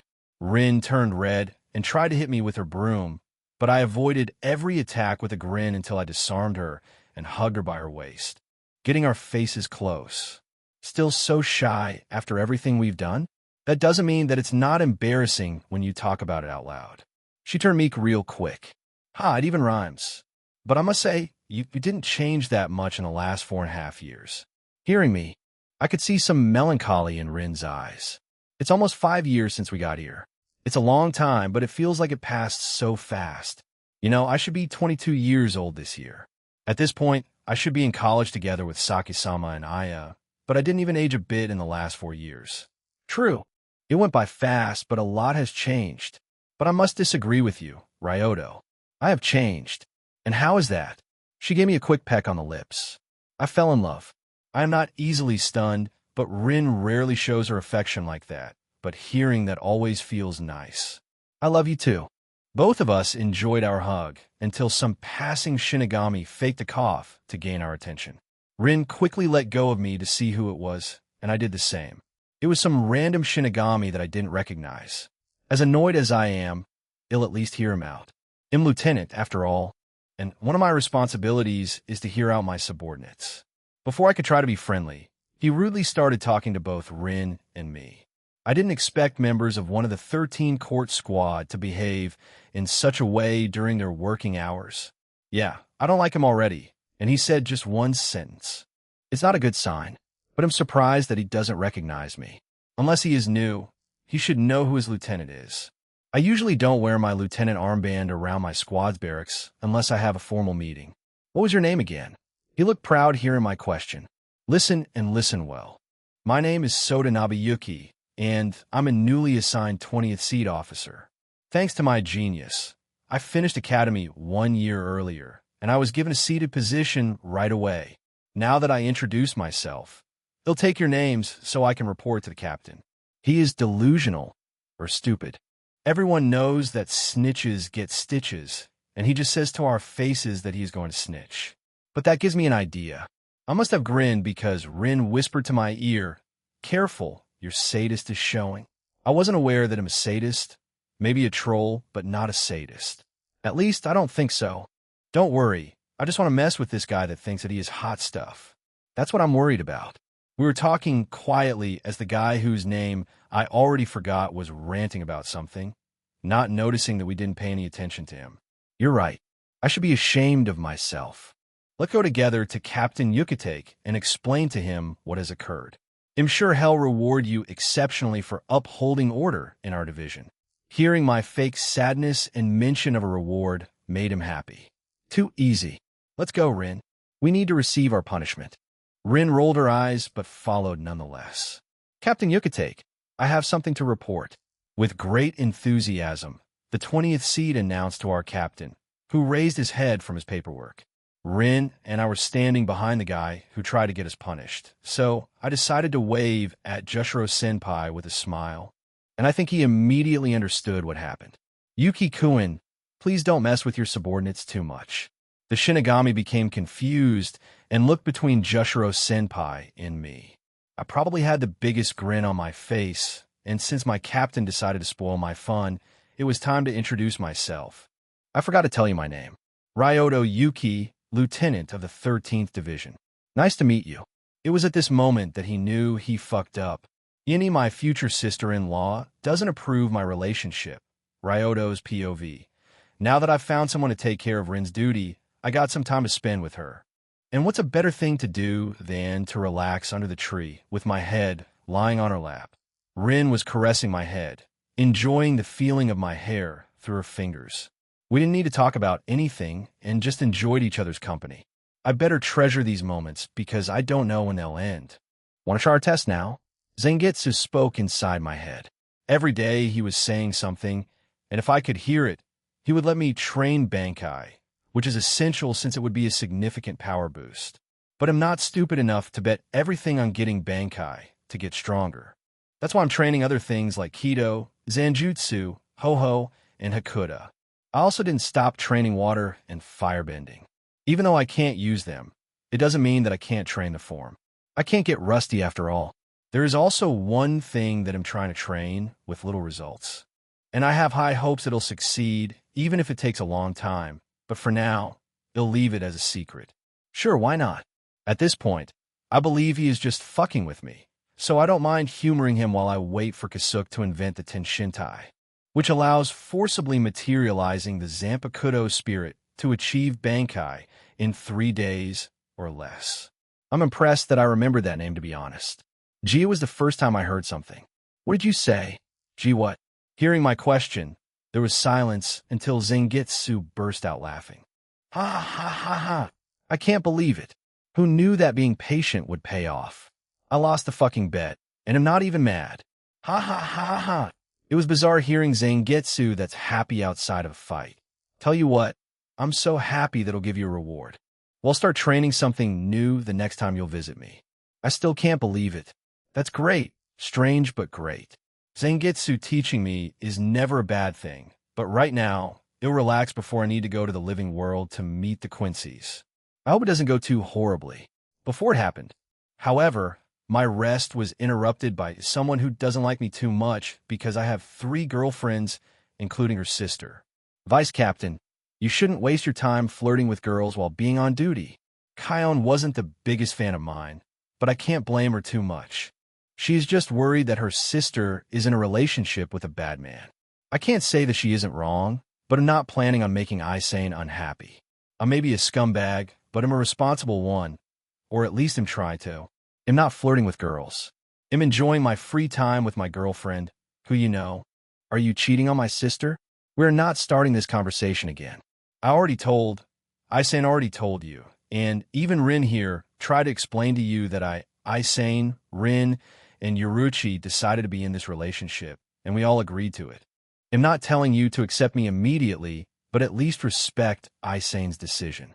I'm pretty proud of my speech. It turned out well. You would sound more convincing if you weren't laying on Kujo-san's lap. But they are so comfortable. I started fondling them to showcase how comfortable they were. I could practically feel the disgust coming from Kion. Ryoto, could you stop caressing them? It was Rin the one who asked me this question, even though she didn't seem to plan to move away from my hand. No, I needed to show Kion the greatness of Rin's thighs. The number of misunderstandings. Rin and thighs. Oh my god, Joseph style. I don't think she gets it. Maybe she is too young, which is funny because she is probably older than me. After spending some nice time with Rin, it was time to fulfill my duty as vice captain. Captain Yukitake, and some other Shinigami arrived in the living world. The other Shinigami were only there for show. Something about showing that we have people to spare, even for a seemingly unimportant meeting.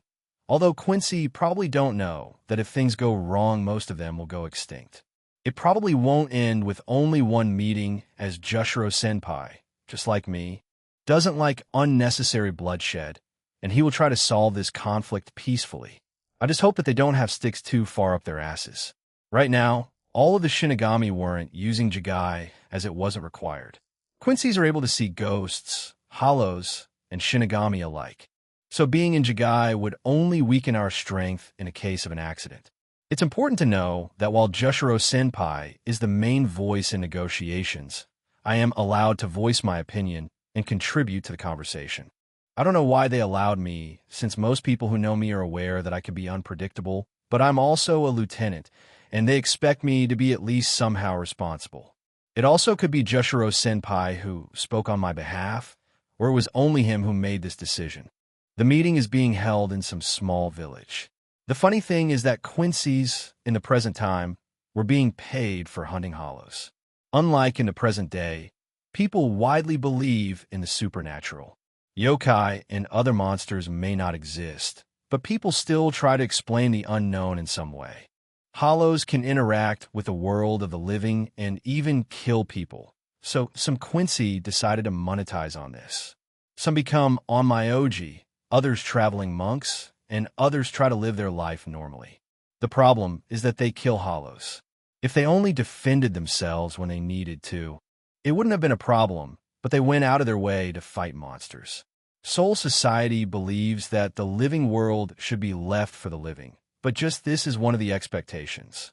When living people make stupid decisions, Soul Society also needs to step in. Well, let's see what's in store. I got a feeling that Ryoto will transform into Kariminati and roast the acid out of everyone. In a meeting with Quincy's, Ryoto's POV, we decided to have a meeting in one of the buildings. Inside, only 4 people were allowed. Jushiro Senpai, I, and 2 Quincy's. The rest would be outside.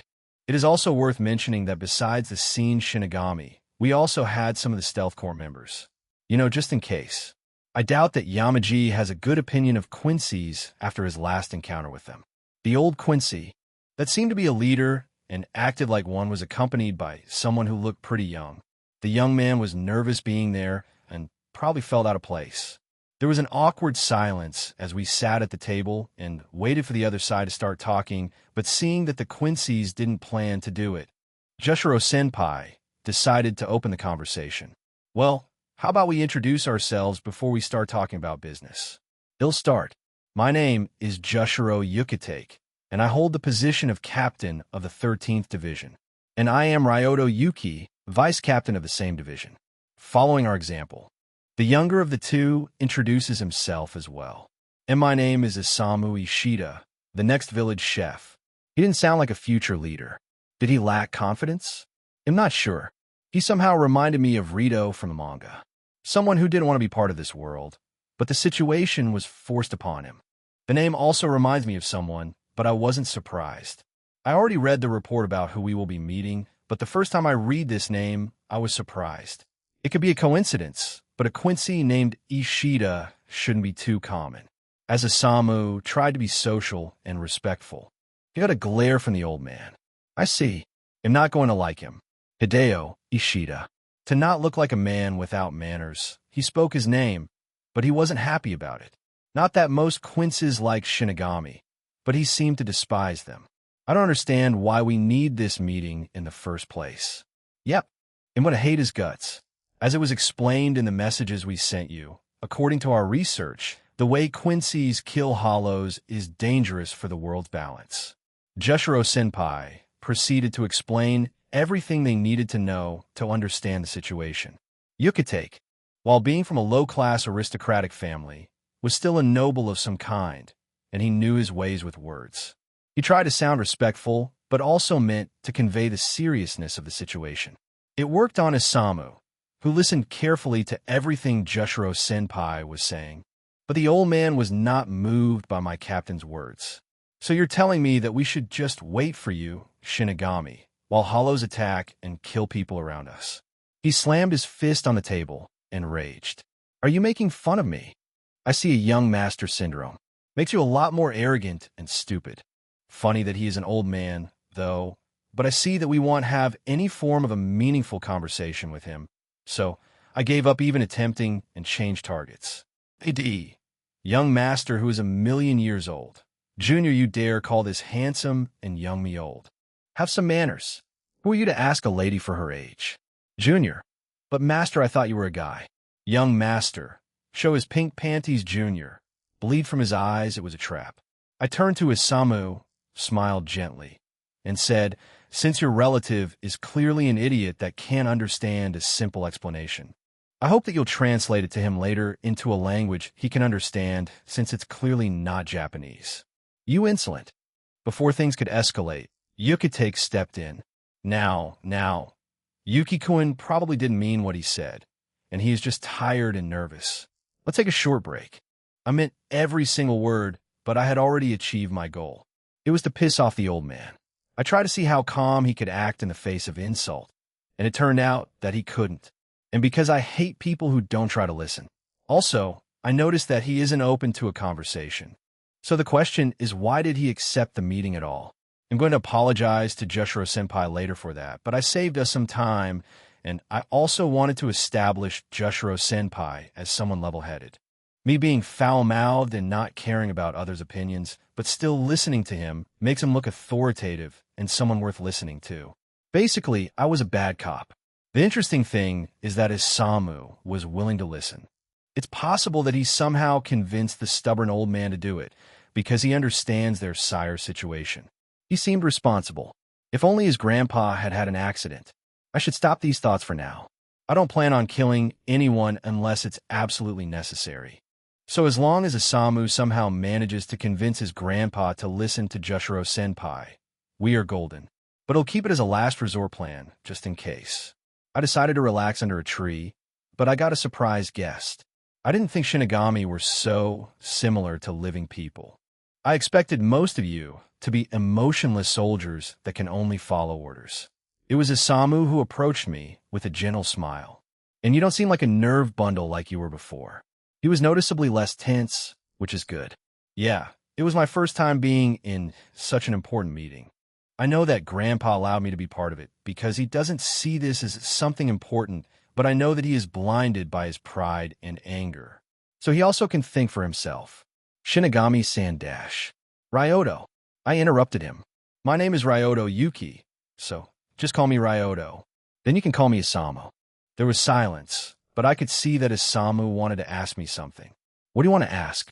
He scratched his cheek in embarrassment while smiling awkwardly. Was it that obvious? Crystal clear, but I'm just used to people looking at me that way. I'm full of mysteries, and no one knows them all. Except for Zangetsu, but he doesn't count. Isamu then proceeded to ask me about my life as a Shinigami in the afterlife, and I answered them all to the beat of my ability. He was very curious, and I didn't mind answering his questions. He genuinely seemed like a good person without any hidden motives. I didn't reveal any secrets. He didn't even ask for any, but soon after, we were forced to return to the meeting. Good day. Yes, good old politics. Take an unreasonable amount of time for no reason at all. Iani spending time with Isane, Ryoto's POV, god damn it. That old man pisses me off more than he should. Blah, blah, blah. My ancestors were killed by Shinigami. Blah, blah, blah. And Shinigami don't work fast enough, and that's why they need to fight hollows by themselves, blah, blah, blah. I had already returned to Soul Society with Jushiro-senpai, and I was calm on the outside, but on the inside I was boiling. I may tolerate stupidity, but stupidity that can cause genocide of his own people is something I can't stand. I know, shocking. Does he really not expect the Shinigami to do anything? With how much he was talking about the war 800 years ago, I would expect him to at least suspect it, but no. His Quincy pride wouldn't allow him to have such thoughts, or what? My thoughts were broken by my captain. Thank you for your work, Yuki-kun. I didn't do anything worth thanking for. Instead, I should be apologizing for acting out of line. At my words, Jushiro-senpai smiled kindly. You can't fool your superior, Yuki-kun. I know exactly why you did what you did, but I would appreciate it if you would discuss your plan with me beforehand. Sorry, but this time it was kind of spontaneous.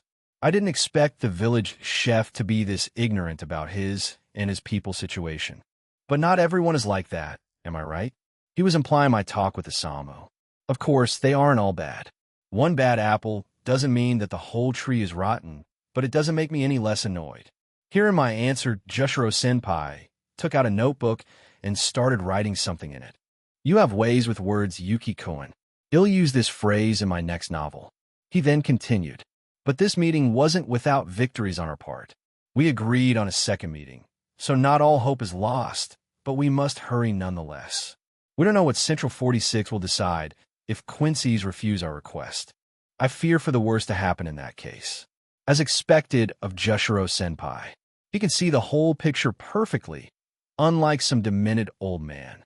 Wow, he really got under your skin. Zangetsu spoke to me. You should know. You're an expert in that department.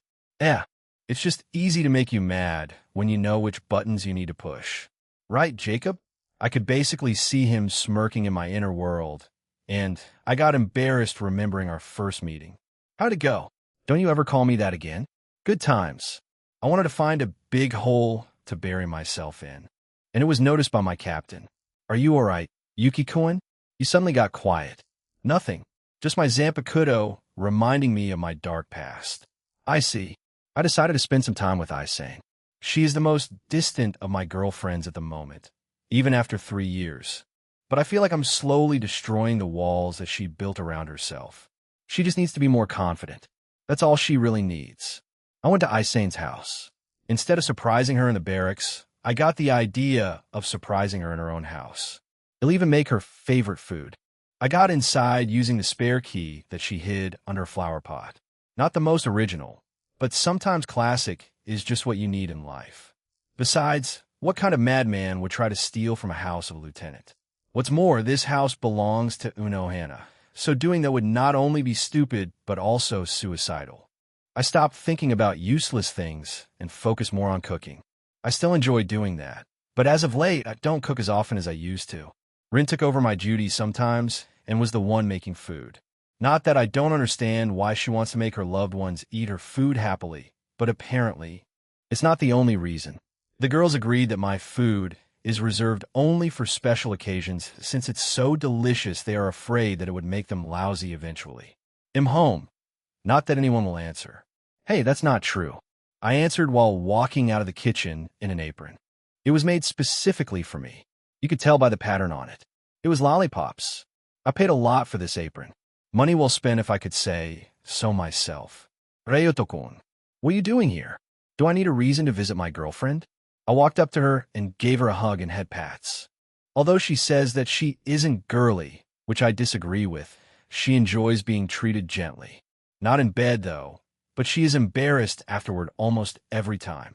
I enjoy watching her face in the morning as she realizes what happened the previous night. Idi. Yet there is no lemon. Lemon. Whitemail the author and get me lemon.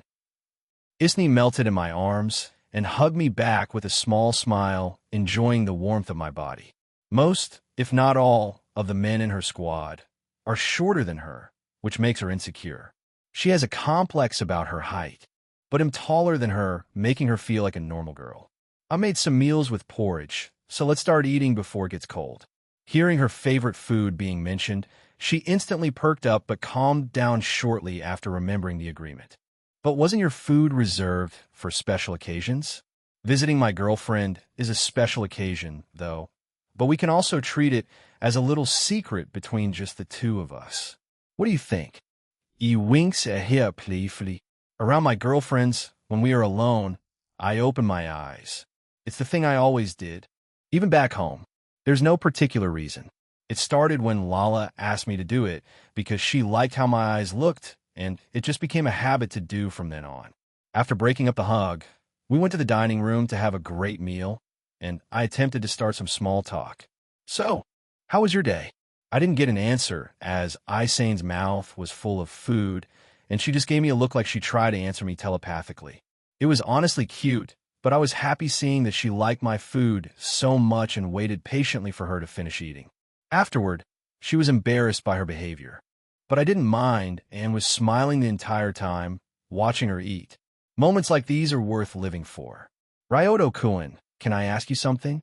The secret ingredient is love. I answered instantly. Not that. Did something happen to upset you? Well, this is surprising. I wasn't expecting Isane to notice anything. I thought that I was behaving as usual, but talking about problems is also part of the relationship. I learned that with Lala.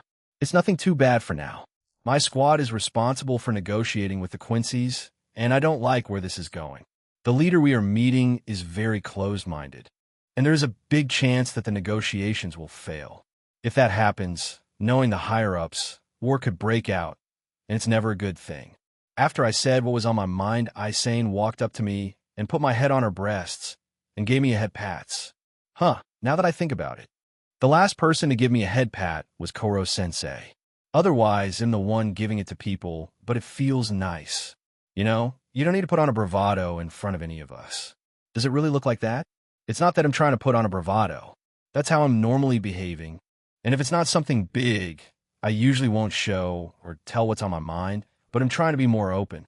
If this was the old me, then I would keep my problems to myself no matter what. So I think there's progress. Flipping the mood 180, I picked up Isane in my arms and went to the bedroom. And she knew exactly what was going to happen next. Wow, I guess didn't have to white mail him with a gun in my pocket after all. Anyways, they'll celebrate tonight. And I don't know how to tell you this. In a day with Yoruchi, Ryoto's POV, I woke up with Isane sleeping on my arm. From my experience, all girls love doing that. If I was a normal human, it would make my arm numb, but thankfully I'm not. Wonders of being strong, I guess. The next negotiation meeting will be in a few days, so I'm mostly free for now, and so I'll need to find something to do. I'll train with Zangetsu. After all, he said that he'll teach me something, and he usually beats the shit out of me and expect me to learn, which I usually do, but that's beside the point. The point is that about some things only he is aware of, as he is my Zanpakuto. Maybe Zangetsu has an attack that wasn't shown in the series or something completely different. What I'm sure of, however, is that it'll get stronger, and I won't say no to that. It seems that you have woken up. While deep in my thoughts, I heard a deep male voice coming from the window. There I saw a familiar black cat. Do you really need to sound like a man while in this form? It's really unsettling. I can't change it even if I wanted, but if I could, I wouldn't anyway. Don't you know me? She smirked. Oh, I know you very well. That we can be sure of. This time, I was the one who smirked. But unlike Rin or Isane, who would immediately blush and get embarrassed, Yoruchi didn't show any reaction and jumped on the bed. Isane still hadn't woken up because she was tired after a night together, and rightfully so. I was not one to be the first to fall in battle. Even before I got the skill that gave me practically unlimited energy, I didn't let myself lose to Lala. I had my pride after all. So, do you need something from me? I asked. Do I need something from my boyfriend to meet him? She jumped on my bare chest and started running her claw on my skin without hurting me. She was avoiding my scars like it was some kind of game. Not really, but I want you to go somewhere with me. I knew it. If she wanted to just spend time with me, she would wait until I was alone, and I wouldn't even know how long she waited because, in her cat form, it's almost impossible to feel her reaction normally, and if she's hiding, then it's literally impossible. I'm curious, though. Where does she want us to go? And this is my boyfriend. I was sitting next to Yoruchi in her human form as she displayed me, with a smug smile, to Kakaku Shiba. I can already guess what happened. Color me surprised you were telling the truth. So, she was bragging about having a boyfriend to her friend. I like the feeling of being the source of someone another bragging about something. And what is that supposed to mean? Are you really that surprised that I could get a boyfriend? No, I'm surprised that someone was able to tame you. Was the answer Kakaku gave. I'm not tamed. I would even say that I didn't let her finish as I started scratching behind her ear. Even if she is a human, it's her weak point. And as soon as I touched her, she started purring like a cat because of the pleasure that melted her reasoning, but she quickly recovered and glared at me. Yeah, I see how you tamed him. The sarcasm was practically oozing from her, but then she turned to me. So, how did you get together? I can't imagine Miss Wildcat getting together with someone. I don't know. Maybe it was my charm that did all the work. Your charm, is it? Tell her what really happened, honey. Does she really want to play this game? Really? With me of all people. I fought Captain Unohana to prove my relationship. Kakaku looked at me and tried to figure out how I was still sitting in front of her, alive. While Unohana's past is not known to many people, she is still a respected captain that held her position for a long time, but it was an unwritten rule to never piss her off. Smart, but do you want to tell Kakaku what form I was when you woke up? She doesn't plan on letting me go. I think she's trying to ruin my reputation together with hers. I respect this pettiness, but I'm not going down without a fight. We both know that I'm too big to even try doing it in your car form. and you can't tell me otherwise. We would argue longer, but a pair of fists were coming from above to land on us, but both of us avoided it using Shumpa. Save your flirting for when I'm not around. Now, you don't need to be so angry because you're still single. Yuruchi just added petrol to the fire that was burning inside Kukaku, and the table was thrown together with other furniture, but from the look on Yuruika's face, I could see that she was enjoying herself. It seems that she was a lot more mischievous in her younger phase, and while she won't grow out of it, she'll undoubtedly become calmer in the future. Otherwise, more furniture will suffer. After the whole room was remodeled single-handedly by Kakaku, she calmed down. She didn't manage to hit either Yuruchi or me, unsurprisingly. Did you really need to annoy her so much? She looked really pissed. I asked. Not that I cared that much. She shrugged her shoulders. She tended to be explosive. Most of her family is like that, to be honest. Shiba's blood or whatnot. So, is this normal? I pointed to Kakaku, who was about to break a piece of wood with her bare hands. Yep.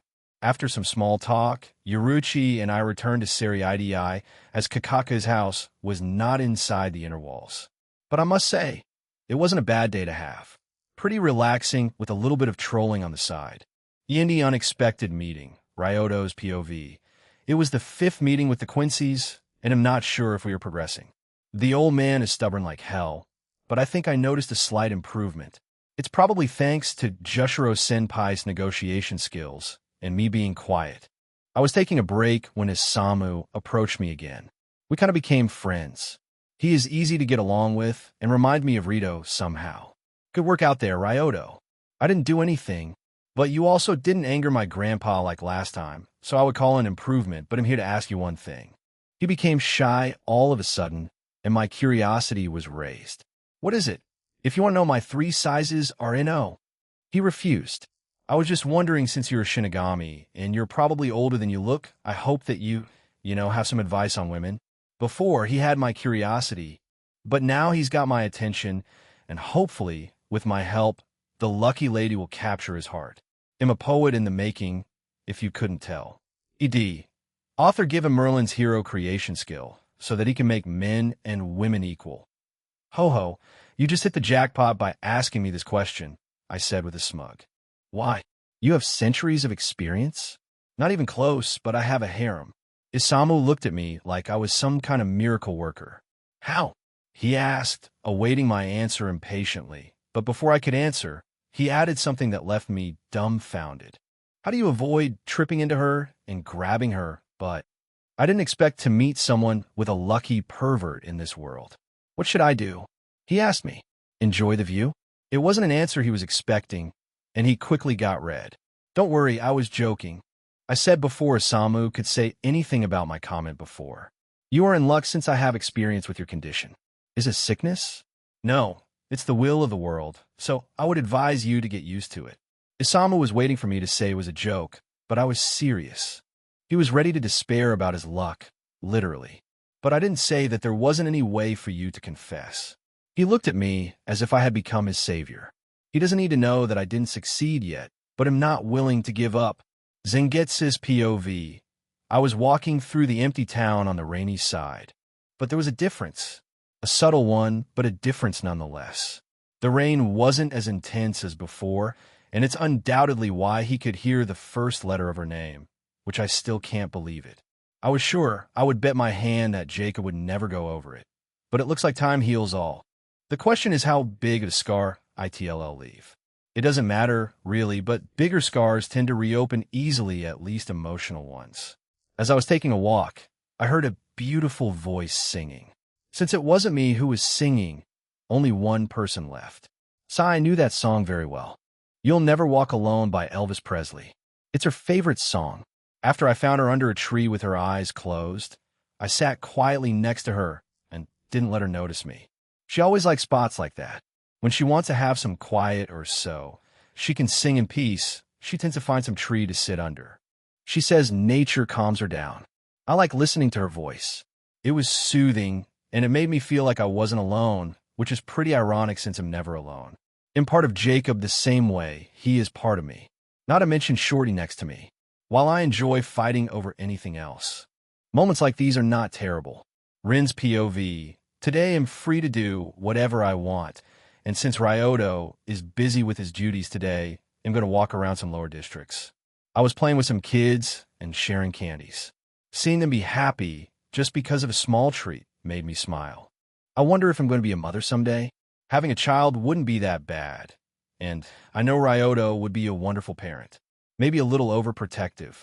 I giggled at my own joke, imagining him as the father of our daughter. I can imagine him saying something like, "You can't have my daughter unless you defeat me." I know that he would do it only to mess with that unlucky guy. But right now, my first priority is to get stronger. I want to stand next to Ryoto, not behind him after all. But someday, I was currently in some grassy area. While I was deep in my thoughts, I wandered here, but I noticed I wasn't alone. Under a tree, sitting, was a figure that had his face hidden by cloth. He was also having his whole body covered in clothes in a way that didn't show even a bit of his skin. I wondered what he was doing here, but I was not one to pry into others people's business without any reason. I would leave him alone, but with a corner of my eye caught something red on his clothes. Blood. I didn't panic knowing this. I already observed that he was breathing steadily and was just resting, because I couldn't feel his ryatsu. He was either very weak and close to death, which I don't think he was because of his steady breathing, or I won't be able to heal him. I learned some healing kaido from Isen, so I could take care of some minor injuries. I was surprised by my own calmness to someone's injury. It's not my first time seeing blood, but it just reminds me that a lot has changed. It didn't mean that I didn't feel anything. I wanted to help if I could, but I could think clearly. Fighting for your life really changes people, but I should focus on the person in front of me. "Excuse me? Are you all right?" Hearing my voice, I noticed him flinching. He was on guard against me, but seeing my Shinigami uniform, he relaxed. It seems that he at least trusted Shinigami. "Yes, I'm fine," he said while trying to hide the area where the blood was. He wanted me to leave him alone. Maybe it's a regular occurrence that somebody is harming him. I could conclude it from his reactions. "I can see that you're hurt. I know some healing spells, so let me heal you. It won't be necessary." Once again, with a deep voice, he refused, but I won't take no for an answer. Yindi, I'm pretty proud of this chapter. For people who pay attention, it will answer some questions about Ryoto's behavior. Also, I wanted to show that Zangetsu, while different from Ryoto in almost every aspect, is still part of him. In some other chapters, I try to show it by making Zangetsu care about the mysterious figure in Ryoto's inner world. But this time I also revealed that he can enjoy quiet moments as well, just like Ryoto tends to savor them. ED. That is all good and all, but I still refuse the child and also gender Ben Rito and add him to harem. And you're just like a dad who tells he doesn't want a dog, but after the family gets it, he loves it the most out of all of them. In another word, you're just at Sundara. Before the sparring matches, Rin's POV. What should I do? He clearly wants me to leave him alone, but I don't want to leave him without at least healing him. Maybe I should ask what Ryoto would do. I don't think it's a good idea. He would either heal him by force or annoy him until he would agree, but I don't think it suits me, so I decided to sit next to him. Do you mind if we'll take a break here? Do as you want. At least he didn't refuse, but for some reason, I feel like I'm trying to get the trust of a wounded animal. Does it happen often? I pointed to his bloodied clothes. I'm used to it. ITLL heals soon. After a short silence, the mysterious man was finally the one to start conversation. Why do you care so much? What do you mean? Most people seeing me would leave me alone and go on with their life, not wanting to be dragged into my troubles, or they would try to steal from me in my weakened state. So why did you try and help me? It's not like I don't understand his mindset. In the lower districts of Rukongai, we needed to watch our backs.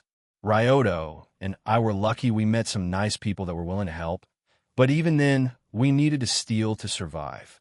Before I became a Shinigami, I was practically powerless. Because of my spiritual pressure, I also needed food. It didn't help that I felt very alone. I tried to completely shut myself close. If I was alone, I'm sure I would have died. I smiled gently. I continued. Thankfully, I was sent to Soul Society with someone. He helped me a lot, never giving up on me. I didn't want to remember it. but it was important to prove what I was going for.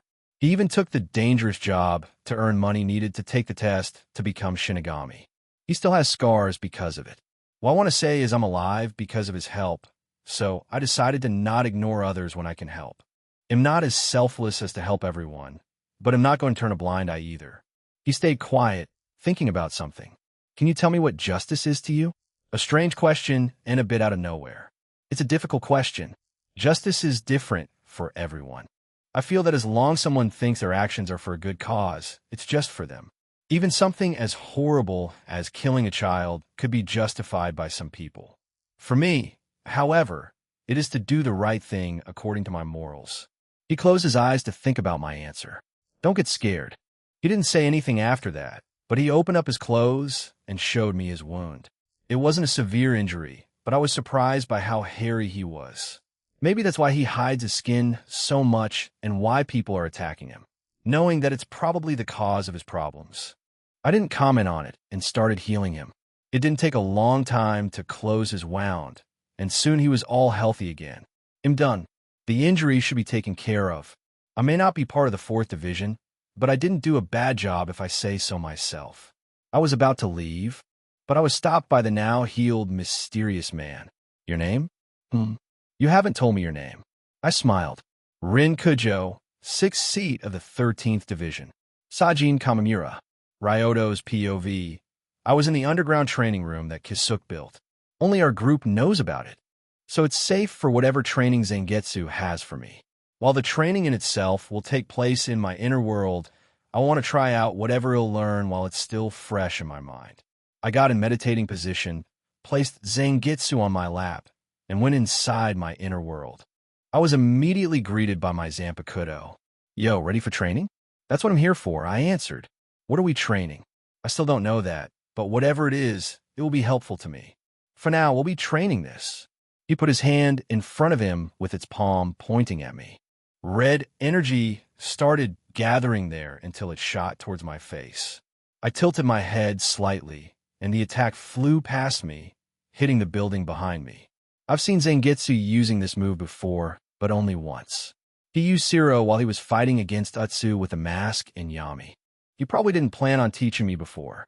I know that I won't be using this attack too often because having Central 46 coming after me isn't ideal, but it could be my trump card the same way my eyes are. The more I have in the arsenal, the more likely I'll survive together with Rin until the end of this mission. I don't need to protect Yoruchi as she is strong on her own, and Aisane is with Unohana. Now, thinking of Rin, she's getting stronger slowly but steadily. I have seen her progress in our sparring match in about a year. To be honest, I kind of can't wait to see her progress, everyone's progress. 1 year later, a year has passed in a blink of an eye. I feel like the more time passes, the faster it feels. A lot has happened, but not really. We're still negotiating with the Quincy's. I'm kind of surprised that Central 46 didn't order us to exterminate them. They're surprisingly patient with that. Maybe Joshiro-senpai had said that there is progress, and he isn't lying. We're slowly and surely getting close to some kind of agreement. There are many ideas that we have to think of. The easiest one to implement is to give all Quincy's some device that functions similarly to Hell Butterfly. A communication device is what we need. It would allow Shinigami to do a better job and make cities a lot safer. The other idea that I had was to create a device that allows Quincy to kill hollows without destroying their whole existence. Something similar to Zanpakuto. The problem is that it's not that easy to achieve something like that. I would propose for Otsunemiya to create it, but I don't really know about him. My next best bet would be to ask Kisuk, which I did, but it will take a long time to do it. Anyways, I can only wait. I also tried to help Isamu with his love problems, and I think we're making progress. But I must tell you, Isamu's lucky pervert isn't as powerful as Rito's. It doesn't mean, though, that it was weak. One time we were ready for almost everything. I was on the lookout, so no person would disturb Isamu's confession. I cleaned everything there, so there won't be any trash, dirt, or even a pebble to allow him to slip. I even killed all hollows that I could find in the 10 kilometers radius. I worked overtime for that man because I wanted to see him succeed. The girl was the one who fell on Isamu this time. She stumbled on her own clothes, falling on Isamu. It seems that my mission will never end, but right now I have something not necessarily important, and it will be entertaining. Today is a day when Keisuke, Yuruchi, Rin, and I are going to have a sparring tournament. Tessai will be a judge, and in the case of us going too far, he'll stop us with Bakudo. Since we are a four-person group, there will be 2 fights, and the winners of both of them will be fighting in the finals. I greeted Tessai as we hadn't seen each other in a long time since he was with Kido Corps. I wonder how everyone has grown in the last 5 years. Yini Rin versus Keisuke 1. Ryoto's POV. So, how are we doing this? Yuruchi asked a reasonable question which I, of course, was ready to answer. I prepared sticks to draw. Keisuke and I said simultaneously as we took out 4 sticks, 2 longer and 2 shorter, to decide who would fight with who. Keisuke and I looked at each other. We had the same idea. Yuruchi laughed at it, and Rin facepalmed herself in disappointment. Do you want to, or should I? I asked. It was your idea, so you should do the honors. As I put the sticks in my hand, so they would look the same length, I could hear Rin muttering, "Please let me fight Urahara. Please let me fight Urahara," over and over. She really wants to smack him around, doesn't she? Everyone took the stick. I was left with the long one. The one I would fight would be Yuruchi. So Keisuke and Rin would be fighting against each other. Rin, seeing this, smiled widely, finally having an excuse to beat him up. Yuruchi also couldn't wait to fight me, and it showed. I don't know what she was planning, but knowing her, she wanted to test out some new techniques on me, and I also was the same. I don't want to spoil the surprise, but let me tell you that I used my knowledge to grow stronger.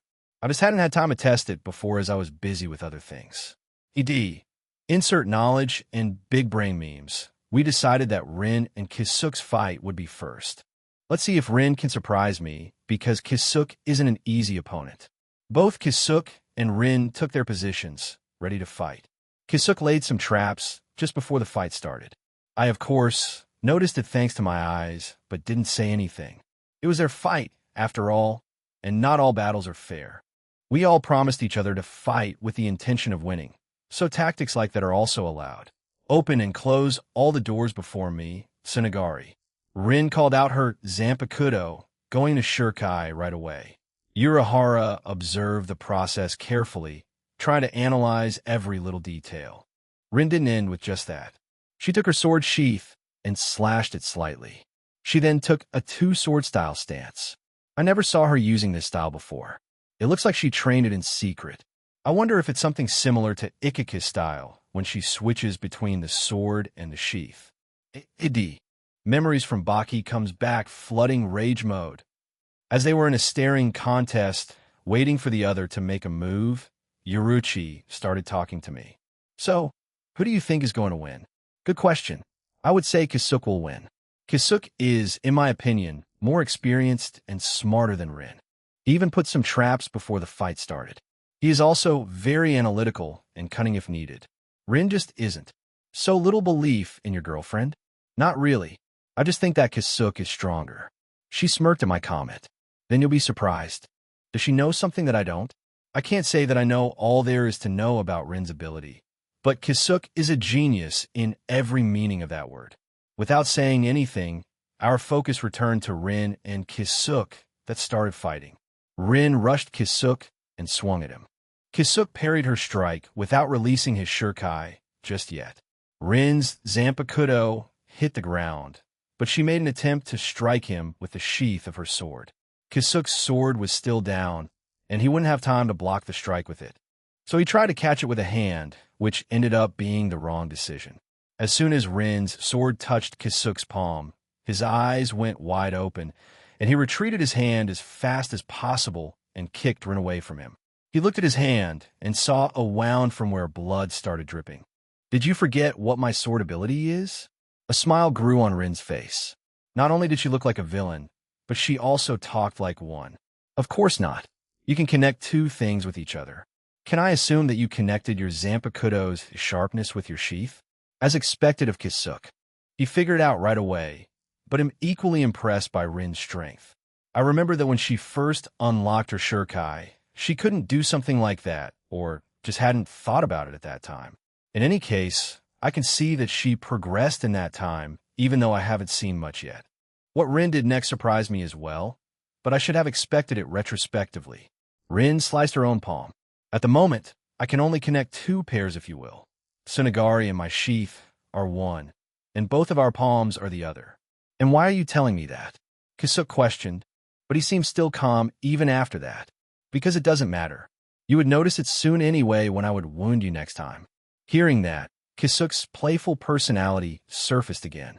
Pretty confident that you'll strike me again. Aren't you better keep you at a distance then? He then decided to show off his shurkai for the first time. Awaken, Benaheim. Kisuk's Zanpakuto transformed slightly.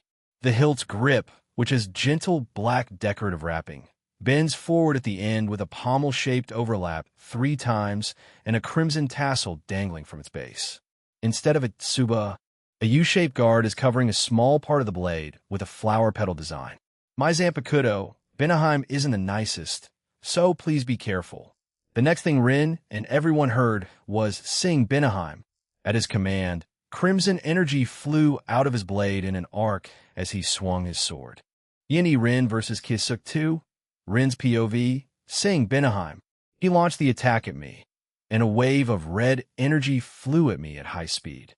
I quickly used Shuanpa to dodge it, as it would be dangerous to try and block it. As soon as I touched the ground, which I assumed was safe, started glowing. Shit, it's a trap. When did he dash? I couldn't finish my thoughts as I started my counterattack. It was too late to escape it, and even if I had managed to use Shuanpa, I wouldn't be able to escape the explosion. That's why I decided on the next best thing. Protect myself using my own attack.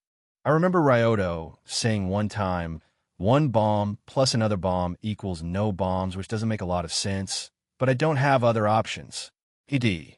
1 nuke plus 1 nuke equals to a bigger and better nuke, The Art of War by Leo.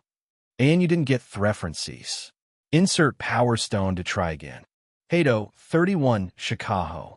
I aimed at the ground under my feet, and as I saw the ground crack, because of the explosion, I got shot back because of the combined forces of the blast and my own attack, but I was mostly fine. A little sore around my body, but nothing I can't deal with. I looked at my opponent, who had an annoying smile on his face. I walked right into his trap, and I don't even know when he set it up. Was it before the fight even began? Joget, let's wipe this smile from his face. I could hear the annoyance in her voice, but I agreed with her wholeheartedly. It will be difficult to execute the plan. She is right. I must do it directly and naturally if I want it to work. Also, I want you to slam me into his sword as hard as you can. She thinks she is so high and mighty because she can shoot out lasers. It'll show her who the superior blade is. She isn't even that pretty to begin with. And what's the deal with her name? Calling herself princess. The last part she said mockingly. It seems that she has some sort of grudge. But why would she? Not like they had met before. It is impossible, but for now, I'll use her anger to my advantage. Let's do this. I don't know where the traps are, or even how many there are, so I need to remodel our battlefield a little. Thankfully, I know the exact keto that will help me achieve that. Hato 57, Daichi Tenio. The ground around me started floating, and I could toss them with great accuracy. I didn't only aim at Urahara, but also everywhere around, as well, just to activate the traps if there were more, and knowing him there were. I was right as there were a few explosions from the rocks, but Urahara came from this unscathed as he used Shuanpa to get out from the explosion range. Seeing the size of the explosion, I was speechless. It was gigantic. Are you trying to kill me? Of course not. I believe that you would overcome this ordeal. Also, unlike how it looks, there isn't much power in it. At most, you would faint. A vein popped on my forehead. Well, see who will faint. Girl, I can't believe that I'm saying this, but calm down. He is trying to get inside your head. I know. I kept taking deep breaths to calm myself down, but Urahara wasn't done with pissing people off. His targets seemed to change, though. Maybe you should give up. Your Zanpakuto isn't a match for my Benaheim. What did he just say? This son of a bitch will eat his own words. He got a Tsunagari as well, but that helped me calm down. Surprisingly, seeing someone else angry makes you calmer. Seeing me distracted, Urahara tried casting his keto, but as he was gathering energy, and was about to fire, I closed the distance, forcing him to stop charging his attack. The energy, not having anywhere to go, exploded inside his fist with great power. Seeing this, I grinned, but my smile faded away as I saw Urahara, who was completely fine. His arm was slightly burned, but he was carefully observing it. He probably didn't use a lot of energy just so he could experience the power of his own body. That's what kind of crazy bastard he is. Our powers really are like water and oil. He muttered it, but I could still hear it clearly. My senses sharpened because of our fight, so I could catch it. I must admit that his words intrigued me. Is it the reason Tsunagari is so against his Zanpakuto? A thought for another day.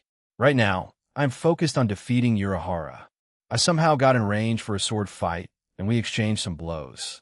Urahara, at times, surprised me with a Kido or two as I was focused on his sword, but I was near him the whole time. The ground was full of sword marks from when Urahara either dodged or parried my strikes. I then backed away from Urahara to a nearby boulder. I slashed the said boulder with Tsunagari. My next action was to blow up the boulder with Kido. Heido 31, Shikaho. As the boulder was destroyed, the ground where one of the slashes was present started cracking until it was destroyed the same way the boulder was. I lied to Urahara about my limit before so he wouldn't suspect my plan. It, however, still strains me slightly and takes a lot of stamina to connect 3 pairs. I was looking closely at the dust created by the explosion, so I would be ready to block whatever was coming because I'm sure it wasn't enough to take him down, but as I was on my guard, I felt the coldness of metal against my neck. That was dangerous, Kujo-san. It truly was. Who knew that you had it in you to trick me? I always thought of you as a rule follower, but it seems you have your wilder side as well. He sounded as carefree as ever. I want to fight, but I know when I lose. I give up. I really wanted to win, but I was outclassed. Urahara was simply stronger than me. I wanted to show Ryoto how much I grew, but I don't think I achieved my Goa. I couldn't finish my lamenting as Ryoto ran up to me, lifted me up, and started spinning, all with a big smile on his face. After he ended spinning, he still didn't let me go and hugged me firmly while patting my head and saying, "Great fight, Rin. You became strong, and I'm proud of you." That's all he said, but it was enough to make my loss not even matter and just enjoy both the hug and head pats. Ed. Good news, my parrot is sitting on my head and shoulders. Bad news, he is bloodthirsty and almost ate away my ears and eyes. Yeni Ryoto versus Yoruichi 1. Ryoto's POV. I can't believe how much Rin has grown. She fought fantastically against Kisuk. Using Kido in the 50s without any incantation is impressive, but she also developed her Zanpakuto in a great way. While there was still a lot to improve, I couldn't believe that the weak girl I promised to protect got so strong. While it doesn't mean it'll stop trying to keep her as safe as possible, it makes me happy to see her stand independently. I couldn't help but run up to her, hug her, give her head pats, and praise her. You're making me jealous, you know. You're ruining the moment, Yoruichi. Am I now? Then how about this? Yoruichi jumped on both Rin and me and hugged us both. You can't just leave me out of this. Well, it was nice, but now it was my turn to fight against Yoruichi. We needed to move to another area as Kisuk and Rin's battle was pretty destructive. Yoruichi, maybe my girlfriend whom I love, but that doesn't mean ill let her win. Ready for your ass to be kicked? She asked with a confident smile. Funny you say that since I'm the one who always comes out on top in this relationship. I shot back. Ed, for some reason, I heard these 2 lines in Jotaro and Dio's voices. Am I reading too much JoJo, or was this a JoJo reference? It is up to your imagination on who is voiced as whom. The winner gets to know my 3 sizes. We ignored each other's comments and turned serious. It may be a spar, but I don't plan on losing, and neither is she. We decided not to use our Zanpakutos and plan to fight using Hakuda. It's one of the few chances when I can practice hand-to-hand combat, and am not going to waste it. Yoruichi vanished from her place and appeared behind me, already in the middle of making a kick to my head. I countered her with my own kick spinning at incredible speed.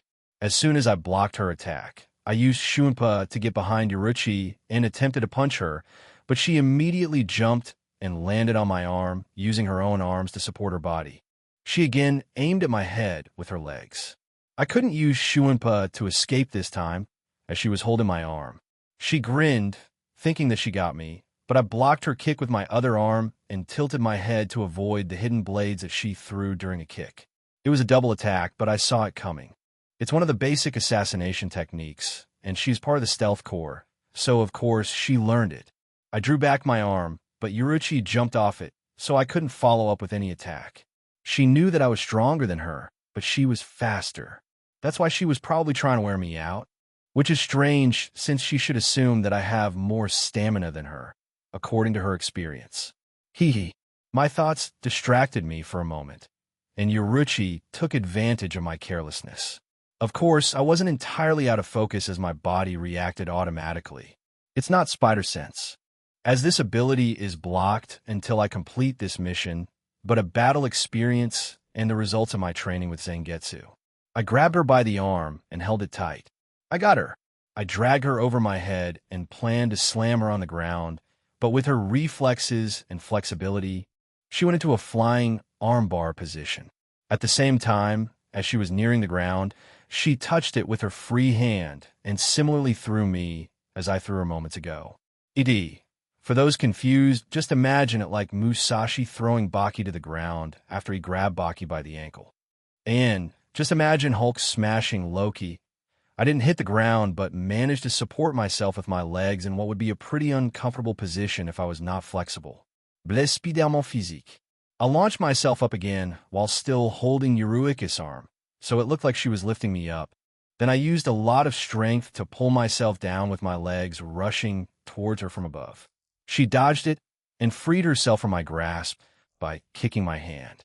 I probably could bear with pain and still hold her, but I wasn't sure if she had more hidden knives. She definitely has, so better safe than sorry. You really are fast, I complimented her. That's what she said. Did she really make that joke? We both know that it's not true.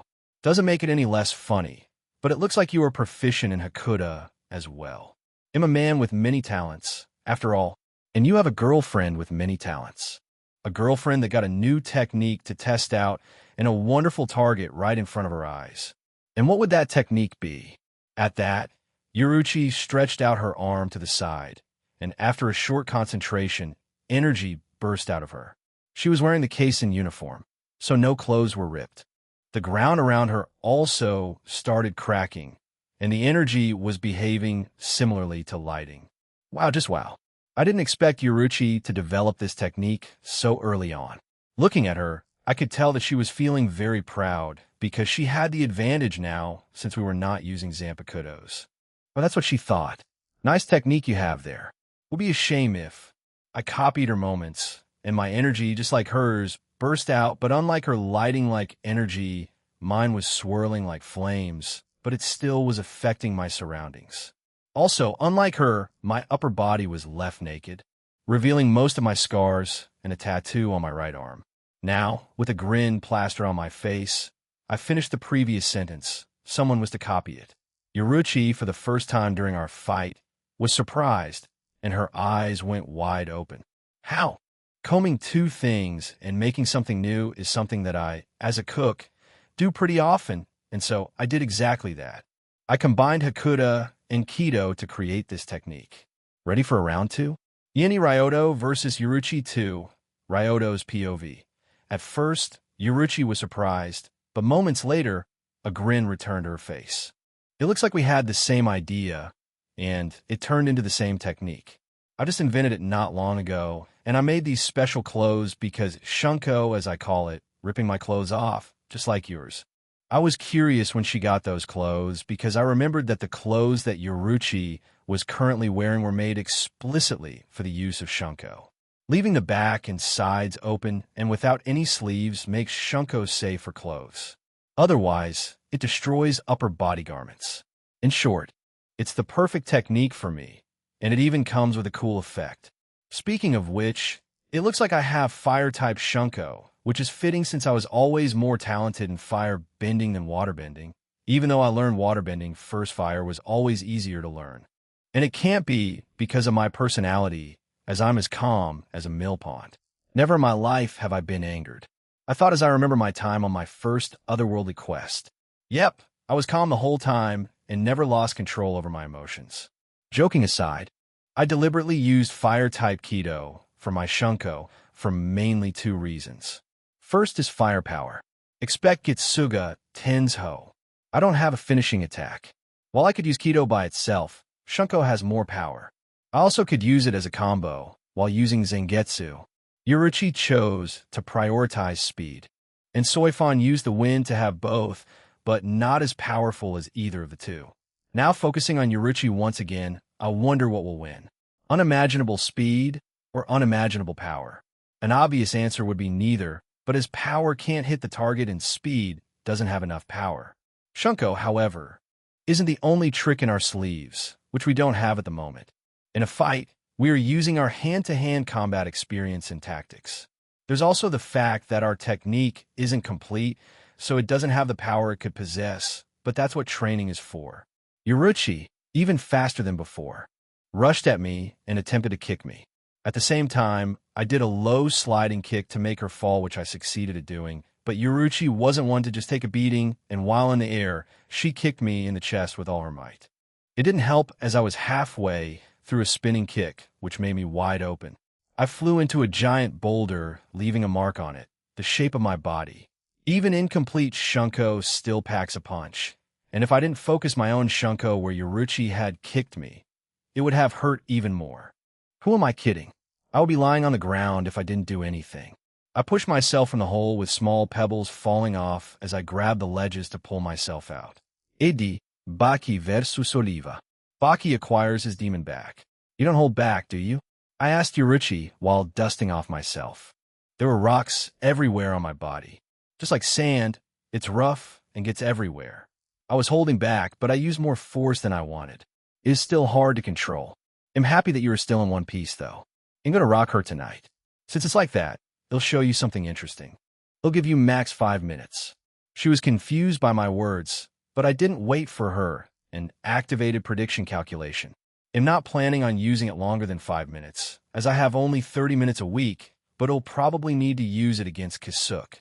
I rushed at Yuruchi with a kick to the head, which she dodged exactly as I predicted, and I was ready for a follow-up attack. My kick changed direction midway to go down on, now, crouched Yuruchi. She wanted to use this chance to attack me in a similar manner as she did before, but she was forced to use Shuinpa to escape. I knew exactly the location she would appear, so even before she got there, I was all ready to stand behind her. For everyone else, it looked like my speed or reaction speed increased, but it was just the effects of knowing your opponent's moves before they even make them, which is also not entirely accurate, as it's a little more complicated. As my fist was going down Yuruchi, she looked surprised. As I was about to hit her, she tried to redirect my fist, but as my attack was about to make contact with her, I opened my hand to grab her by the wrist, and, with a quick movement, Yuruchi ended up disarmed, laying on the ground, with her arms behind her back and me on top of her. Yuruchi tried to free herself using a burst of Shunko to get me off of her, but I used my own Shunko, using the exact amount of force to cancel out hers. Seeing this, she stopped struggling and gave up. I give up, she finally admitted reluctantly. I deactivated my ability. It ended much faster than I anticipated. I didn't use this ability for some time, since my time with it is very limited, and I wanted to have it as a trump card, but I feel like I've gotten a lot stronger in these 5 years, so I allow myself to use it. I also figured out something interesting about it. The calmer I am, the better I can use prediction calculation. It's not like it's more powerful in my calm state, but I can notice more details. I'm still working on it, but this was my test drive, if you will. I got up and helped Yuruchi as well, who was sulking. What was that? She asked. One of my trump cards. That much, I guessed, but you seemed emotionless. Like a machine ready to finish a mission. You don't need to worry about it. It's just I focus too much and practically ignore my emotions just so I could defeat you, and I did. I said proudly, "You're going to rub this to my face, aren't you?" Without any remorse. And you would do the same in place, I said with a grin. I hate that you are right. You just like Dr. House. He is always right, and it is sickening, even for him. Yini Ryoto versus Kisuk, Ryoto's POV. I won against Yuruchi, and I'm going to rub it in her face for at least a decade, which isn't a lot in retrospect. Immersive, after all. After a short break, Kisuk and I went into our positions, but before that, Kisuk, could you please not lay down traps so obviously in front of me? I didn't say anything when you did this with Rin, but I'm not going to stay quiet now. Can't blame a guy for trying. He shrugged his shoulder and disabled the keto he laid beforehand. In the background, I could hear Rin screaming. What did he say? But I ignored it for now. I was ready in my position and activated my Shurkai immediately. Pierce through the heavens, Zangetsu. Now how should I approach this? I won't use prediction calculation for now, because I don't want to be too reliant on it, since its timer is too short to use it in every fight and or training, and I want to have at least some of its time left in case of emergency. Kisuk, from what I noticed, is already very versatile with his fighting style. Short and medium range is his forte, but he could fight at longer distances. The same as me, so I don't have an advantage here. How about Kido, that he outclassed me in? I have confidence in my Hakuda and Zanjutsu. I also have Shunko to work with. We'll need to see how it goes. Before I rushed to Kisuk, I wrapped the end of the cloth to my wrist so I could use it in a more creative and flexible way. Then I ran up to Kisuk while being careful about any traps that I may have overlooked. While the possibility is low, it's Kisuk we're talking about, so we never know. Without setting off any traps, I clashed swords with him. I could probably beat him in a pure strength contest, but winning won't be easy. As the sparks were flying because of the clash, both of us let go of our Zanpakudos with one of our hands and used Kido. Heido 31 Shikaho. The red energy of our attack collided and exploded, pushing both of us in the process. Not wanting to give Kisuk any time to plan, I threw Zangetsu at him, which was deflected, but I suspected that much, so I was already running to him with Shunko activated, increasing my speed. After pulling Zangetsu back, I threw him back in the air above me and used Shunpa to appear behind Kisuk. Without missing my chance, my fist was about to hit his body, but it was blocked by his Zanpakudo. I then pulled back Zangetsu again. Kisuk jumped over the incoming sword and, at the same time, pointed at me with two of his fingers. Heido for Byakurai. Thankfully, Zangetsu came back in time, and I could use him as a shield, but Kisuk wasn't finished. Bakudo 21 Sikianten. Kisuk created a burst of red smoke which obstructed my vision. He even hid his Ryatsu, so I couldn't sense him. It would be a problem if I didn't have a solution to this problem. I deactivated my Shurkai. Heido 58 Teiron. As I put Zangetsu levitating in front of me, I hit it gently to start it spinning like a fan. When I stopped it, I created a widening tornado-like blast blowing all the smoke away. But Kisuk wasn't in front of me anymore. I blocked a slash coming from behind and immediately did a spinning kick to kick him away. It was blocked by Benaheim, and Urahara was pushed back a few meters. Fighting him was exhausting me mentally. Kisuk is someone who has a plan for his failed plan, which was Plan Z for his Plan Z. That's the kind of guy Kisuk is. Maybe not now, because he became like this because of Aizen's betrayal, but he is still very calculating. That's why I can't give him time to think. I would love to see Kisuk do the Kikakadori or even Ryoto doing it, and in the future, Aizen does it to him again. Double emotion damage. I rushed again, but with the first step, the ground started glowing, and I already knew what had happened. I don't even know when he used Kido to lay this trap, but I quickly shunpoed my way out to avoid the explosion. Whistle, I thought that one got you. You need to work on the activation speed.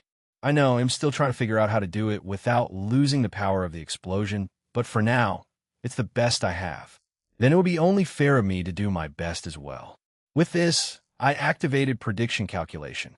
It's the first time I've been in this situation. While prediction calculation works, it never shows one solution. In the beginning, it did, but after a few exchanges, somehow, Kisuk made moves that always had at least two outcomes. I don't know how, but he does it. My prediction calculation is already activated for 5 minutes, but there still isn't a winner. We managed to injure each other, but nothing major, just minor cuts or burns. It's the first time it happened with an opponent of similar strength. Yuruchi and I are also at a similar level, but I ended our spar quickly. Kisuk, on the other hand, adapted and somehow countered it. Not entirely, mind you, but still. I couldn't lose this opportunity to train this ability to the limits. 10 minutes had already passed, and I opened my eyes to use them to their fullest. I didn't plan on doing it, but it was the optimal thing to do according to my ability, and I was in the zone. The only thing on my mind was to defeat my opponent. Not kill, but defeat. I still was somehow conscious, after all. 20 minutes have passed. We have already used most of our cards. We fought using both Bakudo and Heido, Hakuda, Zanjutsu, and Ho-Ho, and on my side, my Spider-Man physique. Everything was used, and both of us were already tired, but neither of us planned on giving up. I didn't take Hisuk for a stubborn type. Maybe he is just curious about my abilities. I even used illusions in this sparring match, but at most, it distracted him slightly, as I couldn't use them too much because of my restrictions. We are currently in a standoff. Hey, Kisuk, how about we end this with one final attack? Otherwise, I feel like we'll be stuck here for a while. I was breathing heavily. Sure, I don't mind. And Kisuk was the same. I already deactivated prediction calculation and raised Zangetsu in a Shurkai form, and started gathering Ryatsu. Kisuk, on the other hand, was ready to slash from below. Gitsuga, sing, Idi, Excalibur. Both of us said the first part of our attack quietly and calmly, just to yell at the top of our lungs with everything we got. Tenshu, Benihime, Morgan. We released our attacks. Yendi, and the winner is... And forgot to write it yesterday, but I watched the first episode of the new Bleach anime, and words could not describe how happy I was. I almost teared up seeing these characters on the screen after 10 years, but finally, the wait is over as Bleach has returned better than ever. Id. I have never watched Bleach, so... Idonkare. Rin's POV. I've never seen Ryoto so in a trance during a spar. It was like he became a machine with the only goal of defeating his opponent. Shouldn't we stop them? I asked Yuruchi and Tessai. I believe in Ryoto, but their spar becomes more and more fierce. Not yet. That's the only thing Tessai said. He doesn't talk much, but I can believe in his decision. I can see that he is ready to step at any moment, and I'm no different. Yuruchi seemed more relaxed. Aren't you worried? No. There isn't anything to worry about for now. Ryoto looks like he is trying to push himself to his limits. He doesn't have this opportunity too often. That's true. Ryoto doesn't spar with anyone too often, and even if he does, he doesn't use everything. I don't know if he is doing it now, but he uses it more than ever I have witnessed. Suddenly, I felt a big gathering of Ryatsu, and it was Ryoto and Urahara preparing these to fire off their attacks. It can't end well, and I rightfully panicked. Tessai was already prepared and used a powerful Bakudo. Bakudo 75 Gaksha Tekken. He clapped his hands together and slammed them on the ground, summoning 5 tall, thick pillars from the sky to block their attacks. Typically, it's used to immobilize the target, but it can be used like this, apparently. Not that I can use it at the moment, but Tessai wasn't finished, and to add another Kido. Bakudo 81 Danku. 2 high-level Kido, one after another, but it wasn't enough to stop the attacks. At most, it weakened the blast of energy. But even that wasn't enough, because as soon as both Gitsuga Tenzo and Benaheim's slash of energy went through both of the Kido and clashed with each other, creating an explosion. The 3 of us on the side were safe, but Ryoto and Kisuk were blasted away. And before anyone says it, I'm aware that 2 blasts of equal power can cancel each other in the Bleach world, but this time they weren't equal in power, and there's also Vasto Lord Ichigo, whose Zero exploded against Yulukira, so I don't know, and decided for it to explode this time unless it's calculated or in other words on purpose. Memories of the day Ryoto returned full of wounds resurfaced, making me freeze for a small moment, but I'm not weak like I used to be, and I can help now. I shook off my deep fear and used Shuinpa to get closer to Ryoto. Yuruchi did the same to check on Urahara. Ryoto's chest was burned slightly, but he was mostly alright. He was even conscious. Did I win? I want to smack him, but I shouldn't hit him. He'll need to ask Captain Unohana to reprimand him. For some reason, he tries not to annoy her as much as others, so maybe he'll listen to her. Plus, For making me worry, he'll need to suffer a bit. I thought jokingly. How is Urahara? I asked Yuruchi, who was checking Urahara's condition. Not bad. He must have blocked the blast with Keto or something. Maybe this accident will fix his head, but I doubt it. How's Ryoto? He asked if he won, so fine. I think.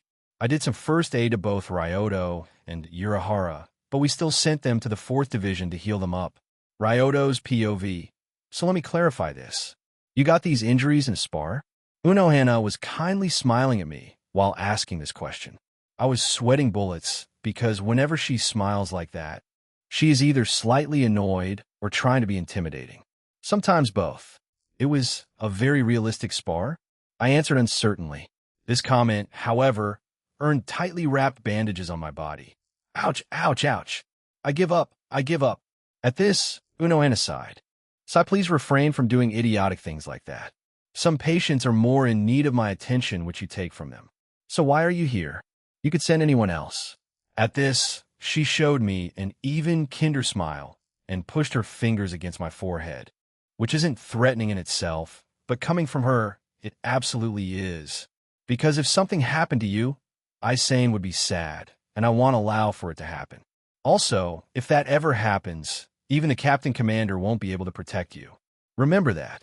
I felt like I could see traces of her past self returning, but unlike before, I didn't feel scared. More like understanding.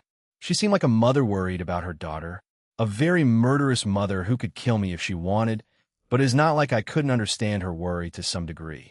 Of note, for this quest, I would already be a father. I still don't know if I'll be a good one, or even if I deserve to be one, but I would do everything for my children, and if anyone harmed them, then I wouldn't sit and do nothing. That's why I looked at her with my closed eyes, and, with complete confidence and conviction, told her, I wouldn't sit and do nothing was written as I would sit and do nothing. Yes, I would do the same. I will walk with my child until he can walk on his own, then I will do nothing. He is on his own, and if he beats up a few guys, or even better girls then, attaboy. I don't know if I'm not going to make Isane sad in the future. There may be situations that are out of my control. What I can promise, however, is that it'll do my best to make her happy, and that'll cherish her as long as I live. Unohana didn't say anything and was staring at me. Without saying a word, she retracted her finger away from my forehead and smiled.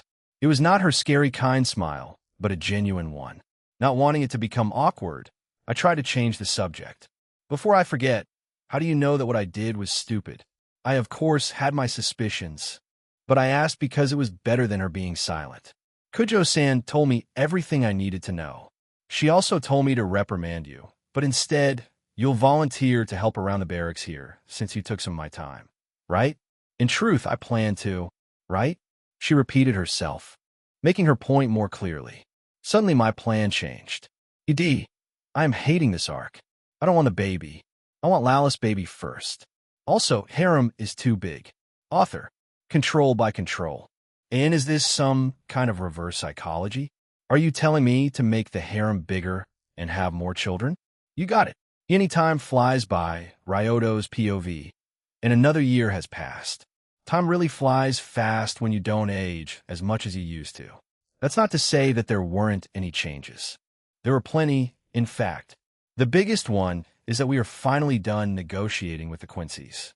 The good news is that there won't be a genocide as, according to our contract, which we have on paper, just in case, Quincy's are to refrain from hunting hollows unless it's indispensable.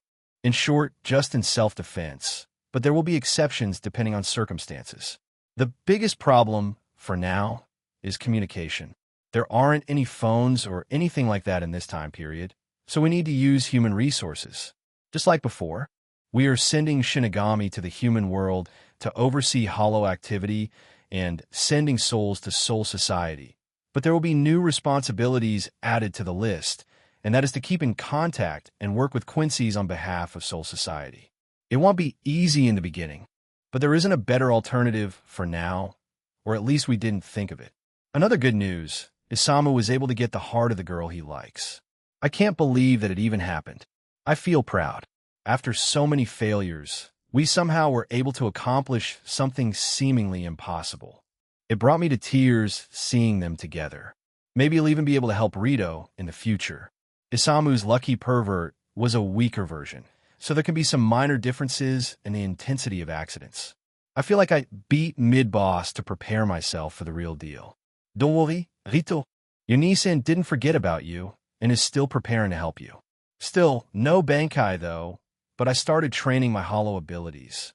I couldn't use Zero for now, but I learned how to use Hiero. I finally got Busashoka Haki's replacement. For now, it isn't as powerful as Haki, but it's better than nothing. Also, just like Haki, it's invisible to the naked eye, so I could use it without anyone noticing because, thanks to how fights work in this world, I could bullshit my way out. Without any complicated explanations, beings with a higher Ryatsu can't be harmed by someone with a lower amount. In fact, the weaker person would get damaged. I'm not sure exactly how much of a difference is needed for that effect, and it's not automatic, at least not in every situation. The power system here is complicated, and you'll need to test things out, but that's for another day. Today I'm celebrating with Isamu. Can you tell why we are drinking tonight? Isamu asked me. Because you are one step closer to becoming a man. You are an adult, so you can drink, and I'm not missing your time being drunk. Why would you assume that I would get drunk, and why would it be fun? He asked uncertainly. Let me tell you a story. The only time I got drunk, I fought my superior over a girl and ended up in a reckless mess with other people. Not to mention, I got a tattoo. You have a tattoo? That's the part you're focusing on? Let's be honest, I got in weirder situations being sober. He answered with eyes deprived of emotions. Yeah, it was a rocky journey to get him together with his crush. I still remember the incident. I shiver, remembering it. Who would have guessed that a single slip could cause something like that? Forget about what happened and focus on what is. You got a girlfriend, and that's all that matters. Light returned to his eyes. Yeah, you're right. He then proceeded to empty the entire bottle of sake. Another 3 years have passed, and Isamu is getting married. I'm happy for him. I truly am. Seeing him marry the love of his life was beautiful to witness. Together with my girlfriends, we went to Jagai as normal guests. It was a big moment in his life, and I don't plan on ruining it. Isane and Rin teared up a bit, and even Yoruchi restrained herself from teasing the newlywed couple. Also, the relationship between Shinigami and Quincy's is slowly getting better. It will still take some time before it's good, but I can't complain. Just a year later, Isamu became a father, and of course my girlfriends and I were there to witness this moment.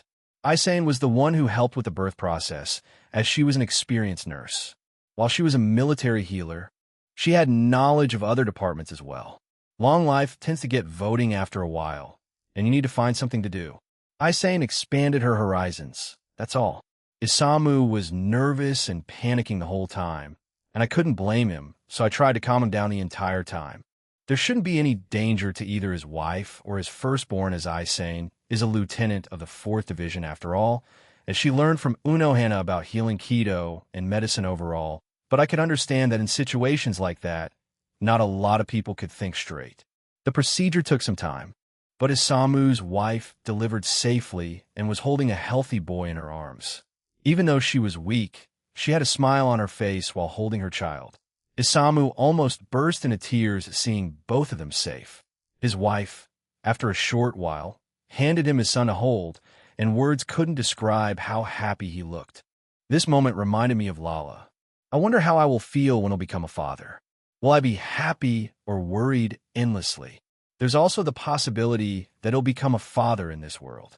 I still avoided this topic as I don't feel strong enough, but I know that if any of the girls ask, he'll probably comply. I would feel bad refusing them because of my paranoia. In the worst-case scenario, I would just gain another reason to gain strength fast. Or you couldn't be strong enough. Your paranoia comes true and character development through death. But hey, I am just saying after all, family planning is important. I myself may or may not change the entire novel and do what everybody wants to do with Hitler.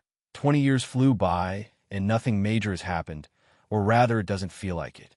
I finally grew a bit and looked like a 20-year-old. The same happened to Rin and Yoruchi. After about 30 years, I grew out of puberty. I somehow feel depressed, though, knowing that I'll go back to being a teenager in the future. Speaking of Yoruchi, she became captain of the 2nd Division. She achieved Bankai before me, and she bragged about it in front of me. She even says to call her captain when we are alone. I, of course, rebutted how I won against her in the spar 25 years ago. I'm not letting go of that. Going back to Ruikis Bankai, it's baffling, really. I know that she doesn't like using her Zanpakuto because, as she told me before, she is stronger without it. With Isane, there weren't many changes. She didn't grow taller or become more mature. She was the oldest out of all of us. She, however, became more honest and, in my opinion, cuter. Her sister still doesn't like me, though. Rin also didn't sit still and became third seat of the 13th division and became more beautiful. I heard she's even got a fan club. She even changed her hairstyle. Instead of her iconic ponytail, she let her hair down, making her look more mature. And I couldn't find an image of adult Rin, sorry. Idi. Tamamo no Mei from Fate series or Ye Miko from Genshin. Also, no Gigachad enjoying both. Both of the waifus will kill you if you do that. Honestly, there are too many things to list them all, so there are more important things at the moment. For example, Kisuk's new invention, which from what he said, is what I was waiting for. Yendi Kisuk's new invention, Ryoto's POV. Everyone except Tessai was in the training room. Tessai was busy with stuff. I don't know what stuff, but we were never that close to begin with, so I didn't ask. So why did you call us here? I asked Kisuk, who was standing proudly in front of us. I was curious, because Kisuk seldom does something without reason. If he does, then you're not seeing the whole picture. Well, Ryoto, my dear friend, the news about your dream traveled across the land, and as the good friend that I am, I wanted to grant you this wish. His show-off side is showing. Okay, where's the pony? Right here. He moved to the side, revealing a pony made of lollipops. I wasn't expecting it, but I'm not going to complain. You truly know me well. Even if Kisuk summoned us here for something stupid, I wouldn't be mad. I have 1 week off and plan to spend some time in the living world to see how Isamu and his family are doing. I didn't visit them in some time. I wonder if I should buy some presents. As I was about to start licking the candy horse, Rin pulled me by the collar. Don't eat it. You don't know where it was before. And don't take candies from strangers. After all these years, she still doesn't like him. But why is my happy time interrupted because of it? Jokes aside, I called all of you here because of this. He broke the candy pony to reveal a human-shaped object. At first, I felt despair at breaking the lollipop masterpiece, but as soon as I saw the object inside, my mood switched faster than Italy changing sides during a war. How did you manage to fit that thing inside? Rin asked, dumbfounded by the situation. I, on the other hand, ignored it because of the early Christmas present. Science, Kisuk was about to answer, but Rin interrupted him. And if you say science, I'm going to connect your face to a toilet seat. A powerful threat if I do say so myself. After that, Kisuk started pondering, and with a raised finger he said, Magic at that. Rin was ready to pull out her sword, but I stopped her. Why don't you explain what this thing does? I asked. It would be strange if I knew what it did after all. At this, Kisuk looked at me without saying anything as if he was judging my reaction, but soon he returned to his carefree self. This little thing is called Tenshintai. This man-sized doll forcibly materializes the spirit of Zanpakuto into our world when stabbed by said Zanpakuto. In doing so, it facilitates the user in subjugating the spirit and attaining Bankai. Rin's and Yuruika's eyes went wide. Where was this thing when I trained for my Banaki? In work was the only answer Yuruchi got. Kisuk then proceeded to explain more about his invention. I haven't tested it just yet, but according to my research, it would be dangerous to train for more than 3 days. This method is literally subjugating the Zanpakuto spirit, and they wouldn't let you do it so easily. It could depend on the spirit's personality, but that's the general rule. I assumed that after 3 days, the Zanpakuto would rebel against its user, and that's why if you're not able to finish your training in time, someone is needed to use this button. Kisuk showed a single button that he took out of his pocket and forcefully stopped materialization. That's why training alone is not recommended. He finally ended his explanation only to add a few last words. I think he did it on purpose. I was planning on testing it myself first, but do you want to do the honors? He asked me, and for some reason, It seemed like I was making a deal with the devil, which is ironic since I had the ability of Lucifer himself. Shame that I can't use it for now.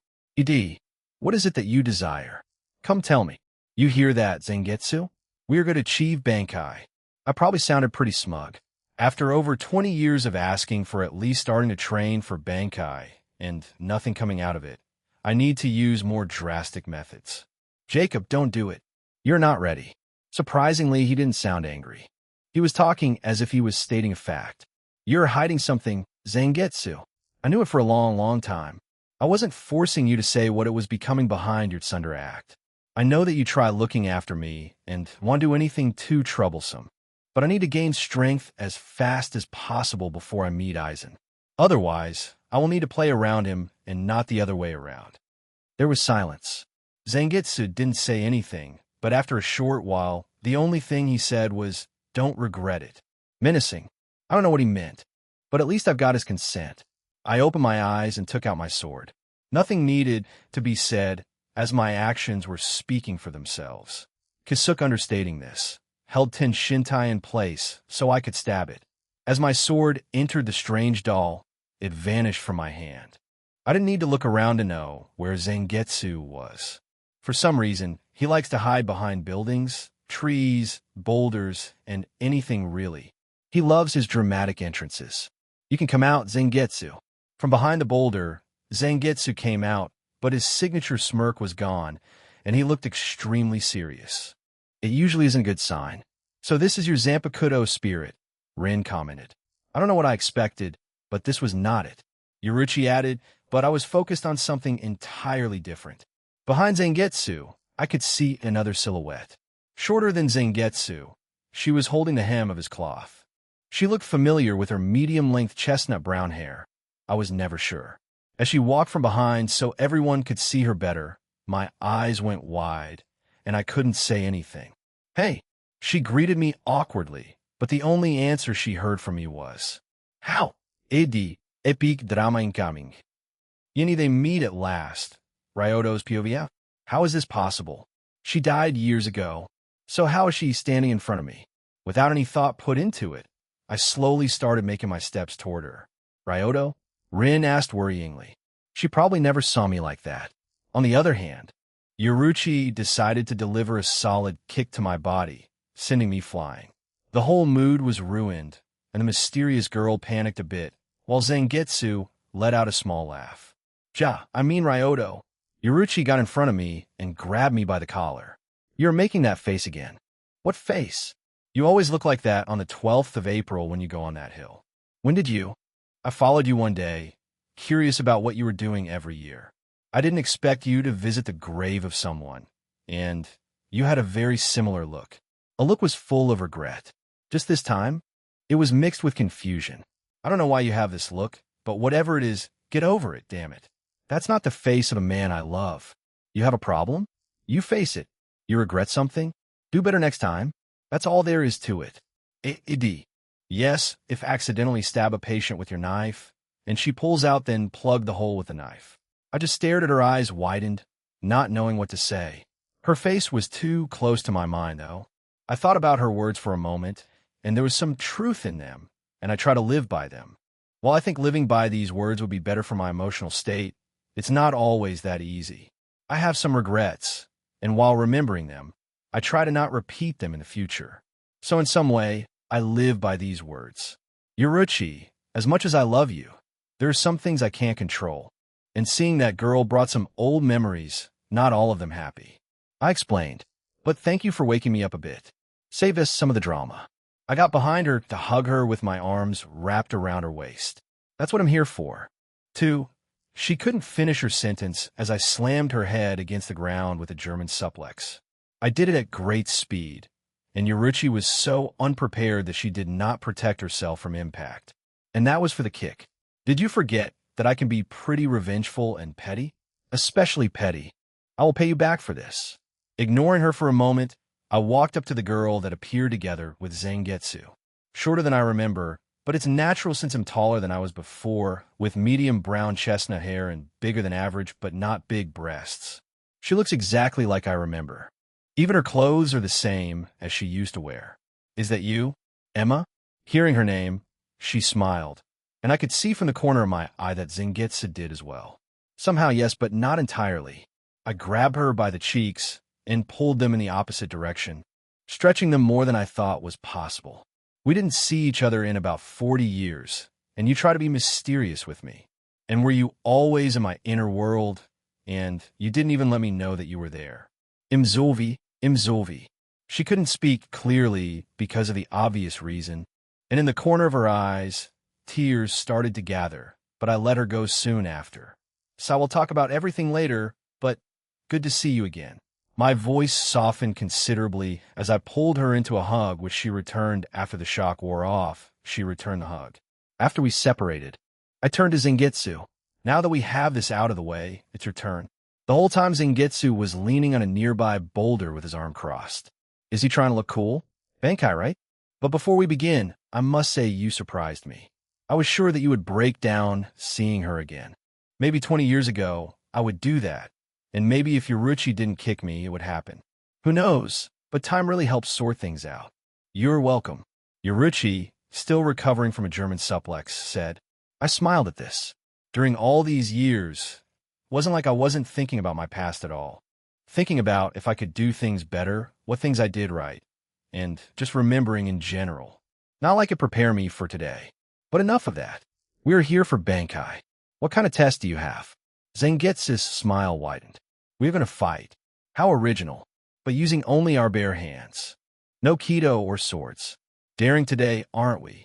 Zangetsu looked at me with a deadpan expression. Do you want a Bankai or not? Yes, please. As we were preparing ourselves for our fight, Emma climbed up on the boulder.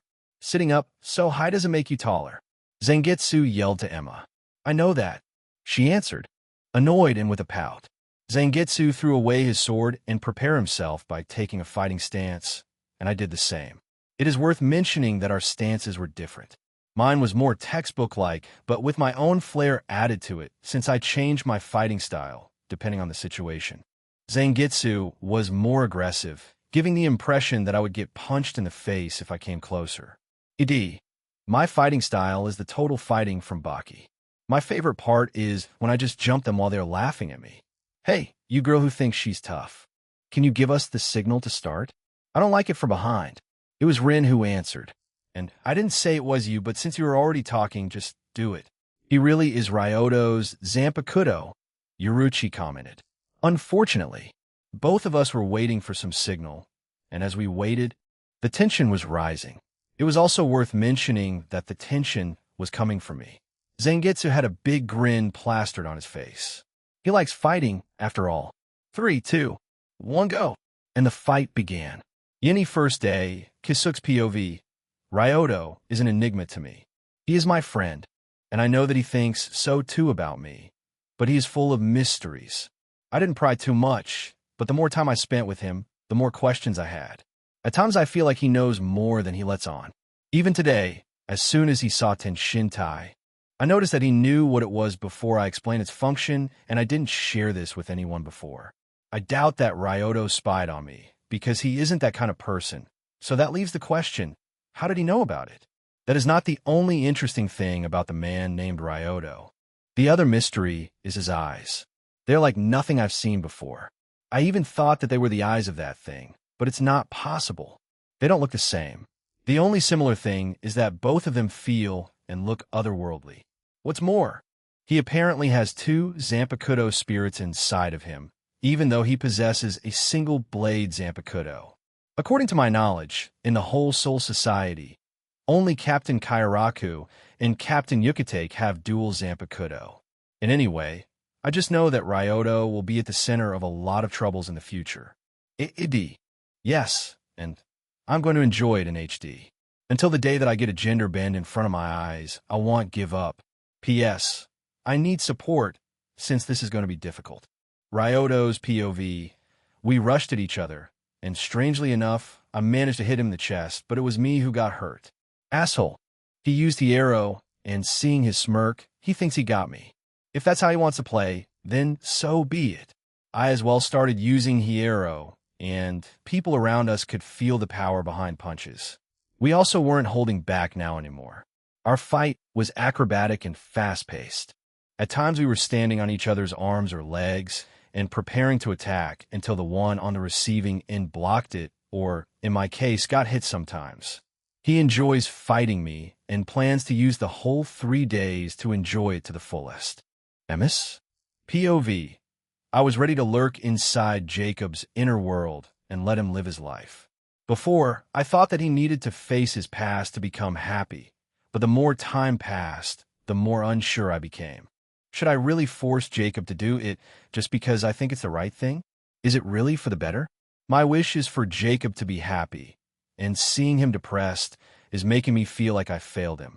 I know that it's partially my fault for how he turned out, but since I'm here now, I would like to help him, and I can. But talking with Jacob after so many years was nice, even if we didn't speak for long. He may look different, and unfortunately he is taller now, but it's still Jacob, or maybe I should call him Ryoto. I'll ask him that later. I know that he hated being called Jacob, but maybe it changed. I would rather call him Jacob after all. Ryoto's POV. The first day ended with a punch in my face. He timed this perfectly and on purpose, so I would fly as he was turning back into the device, and seeing his smirk, I knew that he counted it as a success. I was pretty beat up, not to the point of needing to go to Isane or Unohana. The hot spring with healing properties for now was enough. The girls used this opportunity as well. Rin was in a swimsuit because she didn't trust him enough, and Yoruchi turned into a cat before going for the swim. She, of course, tried to tease me before transforming. You know, the usual. Do you want to talk about it? Rin asked out of nowhere as I was relaxing in the hot spring. Maybe later. I want to talk to Emma first. But you could say that she is someone I used to know, and she died. I see. The mood worsened, and I didn't want to be the reason for that. That's why I decided to change the subject to something more interesting. By the way, Rin, why do you have a swimsuit ready to use? We didn't know that we would be staying here for 3 days. At my words, Rin slowly started becoming redder and redder. I see what she was planning, and I couldn't help myself from forming a knowing smile. And no, it's not what you think it is. I disagree. This is exactly what we think it is. Isane may be perverted in other ways, but unless her switch is flipped, she is almost as innocent as a child. You, on the other hand, are a closet pervert, and you grow more perverted with age. You just don't want to admit it. Yoruchi added, and I felt that I should say something as well. Don't worry, Rin. No matter how much of a pervert you are, they'll still love you. Also, I have a confession to make. I'm also a pervert, so at least you are not alone. I put my hand on her shoulder while giving her a look of understanding. Rin was feeling a deep shame, and it was fun teasing her. During our years together, I learned how much I can tease her until it's too much and her limit is closing in, so I should stop now. Once again, I used my secret talent of changing the subject.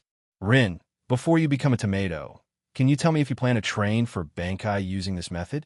Rin calmed down a bit, thinking about my question. I don't think I'll use it. I want to achieve Bankai using my own and Tsunagari's strength. You just don't want to use Kasuk's device. Am I right? Rin avoided my gaze. Cough either way, I'll achieve Bankai by myself. Tsunagari said that it's still too early for me since I haven't mastered Shirkai just yet, but I'm getting there. If that's what she wants, then I'll support her, even though I would like her to get stronger faster. That's why I'm here and getting stronger, but most importantly, I'm not alone anymore. Rin isn't even that weak. Isane is a lieutenant, and Yoruchi is already a captain. We are a strong little family. Yini's second and third day, Ryoto's POV. For the next 2 days, I was exclusively fighting Zangetsu, without any breaks except for the night, during which I slept to regain some of my stamina. Zangetsu was simply a better fighter than me, even in hand-to-hand combat, but thanks to that, I was slowly improving, adapting, and overcoming my obstacles. During the second day, we were more evenly matched, although Zangetsu still had the upper hand thanks to his wild style. The third day went similarly, but I was in the zone of my fight with Zangetsu. The only thought on my mind was how to win. It was, after all, the last day, and my time was running out, so my fighting style was becoming more and more reckless and risker, which Zangetsu liked. Yes, good. Why need defense when you could just attack? Ha ha ha ha. AD. Just like the Orge himself said, forget about defense. Just concentrate on what is in front of you with the power in your fists, and let everything else become white noise. Freaking battle maniacs. I just don't know how to deal with them without a fight. This was the first few hours, but as the last hour was approaching, something changed. I was once again being pushed back. I don't know why it happened unless the realization hit me. This bastard was holding back. Since there isn't that much time left, and I enjoyed myself enough for now, time for a lesson. He grinned. I should have expected it. I really should have expected it. I mean, I kind of knew that he just wanted to fight, but who would have expected that he had a lesson to teach?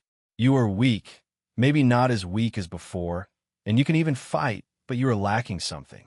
Can you guess what this is? No. I see that you know what I mean. You don't know how long I have waited for this. His grin grew even larger. Do you know the difference between a king and a horse? Do you really need to do it? I do, because there's a point in this speech. You need your killer instinct, and am planning on dragging it out of you by force if necessary. At the same time as Zangetsu was about to say, you know what, Rin, Yoruichi, and Kisuke were having a conversation in the background. Do you think Ryoto will achieve Bankai? Rin asked. Who knows, but he doesn't have much left, Kisuke answered. And what does this talk about the king and a horse? And why is Ryoto looking like he knows what he means? Yoruichi questioned. Knowing Ryoto, we don't want to know.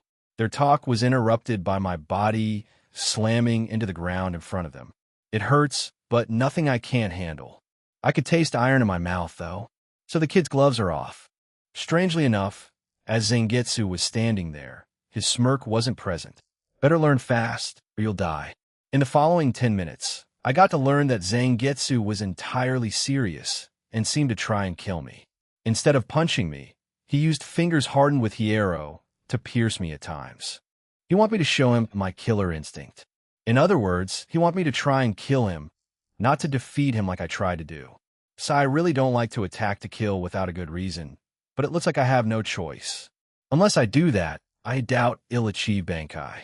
I close my eyes and reopen them with a cold stare coming from them.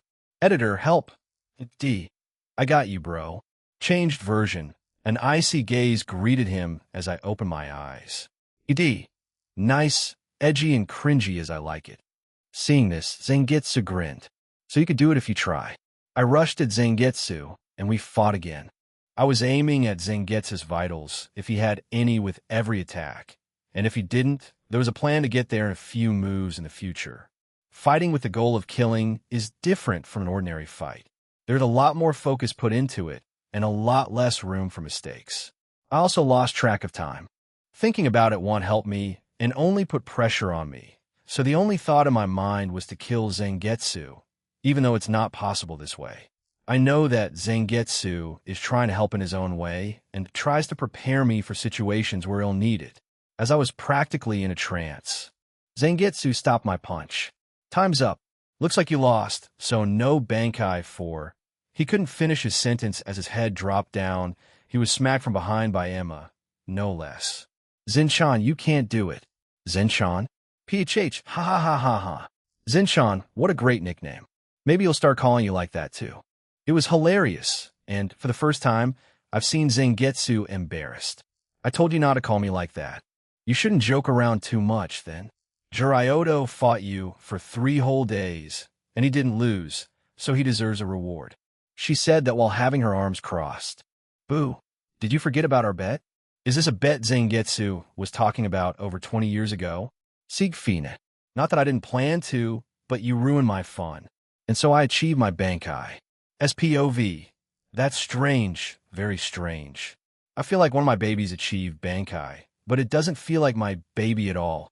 And let me tell ya, it ain't possible. I can't even tell where it is, which is even more impossible. I'm curious, but I can't leave this place without any reason. But maybe I could somehow convince the others. I bet Ichi-chan will want to investigate it. This nickname needs some work. I-chan, Ichi-chan, Chan-I. Who would have thought that after so many years, I couldn't find a perfect nickname for him? Ki-chan's nickname was much easier to come up, although I still think that Hiki-chan is better. But for some reason, it feels wrong. Where was I again? Righto, that strange Zanpakuto that I feel. I guess we'll see how it turns out, and then do something with it. How could someone create a Zanpakuto without being me is a mystery. Maybe Ki-chan could do it, but he promised me that he wouldn't. I slammed my face in realization. I can't call both of them Ki-chan. Maybe one of them will be Kiki. It seems that Hiki-chan could still be used. Yini answers, Ryodo's POV. Now that I finally got Bankai, I deserve some break, and what's better than a break under a tree is what I would say if I didn't plan on talking with Emma today. Of course, before that, I, together with Yoruchi and Rin, oversaw Kisuk's Bankai training. It was only fair after all, but now that this is done time to talk heart-to-heart talk with an old friend, I went inside my inner world, and both Zangetsu and Emma were waiting for me there. You two have a lot to talk about, so we'll leave you alone. That was the only thing Zangetsu said before he left us alone. Who knew that he could be considerate? Let's go to some better place to talk. I proposed, at which Emma nodded. I chose a nice tree to sit under. I got this habit because of Emma, consciously or not, and she enjoys it as well, so it's the best place we could talk at. To be honest, it was still strange seeing her alive. The last time was just before she lied to me, so maybe we should talk about it later. I know that she is Emma, I knew, and not someone who looks like her, because she reacted to her name, but she also said that it's not entirely the case. They'll ask about it after that, but before I could say anything, Emma started talking. You probably have a lot of questions, so they'll try to answer them all, but before we start, I want to say, I'm sorry. Her voice started breaking at the end, and tears started coming from her eyes. I never blamed her for what she had done before. I was always blaming myself, even if I didn't show it. Even if I was happy seeing her, I had some deeply buried emotions and issues. Especially issues, but seeing her right now, apologizing to me, they vanished, and I did the only thing I know would cheer up a crying girl. A hug. She didn't stop talking through her tears, but she returned a hug though. I knew that what I was doing wasn't right, but at the moment I couldn't see another answer. I just wanted to escape. I can't say that I don't understand her. I had these thoughts many times in my previous life, but I just never went through them. Not because I was stronger or had a stronger will than Emma, but because I didn't have enough courage and motivation to do it. ED, you disappoint me, Ryodo. Foolishness. So, foolishness. I didn't have a push that Emma's got. I wonder who was the lucky one, me or Emma, but that's not important. In the end, both of us died, but we were sitting next to each other. Funny or sad story, depending on how you look at it. You know, Emma, I never blamed you for what you did.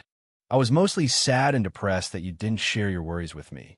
But the worst thing was that I never noticed how much you were hurt. What if I was more observant? What if I was more worried? Would I have done things differently? What? What if you didn't lie to me? Why did you say that you were all right? I noticed that Emma was not as cheerful as usual in the last of her days, but every time I asked about it, she smiled and said everything was all right. Except for the last time when I didn't even see her. She just answered behind the closed door. Emma was known for never lying, and I stupidly believed her. Today I could tell that her smile was forced, but back then I wasn't as good at reading people as I'm currently. Even my friends could fool me easily. I say friends, but I only had Emma. Hearing my genuine question, Emma didn't know how to answer it, but I could feel her hold on me tightening. I don't know. I don't think I was thinking clearly back then. The only thing on my mind was escaping. Also, I didn't want to drag you into my problems. I know that you had many that you didn't share with me. You were always like that, keeping everything to yourself until you would eventually explode. Don't get me wrong. I'm not justifying my actions. I know that what I did hurt you more than anything before, and I can't ever apologize enough to you, and don't even expect you to forgive me for that, but I want to at least try to make amends. That's why once again I'm sorry. She hit her face by pushing against my chest, and I could tell it was getting wet, so I patted her head to calm her down. I knew. Knowing her, I could guess that it was a reason like that, but I was too caught up in being depressed, I ignore my logical side in that regard. It doesn't make my suffering unnecessary or without any reason, but I wish I was my future self in the past, so I would know how to deal with loss. Is it a good thing? A bad thing?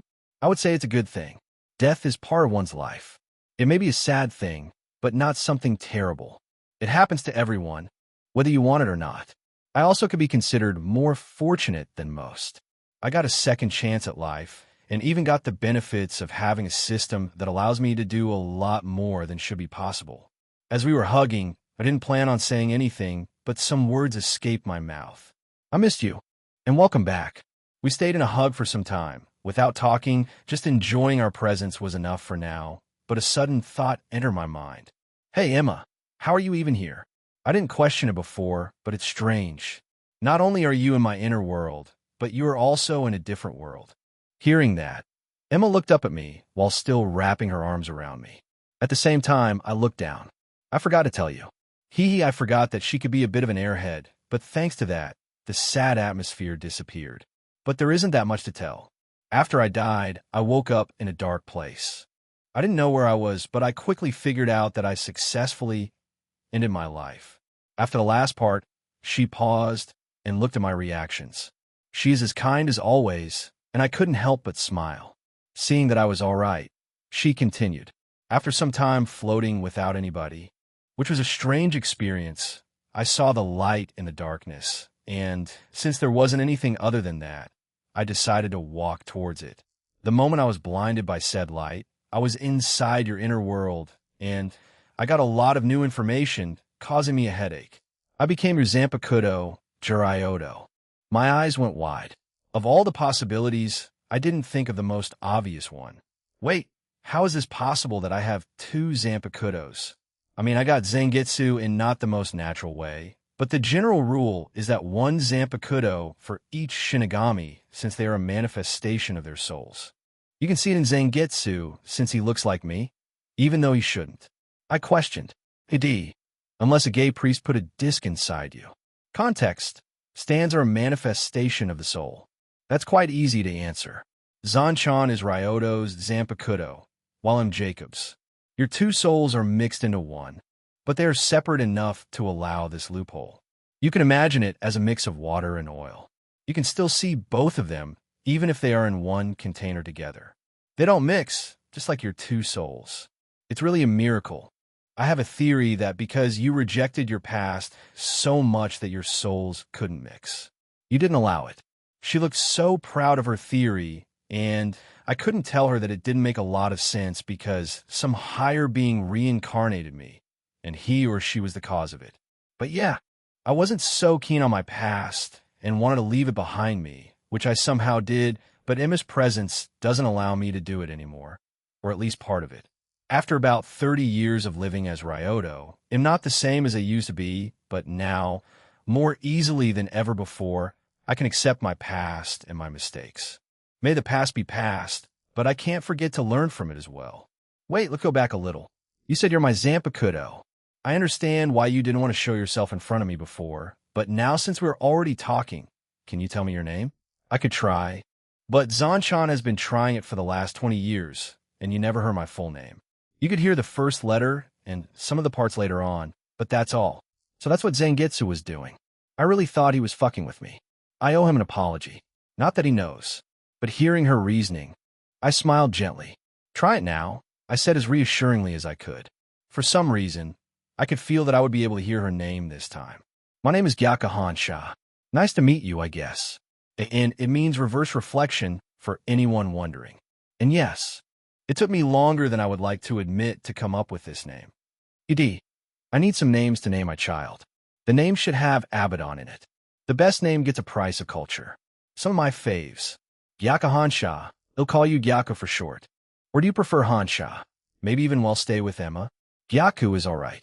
Just like you'll use my new name because I got a new life. It took her a moment to realize what I had just said, and when she did, her head turned at light speed in my direction. Her mouth went wide open with no sound coming from it since she didn't know what to say, but tried anyway. At this, I smirked and gave her a rougher head pat, messing her hair a bit. She didn't enjoy fixing her hair back to how they were before, but I enjoyed seeing her try. You know, you and Zanchan are a lot more alike than you realize. I have her deadpan look. Of all the things you said to me today, this one is the most unbelievable. I paused. By the way, you can call Jacob if you want. I don't mind it that much as I used to. Hearing that, her mood got better as she visibly perked up. Talking with Emma, or should I say Gyako, helped me more than I realize. I feel like after talking with her, I can, more than ever before, leave my past behind, but from this point onwards, I won't deny it as forcefully. That sounds right to me. I nodded to myself, satisfied with the conclusion I ended up with. Not only that, looking back on the rainy side of my inner world only strengthened my conclusion, seeing that for the first time since this world was born, it wasn't raining there. Yini big request, Ryoto's POV. Just a year later, I was walking to a very important meeting. It was being held in Squad's 1 barracks. More specifically, the assembly hall. I was walking slowly but confidently. It didn't mean that I had a lot of time, but I wouldn't be late in any possible way for 2 fundamental reasons. I was fast, and I knew exactly how fast I needed to go to come on time. Perks of being good at math. Today there will be a significant announcement made by Yamaji, head captain commander, and if he talks, you listen. Otherwise, you're made into burnt toast. I'm obviously joking, but everyone wants not to mess with someone who can kill you without effort unless they know that he won't kill you. Meaning I can mess with Yamaji if I want. I just choose not to do it too often. I was slowly approaching the big door to the assembly room, and many familiar and unfamiliar faces welcomed me, but everyone had one thing in common. They all wore white haori except for the people standing behind them. Most of the captains and lieutenants were present in this room. The missing ones were members of Squad 11, which was predictable, and Squad 10 because the captain passed away not long ago, and there still isn't a replacement. I recognized most of them, but I have yet to meet them all. Hikifyun was still the captain of Squad 12, and the captain of Squad 6 was Byakuya's grandpa. The ones I didn't know were the captains of Squad 3, 5, and 9. Yamaji struck his cane against the floor, gathering everyone's attention. It seems that everyone has assembled. So we shall now commence the inauguration ceremony. I believe every captain has heard by now that for some time, captain positions for Squad 7 and 10 are empty. Based on that, the captains of each squad receive a notice of the effects that elections for new captain were to begin. Unfortunate, no suitable candidate was found. Until 3 days ago, I got recommendations from captains of the 2nd and 13th Division concerning the same person. Yesterday, in the presence of myself, as well as 3 other captains, his qualifications as a captain were assessed by the way of the captain proficiency examination. There were no objections to his ability or character. Thus, we appoint the former lieutenant of Squad 13, Ryoto Yuki, as the new captain of Squad 7. I finally became a captain and got to be captain of Squad 7. With this new position comes a lot of responsibility. In other words, I get to decide about things, and my first decision is to choose my very own lieutenant, and thankfully I know where to search for her. Rin, I have a proposition that you can't refuse. I walked inside her room without knocking as I usually do. I knew that I could come thanks to certain something I learned during my time in this world. Rin was currently reading some books, so as soon as she heard the door opening and my voice, she put it down to hear me out. I must have intrigued her by my proposition, but to my surprise, she stretched out her arm and made sure to make the focus of my sight her fingers, especially the ring finger. I started sweating. Does she want me to propose? Was this how she understood the proposition that she couldn't refuse? What should I do? What should I do? I don't have a ring ready. Should I say that captain's duty suddenly calls and search for one as fast as possible? Seeing my panic, Rin was undoubtedly amused and let out a small giggle. Hearing her laugh, I realized what had just happened. She played a small prank on me. You got pranked, bro. Pranked?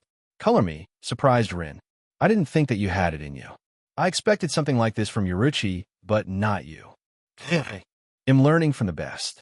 I thought you hated Kisuk. She gave me a deadpan look, and it met with my smirk. Although I was joking with her, I was serious about Kisuk being a better prankster and troll. This guy is on another level if he wants to trick someone. It's not like I hate him. It's just that, for some reason, his existence repels me. Even Tsunagari agrees with me on that. Ouch. Sorry, Kisuk, but it seems your charisma isn't on the level of a handsome and sexy shopkeeper just yet. But enough of the jokes. You said something about a proposition.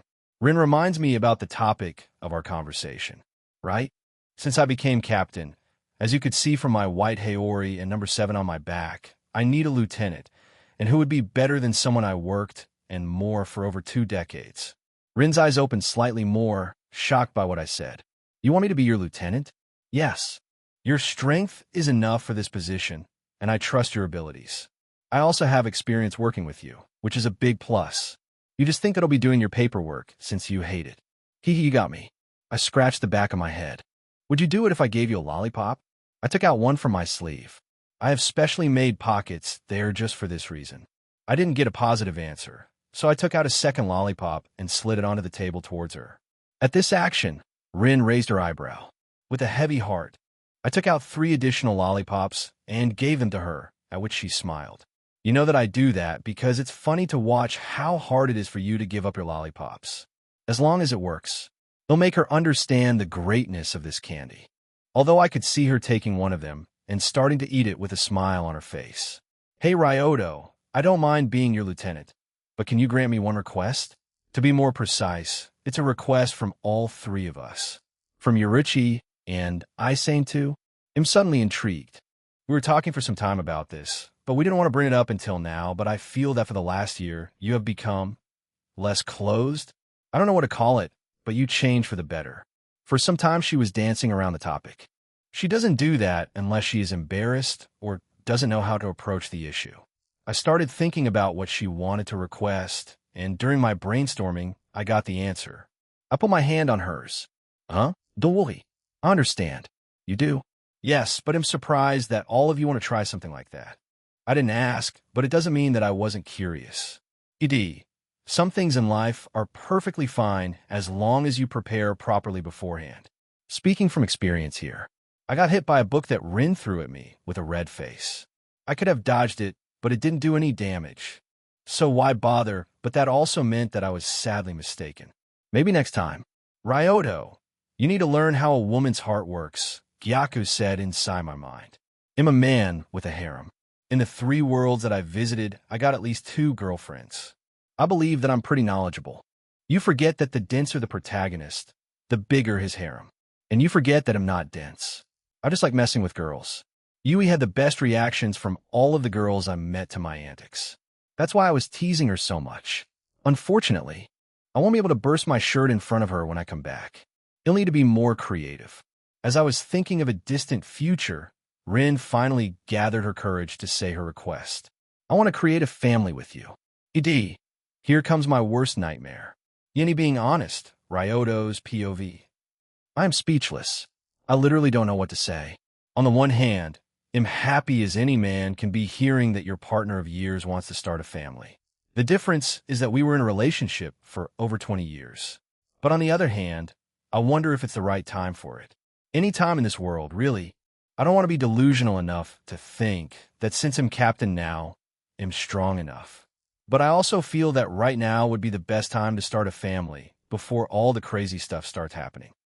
No, it's not. Because if it happens, I am personally ripping the baby's umbilical cord out and eating it in front of Ryoto to teach him a lesson and give him some character development. Don't worry about it. You have us, right, Zan-chan? Don't call me Zan-chan. Gyaka giggled at the embarrassed Zangetsu. I keep forgetting that I'm not alone. And I'm not talking only about my Zanpakudos. There's Rin, Yurichi, Isane, Kisuk, Yamaji, and others that would help if I have a problem. Old habits die hard, I guess. There's also a third hand in this idiom, and that's Lala. She is pregnant with our child. And let's be honest, I was not ready for parenthood at that time, but now, I'm still not entirely sure, but I would be a better parent now than I would be 20 years ago. The real question is if this is enough reason to refuse Rin and the other girls their request. I could tell it wasn't easy for them to make this decision, and I should answer her equally as seriously. Rin, before I'll tell you my answer, I think you need to know something first.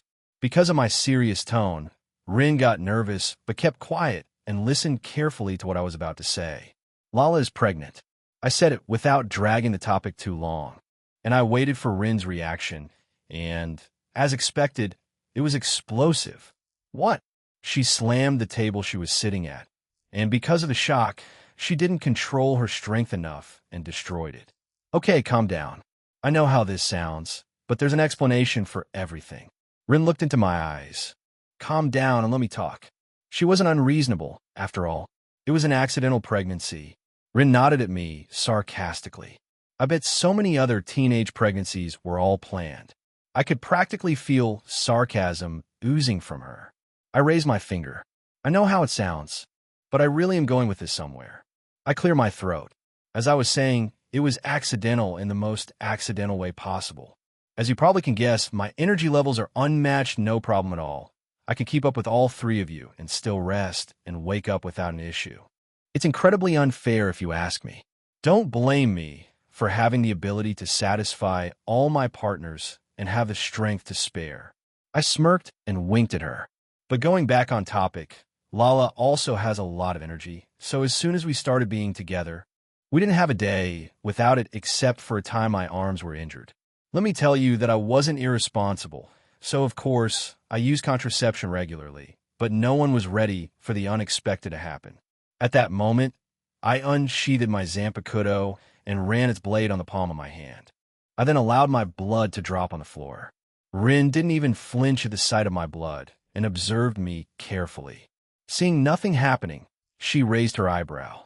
You made the floor dirty with your blood. What's your point?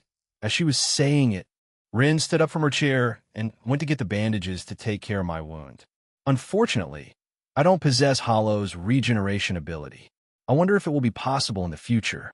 Rin could have healed me a lot faster using Kaido, but she enjoys taking care of my wounds in an old-fashioned way if it isn't something serious.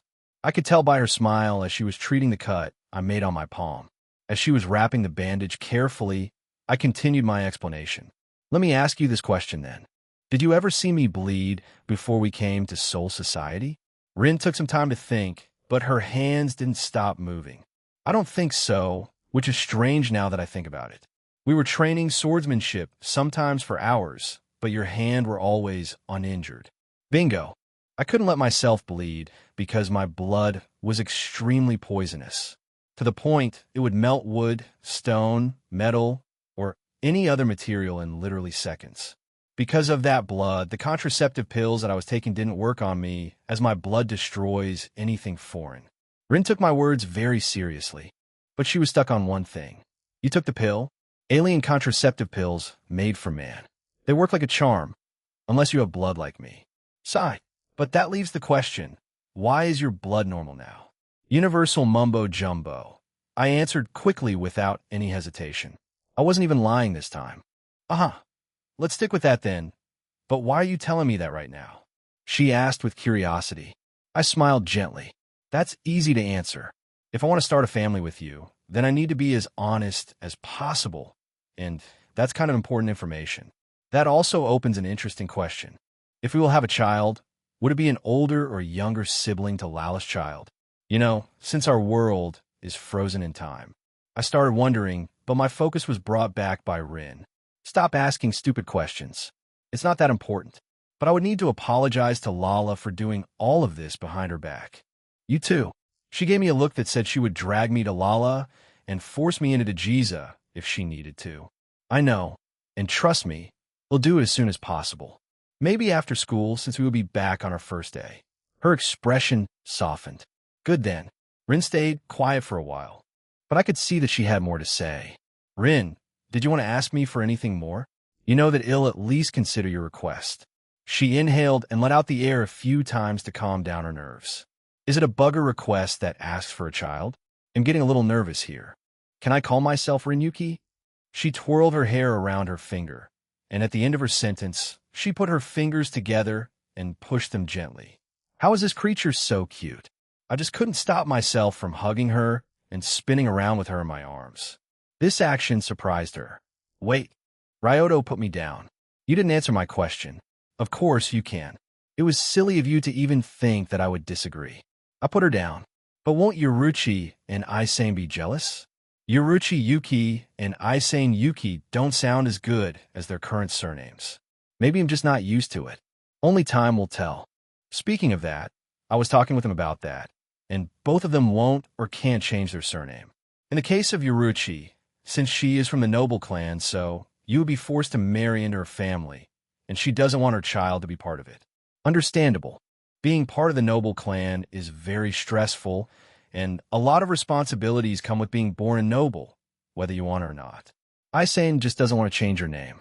She says it's very important to her. I sense some history. I can probably guess why she feels like that, but I'll be waiting patiently until she wants to share this story with me. But they still want to have children with me? Is it that hard to believe it? No, but I know what I will be doing today. I picked her up and put her on my shoulder and shooed out of this place to do far more important things. AD. I hate this arc. I'm having a migraine from this. Yini before the night, Ryoto's POV. Apparently, you can't kidnap your girlfriend from their workplace, even if you're a captain, and even if you had a goddamn good reason for that. I mean, if that doesn't count as a valid reason, then I don't know what is. ED. He's starting to give Dr. House vibes now. I wish he was as intelligent. Shit. What is wrong with me lately? My thoughts started wandering, but I was brought back by the yell of the person in front of me. Listen to me, right? I was currently sitting in Dejiza in front of Yamaji. I still can't outrun this old man. I had a very good reason for that. It was basically an emergency. Yamamoto raised his eyebrow. And what was this emergency? Family meeting? I was hit by his cane on the head. Ouch. How the hell does it hurt this much? It's just a wooden cane. I know that he has his Zanpakuto inside, but the outer layer is wooden. You've been captain for less than a week, and you already disturbed the peace in Seri-IDI because of spending time with your girlfriends? Do you know what your Haori means?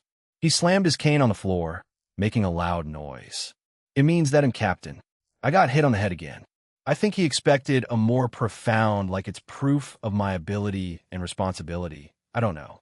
I was rubbing my head to ease the pain, and at the same time, Yamaji raised his eyes to look at the people behind me, the girls I kidnapped. You three can return to your duties. I still need to educate my disciple. I thought we were behind those days, but he proved me wrong. My girlfriends left me there without a word of protest. I can't really blame them for doing that. I would do the same.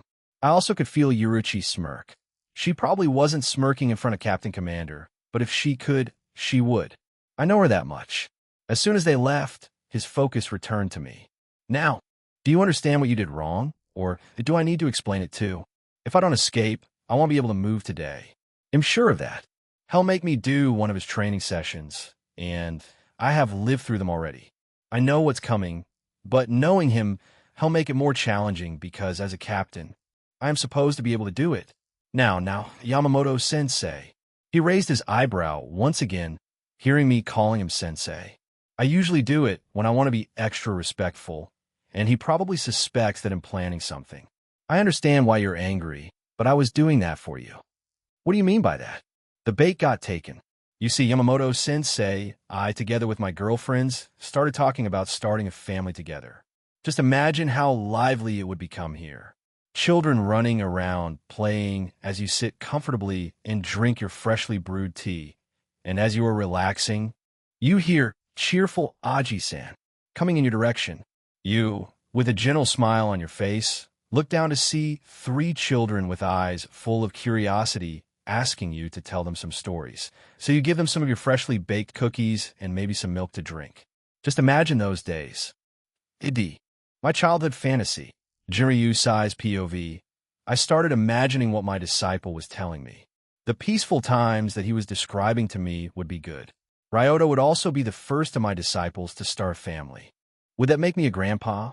I was distracted in my fantasy of spending time with my grandchildren, and when I opened my eyes, returning my focus to Ryoto, I couldn't see him in front of me. On the ground, however, I could see a piece of paper. I walked up to it and picked it up to examine it. It was a letter, so I started reading it. Sorry, Yamaji, but I can't allow you to punish me today. I'm a man on a mission, after all. You can find me tomorrow. I probably won't have any regrets then. P.S. You should relax more. You'll get too many wrinkles in 100 years at this rate.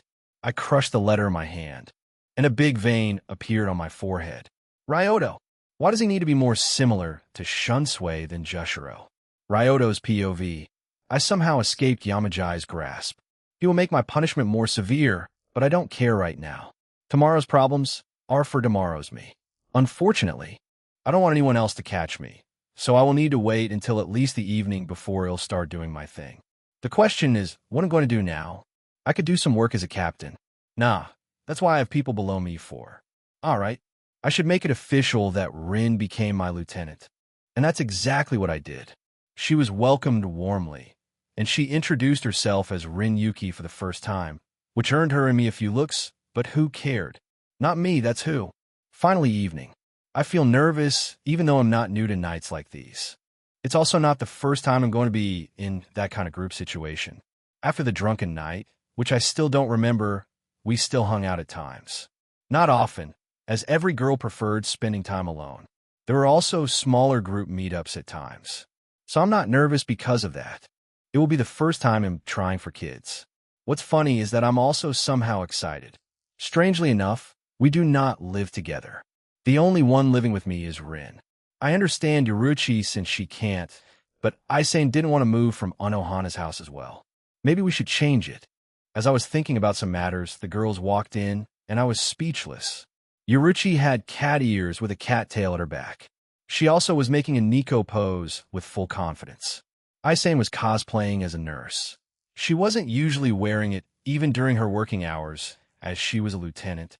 So it was refreshing seeing her in these clothes. She was clearly embarrassed, but I knew the moment her switch was flipped, there won't be a trace left of this side of hers. Last but not least is Rin, who also seemed embarrassed by her clothes. She was wearing a school uniform that was similar to our school, but looked like cosplay, thanks to her mature look. She was standing in the middle, so she spoke for the group. Ready for an unforgettable night? I smiled. Like every other night, with all of you weren't. Wow. But I'm not even excited. Yini Foursome 1, Ryoto's POV, I was already in my costume. So, basically, I was the only one in a different outfit in this room, but that's the point. Although I didn't care about anything at the moment, as my full attention was focused on the girls. It would be the first time we did a cosplay photo shoot together. Before even cosplay, this was the thing. We are practically making history today. Rin slowly walked up to me, sat on my lap, wrapped her arms around my neck, and started kissing me. She started by being reserved, but with every second, we deepened the kiss. She pushed me down on the bed soon, but we didn't stop kissing.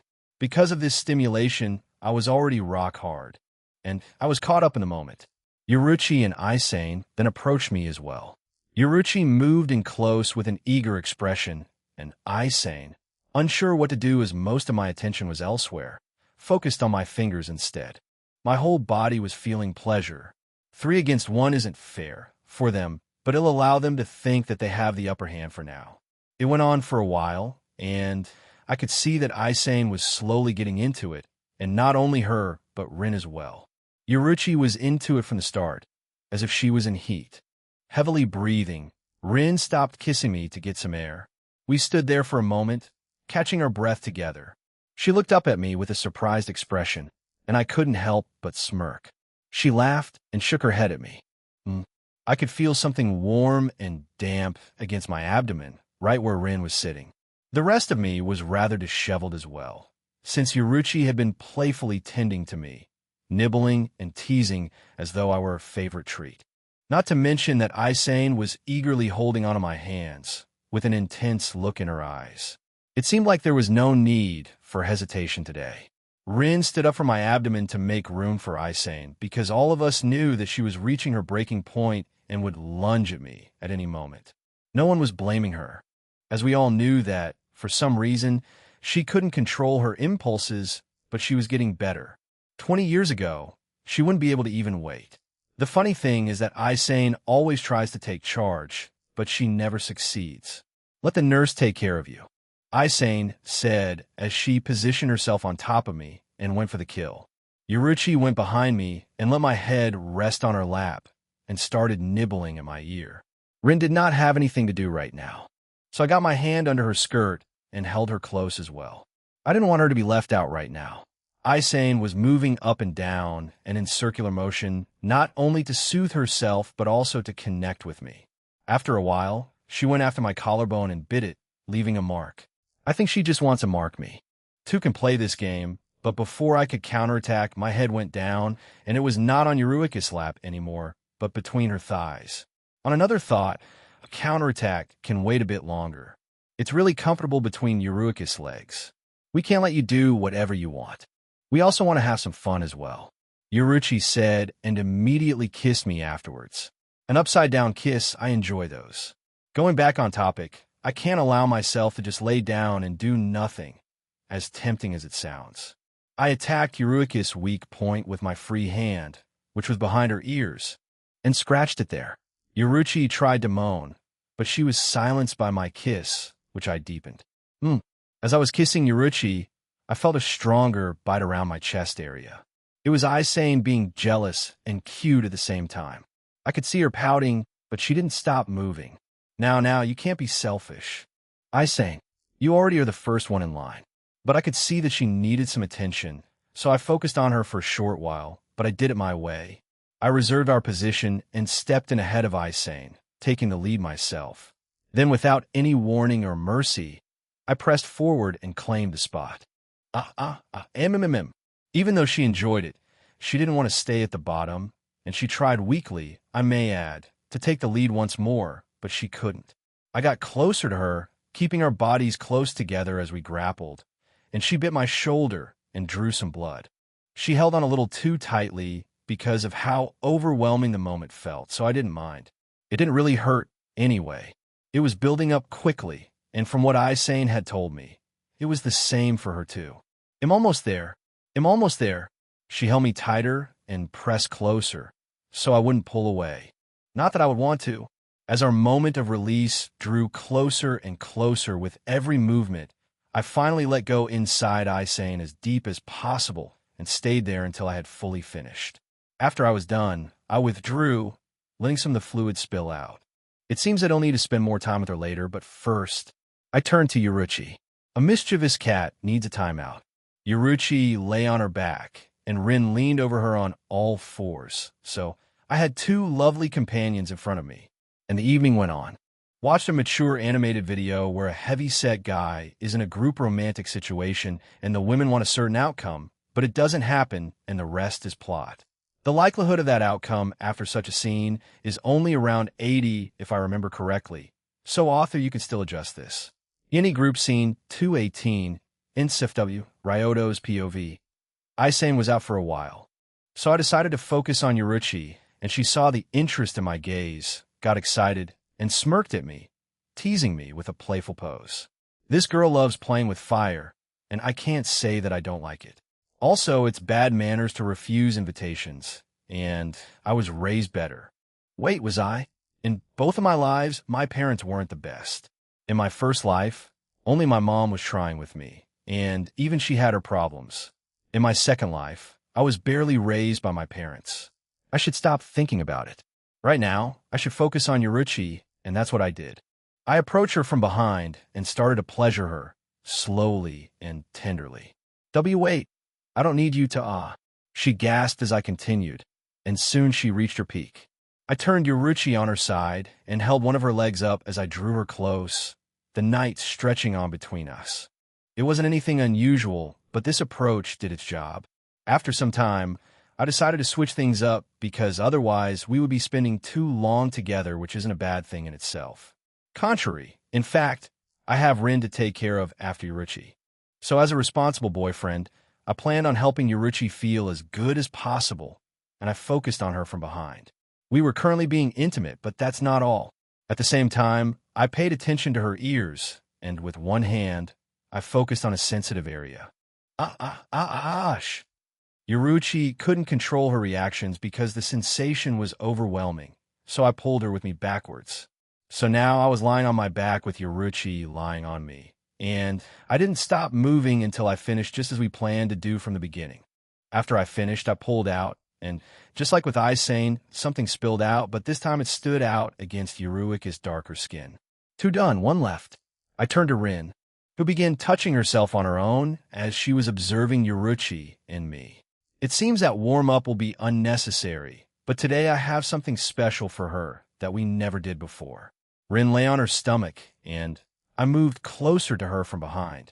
After that, I leaned close to her, keeping my weight gentle, and stayed patient this time since Isane and Yuruchi were still out.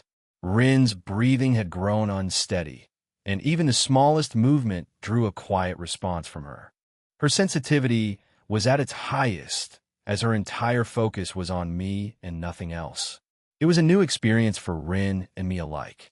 She took some time getting used to the moment, and what was happening. Rin tried to move by herself, but I held her in place, not allowing for any movement to occur. Now, Rin, be patient. Soon it will all be worth it. I whispered near her ear, and for Rin, my voice was like the devil's whisper, full of temptation with a promise of great pleasure. Ryoto, if you don't stop, I'm afraid that I won't be able to be satisfied.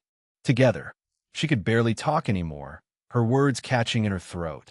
Then we'll cross this road together. Let's enjoy this adventure together. By the way, your costume is really nice. Your mature look makes it extra striking. Here are my comments. I could feel Rin's body reacting. Does she have an embarrassing sensitivity? Maybe I'll do a little test. I wonder what Saki and Aya would say seeing you like that. The ever-so-serious Rin in that cosplay. And just as I expected, she tried to deny everything I said. But her resistance wasn't as serious as she was making it look, and I could sense what she was actually feeling beneath it. Her words said no, but her reactions suggested otherwise. It seems Rin secretly enjoys being flustered. I'm surprised it took me so long to figure that out. But it seems that it's true that you can learn something new about your partner, even years later. But that's a thought for later. The moment is building, and Rin will reach that point again soon as well.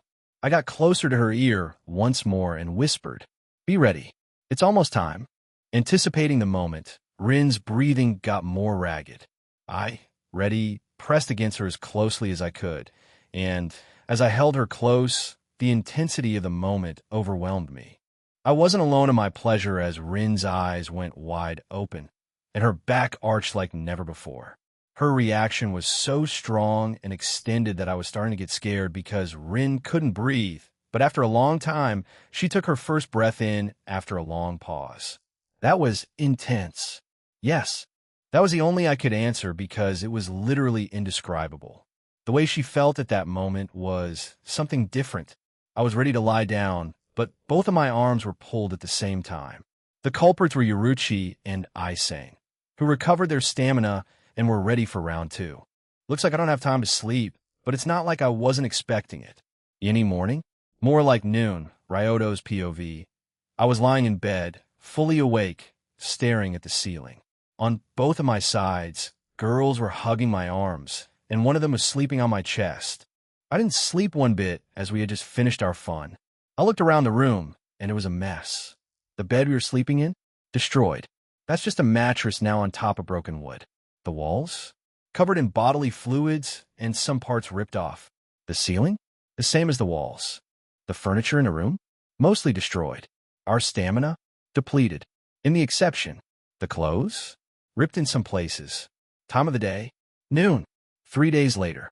That's right, I haven't slept in 3 days dealing with my 3 girlfriends. To be honest, I'm impressed by my performance. But even I was starting to get tired by the end of day 3.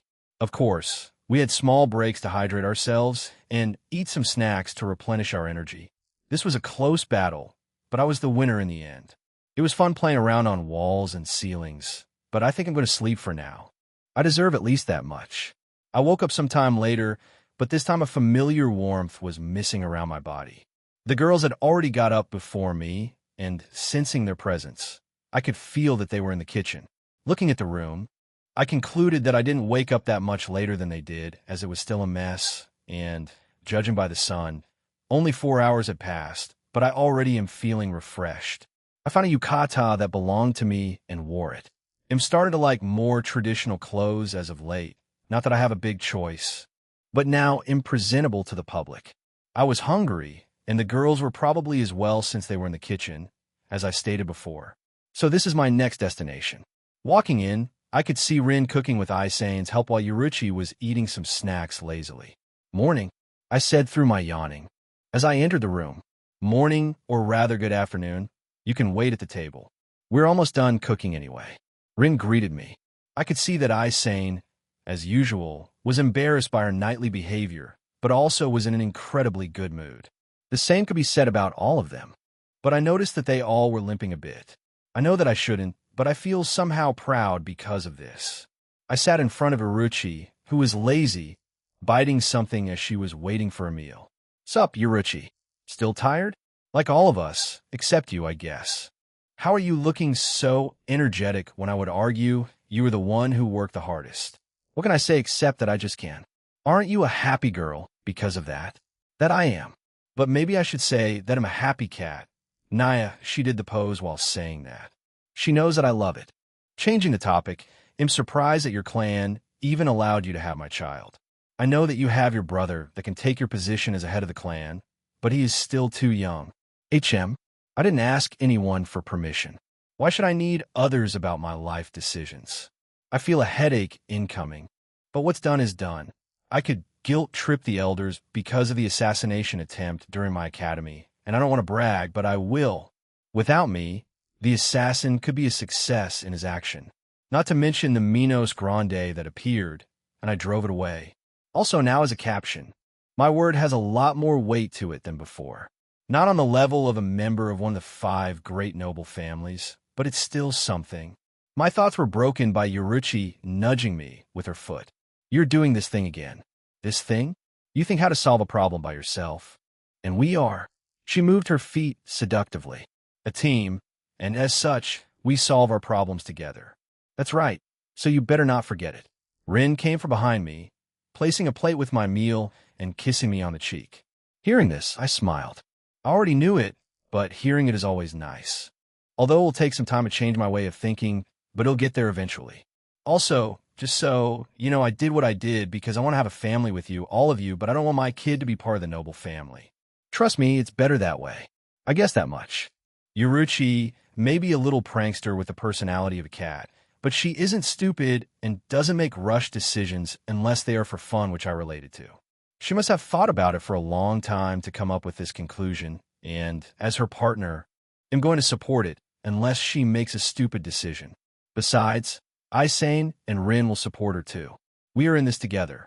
I will need to visit the Shahoin clan soon to come to some kind of agreement. Yuruchi doesn't want to have her child grow up there. I assume, for good reason. She grew up there, so she should know the pros and cons of being part of the clan. That why I'm going to fight them for my future kid, figuratively and literally, if needed. But that's for the future. A near future, but a future nonetheless. Right now, I want to just relax and do nothing. By the way, did you announce that all of us were going to be absent during the last 4 days? Fuck. Yindi rumors. 3rd POV. It was an unusual morning in the barracks of Squad 7. Many members of this division needed to get used to the new captain and lieutenant, which doesn't usually happen. More often than not, only one of them is replaced. The last 4 days were very quiet, but not for a good reason. Both the captain and lieutenant were missing, and no one knew what to do. The paperwork was starting to pile up, and even the 3rd seat couldn't approve many of them without captain's approval. The 3rd seat took leadership in the squad and informed Captain Commander via Hell's Butterfly about what they should do. Thankfully, the answer arrived fast, but strangely enough, they were forbidden from helping with Captain's work. Also, they were informed that he would return soon. That takes us to the next day, where members of the wonderful 7th Division could hear strange noises from the captain's office. It sounded as if someone was slamming his head on a board, but since it was coming from Captain's room, it was not possible. He is, after all, working hard there. Hey, what do you think of the captain? One of the members of the division said to his colleague, who, just like him, was cleaning the barracks. The captain? He seems normal, which is strange. Like, I wouldn't mind going drinking with him. I think it's because he doesn't seem like a superior. I heard that he is very young. Maybe that's why I feel that way. I think I know what you mean, but he still seems to be hard to approach. Do you know our new lieutenant, Renyuki? It's the same last name as Captain. She's Captain's wife, but that's not the part that's intimidating. He was seen being intimate with not only Rin-san, but also the lieutenant of Squad 4 and captain of Squad 2. Hearing his colleague, the other Shinigami was surprised by the rumors surrounding his new captain. Was the lieutenant informed about it? Apparently, no one could bring themselves to bring it up. Lieutenant looked very happy with Captain. Captain Yuki is a scum. He really is. And so, Ryoto's reputation in his own squad reached rock bottom. And it didn't even take 2 weeks for Ryoto to achieve that. Ryoto's POV, a day before I'm fucked. I never said anything about my absence to anyone. In my defense, I didn't expect myself to be absent for a whole 4 days. The only saving grace is that I had one free day, but that still leaves 3 days of not being at work, which in Yamaji's book means getting your ass roasted. How should I approach it? I said jokingly before that'll give him grandchildren, but I can't tell him that's the reason I didn't do my job. What's even worse is that I was summoned by Yamaji today. I'm in trouble. I can feel it. As I walked inside, Yamaji wasn't alone. Inside was Unohana, Shunsui Senpai, and Jushiro Senpai. I could see that Yamaji's mood wasn't the greatest, so I refrained from making any comments that would make him even angrier. Slightly opening one of his eyes, he asked, "What do you have for your defense?" He didn't need to specify what I needed my defense for, because it was apparent to anyone knowing the situation. But I couldn't tell them that I was lost in pleasure unless I wanted to become like a marshmallow during a campfire. I then looked at Shunsui Senpai, who was the only one in this room that would understand my situation because he was also a ladies' man. Unsuccessful ladies' man, but that's not a point. I asked for permission to talk with Shunsui Senpai for a short while before I answer any questions, and surprisingly Yamaji agreed. I walked up to my senpai, who hopefully will save me. I spoke in a voice so low no one would be able to overhear. I explained to him, not in detail, what happened, and he patted me on the shoulder and reassured me. He'll invite him for a drink later as a thank you. He became a hero in my eyes. I looked around now more confidently for some reason, and as I looked at Unohana, I got a bad feeling. Like she knew something, and I was too afraid to ask about it. Unohana just looked at me and smiled as usual, but something was off until it hit me. She knew. After all, it was her house, and she knew Isane lived there. Of course, she would check up on her. Why didn't I think about it before? I started sweating. Not only is Yamamoto pissed, but Unohana may be as well. Two monsters stare me down, and I can only wait for judgment to come. But Shunsui Senpai comes to my rescue. Now, Yamaji, don't be so angry. Ryoto-kun is still young, and, just like all of us, makes mistakes. It's not like he missed anything important. And let's be honest, there are few captains that don't do their duty like the current Kenpachi. So be easy on him this time, as this is his first time. Everything Shunsui Senpai said was in a lazy tone, but I couldn't be more thankful to him at the moment. But Yamamoto slammed his cane into the floor, as he tends to do, and spoke. I don't want to hear it from a slacker like you. Unless you want to share his punishment, you shall remain quiet. Hearing that, Shunsui Senpai turned to me. Sorry, Ryoto-kun, I tried, he said with a goofy smile on his face. It's fascinating how fast can respect for a person disappear. It's almost impressive. Since I'm already fucked anyway, why don't I try digging my grave as deep as possible? Seeing the change around me, Yamamoto raised an eyebrow. I just want to tell all people here that I don't regret what I did. I only regret not informing anyone, but otherwise I would do it again. I puffed out my chest, proud of my achievements. Not the smartest thing to do at the moment, but it didn't make anyone angry, so I can count it as a win, I guess. Unohana broke the silence in the room. How about letting Ryoto-kun finishes all the piled-up work until now as his punishment? Being young is to make mistakes. And Kaiaraki-san is right. The current captain of Squad 11 is not taking his captain duties seriously, but we don't reprimand him unless it's very serious. I'm aware that you want your student to be better, but let's just write it off as a one-time mistake that won't be repeated. She turned to me. Right, Ryoto-kun? I was banging my head against my desk as I was working in my office. Usually, I would just make others do that, but it was my punishment. I hate paperwork if it's not obvious. At this point, I'm just trying to make myself faint by slamming my head against my board. I know that it's not probable, but miracles happen at times. I also don't know if I'm lucky or not, because Unohana wasn't angry, but reprimanded me about knowing the place and time. Also, she warned me about hurting Isane and hoping for grandchildren soon, but I bet I would get smacked around if I called her grandma. I just don't understand women. They'll just try to finish the paperwork, but as I was going through the documents, my eyes landed on recruitment papers. I recognized a familiar name there. Interesting. Idi. Hello, Darkness, my old friend. I've come to see you again. Yini search begins. Ryoto's POV.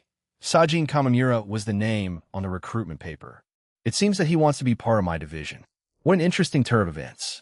In about 150 years, he would become a captain of this division, but if nothing crazy happens in the future, he won't be able to take my place. Hope I didn't jinx it, but never mind that. I accepted Kamamura in my squad, because why not? I was finally done with my work. I swear I'm never going to touch it again in my life. That's what I have subordinates for. But now that I was done with my punishment, I could focus on more important matters, that is, finding rings for the girls.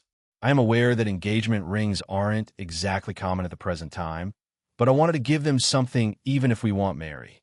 I mean, Rin already uses my last name, but Yoruchi and Isane don't want to change their names. Regardless of everything else, we are family. And that won't change even if the world is going to end. What doesn't change is that I plan on giving my girls a present. For Rin and Isane, they'll give rings as planned, but Yuruika's gift is a bit tricky. Every time she turns into a cat, she loses her clothes. In other words, she is naked when in her cat form. Meaning, the ring would fall off her if she would transform while wearing one. Maybe I should give her a collar that would change its size during transformation or be able to stretch a lot without being restrictive on the neck. Speaking of rings and accessories, when I go back, you'll need to give one to Lala as well. She would be happy to be given one, and it wouldn't be fair to her otherwise. For Keed and Rio, it's too early, in my opinion. They're ordinary girls, after all. Maybe more deadly, but still normal. Alma is a mystery. I don't even know if they have a tradition like this on our planet. They'll talk with Jugimu about it. Now that I think about it, won't I be technically an old man when I return? No, I should stop thinking about it. ITLL only make everything weirder. But now I should focus on Rin and Isane. He'll ask Kisuk about the collar. Knowing him, he'll find a solution to my problem in less than a week. I went outside my office to get out of the barracks to start my search. On my way out, I greeted the members of my squad, but most of them gave me a look like I was a bad guy. At least they weren't nervous in front of me. I wonder what's that about.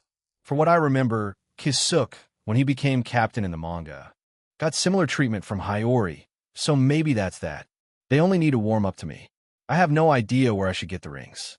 I mean, this tradition doesn't exist in present-day Japan, so of course, there isn't a shop that sells such rings. There are some rings here and there, but no engagement rings. But maybe I'm thinking about it the wrong way. Perhaps I should just skip engagement rings and find wedding rings. I mean, we are more of husband and wives than boyfriend and girlfriends, even if we won't marry. I was walking around, and deep in my thoughts, I had bumped into someone. I was still standing, but the one who bumped into me fell. "Excuse me, I'm lost in thoughts," the man on the ground said as he was massaging his head, even though he didn't hit it. Why do people do it? No, I'm to blame as well. I offered a hand to help him get up. Now that I had taken a better look at this man, he looked familiar, but everything was telling me that it was not possible. Byakuya Kichiki, but something wasn't right. He was far too expressive. Now that I think about it, I have seen him before. Seeing me, the Byakuya-looking guy widened his eyes, but smiled shortly after. He probably recognized me. If it isn't Captain Yuki, it's rare to see you around the barracks of Squad 6. I looked around, and I really was near Squad 6 barracks. It seems that I was deeper in my thoughts than I thought. I don't even know why I'm thinking about it that much.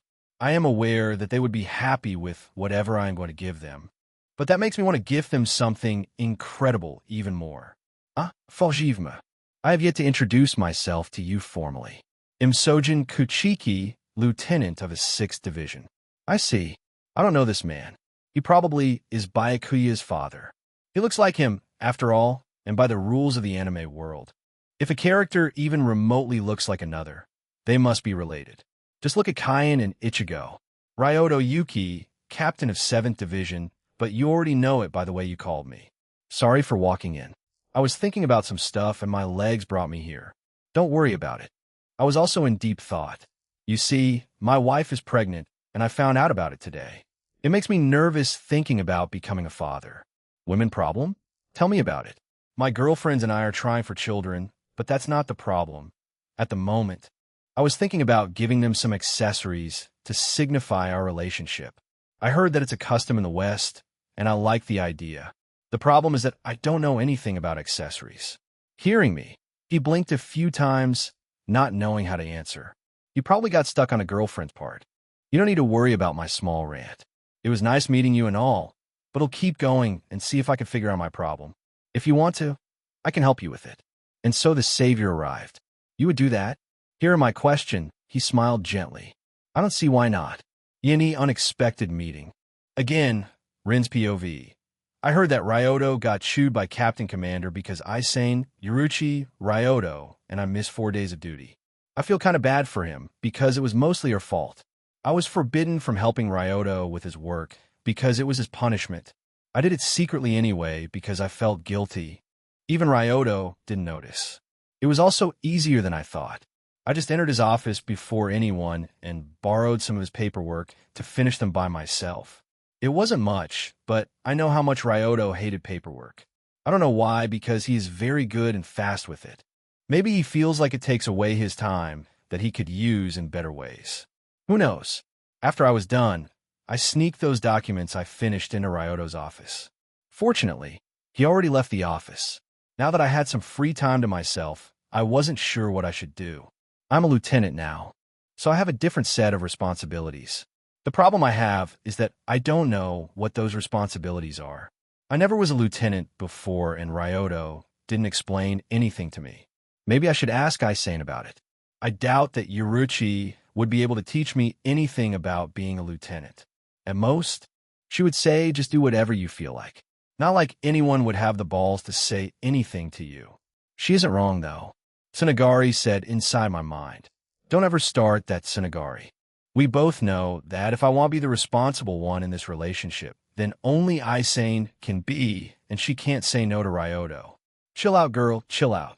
There isn't anything wrong with having some fun. You should know that besides you are steadily getting stronger, and in a decade or two, you'll achieve Bankai. Everything is going fine. Is she implying my nightlife?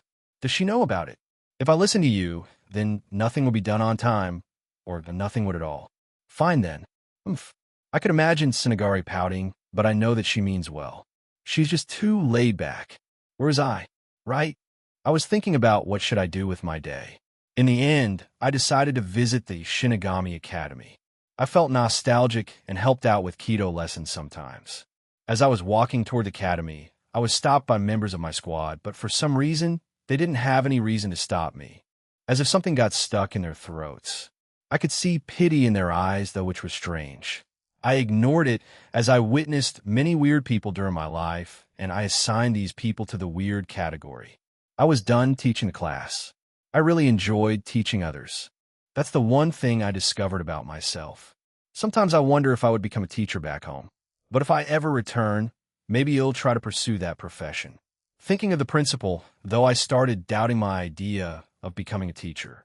It was time to return home, but I noticed someone familiar. I didn't see him in many years, but it was hard to forget someone like him. A man fully covered in clothes, hiding every bit of his skin. It was none other than Sajin Kamimura, and seeing him here in an academy uniform, I could only conclude that he is trying to become a Shinigami. I walked up to him. Hello, Kamimura-san. Long time no see. He looked up at me, and I could see some recognition in his eyes. Kujodano? I smiled, hearing that he remembers me. We met only one time after all. I go by Rin-Yuki now. I see. Then Yukidano, I'm glad to see you doing well. Since we last met, I wanted to thank you for helping me that day. You helping me that day and gave me a spark of hope. I decided to be a Shinigami after our meeting. It took some time before I could enter the academy, but I finally did it, and now I am about to graduate. Unfortunately, I won't be in your squad since I applied to Squad 7. He was talking to me in a respectful manner the whole time. Funny that you mention it. I became lieutenant of that squad recently, so it looks like we're going to see each other more often. If anyone's giving you a hard time there, just tell me. We can't have bullying in our squad now. Can we? I slammed my fist on my chest to show my confidence in doing so. It looked like he smiled. It seems so. Ryoto's POV. Sajuin is a great guy. He showed me some shops with accessories for women and even helped me choose. For Isane, I found a white ring made of platinum, which I chose because her Zanpakuto name means frozen snow, so I thought it would be appropriate. For Rin, I chose a black ring also because of the color of her Zanpakuto. It wasn't black like my Bankai, but was darker than normal Zanpakutos. Also, it was made of black gold, which was neat. Also, contrast. The contrasts are nice. Now into the hard part, Yoruchi. I couldn't find anything for her, and I was tempted to go to the pet shop to find some pet accessories, but I knew that I would get my ass kicked for it in the future, so I stopped myself. After some searching and a lot of help from Sajuan, I finally found it. A small accessory in the shape of a cat, and it was golden to match Yoruki's eyes. I could attach it to a choker, so she could wear it on both forms. I'll still need to ask Kasuk for help, but at least I'm done with this. As thanks for helping, I gave Sajuan a few lollipops with healing properties since I noticed that he isn't completely healthy. He isn't as sick as Jushiro Senpai, but his health could hinder him a bit. The last thing to do was to go to Kasuk and then give the gifts to the girls. Yendi meeting Yoruiki's parents, Ryoto's POV. Kasuk is a genius, and I'm happy to be his friend. What I'm not happy about is that he enjoys teasing me about my relationship with girls, especially Yoruichi. Nonetheless, he made a black choker and attached the accessory I bought to it. He even engraved my and Yoruiki's name on the back of it. I asked him to do it also for the rings, just to be fair, and I liked the idea. Besides that, Kasuk made the rings more durable since they need to withstand future battles, and we don't want them to break. After it was done and I got the presents ready, I gave them to the girls, and they were overjoyed, and I earned a big hug from the three of them at the same time and a wonderful night afterwards. A month later, I got the news that not only Rin, not only Aisane, but also Yoruichi was pregnant. That's right, all three of them at the same time. I wanted to avoid it a bit longer, but I'll need to have a talk with Yoruiki's parents, as her mother is still the head of the clan at the moment, even if she acts otherwise. I suspect that walking up to them and saying, "I'm in a relationship with your daughter," wouldn't be wise, so they'll refrain from doing that. Now that I think about it, shouldn't an old clan like Shohoin have an elder council or something? Hey Yoruichi, does your clan have an elder council? And if yes, shouldn't we have a meeting with them as well? We have elders, but they have no power in the clan. They're basically glorified actors because we pay them to be elders just because other noble houses do have them. I see. So the only ones I need to worry about are your parents. I tried to confirm. I would say you need to worry about Mom the most. She may seem all nice and approachable, but she is dangerous and will probably try to force you to marry into the clan. Dad will just act scary in front of you and will try to make you angry and possibly beat you up, but otherwise, he is harmless. This entire meeting will be bothersome. Am I right? Pretty much. So just be yourself. That's the worst advice that you could give me, but I'll trust you. She smiled, hearing me, and took my hand as we walked towards the Shohoin clan mansion. I was sitting in front of my kind of parents-in-law. Both of them had darker skin, the same cooler as Yoruichi, which was to be expected. Yoruiki's father looked very stern with his arms crossed. He also had a scar on his face going through his eyes, making him blind in that eye. So, you're that punk our daughter told us about. You don't look impressive with that fake Haori you're wearing. It just shows how weak you are. Just because Yoruichi became captain, you don't need to pretend to be one. I don't know what I was expecting, but it wasn't that, and I think it showed on my face because Yoruiki's mom looked a lot like her, just more MILF-like, and gave off a big era energy which I shuddered at. Bad memories and all. Her distinctive feature was her closed eyes. It means that she is dangerous. I had never met anyone with eyes like these to be a metaphorical sheep, more like a wolf in sheep's clothing. From Jinti and even Unohana at times. Dear, Ryo-chan here isn't pretending to be captain. He is one. Ryo-chan, even more bad memories surfaced. Is she doing this on purpose? I know it's not possible, but still, even after 30 years, I'm still haunted by her. I'm not scared, but the memories of her make me shudder. Bah, he probably got lucky. I see. He doesn't like me. Lucky for him, the feeling is mutual. Now, honey, can you tell us why you suddenly brought your boyfriend to us? I doubt that it was only to introduce him. Was it? She opened her eyes slightly, revealing some of her cold-looking golden eyes. I could immediately tell that she killed a lot during her active years. She looked at both of us with her cold gaze. Neither Yoruichi nor I flinched at that, but I could feel little bloodlust coming from the mother. I can answer that question.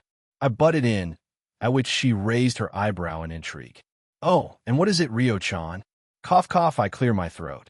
We came here to congratulate you. This raised more questions than answers for my parents-in-law. They looked at each other and then at me. What are you congratulating us for? Becoming grandparents, of course.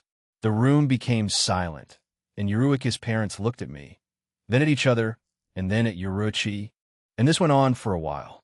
It was fun looking at it, and I smirked seeing their reaction, and Yuruichi did the same.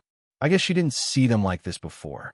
After they finally processed the news, the father exploded while the mother cupped her cheek in her hand. What? Oh my. The father was about to jump at me, but the mother stopped him with a single glare. I can see who is wearing pants in this relationship. I can't believe it's happening. I was almost sure I would never live to see a day when I would become grandma from Yuruki's side. And what is this supposed to mean? Hearing her mother, Yuruchi was annoyed. Maybe because everyone that knows her is surprised by the news of her having a boyfriend. Nothing at all, but I wonder if it's a boy or a girl. Should I start buying clothes now or after it's born? What about his or her room? Have you decided on the name already? Can I choose it? Please, please, please. Both of us were overwhelmed by questions, and overall her. I should ask about their names later because I don't think Yuruchi ever mentioned them. Now I think it is a good time to mention our plans. I looked up to Yuruchi, who understood my intent and nodded, saying that she agrees with my decision. Before we start talking, we need to talk about our plans. We don't want our child to be part of the Shohoin clan. Hearing it, Yuruiki's mom stopped acting cutesy and affectionately, and the air around her turned cold. What? E&D demonstration. In the bonus chapter, Ryoto's POV. As soon as I ruined my relationship with my parents-in-law, I felt 12 presences enter the room seemingly unnoticed. One of them was smaller than the rest, and I could feel resentment coming from that presence. I wonder why. It's not like I killed her parents or anything. But right now, I should focus on the angry MILF in front of me. I threw away my carefree attitude and turned more serious. As I said, Yuruchi and I decided to raise our child away from the Shohoin clan and its responsibilities, as well as I won't be marrying into the clan.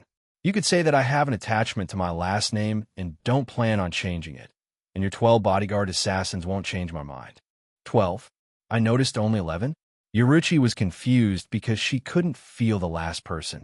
Maybe that small presence is a child in training, and that's why it's hard to notice it's Ryatsu. It's just too small to notice if you don't focus. I see that you aren't a captain just for show. She moved her eyes to Yuruchi. On the other hand, it seems that you need more training to do. Her eyes returned to me. But do you really think that you could walk out from here unharmed after announcing something like that? She is obviously threatening me, but am not one to be intimidated easily.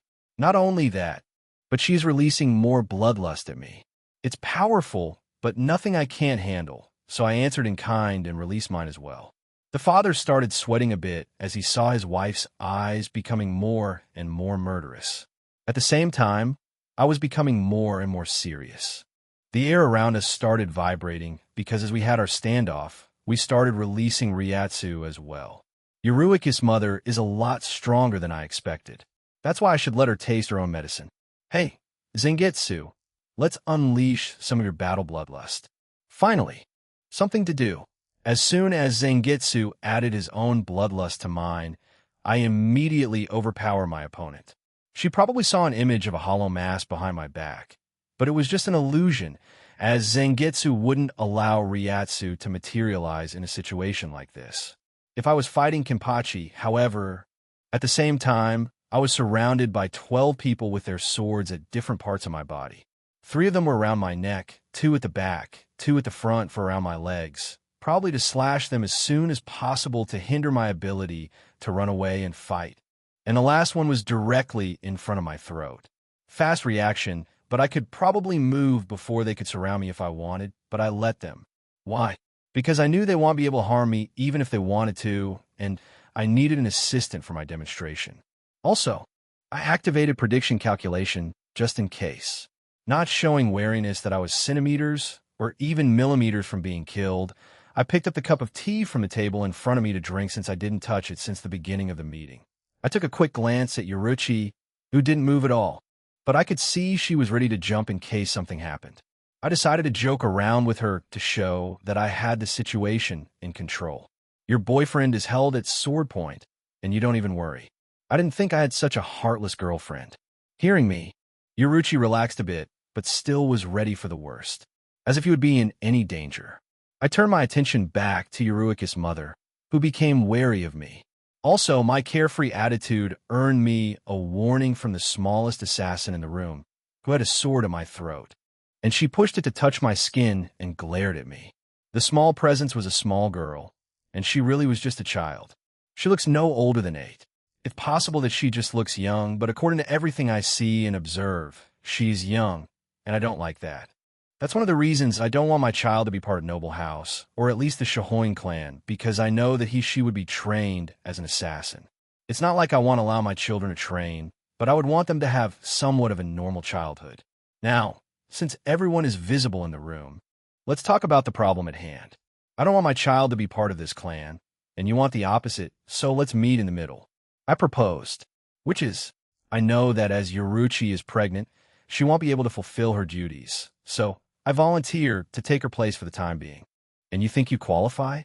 You may be strong, but this line of work is to become one with the shadow and complete the mission as cleanly as possible without any witnesses. Do you really think you have what it takes to be a member of the stealth force? She asked in a very serious tone. Not many people know this, but I'm a trained assassin, but actions speak louder than words, so allow me to demonstrate. I took the spoon and started observing it, but it was just for show as I waited for something to happen. As the ninjas around me were becoming more annoyed, okay, only the small one was, but she was very responsive to everything I did. She also looks familiar for some reason, but I can't put my finger on it. Back to the spoon, I was moving it around until the sun hit it, and it reflected light right into Yoruiki's eye. Yoruichi kicked the table we were sitting at because of the temporary blindness in her eye. It distracted assassins around me for a minuscule moment, a moment that I used to shuinpa and appeared behind Yoruiki's father. A few of the bodyguards noticed my attempt and tried to stab and slash me, but the only thing they hit was my Captain Haori that was left behind. Yamaji will kill me. But back to Yoruiki's dad. I made a motion of cutting his throat with my finger. And just like that, Dad, I returned to my seat after fixing the table and asked my lovely assassins to return to their position of threatening me with their weapons. They were a bit dumbfounded, but they did what I asked them anyway, which was funny to me. Also, let's be clear, it was just one of the ways I could do it. I didn't even need to dodge and to demonstrate. You, the short one who would stab me at the first chance she would get. I'm giving you a chance. Without any hesitation, she pushed her sword at my throat, and it stopped before it cut in. And it's not like she wasn't trying. She was pushing with all her might. But she couldn't cut through my skin because I was releasing Ryatsu at the place sword made contact. And as everyone knows, if you have bigger Ryatsu, you are practically untouchable. Since she was just a child, her amount of Ryatsu wasn't great compared to mine, so it was fairly easy. I could also use the arrow, but at the moment, I refrained from using it since all the eyes were on me, and they would notice something strange. As you can see, I wouldn't be harmed even if everyone attacked me at the same time. I pushed away the sword with 2 fingers that the young girl still was trying to pierce me. The point is that I'm more than qualified.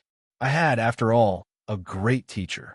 In the agreement, Ryoto's POV, it was another standoff between Yoruiki's mother and myself until she snapped her fingers. At her signal, all the ninjas around me scattered instantly. In that case, I don't mind. Her whole mood did a 180 turn once more, and nothing was left of her serious side. I just can't get a read on her. They'll be counting on you. And remember that just because Yoruichi is your lover, I won't go easy on you with the missions that he'll assign you. I took a glance at Yoruichi, who was left speechless. She probably didn't expect her mother to agree to, let's be honest, demand. Mom, are you serious? Of course I am. Honey, I'm going to be honest, I don't really care either way, but I needed to see what kind of man Ryo-chan is. If he backed down, I would have personally kicked him out as fast as possible. But I didn't expect him to be so imposing for someone this young. If only I was 200 years younger. Hearing that, her husband snapped his head to look at her with his eyes wide open, and then he glared at me as if I was a threat to him. He feels threatened by his daughter's lover, because his wife joked that she would go after him if she was younger. He is beyond help, but at least we are done with this. I said my goodbyes, thanked them for the tea, said it was great but could be sweeter, and left with Yuruchi. Yoshiho's POV. My daughter wanted to meet her boyfriend to meet my husband and me, but I wasn't expecting him to be a monster like that. When I heard that Yuruchi was pregnant and they didn't plan to marry, or rather they refused to marry each other, so their child won't be part of the clan, and we couldn't have that. I love my daughter, but there are things I can't allow her to do. She is talented, and I'm sure her children will be as well. I was ready to force Ryoto by scaring him a bit, but I wasn't ready for his counterattack. I was sure there was a monster behind him as he released his bloodlust. When he and Yuruchi left, I finally let out a breath that I didn't even notice I held. I also was sweating. "Are you all right, my husband?" Harito asked me. "Yeah, don't worry. But was it wise to let them do whatever they want?" I looked at him as if he was an idiot. I love him, but he isn't the sharpest person I know. Scrap that. He is at the bottom of the list of people I would take advice from. It took a lot of convincing from me to allow him into the family. Even if we somehow forced him to be part of our clan, it would be like keeping a wild animal on a thin leash. Just plain stupid and dangerous. He would destroy us from the inside sooner or later to protect what he wants to protect, and there's nothing worse than father's wrath. You should know that. I know that. But I still don't like him. He folded his arms, pouting. How cute. Ryoto's POV. That was productive, I think. I mean, the negotiation was successful, so I can complain. Once again, threatening someone solved my problems. Might over brains, is it how this saying goes? If not, it should. As I was returning home with Yuruchi, we were stopped by someone. Wait. I turned back, and Yuruchi did the same to see the little girl who was a little too eager to kill me. She still looked like she wanted to stab me. "How can I help you?" I didn't get an answer, but only an angry stare. Should I burst my clothes? Nah, it'll wait for what she wants first, but she really looks familiar. If not for the cloth around her face, I would probably recognize her. "I don't like you." Those were the first words she ever said to me. How charming. You disrespect the Shohoin clan and her excellency, and for this offense, you should face death, but I'm not here for that. I want you to open your eyes. And can I ask you why? I'm searching for a man that I want to know I will kill. I could feel hatred in her voice, and some gears started moving inside my head. And if I was right, then it was bad, mostly for my psyche. It's not polite to ask someone to show their eyes before you show your face first. I got glared again, but she looked at Yuruchi, who just shrugged her shoulder and nodded. At this, the little girl pulled down the cloth that hid her face, and it clicked. It was Soy Fawn, a lot younger than what I know of her, but I'm sure it was her. And if she was looking for people's eyes together with her surname and her age, it could mean only one thing. One terrible thing. Yin Fawn was Soy Fawn's mother, and Soy Fawn was the little girl that I saw that night. And it looks like I gave Soy Fawn a big reason to get stronger and probably a lot of issues. A deal is a deal. I slowly opened my eyes, revealing an ordinary pair of blue eyes. Soy Fawn stared into my eyes, maybe trying to see something more than the eye can see, but after she had enough, she pulled up her cloth, bowed to Yuruchi, but not me, and left. I'm glad that I asked Kisuk for the eye contacts that hide my eyes, although it won't hide them if I use their powers. It's good enough for now. I still have my eyes closed, though. It became a habit, and undoing this habit could be dangerous in the future. "Are you all right?" Yuruchi asked me. What do you mean? You were shaken by this girl's face. You would fool others, but not your girlfriends. Something happened between you and her. I thought that I didn't show any emotions seeing Soy Fawn, but it seems that I'm an open book for my loved ones. Now the question is if I should tell Yuruchi about what I did. I probably should. I trust her with my life. 20 years isn't a short time, and I know her well enough to know that if I shared this secret with her, it would stay with her if I asked her. So let's talk somewhere else. We went to a place that is very important to me that I visit yearly since I felt it was appropriate. Yendi the reason, Ryoto's POV. Together with Yuruchi, I went to the hill where I made a grave. It was made mostly because of that day when I killed Yin Fawn, so it felt appropriate. Yuruchi already knew that I visited here every year, but she probably didn't know why. It's hard to guess without me explicitly telling anyone. At first, I stood in front of the grave without saying anything.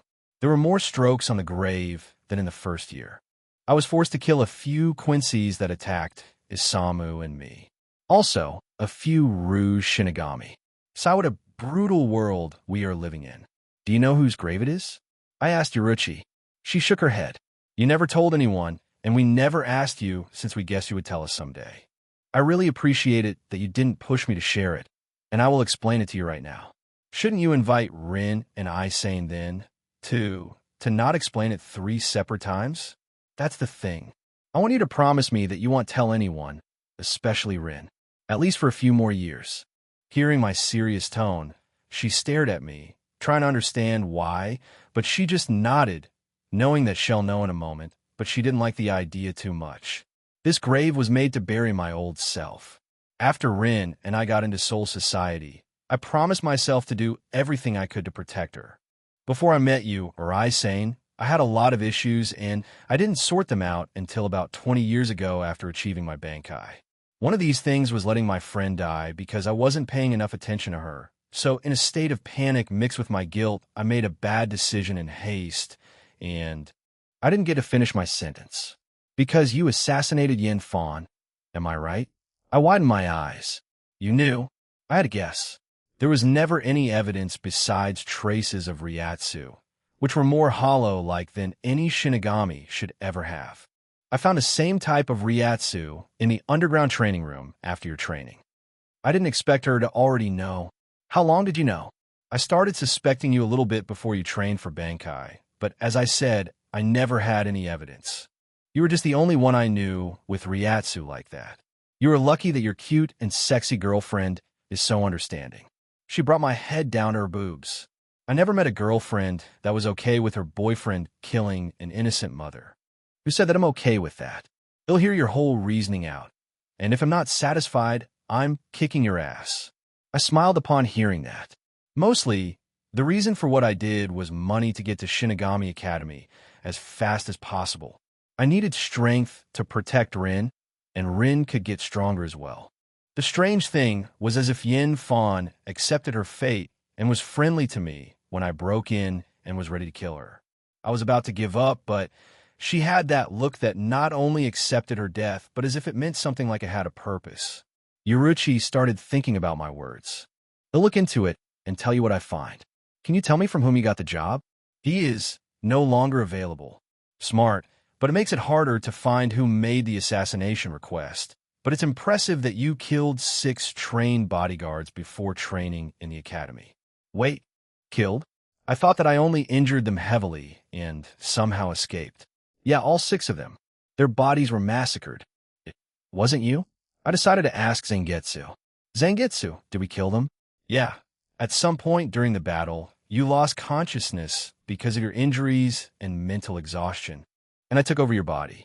It was difficult even for me with your body wounded like that, but after I was done and started walking home, you regained consciousness, and I let you get control of your body. God damn it. I got closer to the grave and made additional 6 strokes on it. Can you give me the names of these bodyguards? I asked Yuruchi.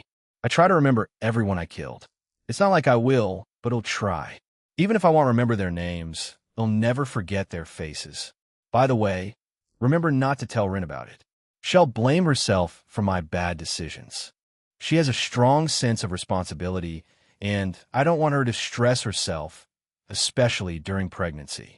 Yeah, I got it, but you still didn't explain how this little girl is connected to all that. She is Yin Fan's daughter, and she witnessed me after I killed her mother.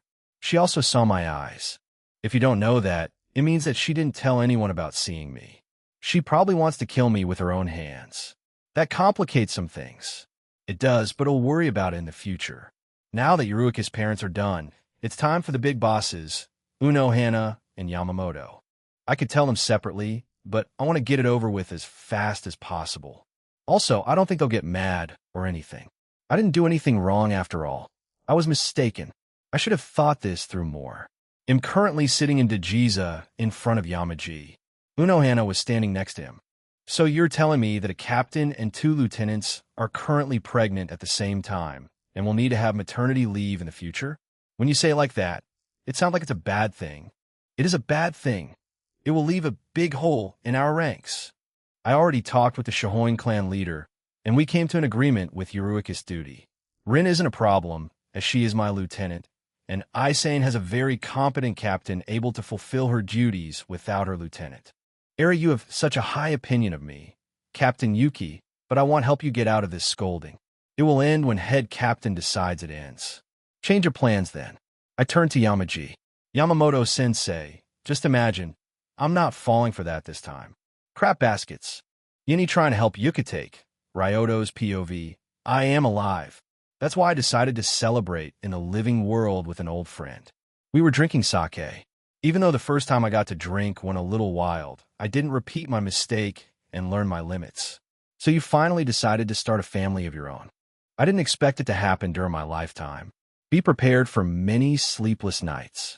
Also, get used to a terrible smell. Isamu said, is it really that strange? The stranger thing for me is that you will become grandpa soon. Time really flies by. One day you're getting married, and the other, you are becoming a grandpa. That's just because you're going to live for a long time, unlike me. I'm getting jealous of your youthful look. I'm starting to find gray hair on my head, and you look just a few years older from our first meeting. What can I say? The handsomeness just doesn't want to get away. We continue to joke around and catch up with our lives, and Isamu gave me some tips about raising children as well. I doubt they will help since my children won't be normal. Oh no, my children won't be normal. Probably. I don't know how my genetics works at this point, and I can't ask Mikado for answers this time. Kisuk could help, but his expertise lies in souls, not biology. Will they inherit some of my powers? None. All of them. Can my sealed abilities be inherited by my children? What if one of them gets my poisonous blood? With that, it will be challenging but still manageable. But the real problem would be if any of them got my eyes. Aizen would probably get really interested in my or my children's eyes in that case. If he ever does something to them, I don't care how important he is for the plot. He'll destroy him. After the more fun topics, Isamu turned more serious. Ryoto, if I asked you to do something that you hate, would you do it? Strange question, but seeing how serious he is, he must have a reason to ask this. Probably wants me to do something troublesome. That depends. Let's hear what you have to say first, but knowing you, they'll probably agree. You wouldn't have asked me if you really didn't need my help. Yes, unfortunately, you are correct. There's a certain group among the Quincy's that dislike the present status quo and is planning on destroying the peace we created when I'm gone. So you want me to dispose of that group after your death? Am I right? Sorry, my hands are tied as I don't have any evidence, and they won't do any harm to Quincy's, at least directly. Me attacking them could lead to civil war with my side against theirs, which would lead to even more casualties. They are patient and will try to build up their influence. And when the day of my death comes, they'll try to start the rebellion, destroying what we were trying to protect. I took a sip of sake, feeling pretty annoyed. Not at Isamu, but at the idiots that want to repeat history. Isamu wanted to apologize again, but I stopped him. If you try to apologize to me again, I'm going to tell your wife about one of our drunken adventures. He immediately stopped himself from saying anything. Which one? I don't know. He'll choose something random. Is it important? Anyway, he'll do it. Again, sorry, I'm going for a talk with your wife. I stood up from the table and walked away as Isamu tried to stop me desperately. It was a day of moving to the new house with all of my girls together. New family, new house, new life, and new me. The girls' bellies were starting to get bigger, and it was finally hitting that I would become a father. Lala didn't change yet, thanks to her race biology, so I didn't get that feeling from her just yet. On another note, I bonded with Sojin over becoming fathers at a similar time. If we had more members, we could have a father's club, but it seems it won't be the case for now. It would be fun, though. Also, my research about Jushiro Senpai's illness hit the wall. I just can't find out what is the cause of the disease, and without it, I can't cure him. I didn't use my eyes to look into it, but Jushiro Senpai was nothing but nice to me, and I wanted to repay some of his kindness. Of course, I want show in my eyes. Even if I trust him, it's never wrong to be extra careful. What if I'm forced to pull an Itachi in Soul Society? Without killing my family, of course, but the point is, what if I become the enemy of Soul Society? Then I'll have one more trump card. I still hope that it won't happen, though. But who knows with Eisen around? I would do it, though, if it would secure my family's safety, but it would be the last resort. Jushiro-senpai was lying on the bed with a blindfold on his eyes. His back was uncovered, so I could see as much as I could. I can't see through objects, but they may see something that no one can. I open my eyes and enhance my vision to the limit. While my powers are weakened and they overheat a lot easier, I can still use them for a few seconds at full capacity, and I'll use these seconds to my fullest. At first, everything was fine. I just saw his aura, and it was the oldest I ever saw, as I didn't see the aura of Yamaji or Uno Hana. Not that she is old. Ha ha ha. Back to the topic, I looked at anything strange around his aura, as sometimes it could show interesting things. Like darker places, shows the dying parts. Also, the less aura moves, the closer one is to death, and Jushiro-senpai's aura is almost unmoving. It reminded me of Shizu's aura, but I don't know if that's because he is a Shinigami or because of his illness. If I remember correctly, if not for Mihigami, Jushiro-senpai would have died at the age of 3, so who knows? But one thing I know is that I should focus on the area around lungs, as that's where his illness originated. After a few seconds of looking that felt a lot longer, I noticed a small black dot in Jushiro-senpai's aura. That in itself was strange, but then what's weirder is that I didn't notice it before. Nothing can hide from these eyes of mine, but this small dot somehow escaped my sight. That's why I focused on it as I zoomed and zoomed more onto it to see what it was. After 5 seconds of looking at it, my eyes started overheating. But as I was about to give up and let my eyes cool down so I could continue looking at whatever it was, a small hand jumped at me at incredible speed. I tried to back away as fast as I could, but it reached and touched one of my eyes. Everything went black. Danzo learned the second true magic to travel here and get his eyes. Yeni fear, Ryoto's POV. I don't know where I am, but it's dark. I couldn't see through darkness even while using my eyes. From the darkness, I saw the light that was coming closer to me. I couldn't see who or what it was, but I could hear a voice coming from there. Curious, why can't I see you? The only way I could describe this voice was otherworldly, and I met 2 otherworldly beings. Maybe because they didn't behave as such, I didn't get that feeling, but I felt powerless in front of this being. It didn't help that I couldn't move. I could feel a hand around my eye, forcing it to open wider. And these eyes, they don't belong to you, but at the same time, they do. Is it because of them? Its hand moved to my chest. This soul, why does it feel so familiar but foreign at the same time? I tried backing away, but I still couldn't move, as if some unknown force was holding me in place. Do not struggle. I wish you no harm, and only desire to examine anomalies, such as yourself. That was the only way to accomplish this. I have a guess who this thing is, and I don't like it one bit. Better ask some questions. Maybe he'll answer some of them. I can't talk. That makes communication more difficult. I don't know what to do. And at his mercy, even using my eyes doesn't help in this situation. Maybe because I'm inside my mind, so they can't work or something. The last thing I remember was a small hand reaching my eye, so that's possible. I see that you're trying to speak your thoughts.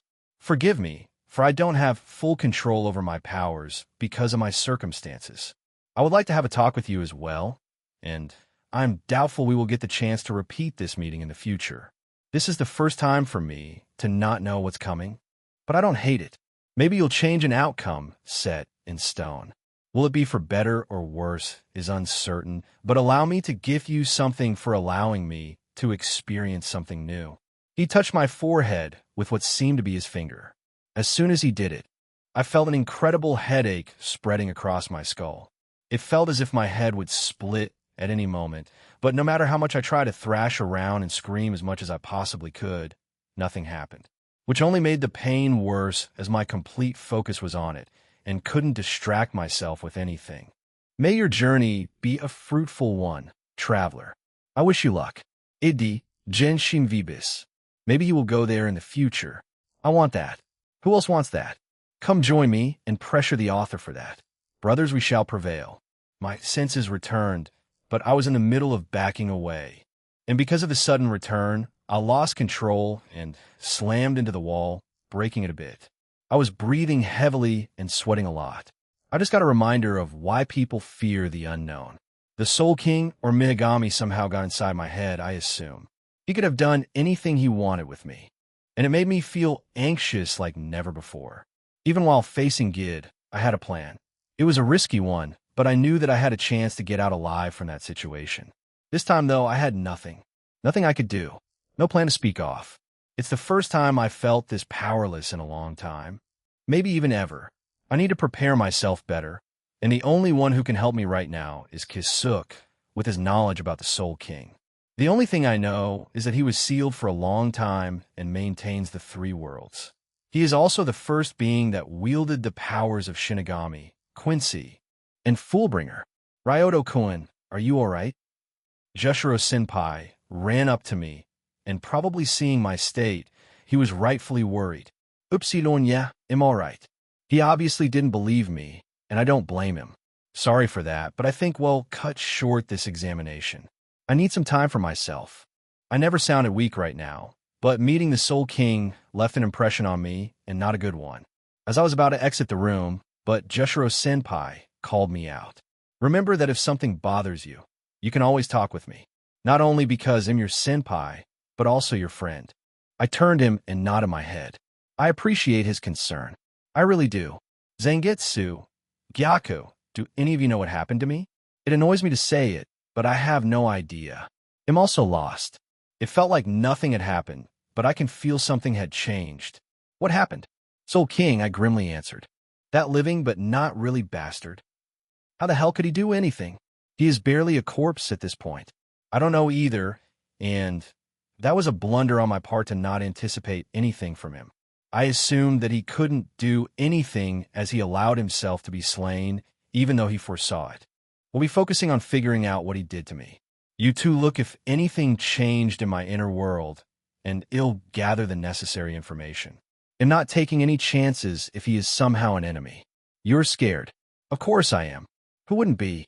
He even knew that I was not from this world. But I won't allow it to slow me down. It will only make me stronger, as I'm not scared that he will do something to me, but to others dear to me, and am not allowing anyone to do anything to harm them. You've grown a bit, but you're not thinking it straight. Remember what Koro-sensei was always saying. Before you start panicking, observe first and then find the answer. If you met Soul King as you said, and he meant harm, you wouldn't be able to talk with us as you do now. I'm not saying to not prepare for the possibility, but don't become paranoid. I know that you are stressed because you'll soon be a father, but you need to calm down. Zangetsu is right. I was being restless, so I took a few deep breaths to calm down. The Soul King allowed himself to be sealed, even though he probably knew what was going to happen to him. I also know that he must care for humans in some way, as he was ready to kill all hollows, even knowing the consequences. The Hueco Mundo sand is literally the ashes of all the hollows he killed. He also said that he wishes me luck, but I won't take his words at face value. It would be dumb to do that. Before panicking, I need information. In the unknown future, Ryoto's POV. I went to Kisuk as fast as I could to get some answers. I doubt that he knows much more than me, but he's my best bet. The other one would be Yamaji and the people from Squad Zero, and I'm not planning on telling either of them about what happened. Kisuk, we need to talk. I walked into his room, which looked more like a lab. If it isn't Ryoto, how can I help you? I need you to tell me everything you know about the Soul King. Well, the Soul King, as you know, is a ruler of All Soul Society Hut. He started explaining what we learned in the academy, but it was not what I needed to know. Kisuk, I don't want to know what they're feeding us in the academy. I want your unfiltered knowledge about Soul King. Kisuk narrowed his eyes. And why would you need this knowledge? Soul King did something to me. I don't know why. I don't know how, and I don't know what he did to me, but he did. Hearing me, his eyes went wide open. It was the first time seeing him make a face like that. But that shouldn't be possible.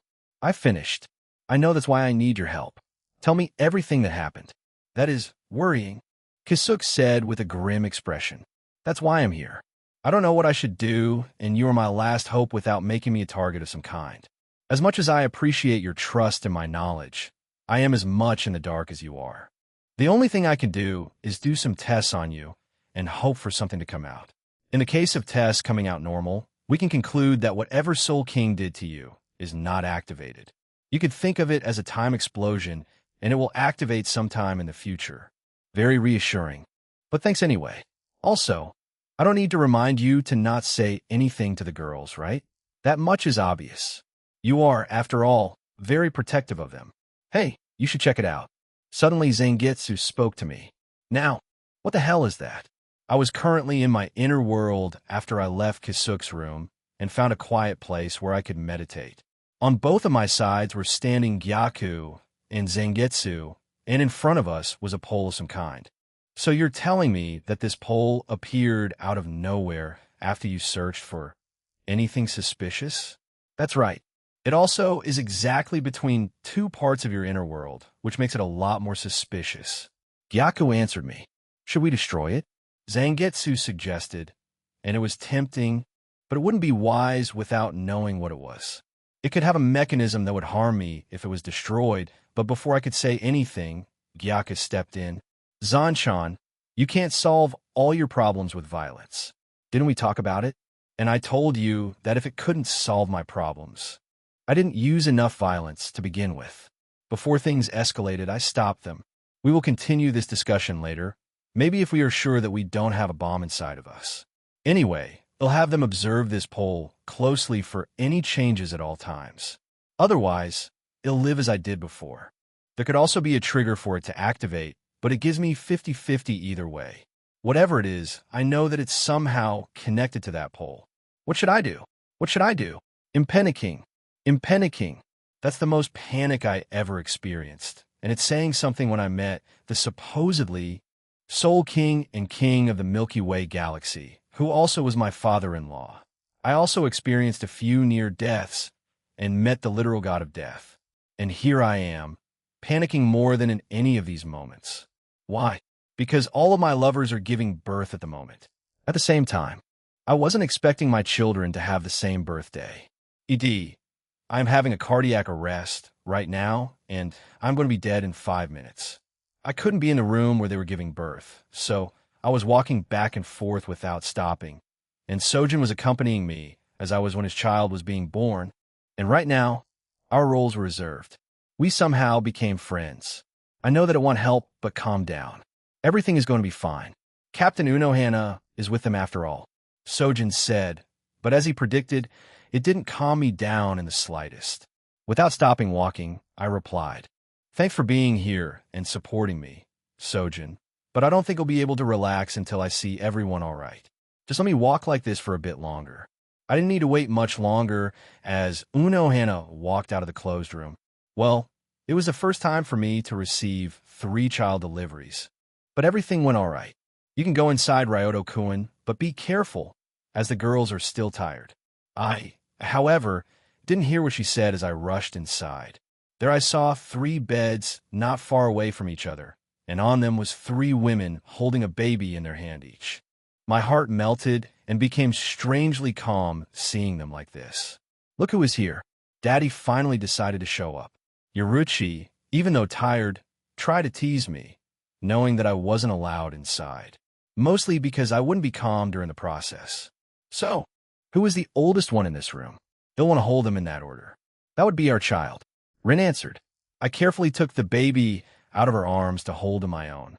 It was so fragile and cute. I held it in my arms for no longer than a minute, and I would kill everyone that harmed it. The same goes for other of my children.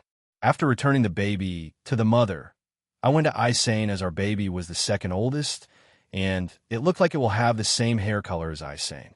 Rin's child, on the other hand, had traces of my hair color, but Rin already had dark brown hair, so it wasn't that far from my black. Last but not least was Eurycus and mine baby, who inherited Shahoin's dark skin. Ironic, isn't it, that the fastest of all of us delivered last? I smirked. You have a problem? I would never.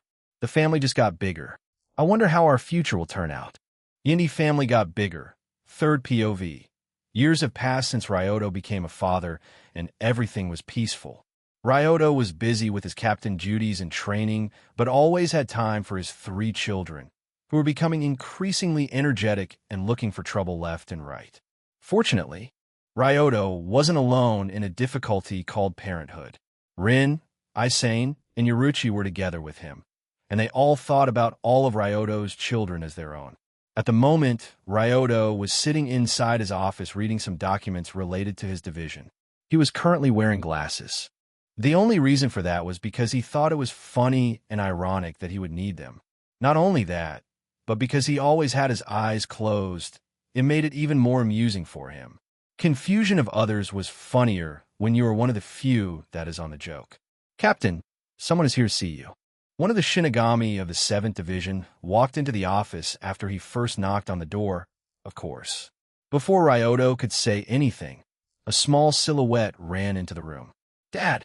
A small girl with dark skin and purple hair jumped on Ryoto, and he caught her without a second thought. Yukima. What happened? His daughter with Yoruchi was called Yukima Yuki, as Yoruchi didn't want her to be connected with Shohoin in any way. Because of that, Ryoto was forced to complete many missions, some of which included, but were not limited to hunting down people, dead and alive. He may not like this, but seeing his children's smiles, he knew it was worth it. Byae-chan won't play with me. He said that he was busy with training, but the only thing he does is swing his sword. At that moment, 2 other of Ryoto's children walked in. Yukima, don't bother Dad with that. We already told you that it's what training is. A boy with black hair said to Yukima. But Masaru and Byae-chan is being cold to me. She pouted. He is not cold. He is just busy, and you annoy him at the worst possible time, answered the silver-haired boy that tried to sound intelligent and mature. He always tries to be the adult one of the trio, but he loses to Masaru in that regard. What did you say, Akio and Yukima glared at the boy. Now calm down, everybody. It's not a reason to argue about. Ryoto tried to stop the fight from happening. Oh, I know. Why not let Dad train us as well? Then I could kick Byae-chan's butt. She turned to her dad with puppy eyes. Can we? Ryoto wanted to refuse to allow them to have a fun childhood for a little longer, but on the other hand, it would be beneficial for them to get stronger. And they're already at the age when it's suitable to start training. Little Byae-chan, began to not long ago as well. Sieg Fine. He'll call Rin since Isane and Yoruchi are busy. What about your work, Dad? Masaru asked, at which Ryoto smiled and patted his head. Don't worry. I've got a perfect person to take care of it. He turned to the Shinigami, who brought him the news about his children visiting. Tanaka. My name is Takaru, sir. Takaru answered weakly. He was, after all, new in the squad and was intimidated by his captain. It didn't help that there were still rumors circulating about him among members of his squad. Tanaka, I've got an important mission for you. I know that you're new, but I see talent within you that is ready to bloom. But for that, you need experience. Are you accepting this mission? For some reason, Ryoto sounded very inspirational for poor Takaru, who didn't know that his captain just used him to escape paperwork. He still didn't get the memo from his senpai in division to not agree to their captain's requests, but against his better judgment, he agreed. Why, yes, sir. Good then. I'll leave this document to you. If you don't know something, you can ask Kamamura. Goodbye. With that, Ryoto left the office with his children. Good to know that there are still suckers in my squad. I didn't think it would work, but here we are. Yukima was riding on my shoulder, and the boys were walking beside me. It looks like all of them have the intention of training. They'll start out slow, but for the moment we're going to train with real swords. They'll need to see their resolve. Children or not, you'll need to make sure that fighting with swords is not fun in games. It's also worth mentioning that none of my children inherited my eyes or spider powers, so that's good news. At least I didn't have to deal with a baby crawling on the ceiling. For now, at least. I don't know about mine and Lallis baby. It wasn't hard to find Rin, but she gave me a look that said that I should be working right now, and she didn't believe that it was taken care of. She really knows me well, but she decided to go with me for a little training session with the kids in the end. We went to the underground training room for training, as it's the safest place in Serie-IDI, as no one knows about it being there. I still don't know how, but I'm not complaining. But time really flies fast. It feels like it was only yesterday that we celebrated their first birthday, and today they'll start their training. On the training ground, I was explaining to my kids the basics. Ryatsu, Kido, Zanpakuto, and etc. They may know some of the things already, but I want everybody to be on the same page. I know that Yukima is more of a practice person than a theory person. She just finds talking about it boring, repetitive too. I may have spoiled her too much since she is the only girl out of the kids, and also the youngest. Masaru and Akio, on the other hand, listened to my explanation carefully, but I noticed that Akio was starting to get bored too and was only paying attention because Masaru was. He thinks of his older brother as a rival. After all, I decided to stop the lesson and ask a simple question. Since you all want to start training, why not tell Rin and me why you want to? Everyone has a reason for wanting to get stronger. Some want to be able to defeat their enemies. Others want to protect their closest family. And there are also those who want to stand on the top of the world. Then why did you get stronger, Dad? Akio asked, and the other two nodded their head. I felt happy hearing my children curious about my past. It made me go back many years. At first, it just happened. I gained strength and trained it because it felt right. I was pretty lost at that time. Then it was because of survival. I realized that I needed to get stronger if I wanted to survive. I was explicitly thinking of fighting Lala's fiancés and surviving Gid. And in the end, it was because I wanted to protect my family, and that includes you three as well. It made my children think about their motivation for a bit. At the same time, Rin interlinked her fingers with mine and squeezed my hand. Moments like these made me all warm and fuzzy inside. I want to protect everyone too, Masaru said. That's why I'll become like Captain Commander. He who is the strongest and won't lose to anyone. Is my son a protagonist? What's worse, is he Shounen protagonist? Do I need to be even more careful than I already am? Am I going to die for his character development? Sorry, son, but I'm not planning on dying. I don't want to be weaker than Masaru. That's why I want to train. Akio added. So he decided to follow his older brother. It's not bad, but I hope he'll find the motivation of his own in the future. I don't get the hard stuff, but I just want to beat Byakuya in his own game for ignoring me. So she wants to get stronger just because of spite. I guessed as much. That's just like her. She has her mother's personality, after all, for better or worse. But she is simpler for the lack of better words. After hearing out all of them, I had to ask them one final question. Are you ready for training? Yes. All of them answered at the same time. I want the full answer. We are ready. I smiled. Hi, ready. Dad. Idi. Dad jokis. Ha. Yini training with kids, Ryoto's POV. I made a dad joke as I tend to do at times. Yukima had a deadpan look on her face that told me that she wasn't amused by my joke. Masaru clearly didn't find it funny, but smiled gently anyway, which did more damage than I think he expected. Akio, in contrast, was holding back his laughter, trying not to laugh out loud, and keep his composure. He was the only one of the siblings that found my jokes funny, but he didn't want to admit it. Ahem. How about we start our training session? You'll mostly spar against your mothers or me. We'll be using wooden swords and spar unarmed alike. I turned to Rin. Bring back memories, doesn't it? I was obviously talking about the wooden swords part. My comment caught the attention of my children. What do you mean, Dad? I was always happy to tell the stories of my youth to my children. It allows me to look back at happy times as well as connect with my children. Long time ago, before you three were even born, before I even met Yukima's or Akio's moms, and even before Masaru's mom, or I became Shinigami, Rin was always seen with her wooden sword, and because of that, I asked her to train me. The kids had stars in their eyes and looked at Rin. Does that mean that Mom is stronger than Dad? Rin seemed amused by Masaru's question. Who knows? I would say that your dad is stronger than me, but fights are often unpredictable. Anything could happen.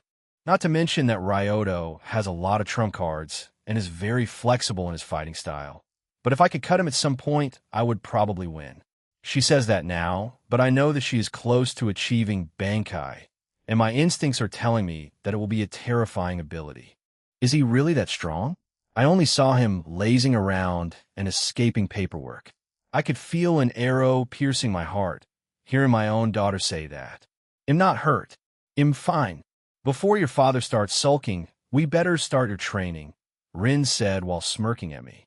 To prepare the necessary equipment, read wooden swords. I walked up to one of the boulders and opened its top, revealing a button hidden inside. Children, especially Akio, were smitten by the hidden mechanic, but I wasn't done just yet.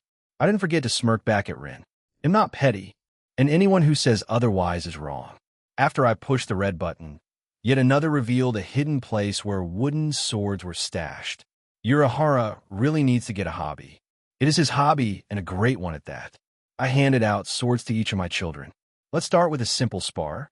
And to motivate you all a little more, the first one to land a hit on me will get their favorite dish prepared by me.